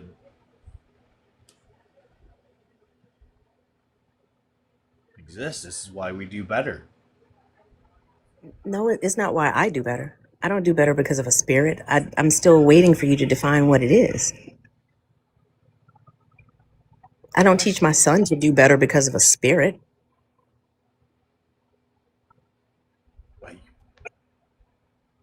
I'm not expecting you to teach your son anything, but I work not only like, jobs, this, that. We have something within us, like every human being. That's not true. And if that is true, then you'd be able to demonstrate that to me. My heart is inside me. My lungs are there. My liver's there. Like, Right, if they I know took the all parts those of my away, body. right? If they took all that away, except for one, one cell, would you still be you? She'd be dead. That part. No, I wouldn't be me. I'd be dead. I'm trying to figure out how somebody speaking at 0.25 speed is able to interrupt anybody. Like, that was wild. Good point. Like, I've asked you at least 3 times what a spirit is, and you still haven't told me. Yet you're telling Because me I you're don't trying to know. convince me How that could I it's tell you? If I could tell you, it wouldn't be a spirit. Stop interrupting her. Can you stop interrupting her? Can you stop interrupting her? It's already bad enough that she has to listen really, really slowly because you are talking really, really slowly. And then when she's trying to ask her question, you're jumping in. If you could talk as fast as you're jumping in on the end of her sentence, I think this would go a lot better. If you don't know what a spirit is, then maybe stop telling people they have one. I think that would be a really logical place to start. Do you agree? I agree. So now that we've gotten that out of the way, can we talk about the actual prompt?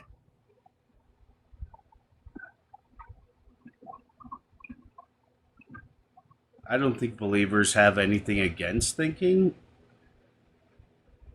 I believe that believers have not had the opportunity to understand what it means to think in a way that will prove their point and make them,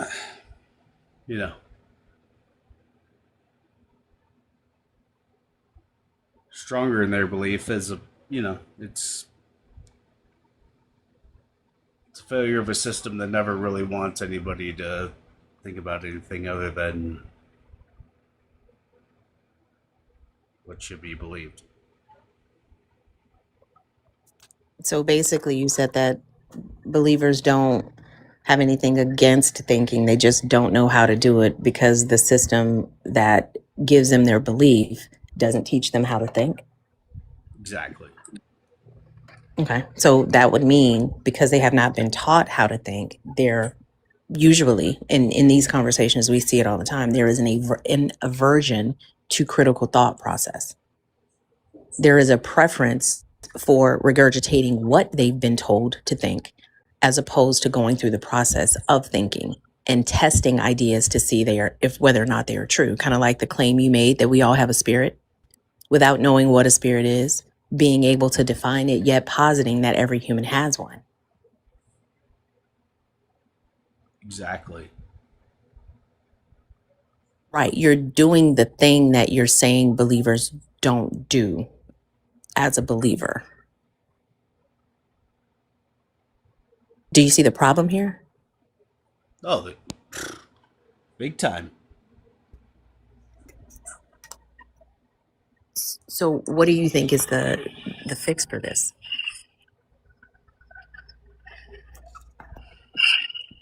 I don't know. $1.5 trillion into public education should do it. For what? They're trying to put the 10 Commandments in the classes. Oh, that's not public education. That's it's Public secretariat education kind of. a public education system that's based on telling children to memorize things and not teaching them how to go through the process of critical thought. I don't care how much money you put into it, you're still going to end up with a nation of uninformed, unintelligent, unthinking citizens. Which the interesting part about it is the system is designed that way. Our system breaks down completely when people start to think. That's why they don't want y'all to think. That's why there are more churches in poor neighborhoods than there are opportunities for, I don't know, healthy foods or libraries. Our system doesn't work with thinkers. Our system works with compliant workers.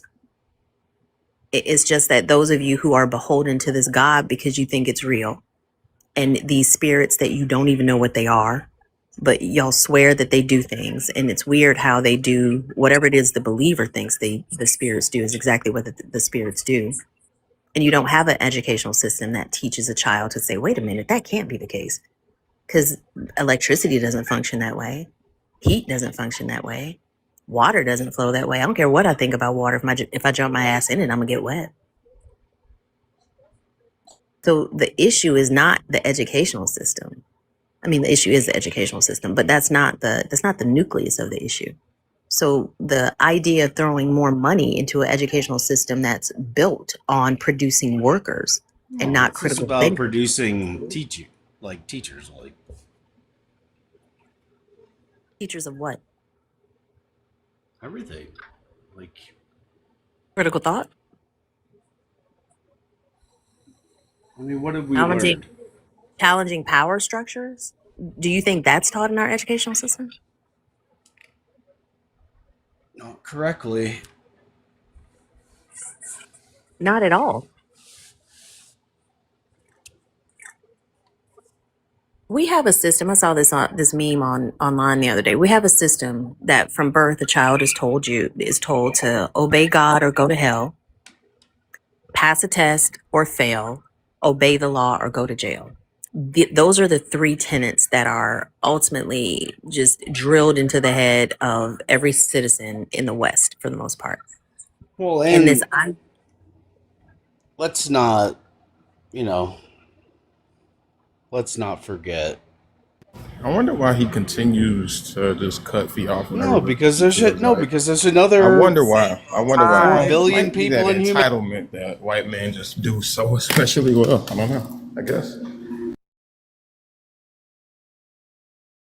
Yeah, I mean, the first part of the conversation was at half speed. I don't know why you're getting into this pattern of interrupting. That's totally unnecessary because I'm going to listen to what you say. I want to hear what you say. I want to understand why you think what you think, but I can't understand that if you're speaking while I'm speaking.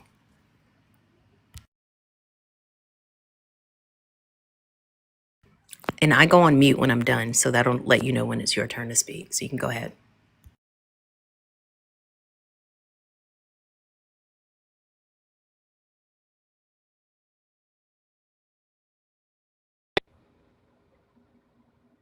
I apologize. Please continue. I don't know what I was saying because you interrupted my train of thought, so you can go ahead. The Western world is like a not even a half truth. It's kind of a manufactured truth, right?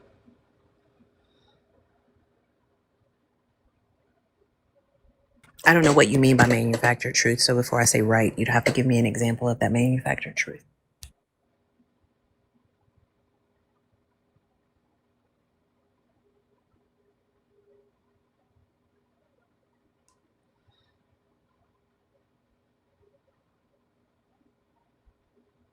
Huge buildup of religious and military power in the last 200 years is based on something that only applies to 40% of the world's population. What role has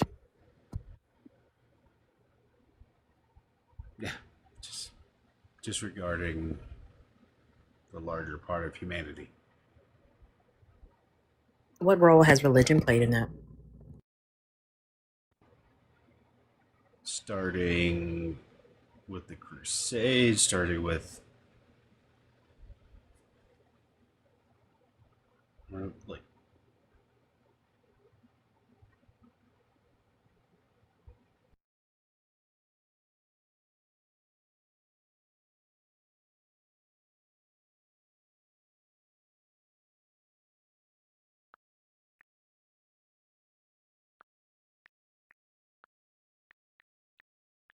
Was that the end of your sentence?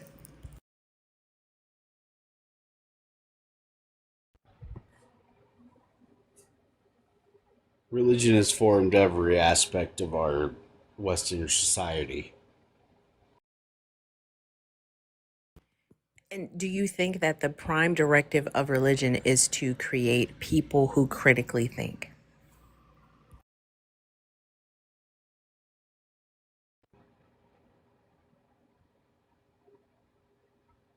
Absolutely not. So if you know that, then why was your answer to prompt number one no? Or why was your answer to prompt number one they don't have anything against thinking? If you know that the system itself does not encourage critical thought.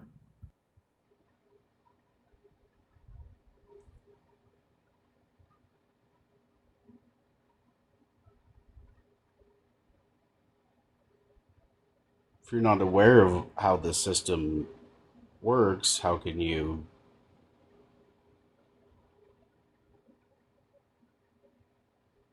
ever have an original thought in the first place? Like, it's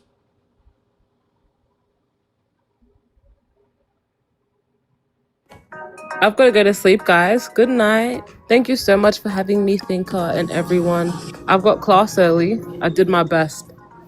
You did good, Venus. Have a good night. Bye, Venus. Yeah, I don't know if that was an answer to my question or not, but like the pace of this conversation is a bit cumbersome. I'll be honest with you. I don't know if it's because it's still super early in the morning. But ultimately, you're saying that believers don't have an issue against thinking, but you recognize that the system of religion does not encourage critical thought. It encourages compliance. So I'm not sure how, earlier in the conversation, I believe I remember you saying that unless children get off of iPads or something, they won't know how to have faith and believe. And I asked you then to try to connect those two thoughts together, and you couldn't. So I'm a little lost, to be perfectly honest with you, in this conversation. so say we all. Like, What? you know, I'm sorry, I'm finna have to drop him because I fell asleep dreaming about mannequins with no head. Yeah, no, this is bad. That would be a wonderful representation of this conversation. Yeah. I don't know where the heads went on the mannequins, but This is like that C student that only hangs around D students. You know what I mean? They start talking to A's Is he and the B's. smartest person there? Yeah, bro, this shit is so tragic. I'm trying to figure it out. I was trying to make a picture. I was literally trying to make a picture, but it was just seeming real abstract. I tried, y'all.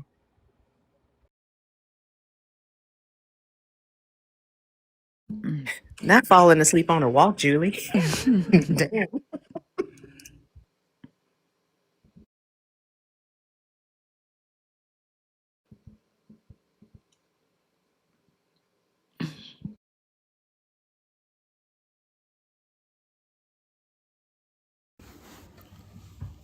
Al Shanky, Yep. are you gonna talk How are you? with us today? Or are you gonna talk at us like you did yesterday? Come again. Are you going to talk with us today, or are you gonna talk at us like you did yesterday? I think yesterday is gone. Let's focus on today. No, you gonna answer my question, or I'm gonna take you down. Come on. Don't play no games, monologue, Manny. Answer the question. What I'm saying is the right thing to do because Okay, thank you for the answer.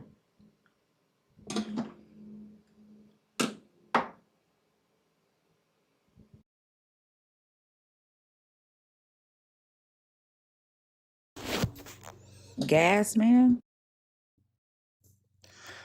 Hello, they put me up. They pulled me up here. Oh, no worries. I'll take you down. Have a good day, okay? Thank you. You're welcome. welcome. You too. You too. Thank you.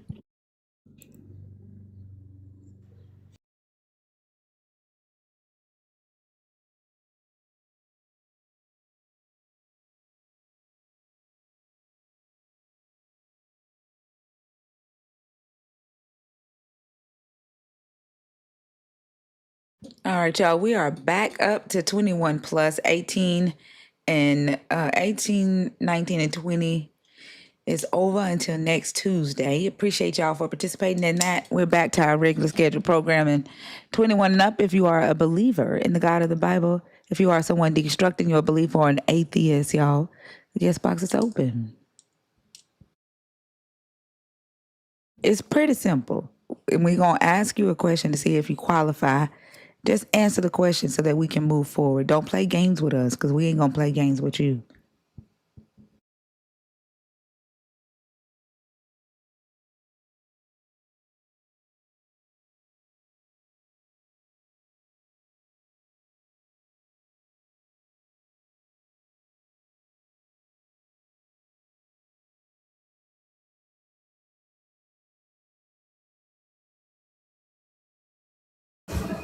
Daniel? How you doing, Thinker? I'm good. How are you? I'm all right. Good morning. State your age and then choose a topic, please. 31. And I'll choose the first one. All right. Also, do you feel like doing this one? This is gonna be Daniel is you a Hebrew Israelite, is that right, Daniel? I'm non-denomination. Non-denomination. But you believe black people are the Israelites? Or chosen or something? According to the Bible, but I don't think today's time is the Israelites of the 144,000. It could be. I don't know. All right, but you don't identify as a Hebrew Israelite, but you have the belief that black people are the Israelites. I just want to make sure that you're not a Jesus follower, are you? Yeah. Oh, you sure. are. Okay. Yeah. All right. Oso, are you available, or are you doing the traveling thing? Yeah, I got some time. Okay. No, I got some time. All right. He picked topic 1.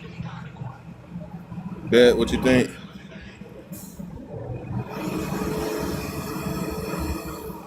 You said what I think? Yeah, about the topic.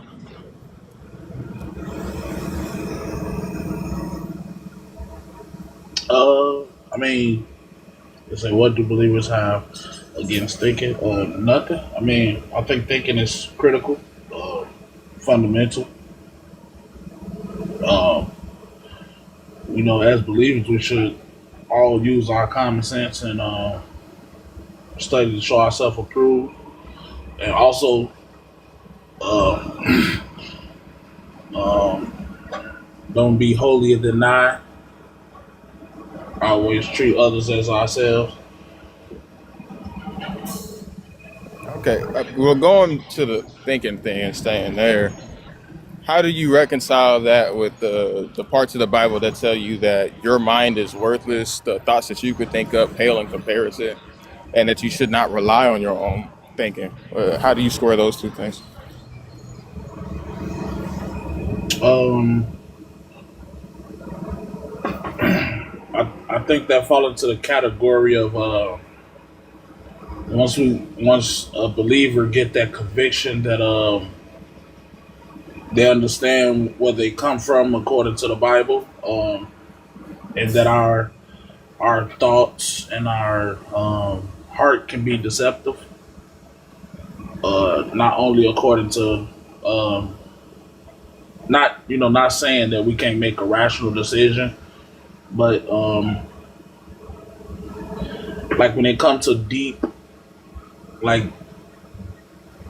deep thinking that's not of this world, as far as like understand what true love is, things of that nature. I mean, what is true love? Loving thy neighbor as you love yourself. Okay, I love myself by stroking it long and slow. I'm exhibiting true love by going over to my next door neighbor and doing the same shit to him. I don't think that is, man. Nah, that ain't no true love, bro. That's how I love myself. I mean, you can love yourself, but if you choose to love somebody your neighbor like that, I mean, you only got one judge. Who business is that you want to do that to your neighbor? But I mean, think about what you just said. How does that not fall in line with what you just said? If I love myself that way, and the ultimate form of true love is that I treat my neighbor the way that I love myself, why would that not be ideal? I'm not saying something wrong with it, but I'm hopefully it'd be consensual, like like someone or whoever you choose to do that to. I mean, in the statement that you gave me the definition of ultimate love, true love that you gave me, the other person's consent was not factored into it at all. What does that have to do with anything? I just have to love them the way I love myself, right? Right. It doesn't say anything about how they would want to be loved. You know what I mean? Right. I'm saying if you love yourself that way and you choose to love somebody else that same exact way, I don't see anything. Long as it's consensual. Like I said, I don't see y'all expressing that type of love with each other. Something wrong? I don't see something wrong with that. That's y'all business. I mean, I get you, and I applaud you for trying to be how do I say this? Not a bigot. You know what I mean? I think that's very commendable. But the point of what I'm saying is, in your definition of true love, the other person's consent is not factored in. You know what I'm saying? If the ultimate definition of ultimate true love was that I treat somebody the way they want to be treated, then we could have a different conversation. But you said the way I want to be treated. That does not factor in anything about them. You don't see that? I mean, in a way. In a way. I mean, because like you say, you can love yourself the way you just said, and somebody else might not, love themselves in that way or and partake in that type of love. But yeah. So I see what you're saying. Yeah, me personally, I feel like if you really think about what love is, it has to, it can't not consider the other person. And any statement that would not even bring up the other person at all could not be anywhere near what you would call a perfect or a complete picture of love. And now, granted, love has a lot of different meanings and ways it's shown to a lot of different people. But I mean, you can't love somebody without considering them. You know what I mean? Like that's not love. You know what I Yeah, mean? for sure. So, That's selfless. That's selfless love. well, yeah, self-motivated, self-centered love. And, shit, I wouldn't even throw the word love in there. It's just self-motivated, self-centered. But when we're talking about thinking, why is it that every Christian accepts that to be the picture of love? Although if you spend 2 minutes thinking about it, you realize that's not a complete picture by a long shot. I would say that's not the complete picture. I would agree with you on that. I say that's I'll say it's part of it. Excuse me if my background too loud. They doing construction outside my house. But I would say that it's part of it. You know, it teaches you if not the first or second or third, it teaches you steps how and what loves look like. All right. So it teaches you how not to be selfish. Teaches you also like how you said, like how to treat someone how you want to be treated. So yeah. In a broader, that statement that I made with love your neighbor like you love yourself, I feel like it's more broader. It's a broader meaning than just a statement, basically. I don't know. I don't think that's the case. Have you ever read any other parts in the Bible that talk about what love is? Like what's love to God? Yeah, I think it's in First Peter. He talks about a quiet spirit. The fruits of the spirit is kindness, love, joy, patience, meekness, things of that nature. No, I'm talking about like what God defines as love. Yeah, love our neighbors like you love yourself. Put God first. Having a quiet spirit. Be quick to hear. I think slow to speak.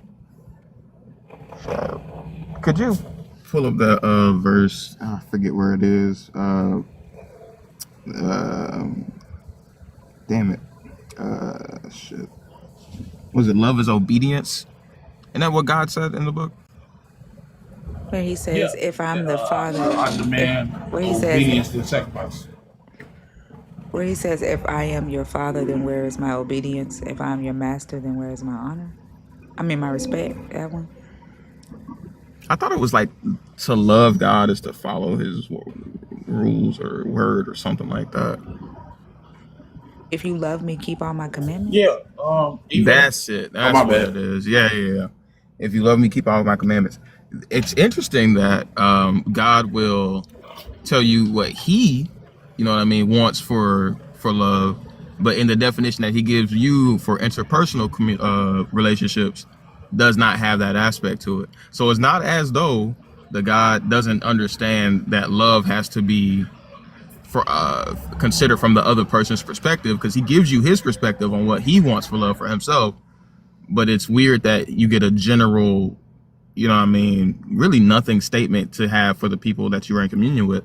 And I think when you pair that with the fact that his son came down here and told you, you got to hate everybody in your family, in order to follow him, I think that perfectly mirrors what that love is from the definition that you gave us earlier.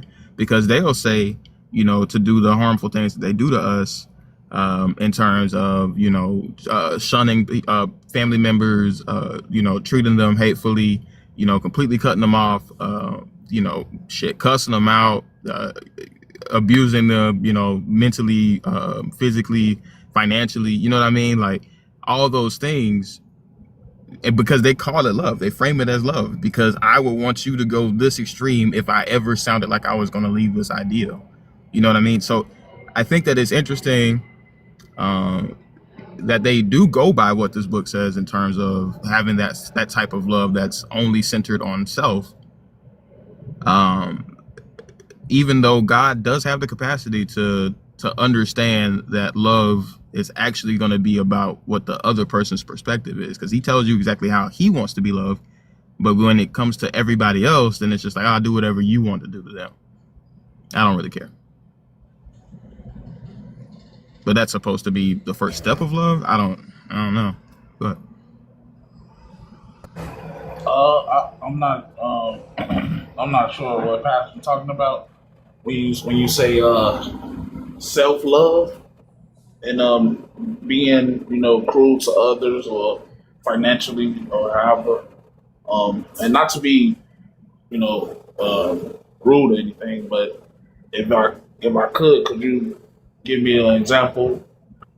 Not like far as like an Old Testament or something like that. Could you give me an example of Jesus? Because I know you said he told you love to hate your parents and stuff like that. Mm-hmm. Me personally, a quick opinion, my perspective on that is I think in Aramaic the word hate is mean love less. I don't think it's meaning to like disgrace them or mistreat them or anything, because God do tell you to honor your mother and your father. So I don't think he'll contradict one another. But back to what I was saying, if you could just give me a quick example of Jesus saying mistreat others, something like that. Well, what we'll do is we'll walk it through. Are you not familiar with when he said, in order to follow me, you have to hate your mother, hate your father, hate your brother, your sister, even your own children, and even yourself? Are you not familiar with that? Yeah, I'm familiar with it. Okay. Next question. Do you think that Jesus was real big on like the Torah? God's word and all that stuff? Specifically the laws. Yeah, he came to also fulfill it. So yeah. Okay. And in those laws, they do tell you to honor your father and your mother, but they also tell you that if anyone that you know is turning away from the God, that your hand should be the first to stone them. So it's not like there's a sparing people of wrath and anger if you feel justified, because the God explicitly says that you should bring them before everybody and stone them in front of everybody. Everybody should join in, but you should be the first one to do it. Mother, father, brother, sister, your best friend, it don't matter. You bring them out and your hand need to be the first one throwing a fucking rock at their dome piece. So it's not as though the law itself doesn't give you the room to do that. Now, obviously today you do that, you're going to, go to jail, because that shit is barbaric. But Christians have a way of twisting these things and trying to update them to modernize it so that it seems less barbaric. And ways they do that is by, again, chastising those people, alienating them. Sometimes they'll hold you hostage using money. That's what I mean by financially abusing you. You know what I mean? Like, they'll understand that, they are a critical support pillar in your existence, and they will try to use that fact to either get you to join back in or, let you flounder out there on your lonesome. So, I mean, it's not like this shit don't line up. I don't know. Where are you seeing the holes in that? I mean, I wouldn't, like I said, I wouldn't justify someone throwing a rock at somebody or anybody telling somebody, I smell $3,000 in the house, lock the doors. Yeah, I wouldn't condone. That wouldn't be what I was. No. I wouldn't condone any action like that, but I would like to engage with you the proper way. When you said about the stoning, something about the stoning, if you don't believe, could you point me to that passage? Let's talk about it. Oh, that's fine. I don't have my computer on me, Thinker. Do you mind? Yeah, Deuteronomy 13. Appreciate you. One example, while I'm pulling this up, would be, where you say, first it wasn't Aramaic, it was in the Greek, and the word is Messiah. And you brought up that it means love less. And I typically agree with you all on that. And so would you say that not burying your father and following Jesus would be an action of you loving your father less than Jesus?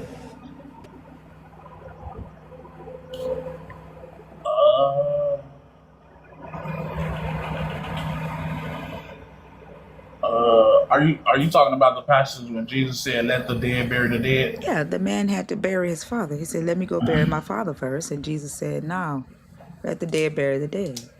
Follow me.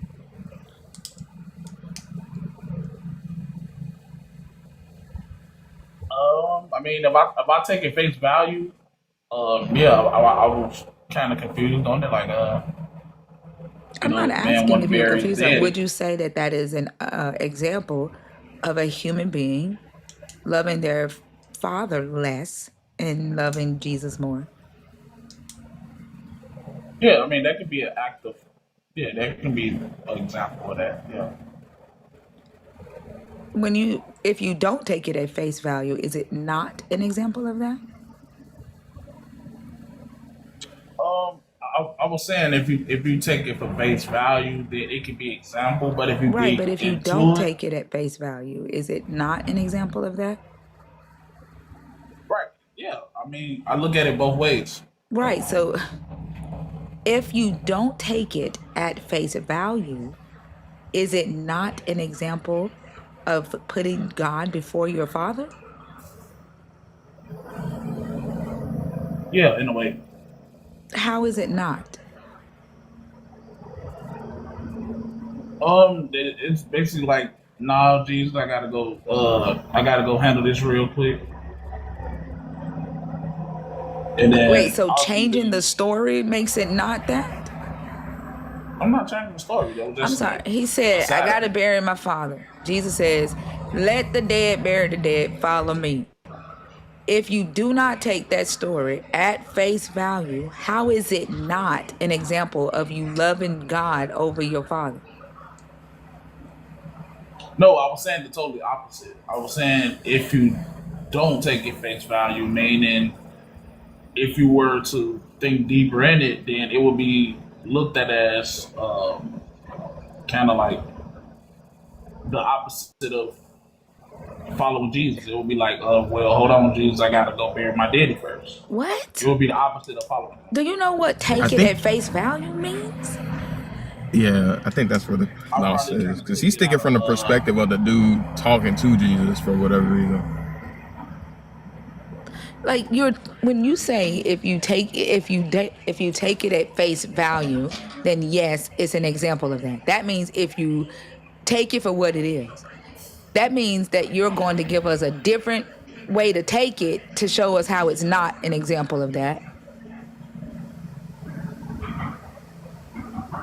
What's the other way to take it if not face value? And no other way to take it. I probably kind of overspoke. Okay. All right. Also, are you ready for me to read Deuteronomy 13? Yes, ma'am. All right. If anyone secretly entices you... Daniel, this is Deuteronomy 13, starting at verse 6. If anyone secretly entices you, even if it is your brother, your father's son, or your mother's son, or your own son or daughter, or the wife you embrace, or your most intimate friend, saying, let us go serve other gods whom neither you nor your ancestors have known, any of the gods of the people who are around you, whether near you or far away from you, from one end of the earth to the other, you must not yield to or heed to any such persons. Show them no pity or compassion, and do not shield them, but you shall surely kill them. Your own hand shall be first against them to execute them, and afterward the hand of all the people. Stone them to death for trying to turn you away from the Lord your God, who brought you out of the land of Egypt, out of the house of slavery. Then all Israel shall hear and be afraid, and never again do such wickedness. Okay, I think I summed it up pretty decent. Yeah, that's what they was told to do. But from a perspective of the New Testament, I don't think that is in play like today. Like I can't. I think that was explicitly for the children of Israel. I don't think that's for in today's time. Like if I were to if we were to have a conversation and you were to try to say you need to stop believing in God, I'm not just going to throw a rock at your head and be like, no, you're wrong. Love God and nothing else. No, I don't. That's not even love, and that's not even allowing you to believe what you want to believe. So I don't think that's applied to today's time. And the reason it's a Bible scripture that says, choose who you will serve. You cannot serve two masters. And I think that's I think that overruled that passage. Not overrule it, but I think that plays a big part in why I say Deuteronomy is not a part of today's time. I mean, I understand what you're saying. And granted, I am giving a lot of leeway here because I'm allowing it to be interpretation. Because I mean, it says kill them, so you know, if you're really trying to follow the word, do that. But they make that justification. Oh, hold on, man, I ain't cut you off. Come on now. But what I'm saying is, this is only going to like further, I guess, exemplify my point of the fact that to the God, this love that you have, this interpersonal love that, you know, between humans is not something that he prioritizes in any sense. Because to say, you know, these are the people that you should be bringing to death essentially at your own hand and listing them and saying how I don't care how close they are to you, you need to do that. It's only exhibiting a love from one perspective. It's never going to be from the other person's perspective as far as what he shows in this book. Because again, to him, love is obedience. So it doesn't matter to you, to him, if you think that that's a love that you're not exhibiting by following that command. He wants you to do that regardless. That's how you show love for him. He doesn't want you to consider anybody else in that. That's why you have to hate them or love them less than everybody else. Because when it comes down to it, the only consideration should be for what he wants, not what they want. Yeah, I don't think that's and I agree with you. He did tell them to stone him if they try to make you astray from what you already know. But again, I don't think that's part of God's love in today's time, like meaning in the New Testament.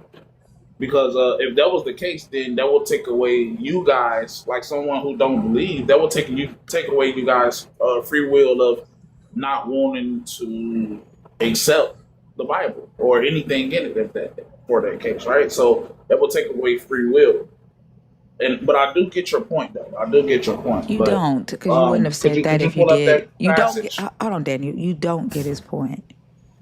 Also, can you reiterate your point, please? Because that went way over his head. Yeah, I'll try to explain it in a way that I make more sense. I have to say that at work sometime. The love that the God has, that he explains for himself, has the perspective of you considering the other entity in the relationship. But in that love, he wants you to devalue every other relationship that you have, to the point where if you think that relationship will detract from yours with God, he wants you to eliminate them by murder. I mean, you could call it justified murder through the law if you want to. That's kind of sick, but it's through murder. Yeah, so I mean, that consideration is not for the other. No, I'm sorry. Yeah, it was a longer pause. My fault. I'm almost done up. That consideration is, for sure, that consideration extends only as far as the God is concerned. Everybody else be damned, literally.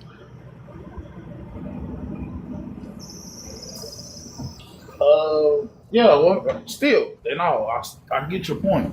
And I don't think I get your point, but I would have to disagree just a little bit, right? But I Can you understand where you're state the coming point from. first before you The disagree? point is what I caught when he said God way of saying love me, and this is in my own words, using lack of better words, but he's saying that God way of saying love me is in a way kind of selfish because it doesn't show any compassion on the other party, right? Like an example where he gave with the passage that he gave, talking about stoning if they don't believe. That would be a sign of not having consideration of that party. And if I were to, Not the sign. He explicitly says, show them no pity or compassion. yeah, right. So that just means go all in. Right. Don't play. So Get it when done. so when he says that this command does not take the other person's perspective into consideration and it does not have compassion for the other person, how are you saying that you disagree? No, I don't. That's what I'm saying. I didn't disagree with that part. But The that's part I his disagree. point. That's what I said. I understand this point. I told him that when I first opened my mouth. I Right, said, but you're I saying you understand your disagree point. with his point. His point is the lack of compassion for the other person when loving your God enough to follow his commands. That's the whole point. And you said you disagree with his point. Even though I get his point, I can't disagree with it. I mean, what do you disagree with? I understand what you're saying, but from my perspective, again, I don't think that type of love implies to today's time. That's my point. That's what I said. I get your point. You do have a point. That is kind of, you know, not having consideration for the other party. So I do get what you're saying. That's all. Show us an example of where your God says that it is okay to consider someone else above his command.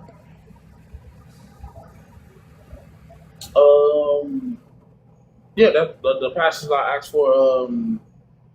It said, choose who you will serve. You can't serve two masters.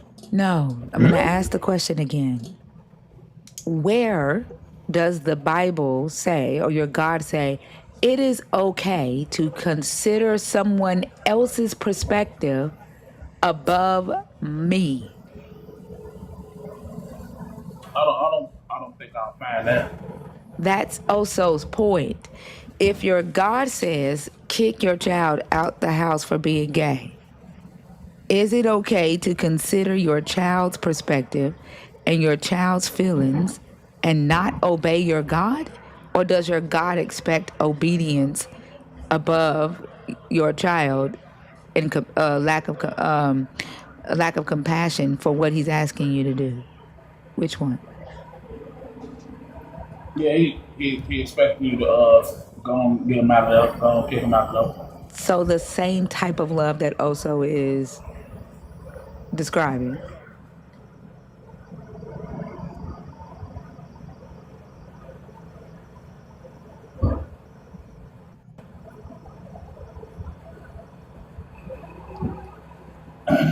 And the love he's describing is not considering the other person, correct? Mm-hmm. If your God gives you a command, and that command involves your family member, your God expects you to obey, not stop and show compassion or pity for that family member. You just obey. You're saying that doesn't apply today. But then you just said that if he commands you to kick your child out the house for being gay, he expects you to just obey that and not show compassion on your gay child. So that's the same type of love. Like, what are you saying is different? I'm confused. I'm saying the way that like in the Old Testament Deuteronomy, it says stone them if they try to turn you away. Right? But he's not talking about the stoning. You're stuck on, you think he's saying that the God is telling you to kill him? No. I'm saying that type of behavior is not implemented today. What type of behavior? Like stoning someone or Yeah, he's not asking you about someone. the stoning. He's describing your God's idea of love for him, and that is complete obedience. That is putting him before your family members, not showing any compassion or pity for your family members, for yourself, or anybody else above your God. Just obey. That's what Oso is saying your God's idea of love is. Like it's going over your head.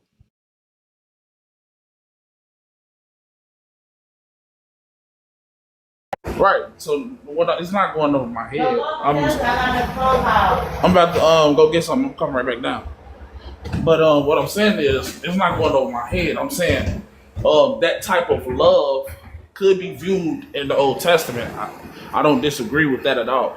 But what I'm saying is in the New Testament, it doesn't give that type of idea that if your family members are hurt, I mean not hurt, but if God tells you something and it's a commandment that he tells you, that can involve in hurting your own people. He's not talking about hurting. I'm not saying hurting. I'm saying yes, like you did just say anything hurting. like you're stuck on the offending them or anything. Yes, it is. You literally just said that your God would expect you to just get your child out the house. You literally just said that. Because that's what I did say that. Right. And I'm saying that's the same type of love. In the Old Testament, he said kill him. Today he says kick him out, excommunicate him. What's the difference? I mean, it wouldn't be a difference, but I'm saying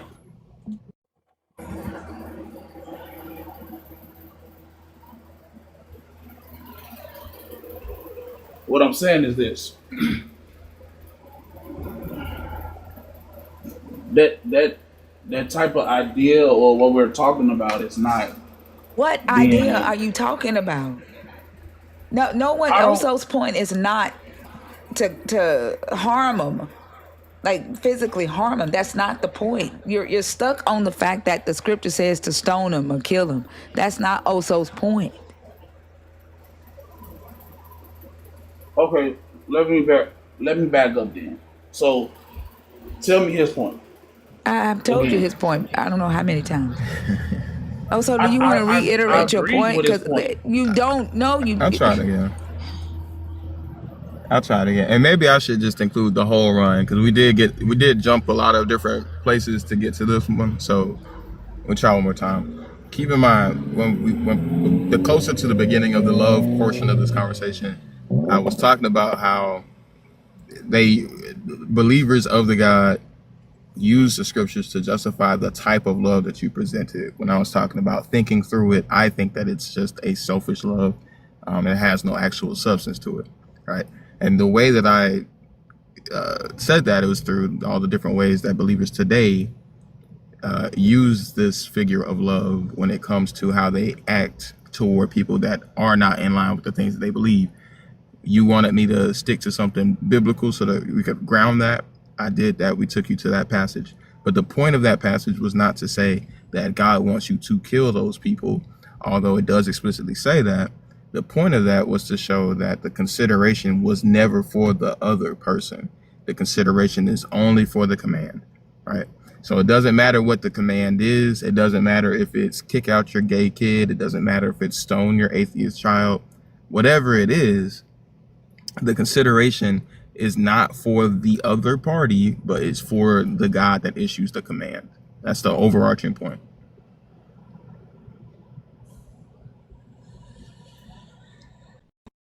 I agree with what you're saying.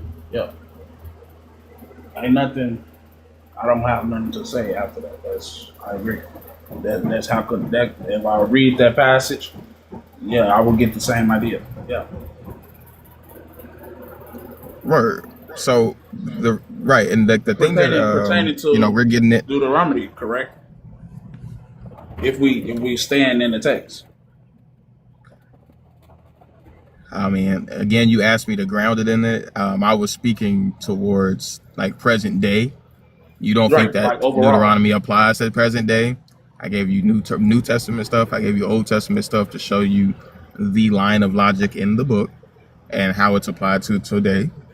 We don't have to stick in the book because they do a lot of that type of shit today and feel justified in it and call it love. And it does line up with what is consistently shown to be the idea of love in the Bible. That's the whole point. Right. So when I said I agree with you, when I said I agree with your point, I was talking about pertaining to Deuteronomy. Now, when you go to the New Testament, and even in today's time, like me myself, I don't. What I was saying is I disagree to some extent because of the fact that my way, if God tell me, I don't see any type of behavior in the New Testament where Jesus is telling me to mistreat you because you don't believe in who He is, or you don't have the same belief system as I have, or any type of manner of mistreating you. That's what I was saying I disagree with. And anybody else who does those type of things are not in line with the Bible. And for example, could I give you a quick example? A quick example would be how people, like these people that was under the umbrella of Christianity, how they was going around forcing people and destroying whole villages to enforce what they thought to believe, that you gonna believe this Bible or we gonna take over if you don't submit willingly. That would be an example of not being in line what Jesus teaches, or taking the biblical Old Testament out of context. Wow. Interesting that you say that. So when Jesus talks to his followers, and he gives them the story of the guy that goes off to attain his rulership over the town, and when he comes back, he tells his followers to bring the ones that did not want me to rule before me and behead them. What do you think he was getting at with that?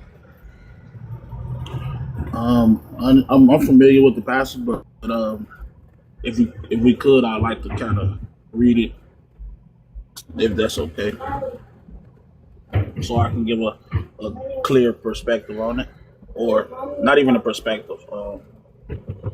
I'm just sticking to what the text says. Also, do you mind if I give an example of what? Yeah, go, please. Mm-hmm. So, in Matthew 18, starting with verse 15, let me go there right quick. When Jesus is talking to the disciples about reconciling, right, and rebuking those that sin against them. Actually, we're going to start at verse 15. He says, if your brother or sister sins against you, and he says, go and point out the fault when the two of you are alone. If you are listened to, then you've regained that one. But if you are not listened to, take one or two others along with you, so that every word may be confirmed by the evidence of 2 or 3 witnesses.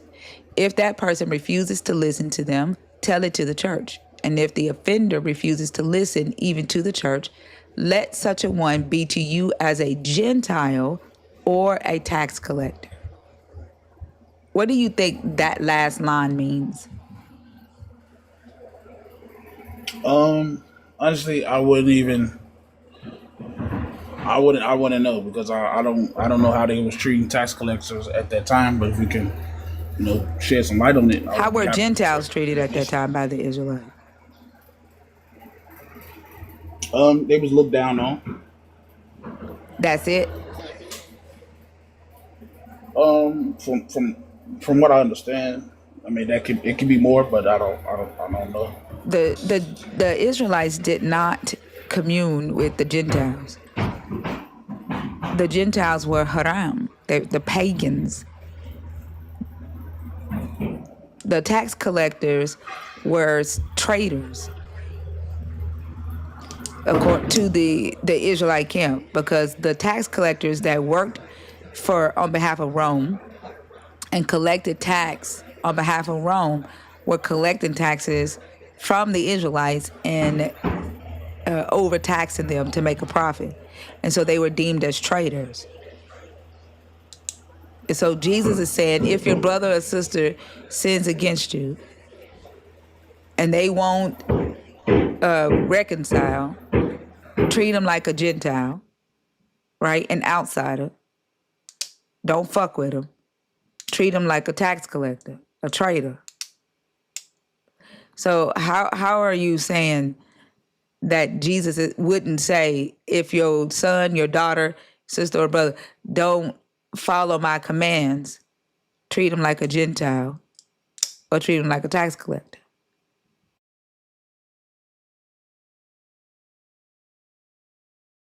So if he's saying treat them like a Gentile, meaning not to mess with them, I mean, I don't see nothing wrong with that. I don't see any harm in it. Do you think that he's saying, let them live in your house, just don't talk to them? No, I don't think he's saying that. Right. I'm So thinking you he's said that saying, you said that there's no context in where Jesus is saying, if your child is gay, kick him out the house. No, I never said that. I said when you gave that analogy about the gay situation, I said yes, you would have to follow that command. No. Just now you said there's no modern context where Jesus would say to kick your child out the house if you're gay. If they're gay, like if they're not following Jesus's commandments. You said that there's no context where Jesus would say, turn your back on them. No, I don't think I said that. I don't think I said that. You literally did say it. That's why I went to Matthew 18. So if you know that Jesus would say, if your child is not following my commands, kick him out the house, then what the hell are we going back and forth about right now? Because it's the same exact thing. Putting your God before your family or even yourself. Your God expects you to obey no matter what the command is, as Oso said. If the command is kick your gay child out, if the command is kill your child, whatever it is, he expects you to obey without considering the other person. That's Oso's point. Like, what are we, if you know he'll tell you I agree with then that. What is it that we going back and forth about right now? I asked him to give me the passage on what we was talking about him saying bring the unbelievers and slaughter them. I asked him, could he read that? I never Why said did anything Oso give about you that passage though? He didn't give it to me. No, why did he bring that up? Why did he bring that up? Because he was explaining his point again. Why? Why was he explaining? He wasn't talking about hold on. Why was he explaining his point to you again?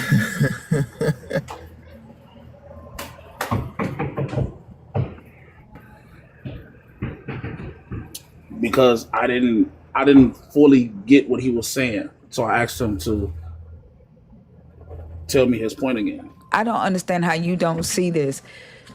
If Oso's point is that your God in Deuteronomy would have told them to kick out their gay kid and they would have had to obey without showing any compassion.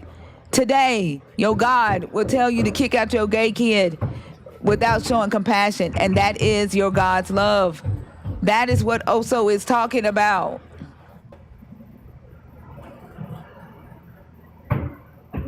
Okay, yes, and to an extent, to an extent, yes, it would be following his command because What do you mean by I to an mean, extent? what you got to listen to me, sister. No. Because we've been over this for 10 minutes. And you say things like, it's like you think it's the right thing to say before you start your thoughts. Like you did when you said, if you take it at face value, except you had no meaning behind it whatsoever. You didn't actually mean those words. So what do you mean by to an extent? To an extent. What do you mean by that? What I mean, to a degree, to in some type of measurement. So that means that they're in some type of measurement, this would not be following your God's law. That there is a measurement in where this would not be considering following your God's law. Right, because of the fact that it tells you that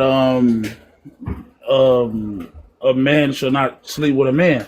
So if your child is growing up with that type of behavior, then eventually it will trickle down to your other kids. And What does this have to do with whether or not this is the degree to where it is not following your God's law? I'm trying to figure out if I have a circle and I say the circle is full to an extent, that means that some of the circle is not full.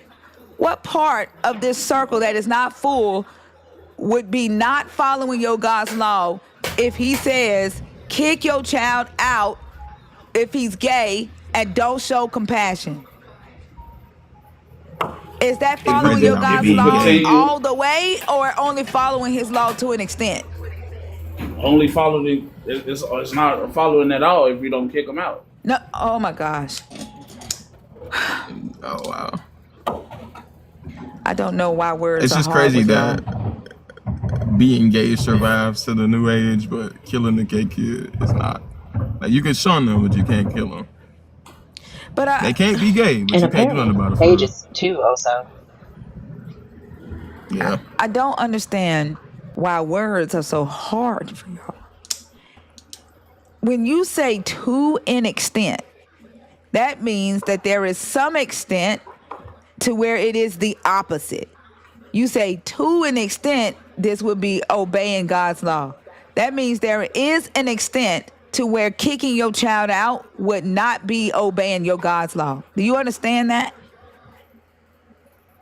Yeah. Okay. At what is that extent to where this would be disobeying your God's law? If God say kick your child out if he gay, how does that equal disobeying your God's law? I might have misspoke.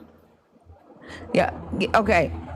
Like I think y'all say things. This is the second time you've done that, and again, like I'm not mad at you, and I'm not trying to like make fun of you or anything. But I think this is a problem. This is a problem with the miscommunication and why we in these conversations be talking past each other, because you all say things because it sounds good. But we're listening to what you say and we're processing it, and it's part of your explanation. Does that make sense? And that's why we're talking past each other. You cannot use words just because they sound good. Like you have to think about what you say and mean what you say, because we're going to take you at your word and we're going to respond to that. And our questions are going to be based on that. Yeah. So yeah, to an extent, I use that all the time, and it kind of got misused. That's all. And I do apologize to the family. You don't have to apologize. Like it's a learning. This is a learning It's an apology because it's opportunity causing for both confusion. of us. Well, it's a learning point for all of us who participate in these types of conversations, right? Because Yeah. a lot of times they go awry, and we're wrecking our brain trying to figure out why we're speaking past each other. And that's Yeah. one of the reasons why a lot of times people use phrases because they think that the phrase that they're using doesn't actually have a meaning attached to it. And that is just like a filler or something. But words Yeah, mean I agree. things. Yeah, I agree. that's why I had to give an apology because it was kind of confusing on my behalf of me saying something, and then you stopped me in my tracks and asking me the question that you asked. So yeah, it was definitely causing a little bit of confusion because it's not lining up with the rest of my sentence. So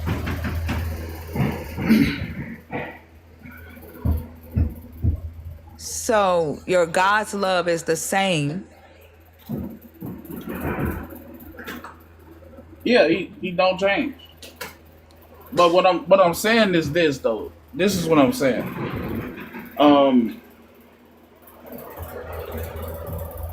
My God is not of. He's not a God of. And just hear me out just for a second. I'm not gonna be long-winded. But my God is not a God of harming or hurting people, or even in the passage of Deuteronomy. I'm not saying Deuteronomy. We don't use that today, or that law.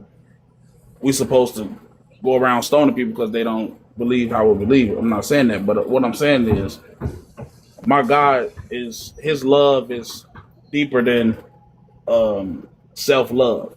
The Bible talks about loving others as you love yourself. So that's what we're commanded to do. And I feel like that if we were not to follow that, then we would go around stoning people, hurting people. You have to understand that also was describing to you your God's love. How your God commanded for you to love it. What you are describing to us is how your God commanded you to love other people. Those are two different things. Also hasn't talked to you about that second love yet. Y'all are still on how your God commands love of it. You realize those are two different things, right? Yeah, we're talking about that passage that he talked about. Right, but so why are you adding that's in? what I'm getting to. Why are you adding in? He told us to love people as we love ourselves, when also is talking to you about how your God told you to love it. Also, I addressed that at the very beginning. Right. The only reason why I'm addressing it because of the fact that I don't want to be stuck solely on just. I don't want to be stuck on just saying or painting this picture, and it seems kind of cruel that the picture that's being painted. I don't. Yeah, you're busy trying to rush to defend your God and not instead of participating in the conversation that's taking place and dealing with the point that's taking place in the discussion. You're so worried about what your God looks like and protecting your belief. Just participate in the conversation. And that's the only way that any of us is going to come to any type of understanding. And that's another thing that y'all do. Y'all participate in these conversations to defend your God, not to get an understanding. Right. Remember that the topic that you picked was topic number one. Hold on, Daniel. Remember that the topic that you picked was topic number one. So the reason why we're going through this is because you brought up love. So the point of talking about love is to demonstrate the lack of thinking that goes into accepting these things. Because you can say all day, I don't think that my God wants you to kill people, but he in fact kills several million people in the book and commands several more to be killed in the book. And even after Jesus is entered into the book, it's still more commands to kill people, which is what I've been illustrating. Like, there is no consideration for those individuals. All up and down the book, it's kill other people. So I don't understand where you get off saying, well, he wouldn't want you to kill nobody. He wouldn't kill nobody. That's not true. Right. So that when you brought up the passage of bring them here and slaughter them, that's the passage I asked you to bring up. Well, you brought it up, and I asked you, could you read it so we can get understanding of what it's saying. Now, overall, I do understand that in the Old Testament, yes, it is, go murder this, go murder that. And I believe it was purposes behind it. It was reasons. because of the lack of obedience of surrounding other nations. Now, when you talk about the New Testament of Jesus telling somebody to go murder somebody, that's what I'm asking you to give me. Could you provide a passage where Jesus is saying verbatim, go murder an unbeliever in his present day? That's all I'm asking. Because we're having a dialogue, and if we're going to have a dialogue, I have to be able to request or ask you things as well. I don't want it to Yeah, be but when we one-sided. give it to you, are you going to try to explain something to us that you have no idea existed before? No, if you show me a passage and I don't know anything about it, I'm gonna ask you, could we examine the passage together? Because I feel Yeah, like all it's we got to unfair do is for read you it. to. All we Right, have I've to do already is read examined it. it. Yeah, we've studied We it. don't need to understand it than you do. Exactly. Correct. So even if you're not a believer, if you're having this dialogue with me, if you understand the passage and you bringing me something I don't know, I feel like a sister or brother in humanity Nope. would. If it's not about You wrong shining about me, that. you should. Nope. It's not our responsibility to teach you your Bible or to teach you your It's words. not teaching me It anything. is. You are asking us to It teach is. you. If you I'm don't asking you know to about it, share with me on we what can you're give you the what you're scripture. bringing. We can give you the scripture. It is not our job to explain it to you. So why, if that's the case, why are we having a dialogue about something that you're not trying to? Because what Oso brought up, if you don't know about it, you just say, I don't know about that. And then Oso can give you I have told another them example plenty of until time I we don't get know to about something some that you things. know. No, if you don't know about it, then you say, I haven't read that. I don't know that one. Then Oso can give you another example. But it's not our job to teach you your book. That's not what these conversations are about.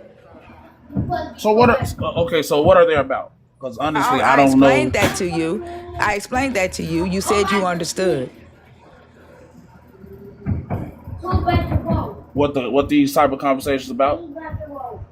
I literally explained it to you that it is for us to get out the understanding that we're looking for and for you to get the understanding that you're looking for. We are not looking for the understanding that you're looking for.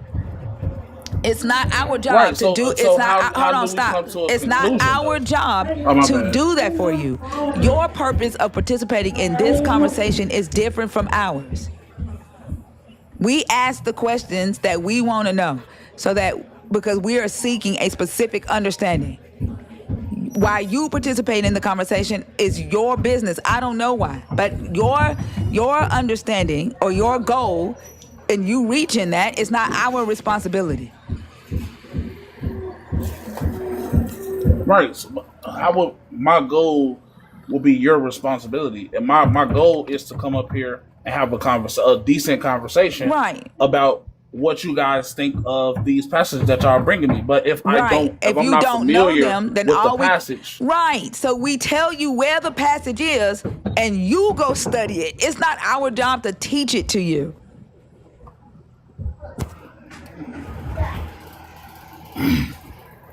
I mean, you literally asked if we could walk through it step by step.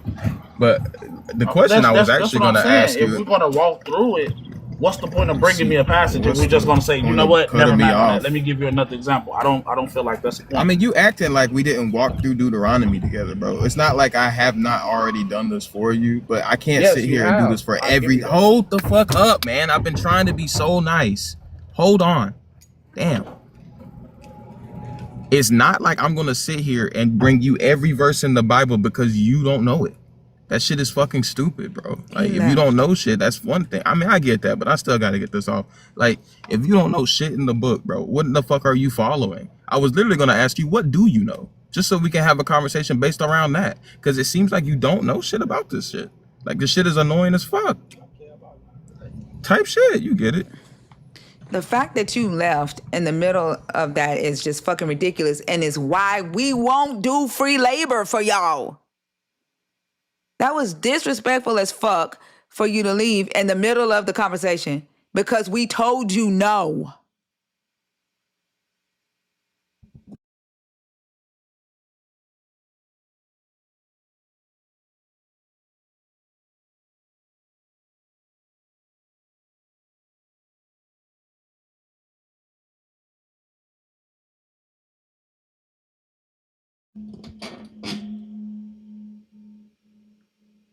They come up here every day trying to tell us that we wrong about the scriptures, but they don't read it. Then they want us to do the emotional labor, the actual labor, read it to them, explain it to them. So then they turn around and say, that's not what it means. This is what it means. Ain't nobody finna do that shit. If you don't know what he talking about, ask him for a different example until you find one that you have read. That's like, it's not our fault that you have not studied your book.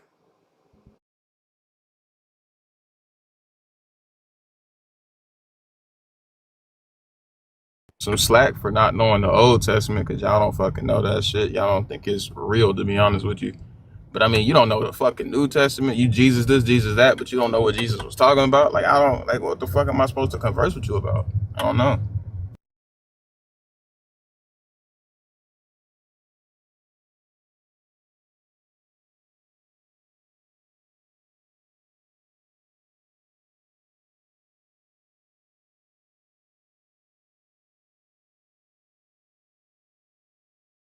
But also, I was gonna tell you, I was so proud of you. No, Is it do you because know I why? didn't go full crash out? No. This is why I was so proud of you.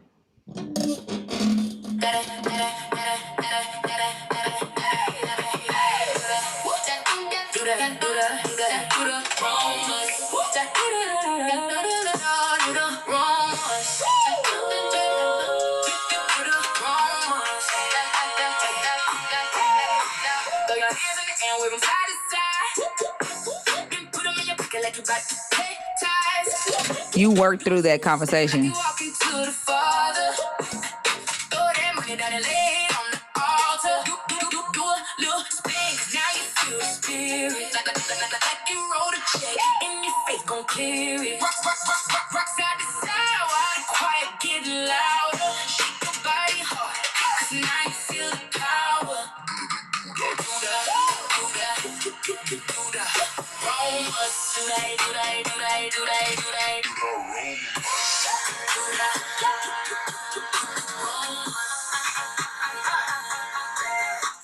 You did so good. I was so proud of you because I just knew that you were going to stop.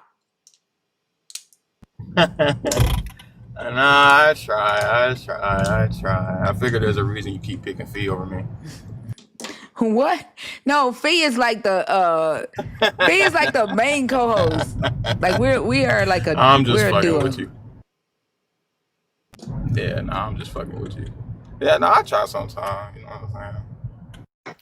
He gonna say he dropped because you disrespected him and we do this to manipulate people. That's because Boy, he in if you his gonna go feelings because we crash told on his me, ass Fuck out of no. here. He right? don't know how to take no for an answer. I'm not your fucking teacher, and neither is Oh my Oso. God. Jesus is your teacher, and the Bible says that the Holy Spirit will teach you all things. My name ain't holy, and I ain't got no fucking spirit. Kate is knocked the fuck out. Bro, how do they always snore on command? Like, as soon as you say the name, That's that's what I when you want do to it. Right. It's know. crazy. That's never fail.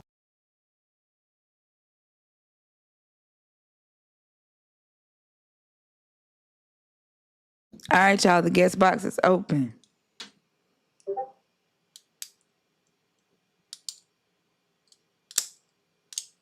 Thinker, did you see that comment saying somebody else was live with your picture in there?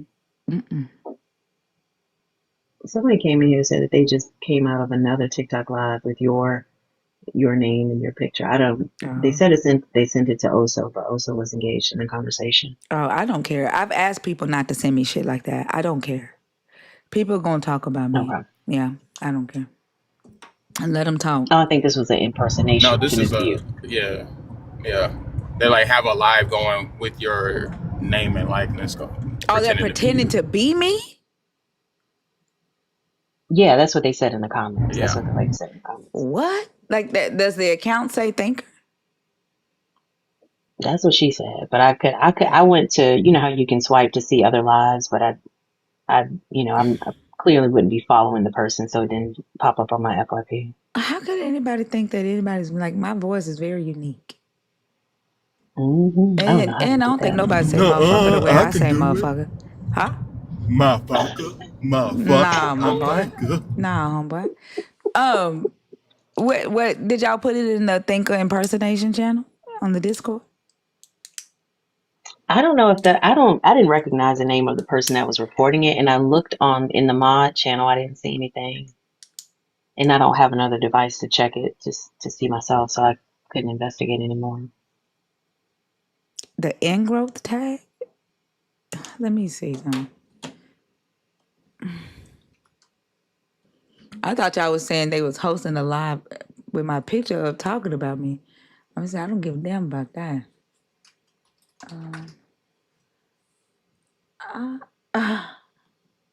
Well, there's a keyword thing, ingrowth destroyed. I ain't never seen nobody destroy.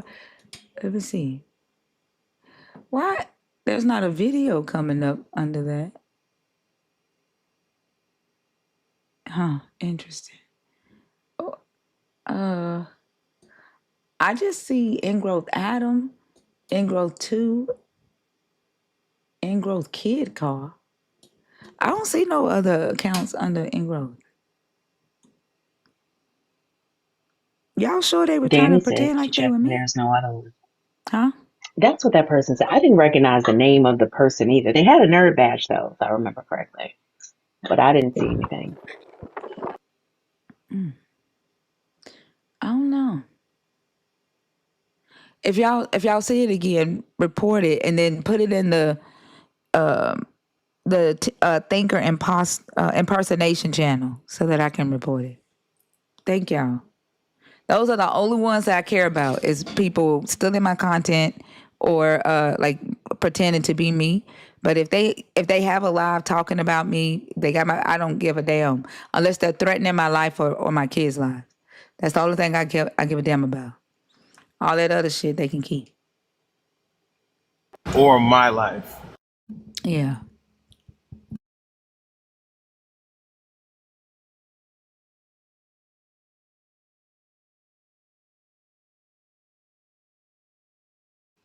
She was seeing my actual life?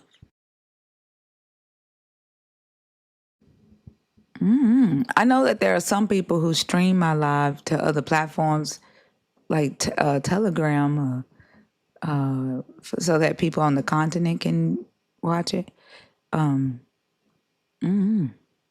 don't know.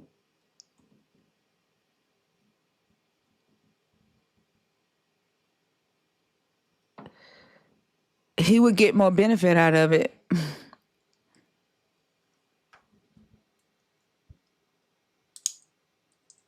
Oh, if it had the exact follower account, then she was watching my live then.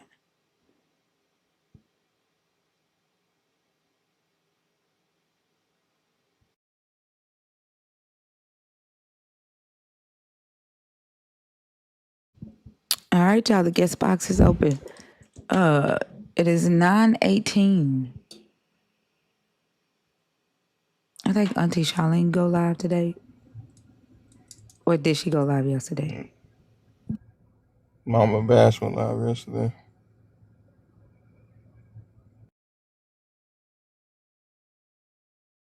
That being said, I don't know if she's going live today or not. But I will say this. God's runner, I hate you.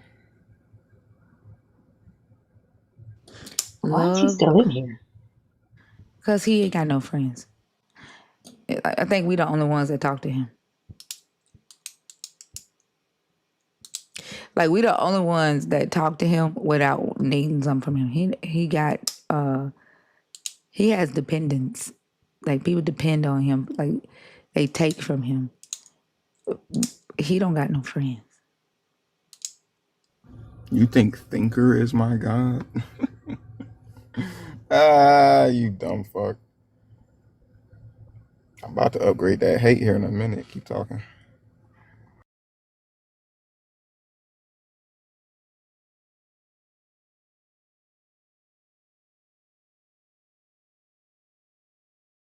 The crazy thing is, they God is so goddamn jealous of my ass. It's interesting. Y'all might want to ask your God why he's so fucking jealous of me. Like y'all should not be this motherfucking enamored with my motherfucking ass. And you have a whole ass God. It's just weird.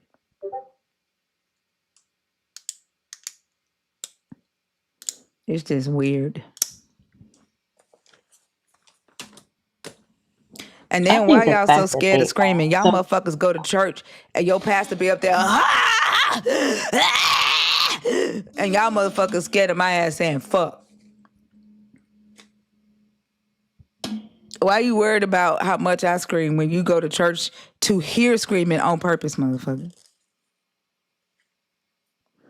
You catch the Holy Spirit from a motherfucker screaming in the microphone at your ass for an hour and a half every motherfucking Sunday. Then you pay that motherfucker to scream in your ear. But you will come in here and whine about my motherfucking ass screaming when you don't even have to be here. Cause your attendance in my life is not connected to your fucking salvation.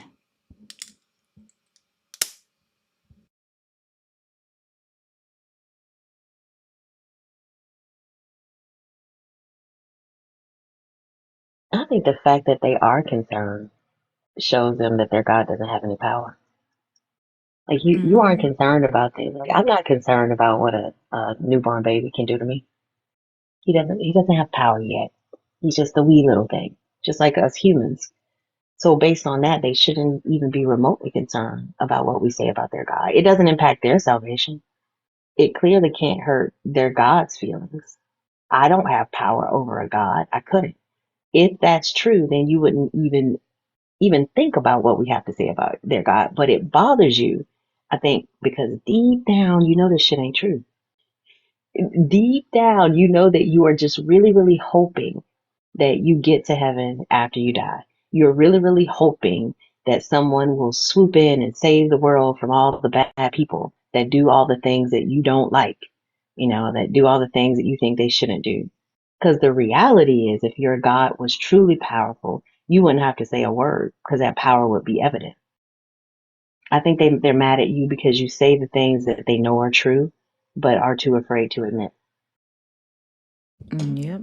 Or they mad at me because they know I say the things that are true, and they like it takes their God away, and they're fighting hard. Like I bet you they be thinking about the shit we say in here, and they be fighting hard to keep that fucking faith.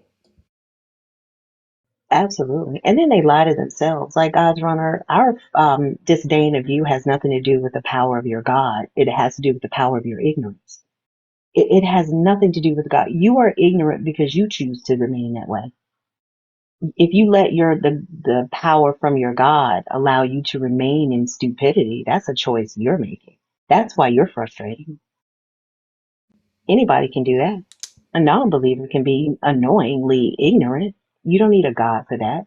You just need a lack of critical thought, which seems to be something believers have in abundance.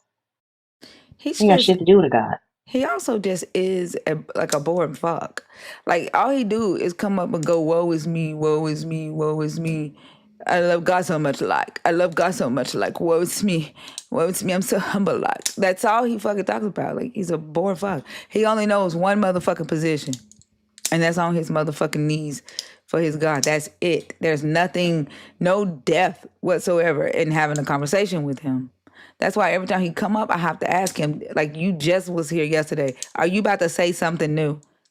Are you about to say something different? Because no one is about to spend 4 hours with your ass again to hear the same shit over and over. You never bring anything interesting or anything new.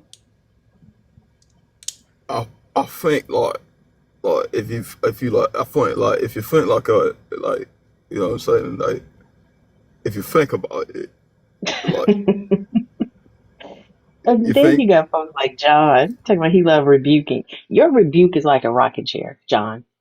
It gives you something to do, but it does not get you anywhere. Your rebukes don't work. Like you've been rebuking daily for how long, and we still come on this live and have these conversations and talk shit about your God, and neither you nor your God can do anything about it.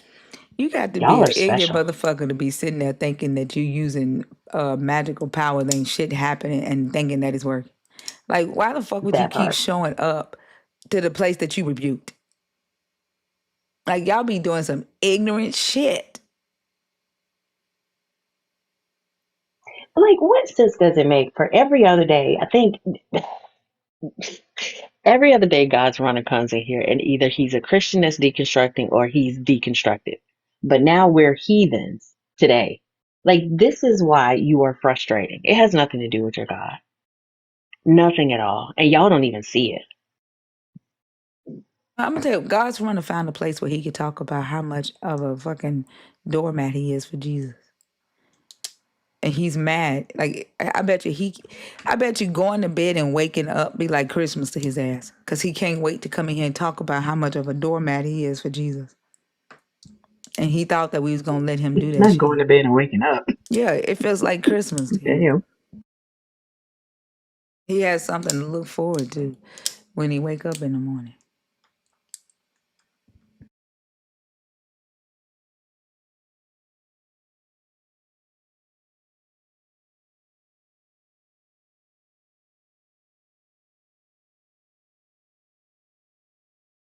I don't know what he thought was gonna be like a track. Like, did he really think that someone was gonna sit there and listen to that conversation that he had and be like, "Oh, I want to be a Christian now"?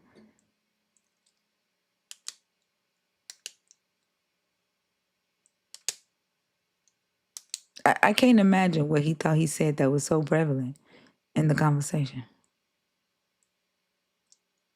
Did he think he said something? Yeah, he think we scared Like, to no talk to word? him. He thinks we're scared to talk to him. I'm trying to figure out what he think he did. Like what dent or damage he think he did. All he did was let us know. The impression that he left on me was that he don't love himself and that he finds value in his suffering and that makes him special because he's been through so much shit and continues to go through so much shit that he can be give advice to his family and friends when they need it and they keep coming back asking him for advice even though when he needs advice and love they don't reciprocate it. They're nowhere to be found. And he finds even that a part of his chosenness. That's all I got from him, is that he is a fucking doormat for Jesus. I don't know what he thinks is attractive about that.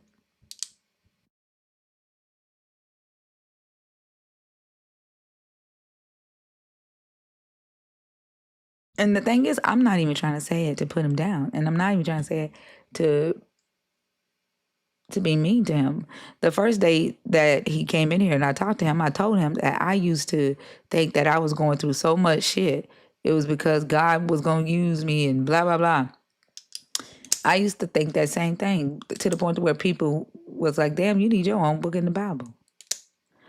And then I realized that the shit that I was going through, I was fucking allowing it. When motherfuckers was showing me who the hell they were, I kept allowing them to come back and like eat off my plate, drain my energy over and over again. I was causing that shit in my life. Like you gonna stay in that same motherfucking loop. That's where you want to be any motherfucking way.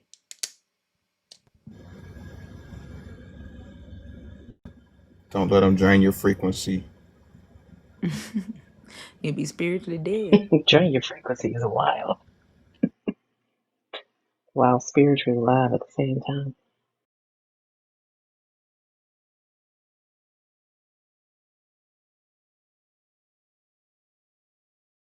I think too, like it's definitely a lack of education.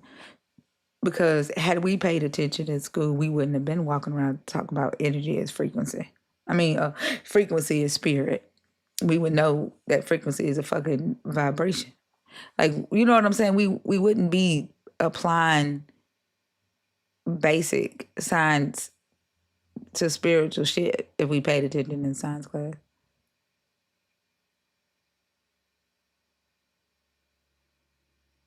Now more than ever, and I do mean this sincerely, taking into account how many of them there have been in the past, there are now more than ever more pseudo-intellectual motherfuckers, people that think they smart and are not.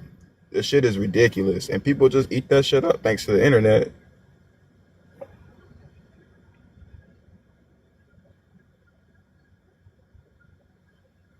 I feel like if you don't know the scientific formula for frequency, you shouldn't be able to use the word. I think it should be standard operating procedures in these conversations because they do come up here and say frequency for pretty much everything. Like the conversation you had with Sav this morning was a really good one, but I think it was a perfect example of what Osa was talking about. How people use buzzwords or pseudoscientific approaches to things to try to construct these ideas and then call these ideas truth. Like, how can your spirit be? What did she say? Your spirit is part energy. What? Everything is energy. What are you talking about? And as soon as you put a little bit of pressure on what they're saying, with her, she didn't do this, but a lot of them will. That's when the crash out begins. But words have meaning. And the same way you had in that last conversation with Daniel, like, for the most part, okay, for the most part means that there is a part that it doesn't apply to. Let's talk about that. But they just say things. I think society has allowed people to utilize words in way too liberal of ways. And now that we see that it's created a world where everybody's walking around with their own version of what is truth and then trying to force people to conform to that version, here we are. It's insane. Yep, and it's everybody else's fault that you are misunderstood. It's everybody else's fault that you don't know something, instead of you saying what you actually mean or making sure that you know what you're talking about before you open your mouth. Or even just being willing to be slow to respond to something and gaining a full understanding of what is being asked of you before you respond.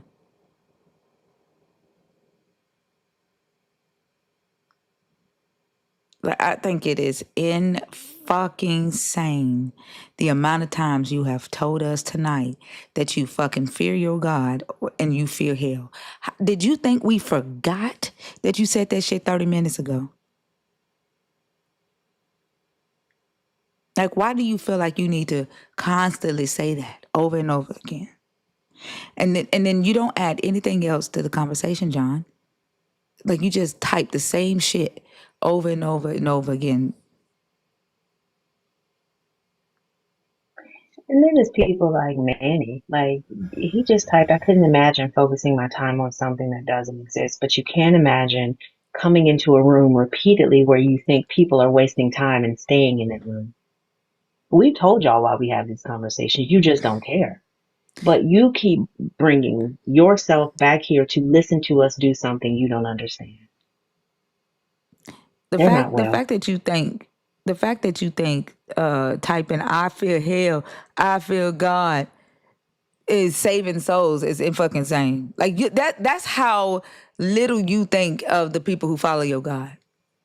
This is like, y'all get mad at us for saying that y'all are simple-minded.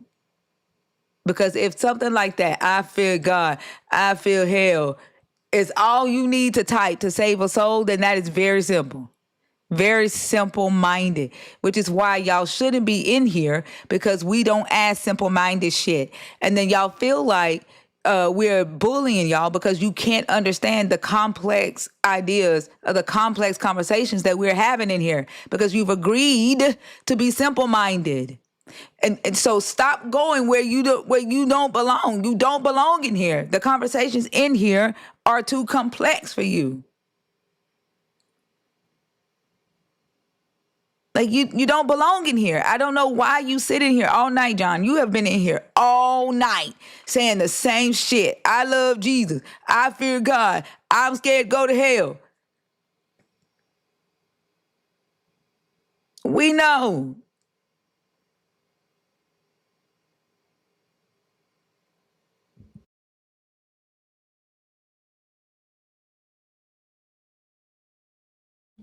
They do act like bots. Like, it's insane.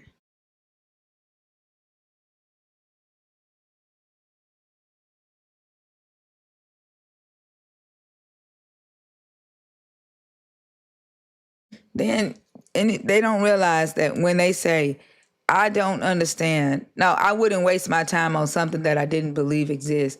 That they're letting us know that even in their own mind, they know that their God does not exist because they expect that their God, even the idea of their God, should not be affecting our life. Like, you don't make sense. Either your God exists and you believe that your God is everywhere and has authority over everything, and then you should understand why we would be talking about your fucking God. But every time you say, I don't get why they talk about something they don't believe, you are saying that you know that your God does not exist, therefore it doesn't affect us, so we shouldn't be talking about it.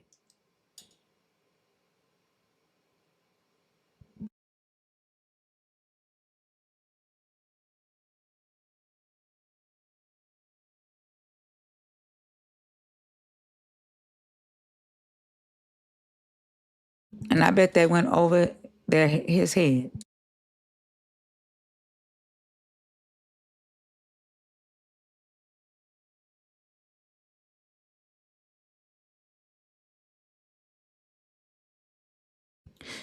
All right, y'all. Are we I done? noticed that too, spiritual God Slayer. You say what? What'd you say? Spiritual God Slayer noted that God's runner said, put in the chat, God misses you. But how do you know? How are you able to speak on the emotional state of a God? The only way you can do that is if you are the God.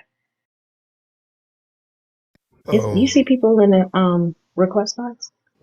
They friendless. We just got paid to drop. Sorry, me and Selena gotta go. I knew you was gonna say that. I'm not gonna lie though, when I saw that motherfucker, it did bring back some memories.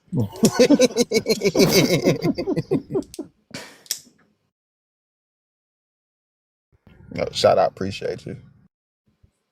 Appreciate you.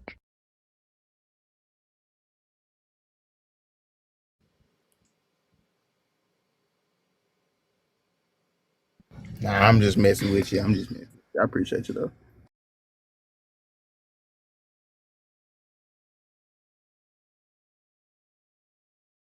I don't understand it. That if it's anything that irritates me the most is that shit. It's the stupidity, Camille, after willful Oh my ignorance. Like gosh. Did John you in see the that? comments talking about break me down, make me submit to you. The fuck? Did y'all see that? Pink Beard is number 5. But Mine Lord We gonna William, push. number 5. We gonna push that John to number 1. Nice.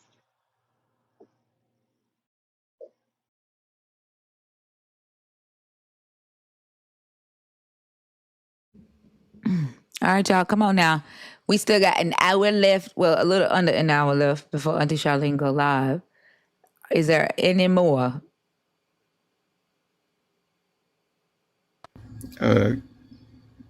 In honor of Bash, could I just say something real quick? In honor of what? Bash and the fact that he's on the precipice of unforeseen successes.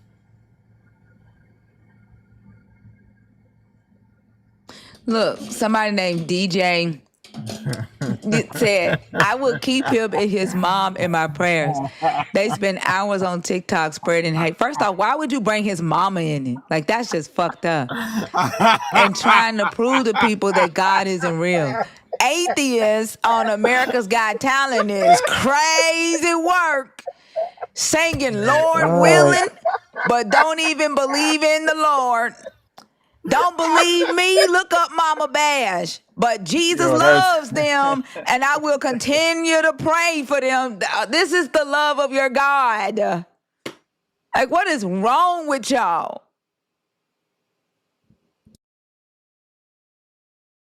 Act like the thing said Christians got talent. They literally said America's got talent. My name is Francis. I'm shaking ass for molasses.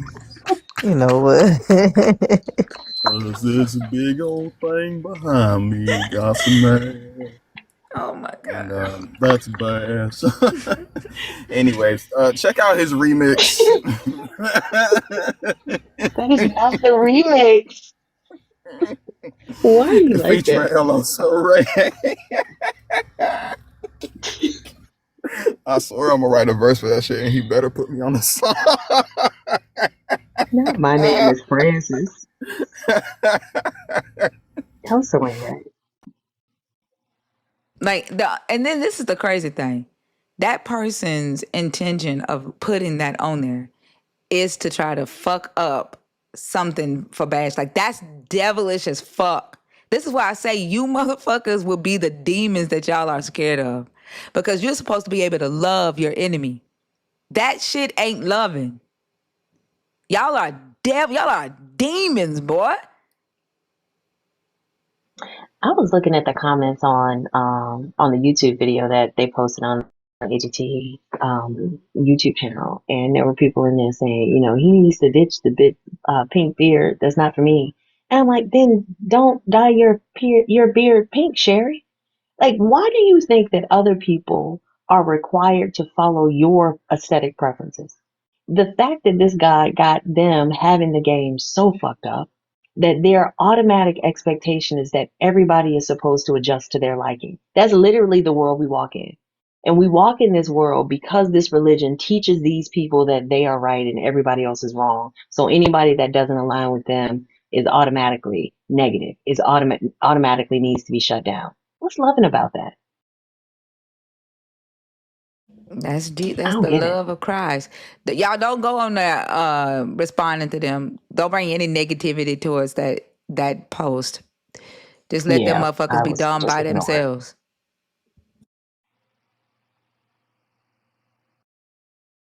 If you already did, go delete it now. I know us. Don't bring Yeah, no negativity to that post.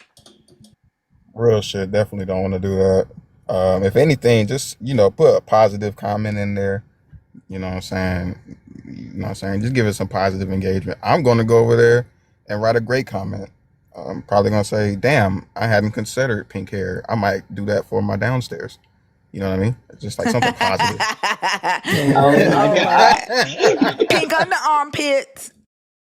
Yeah, all pink everything. Fuck it.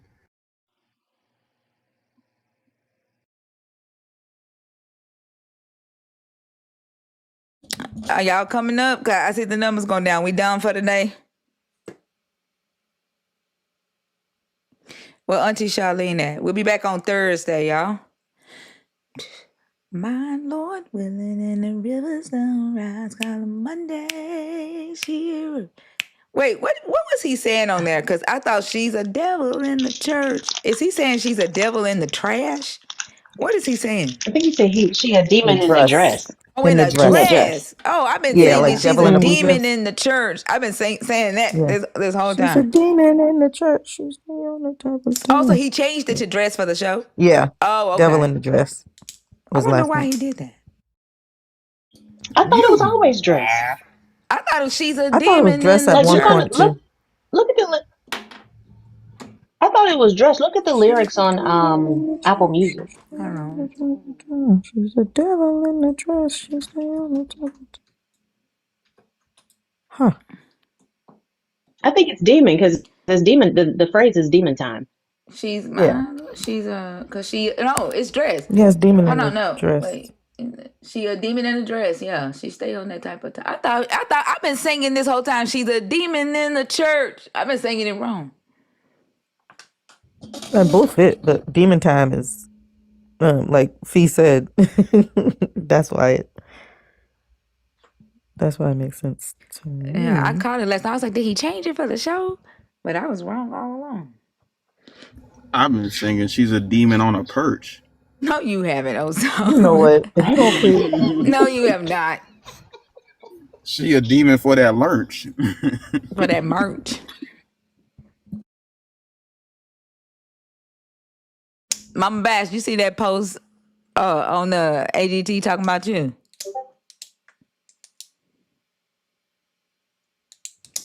She's my Lord willing in the river sunrise. God trying to go sit your motherfucking ass down. Don't nobody want. I told y'all he ain't got no friends. Like, why he back in the request? Like, He if need you to go was truly find. happy with your Jesus, you wouldn't be in here begging to talk to us. Mm-hmm. Go find McCoy and play with him. McCoy and what's the other one? God's little slave boy. God's boy. God's what? God's servant. Yeah, God little slave boy. Go, y'all need to form a band.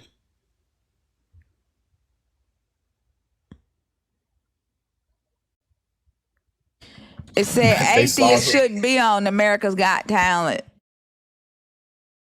Atheism is an American. That's what it said.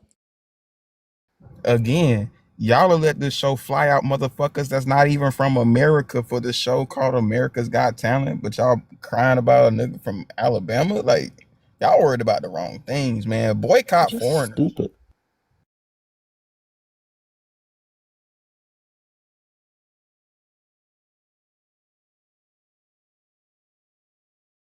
Like, the way y'all so scared of like losing y'all God is just tripping me the fuck out. And that's what I'm trying to figure out, why y'all like that. Like, what the fuck is it that you think is gonna happen to you if you don't believe in a God? Like, what do you think? Like, y'all motherfuckers are weird. Like, y'all would rather a person be a murderer and believe in God than be a upstated citizen and not. Like, y'all are weird to me. Y'all are accepted of the most craziest shit as long as that person believe in a God. It's just weird. And no matter how many conversations I have with y'all, I've not been able to get an understanding of why the fuck y'all are willing to accept that.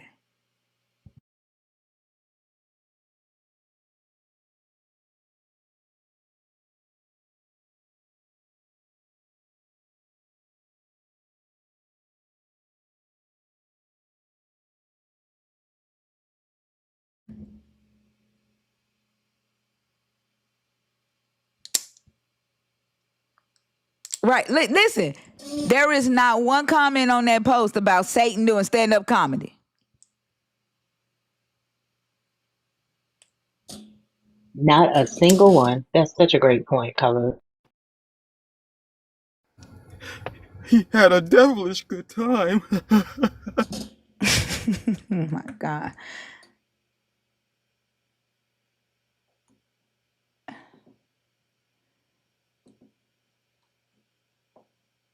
Hold on, let me see what they saying. Bro, I didn't realize Marcus was on AGT. Oh, come on, guys. Even if you're religious, this is kind of funny. Plot twist. That's actually Satan. Nobody got the devil wears Prada joke. I share his videos all the time, and everyone is like, that's so dumb. This is my kind of humor. He's funny as fuck. Why is Satan trolling us? This is why I don't want to go to hell. These jokes are torture.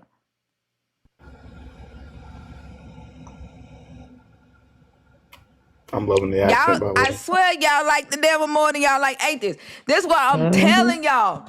The demons are y'all. Y'all know y'all devil. Y'all love y'all devil. Y'all, like, I'm telling y'all, y'all are afraid of an atheist because an atheist is an empty vessel to y'all. And when y'all say empty vessel, when y'all say, oh, they empty, they lost, it's because y'all are like vampires and zombies. Like, y'all need to, like, turn a healthy person into a dead motherfucker so they can live in death. That's what eternal life is. I swear this is vampirism. That's what eternal life is like. Y'all want to, like, kill a motherfucker and then bring them back to life and they be dead ass motherfuckers walking around. And then the Walking Dead. Like, y'all like anything that like, y'all like anything that has to do with your God, even your devil. But if it has nothing to do with your God, it scares the living shit out of y'all. It's vampirism. and zombieism.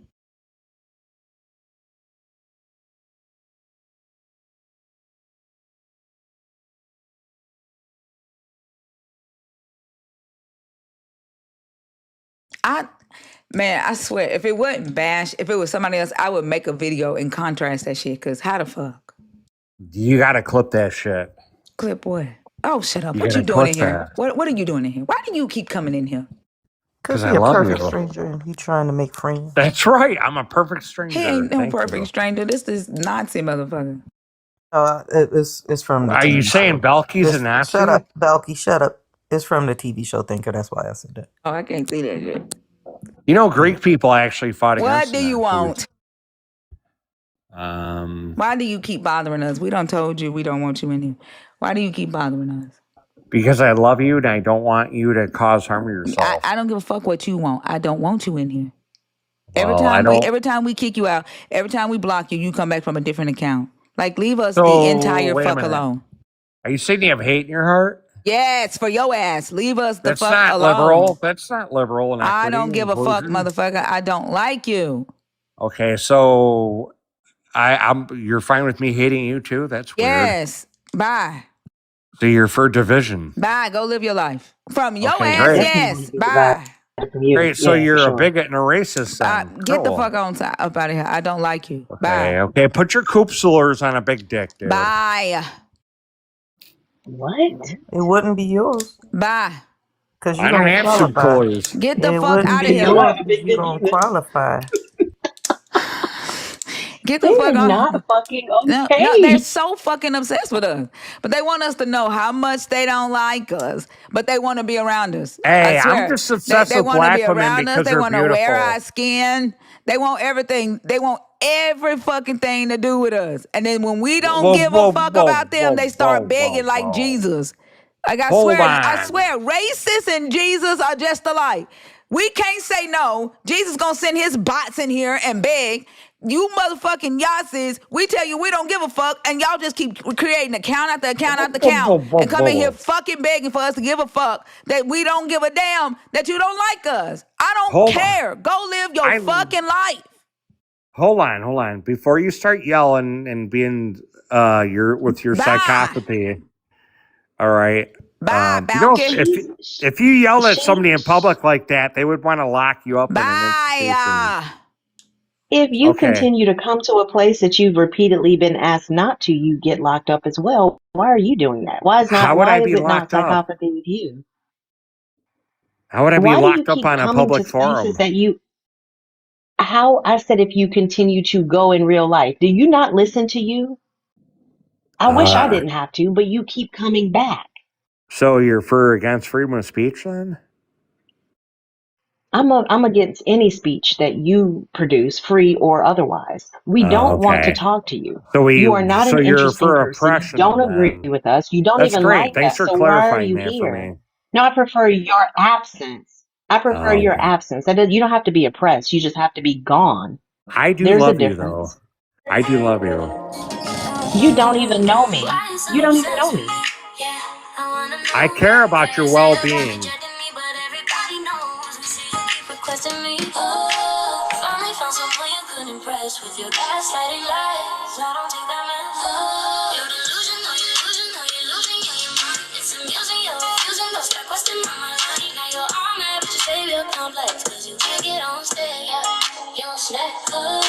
You hop on the stage, gave religion an age, started dressing the topic, but you couldn't engage it. See your God, but are you a prophet? You called me a fraud, boy, just stop it. I'm trying to say, hey, let's have conversation, but you'd rather you yell with no moderation. You say I'm too loud when you yell too.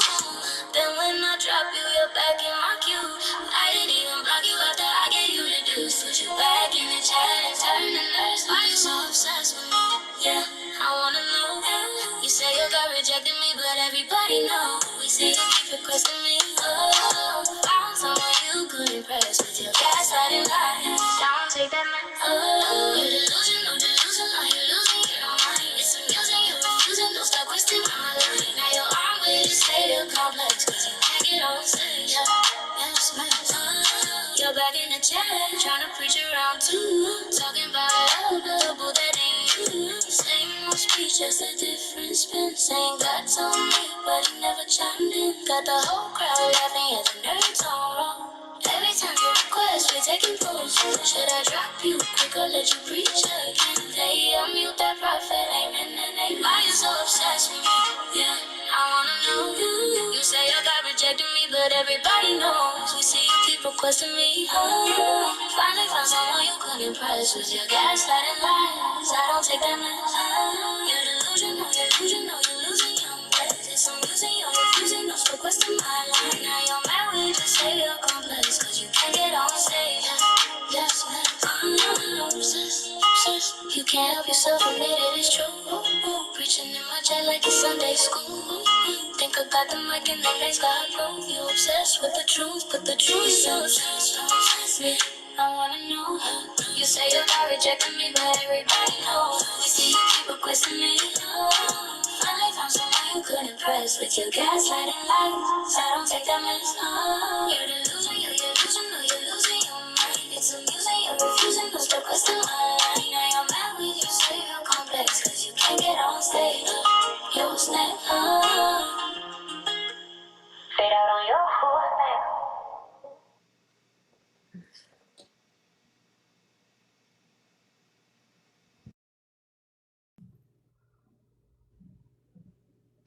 Hey, Auntie. Hey, family, how everybody doing this morning? Irritated than a motherfucker. Oh, shit. They are irritating as hell. Well, I done come to the conclusion they can't help themselves. They can't help it. It's just who they are. Yep. You ready to go live, Auntie? I think they done in here. Yeah, I'm ready when you ready, baby. All right, you go ahead on. Okay, sweet. All right. See y'all over there. Yes, ma'am. Okay. Yeah, that one is on iTunes. That one is released. That's on iTunes and Spotify. Well, all the music platforms and stuff for YouTube. I appreciate all of y'all so very much. We had a fun night tonight. You got to go back and listen to the Deconstruct. Wait, was it the Deconstruct or a different one where I was talking about Jesus not telling them not to cut off their left hand so he could beat his meat? Was that the Deconstruct? Wait, what? I'm trying. Wait, what? Well, I had a conversation with somebody tonight about Jesus saying, cut off if your right hand offends you. He was talking about a business deal, but he didn't say nothing about the left hand because the left hand he used to beat the meat. It was Deconstruct. Yeah, that was funny as fuck. No, yeah, because he said American is Jesus. He said America is based on Christian values, based on Jesus values, and built on the back of Jesus. I said, you know what, you're right. And I said, America fucks their people and they fuck themselves. I said, in first century Rome, during the time Jesus would have lived, the men were focused on business and which used their right hand to seal deals. They shook and closed business deals with their right hand. And then their left hand was used to beat the meat.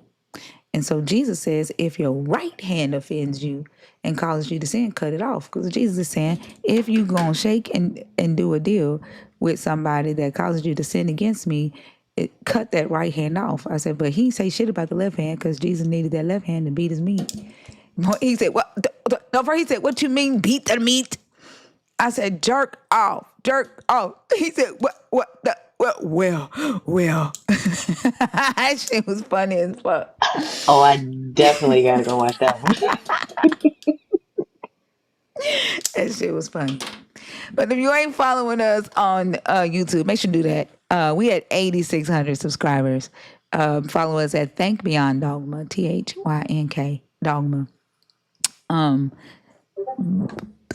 Feed will be on Feed will be on Talk Heathen this Sunday at 2:45. Is that right? 2:45. I know it's 12 o'clock. Oh, is it? Talk Heathen is before Truth Wanted? I think it is. Okay. Because I think the Truth Wanted is later that year. Okay, yeah. Talk Heathen, Feed will be on there this Sunday at 12 Central. And then Next Wednesday, I will be on the line with Dillahunty.